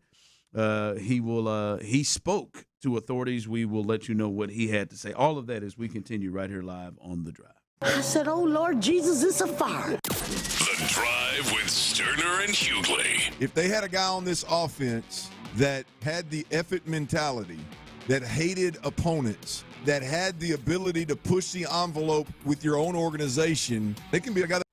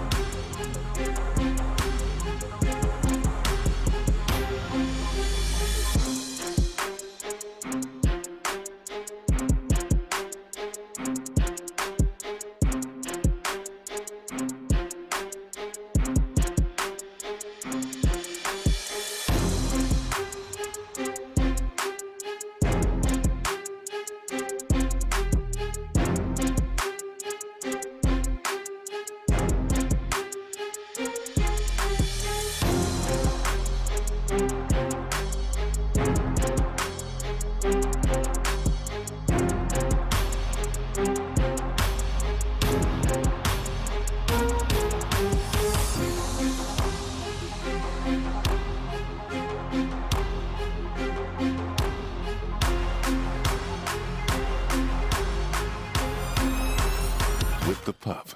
Learn more at ul.org/vaping. Sponsored by Underwriters Laboratories. From the West Point Lincoln and West Point Lincoln of Sugar Land Studios, KILT FM HD2 Houston. On Odyssey Sports Station, the Texans play here. It's gonna start a fire!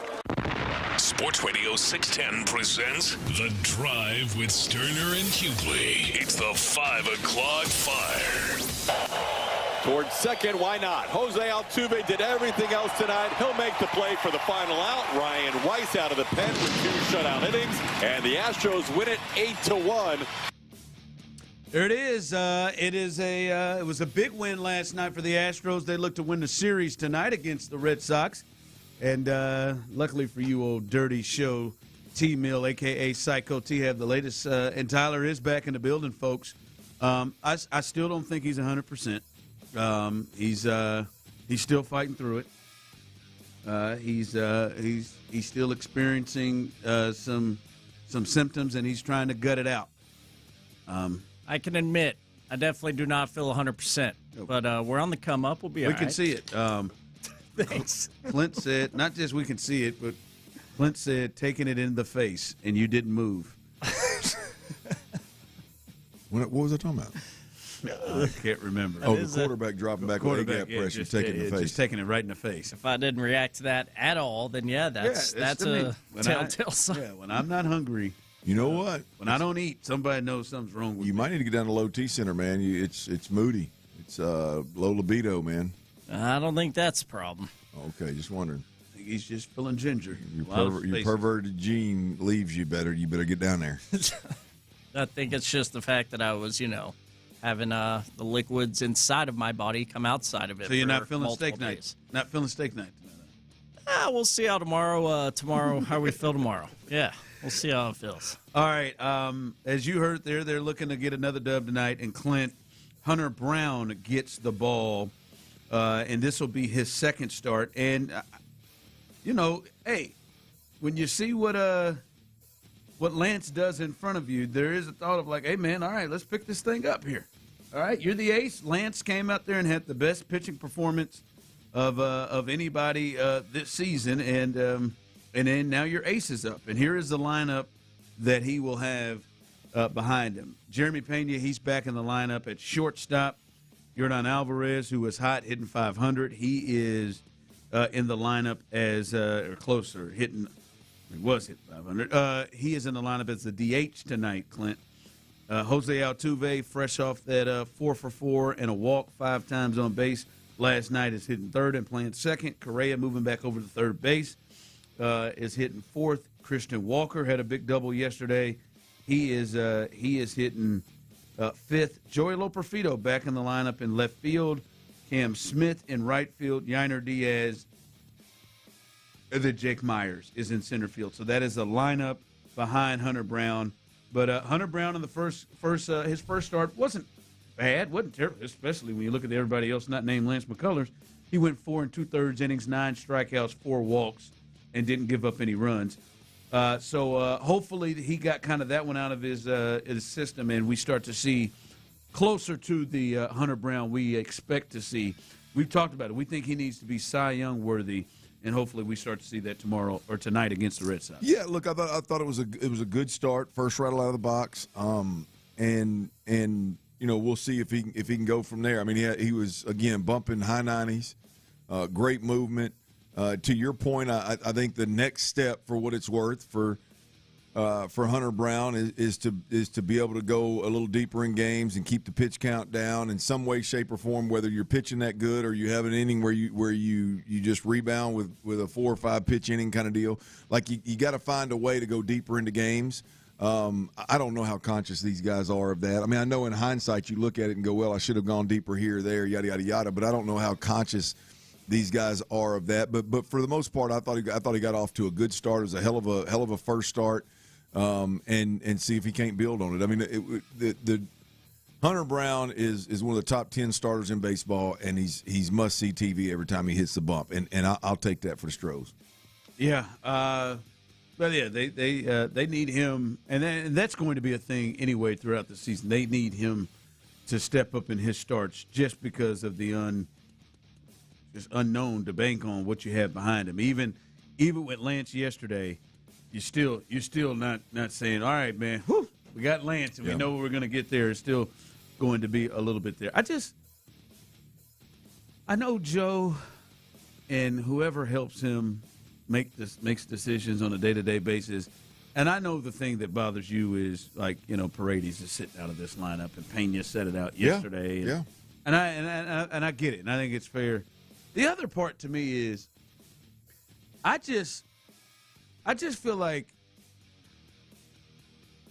if Bryce Matthews puts together a swing like that yesterday, I just feel like maybe we gotta let him play the next day too. Lefty, get a lefty in there. Like I don't know, man. Like I mean, you got Jake, Smith, Loperfido. I just believe Bryce Matthews could have slid in. Let's just back up. Let's see what we hear. Let's see what we got again. Yeah. I mean, he put together a hell of a swing and drove that thing out of the ballpark. I don't know. Like, I get it if you're bringing like all right, this is our everyday guy. Maybe that is Jake. I don't know. They haven't treated Jake like he's an everyday guy, but damn. No, we saw in the first 3 or 4 games, we saw 3 or 4 different center fielders. It's hard to think that Jake is your guy. I think we saw Loperfido, Jake, and Bryce all in center field in the first 3 games. Maybe the first 4 games. I want to let this go. It's hard. You want to let? Well, you must text line got you. No, I just feel like Chaz is sitting there thinking, well, how do we all of a sudden now in a straight up rotation here in center field? Oh yeah, we just straight up rotating this piece. I was here, and Chaz didn't have a chance, man. Where is Chaz, by the way? Where did he? Was he with? Is he even on a big league team? Was he with the Cubs? Who picked him up? I felt like it was the Cubs. Maybe it wasn't. I mean, I feel like I should at least know where he is before he hits his first bomb, and I see him on SportsCenter. I should probably know where he is at least. Is it Chicago? Did he make the roster? Or is he? Or is he in Chicago? Or is he in Iowa somewhere? He signed a minor league contract in January with the Cubs. Yeah, he's not on the top. I'll have Cheryl do some more. We'll have to catch him in Sugarland, huh? Damn it! I might go out and check him out in Sugarland. I might go out and check him out. All right, that's it. See if they can get a big one tonight. We'll see about Hunter Brown. Hopefully we're talking about a big start from the Astros H tomorrow. Bury me in the H. 5 o'clock fire. All right, also another big one at Toyota Center. So there's a big game tonight at the Daikin, and then another one here at the Toyota Center as the New York Knicks will come into town. If you remember the last time they faced the Knicks walked them down after being down by 17 at home in the fourth quarter on national television. Saturday night on ABC, they walked them down, and that's kind of started the trend of them playing tough games against better teams. And this has definitely been a problem here after the All-Star break and really late in the season. Is Clint, when they have played against the better teams, they have struggled. They just seem to keep losing these games. If it's the Lakers, who they played twice.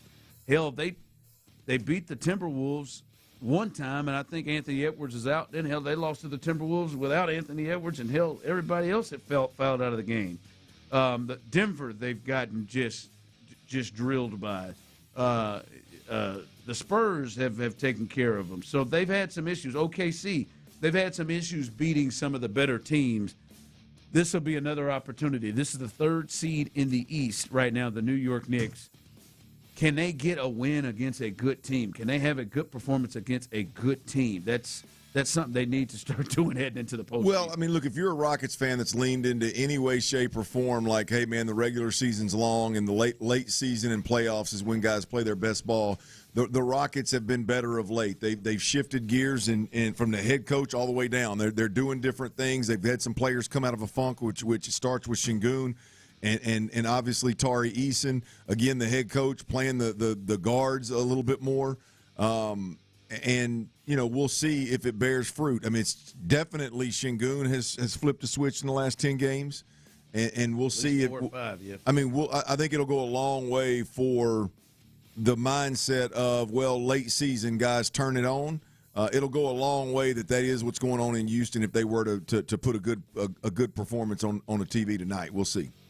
Just don't get embarrassed, man. Well, you get embarrassed, it's over. It ain't about flipping the switch. It ain't about this guy or that guy. It's you just gotta. They just keep finding ways to get embarrassed, even in the close game. Yeah, because that was embarrassing against the Timberwolves, right? I mean, it goes to overtime. Yes, absolutely. I feel like there's been more embarrassing moments with the Rockets of late than there has been. Absolutely. Expected moments. So yeah, I mean, we'll see if they've turned the corner or not. If I say, Tyler, man, you're gonna wake up here, Tyler, and. I mean, you're going to have a tough loss on the road against another Western Conference playoff team. You're going to lose that almost really last-second shot in overtime. I would be shocked to think that it was embarrassing. But I left out the part that, hey, they were up 13 with about just under 4 minutes to go in the overtime period and somehow lost that lead. God. I cannot believe that. I have gone back and rewatched the full-length highlight of that. I've gone back and watched the Why are you doing that to yourself? It is, like I said before, like Ron Burgundy said, I'm not even, you ate a whole wheel of cheese, I'm not even mad. Like, it's amazing. Like, that is amazing. How did that happen? I'm serious, 8-0 run in 58 seconds to get themselves back in there. No Rudy, no Nas, no Edwards. It's really one of the most amazing things to happen in 2026 that they blew that thing. 5 o'clock fire. All right, some more updated news here on Tiger Woods. Tiger Woods will give you some understanding of what he said to authorities, but he is pled not guilty to the DUI charges following his arrest in Florida last week after he rolled over his Range Rover in Jupiter Island. The golf legend was charged with the DUI and property damage and refusal to submit to a lawful test. But he has pled not guilty to those DUI charges. He talked to authorities, and he told authorities that he was looking down at his phone and changing the radio station before his rollover crash last week in Florida. He was arrested, as we said, on suspicion of driving under the influence in his Range Rover that flipped. Authorities said in the affidavit, Clint, that he had bloodshot, glossy eyes, extremely dilated pupils. He agreed to perform the field sobriety exercise, but was sweating profusely, lethargic, and slow. He had pills in his pockets, 2 pills left in his pockets, and he said when he was asked if he had been taking any prescription medications, he replied, a few, according to the affidavit. He said he had taken them earlier in the day. So he is pleading not guilty, and that is the latest there with Tiger Woods and that entire scary situation that looks like nobody has been injured in. But that is the latest there. Yeah, I mean, look, the interesting thing here is I don't think anybody's shocked by the fact that Tiger Woods, given what he's been through, is taking some kind of pain pills in the morning when he gets up to get through his day. I don't think anybody's shocked that he's got a couple of hydrocodone in his pocket if he's going to play golf, just in case it hits him and he needs something to ease the pain. Like I don't think anybody is shocked by that. The interesting thing is, I'm not familiar with popping pills. I have taken pain pills before, very rarely, but never have I been sweating profusely and lethargic at 1 o'clock in the afternoon from taking pills. So the fear here is that he's abusing them. The fear here is that obviously he's abusing them and driving and getting behind the wheel. So that's the fear. I mean, I mean, I just look up here the report. I mean, everything's starting to pour out on Tiger Woods, obviously. I mean, somebody drove by and snapped a picture of him. But I mean, he is in the background next to the line of bushes by the street, and he's talking on the phone, and in the forefront is the Range Rover on its side. He's got that Sunday red shirt tucked into them golf breeches. He's fixing. He's got them tucked? Oh, it's tucked. He's fixing to go play some golf. He was on his way, man. They said that Sunday red shirt sold out pretty quick, though. Yeah, man. He looked fit over there by the bushes, by the line of bushes over on the side. Could you imagine driving by the Range Rover? Look at that Range Rover on the side. Oh, look, Tiger Woods standing out there by the trees. Must be him. I just want to continue to think about Tiger as one of the greatest athletes that we've ever seen. And he just keeps doing stuff to make me think about other things. I would like to do another documentary on Tiger from start to finish. But I feel like you got to wait a few more years on Tiger because he may just do some things to add to it. I rewatched that thing when I was sick over the weekend. I got to rewatch that again. Like, I want to think about Tiger and seeing Tiger in '97 winning the Masters for the first time, or when he went crazy and had that Tiger Slam year in 2000 and he just beat the brakes off everybody. I want to remember that. But all I hear in my ears is that voicemail he sent that one time to one of those young ladies when he said, "Hey, it's Tiger. You might get a call from my wife. Just ignore it." You remember that voicemail? Hey, Tyler, that's the first piece of audio I ever played in the sports media business. Was the audio of Tiger talking to his mistress? Yes. I bet that hurt your heart. You were like, man, I don't know if this radio thing's for me if I got to be playing audio like this. Oh, I was into it at the time. Damn, man, I'm glad she got out of there. Lindsey Vonn is thinking, whew, I dodged that bullet. All right, coming up, T-Mill's best bets. He ended 4 for 4 last week, and so he had a pretty good run last week. So he'll start to try to get this thing off right. Hey, Mondays have been the trouble day. Skipped a Monday, now starting it on a Tuesday, and he's got a little Major League Baseball to work with tonight. So T-Mill's best bets coming up. And how real is this Astros offense to you? You think this is maybe not 8, 10, 11 runs, but you think this is going to be a really good offense the way it's been at the start? We'll discuss that next. Hey, spring is here. Summer's right around the corner. Look, we know your schedule's packed, man. But what you got to do is you got to make time to change the oil in your vehicle. Yours, your significant other, your kiddos.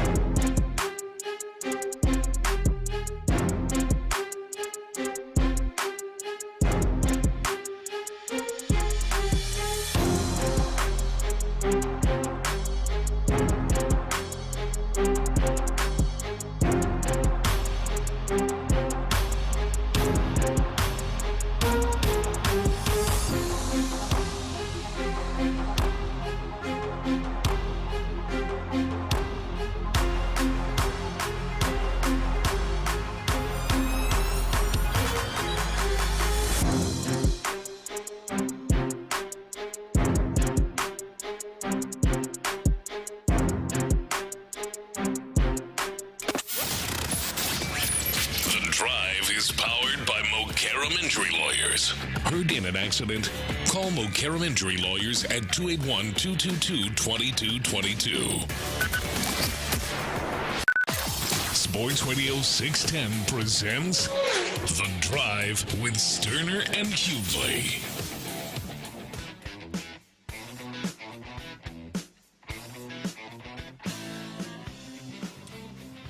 Tyler Milner's back. That means T-Mill's best bets are coming up here in just a bit, so stay tuned for that. As he finished off, didn't even know it, finished off last week 4 for 4 in those Friday NCAA tournament games, 4 for 4, which put him above 500 in the week. So that was, over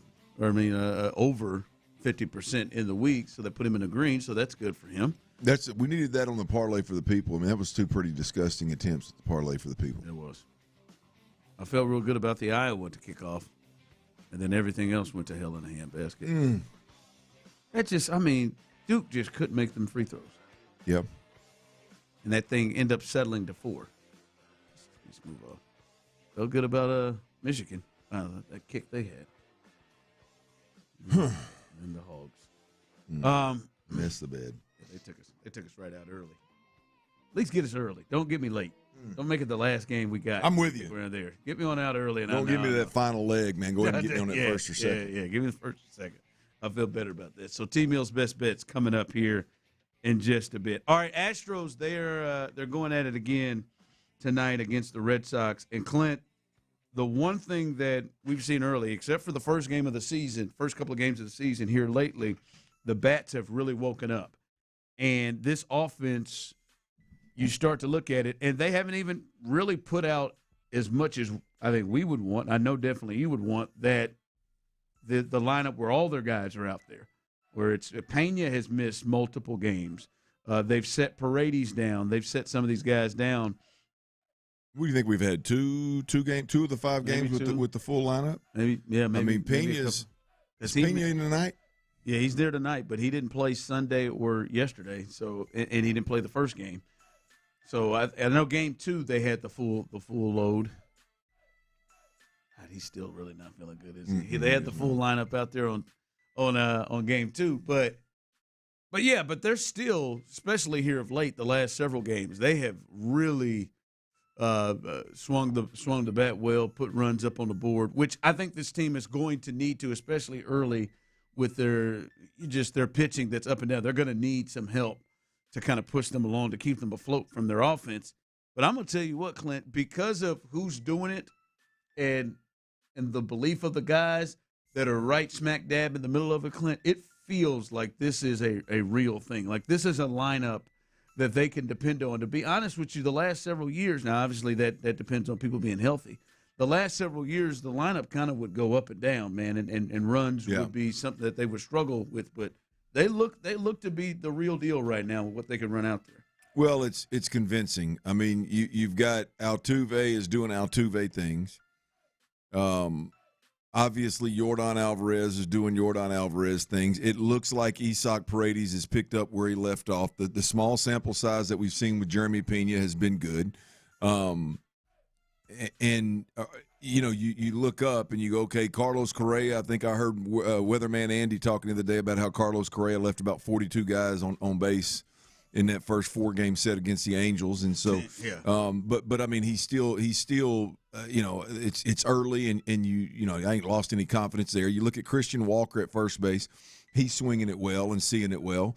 I mean, it seems like the guys that you expect to swing the bat well, for one reason or another, are swinging the bat pretty well, and even some guys that you didn't expect, you didn't really know what to expect. And again, talking about I think Christian Walker swinging it well is the best sign for the Astros this season. I think the other guys are like, hey, man, you know what you're going to get from them. Well, doesn't it feel also with Christian Walker, now that Yordan is here, especially when they have the complement of all their guys, it feels different when he's in the 5 or 6 hole. Yeah.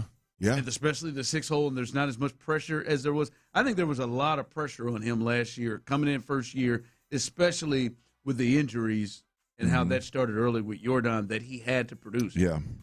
Yeah. So, I think not to mention you get to some of the younger guys. Bryce Matthews has obviously been good. Loper Fito's been good. There's a lot of promise. I think even Jake and Cam Smith have had their moments.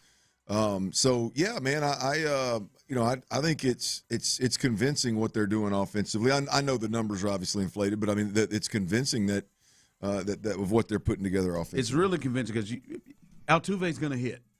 Yordan's going to hit. Mm-hmm. Right? Paredes is going to do what he does. Right? Get on base and hit. Pena, you feel like he's going to be able to do what he's able to do. And hopefully last year wasn't just a fluke, but you feel good about where he is right now. Like those guys you feel like are going to swing the bat well. And not just swing the bat well, they're game changers. By the way, you guys believe in this new patient, Jose Altuve? Mr. leading the team in walks, Mr. 6 walks, had him another one yesterday. Well, look, if he's ever going to be more patient and change his approach, it's going to be because you look at it. One, your organization for 2 years now has been stressing see more pitches, be more disciplined at the plate, right? Number two, hell, half of Major League Baseball has shrunk 2 to 4 inches in the last 2 years because of this new challenge system that's going on and how it's being rolled out. Nobody's got a better advantage than Altuve. If it's based on height, ain't nobody got a better advantage than Altuve. So if there's ever been a time for Altuve to kind of shift the mindset of I'm gonna be a little bit less aggressive and see more pitches, hell, it's now. Yeah. The organization he plays with and the challenge system, I think, make it a good, wise decision. Now we'll see if he can keep rolling with it. But I tell you what, the way he's swinging it, I don't mind if he does free swing a bit right now. 4 for 4 with 2 bombs. Well, he's just the patience is weird. Mm-hmm. It is weird to see him take pitches like that. I'm with you. You said something there. I want to see more Bryce Matthews. Yep. I'd be with it. And it's he's a tough one to deal with because you want to see him get every day at bats, but you want him up here, and will he get every day at bats up here? Young Bryce when he went yard last night. Oh, huh? Did he ever? No doubt. Ever. My God, it was so easy and just kept floating. That's where the big boys hit him. All right, let's head to our guy Tyler Milner, T-Mill's best bet.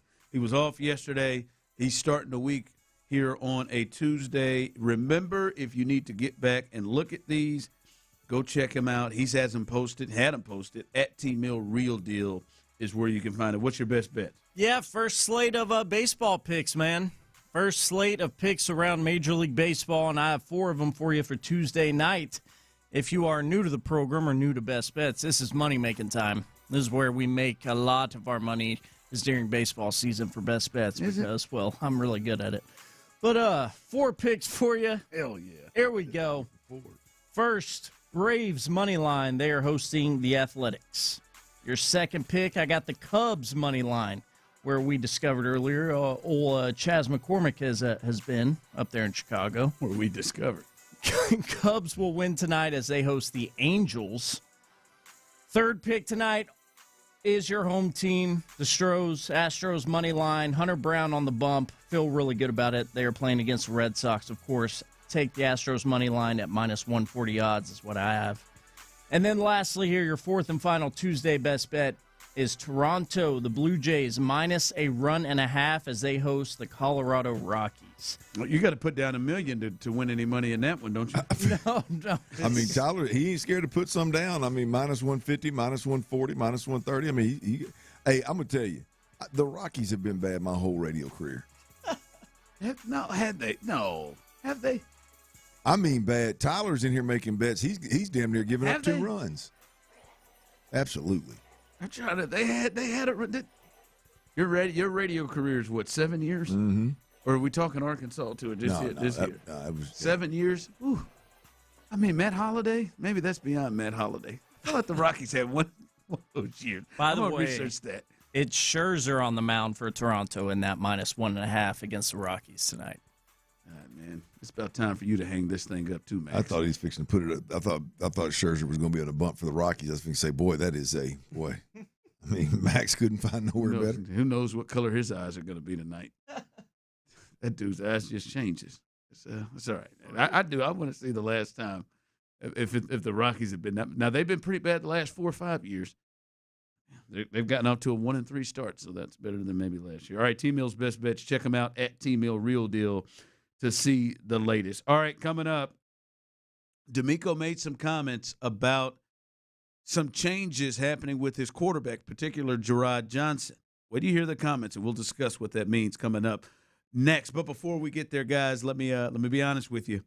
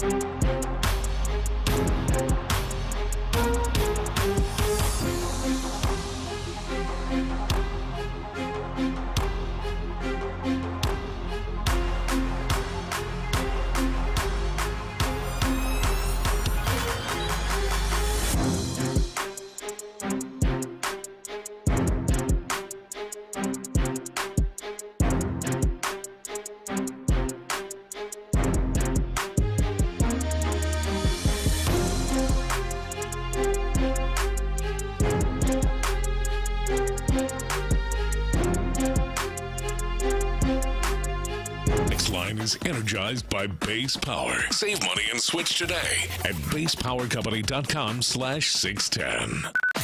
Sports Radio 610 presents The Drive with Stoerner and Hughley.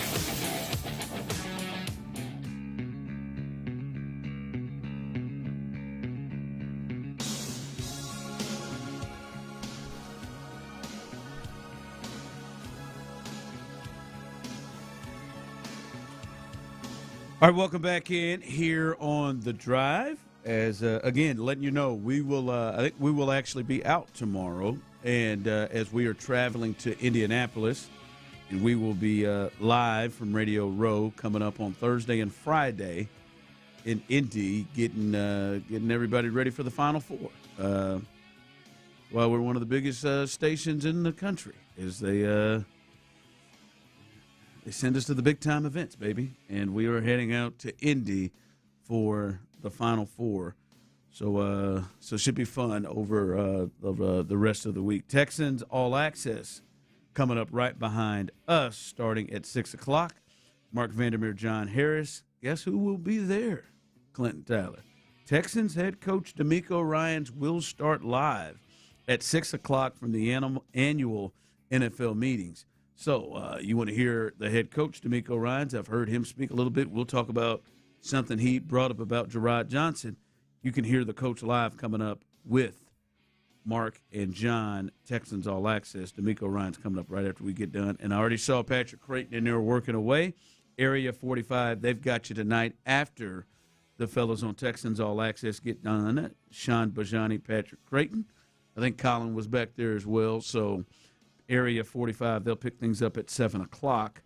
The best damn late-night show in all of Houston, Area 45, coming up. They've got you till 11 o'clock. They'll be talking about that Rockets game as well, a big one at Toyota Center against the New York Knicks, as well as that game as Hunter Brown gets going tonight, that game at the Daikin between the Red Sox, or whatever Patrick calls them. I know Patrick has a fun name for every team in the league. So whatever Patrick calls them, I call them the Boston Red Sox. They'll take them on at the Daikin, Hunter Brown with the ball. So that's all coming up after we get done here. I have come to the conclusion of what I want for a cheat meal, fellas. What you want for a cheat meal? What is that? I've been thinking a Whopper. Tyler almost talked me into it with that Texas Whopper, and I think I was just being aggressive and just hungry, and I saw a commercial. I would really love a really good fried white fish of some type on some good bread. Give me like some Cajun tartar sauce. I could really go. Filet of fish, McDonald's. No, that's not what I'm looking at. No. So. Well, Hank, rest in peace. So Hank would eat them old McDonald's. There are. I mean, obviously they have been on the menu forever. They just look disgusting. I think I've bitten into one of them. They're just awful. They look and it's to me, it's like that McRib. Why? Who's eating these? Who is ordering this? That people that they continue to put it on the menu. Well, I know a fella you mentioned, Patrick Creighton, loves some McRib in his life. Does he? Yeah. Big draws. Travis Johnson? No. Travis Bryant over there at Kinfolk. Travis Johnson, he probably loves him. He sure enough. Possible. There are people, like I know people that would just bang out 2 fish fillets, put cheese on it, and just roll it, and I can't do it. Yeah, Big Hank would. I just, again, like McDonald's has a couple things that they're just keeping on their menu. Like, are people still ordering Big Macs? Apparently, somebody is. I guess. I don't know. Had one. I don't know. I would love it. 713-572-4610. I do want to get to D'Amico here in a second. Are you still ordering Big Macs? They slid in that big arch. Looks kind of nice, but I don't know anyone who orders a Big Mac. It's just been number one forever. I just don't. I'll be honest with you. I can't remember the last time I talked to somebody that went to McDonald's. No, you've run into people who get McDonald's breakfast. You ain't running into anybody banging out that hash brown. I think my kids at some point, I think somebody brought my kids breakfast one morning, and it was McDonald's pancakes. And clearly my kids eat something from there because when I'm driving down the street, one of them Liv says, "Daddy, look, McDonald's," so she knows what it is. So somebody's fed them that. But I don't know an adult that's just slid through a Big Mac in a minute. I don't know anybody. I'm convinced they're not getting ordered, and it has been their signature, and they're doing it. I'd love to smash some McDonald's fries right now. Their fries, good and salty, have always been good. Their fries and their hash browns, they've got the potato thing down. Their sodas too. Somebody said that also, that McDonald's best sodas pops taste different. Yeah, it's the way they do the science behind the carbonization. Really, it's different. It's not just your normal fast food. That's soda. what I've heard. So a Coke at McDonald's tastes different than a Coke anywhere else. Yeah, really better than anywhere else. I've heard people saying that. I don't know that I've experienced it, but I've heard people saying it. So one big reason, for whatever reason it is, most restaurants and fast food joints, they get their soft drinks in plastic bags that hook up to the machine that spit them out for you. And McDonald's, from the beginning up till now, they get all their soft drinks in like stainless steel containers shipped to them. Okay. Yeah, I learned about that recently. Wow. Mm-hmm. Best Dr. Pepper you can get. Good call, Chief. Yeah. Text line coming in. Double quarter pounder is the move. Yeah, I know that I've banged out a double quarter pounder. I don't know that I've ever heard. I've never even pulled up on the screen and looked and saw somebody just ordered a Big Mac. Never. Obviously, there's somebody ordering them, but never have I ever done that. All right, Clint. What'd you make of these comments from D'Amico Ryans? D'Amico Ryans was, and this is courtesy of Aaron Wilson, who spoke with D'Amico earlier. Dixon, Aaron Wilson, who spoke with D'Amico earlier about Gerard Johnson, who is now moving on to the staff with the Philadelphia Eagles. He, in reference to him moving on, he also made some comments to me that I thought was really interesting in regards to now how they're viewing things with C.J. Stroud. He said, D'Amico Ryans on Gerard Johnson going to the Eagles. Thank him for his service to the Houston Texans. I think he really did a good job. Him and CJ have a connection back from high school. Hate to see him go, but also the nature of our business, things like that happen. I think Gerard is going to be a really good coach. Looking at everything where we were in the past 3 years, sometimes change of scenery. What did Lovey used to say? Divorce is not always a bad thing. Something about divorce, I believe, is what he would say. But anyway, sometimes change of scenery, change of voice. How can we help CJ the best? Maybe changing the voice. Who's giving him information? From my perspective, a lot of tough decisions put us, the Texans, in the best position possible. Your thoughts on him talking about Gerard Johnson and then the feeling that they needed to move on and they needed for CJ and CJ to be at his best, and maybe a new voice, a new person giving him and relaying the information. Your thoughts when you hear that? Yeah, look, I think from CJ's perspective, or let's go from the team's perspective, from Nick Caley's perspective, I like the thought. I like where they've landed. I like the thought of we're going to have a Nick Caley person in charge of our quarterback in the quarterback meeting room, having those intimate conversations, somebody that is wholeheartedly committed to Nick Caley, came over here with Nick Caley, has a deep history with Nick Caley, and is more committed to the offensive coordinator than he is the quarterback. I think that's probably a good move with C.J. Stroud. I don't know that everybody has always, good times and bad times, been aligned on the offensive side of the ball in terms of the staff. So I think having somebody that is loyal to Nick Caserio and Nick Caley, I think is probably a good step right now for the Texans offense in a position of we're going to force feed this thing to C.J. Stroud. There's not going to be any closed door meetings where it's, hey, I understand, bro, or hey, man, I would have done it this way. It's no. You're going to be wholeheartedly committed to what Nick Caley is doing offensively, or you're not going to be here. We're not going to have those unhealthy kind of conversations. It does feel a little tough love. It feels like maybe going a different direction of like, all right, we're all going to be on the same page because Nick and Jerry are on the same page. Yeah. The guys who are most likely to be interacting with CJ and Cole Popovich right along. They're all on the same